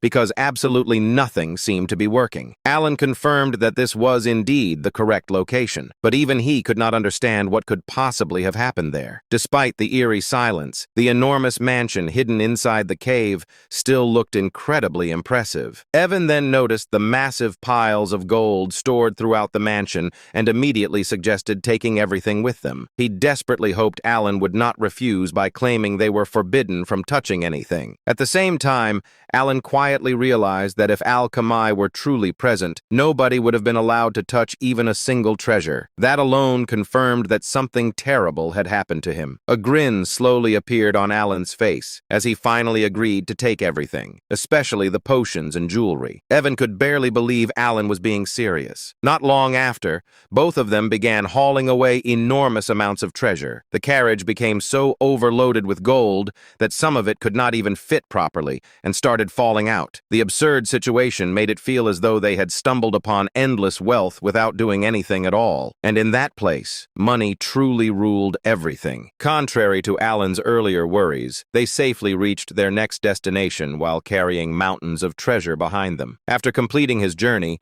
Alan once again returned to Solrang Kingdom. The moment Solrang saw him, she immediately became unusually clingy and stayed close to him the entire time. As they traveled together toward her palace, Solrang suddenly mentioned that she wanted Alan to do her a favor. At that, Solrang smiled brightly, took a sheet of paper and handed it to Alan, and said, "Here, sign it for me." Solrang held a hand out the carriage window, and as if it had been waiting for that, an artifact pen was immediately placed into her hand. Passing it directly to Alan, Solrang said, "Sign it." At that, Alan thought, "A guarantee? Does she want me to co-sign something?" Alan looked down at the paper in reflexive tension. There were already signs of complex writing all over the document. Looking at the top of the paper with a puzzled expression, Alan read, "Marriage registration form?" Solrang smiled and repeated, "Sign it for me." Alan stared blankly at the marriage registration form. Then he slowly turned toward Xiaorang. Xiaorang's eyes were sparkling so brightly that Alan briefly wondered whether someone had secretly installed gemstones inside them. Xiaorang raised both hands excitedly and declared, "Let us become family." Her tail wagged like a helicopter preparing for takeoff. Alan felt a headache coming. Alan thought, somehow every conversation with this child escalates straight to maximum difficulty. After a moment of silence, he decided to confirm something. Alan asked cautiously, "Do you perhaps have any other favor you would like to ask?" Xiaorang immediately shook her head. Xiaorang replied proudly, "Nope." Alan sighed and said, "Unfortunately, I cannot do this one." Xiaorang froze, then her ears drooped, then her tail stopped, then her shoulders sank, then somehow the entire room became gloomy. It was honestly impressive. Alan thought, how did she become a rainy season in 3 seconds? But despite feeling bad, he had absolutely no intention of signing that paper. Objectively speaking, Xiaorang was an ideal marriage candidate. Beautiful, yes. Talented, definitely. Status, more than enough. The problem was not Xiaorang, the problem was everything else. First, Alan basically thought of her as his daughter. Second, and more importantly, he was 90% sure she was confusing family with marriage. Alan thought, this child has somehow reached the conclusion that marriage is just premium family membership. Meanwhile, Xiaorang was staring at him with wounded puppy eyes. The emotional damage was critical. Alan immediately felt guilty. Alan thought, no, stay strong. This is exactly how scams work. Feeling sorry for her, Alan tried to think of a way to comfort her. Unfortunately, every normal answer sounded dangerous. "We are family already." No, that would probably make her bring another marriage form tomorrow. "You don't need marriage." Also dangerous. She would probably interpret that as, "We should skip directly to the wedding." After thinking carefully, Alan finally came up with a solution. A terrible solution, but still a solution. Alan cleared his throat. Alan said, "Let us think about it once you are a little older." Xiaorang instantly revived. Her ears shot upward, her tail restarted, her eyes sparkled. The weather in the room improved immediately. Xiaorang asked excitedly, "How much older?" Alan froze. He thought,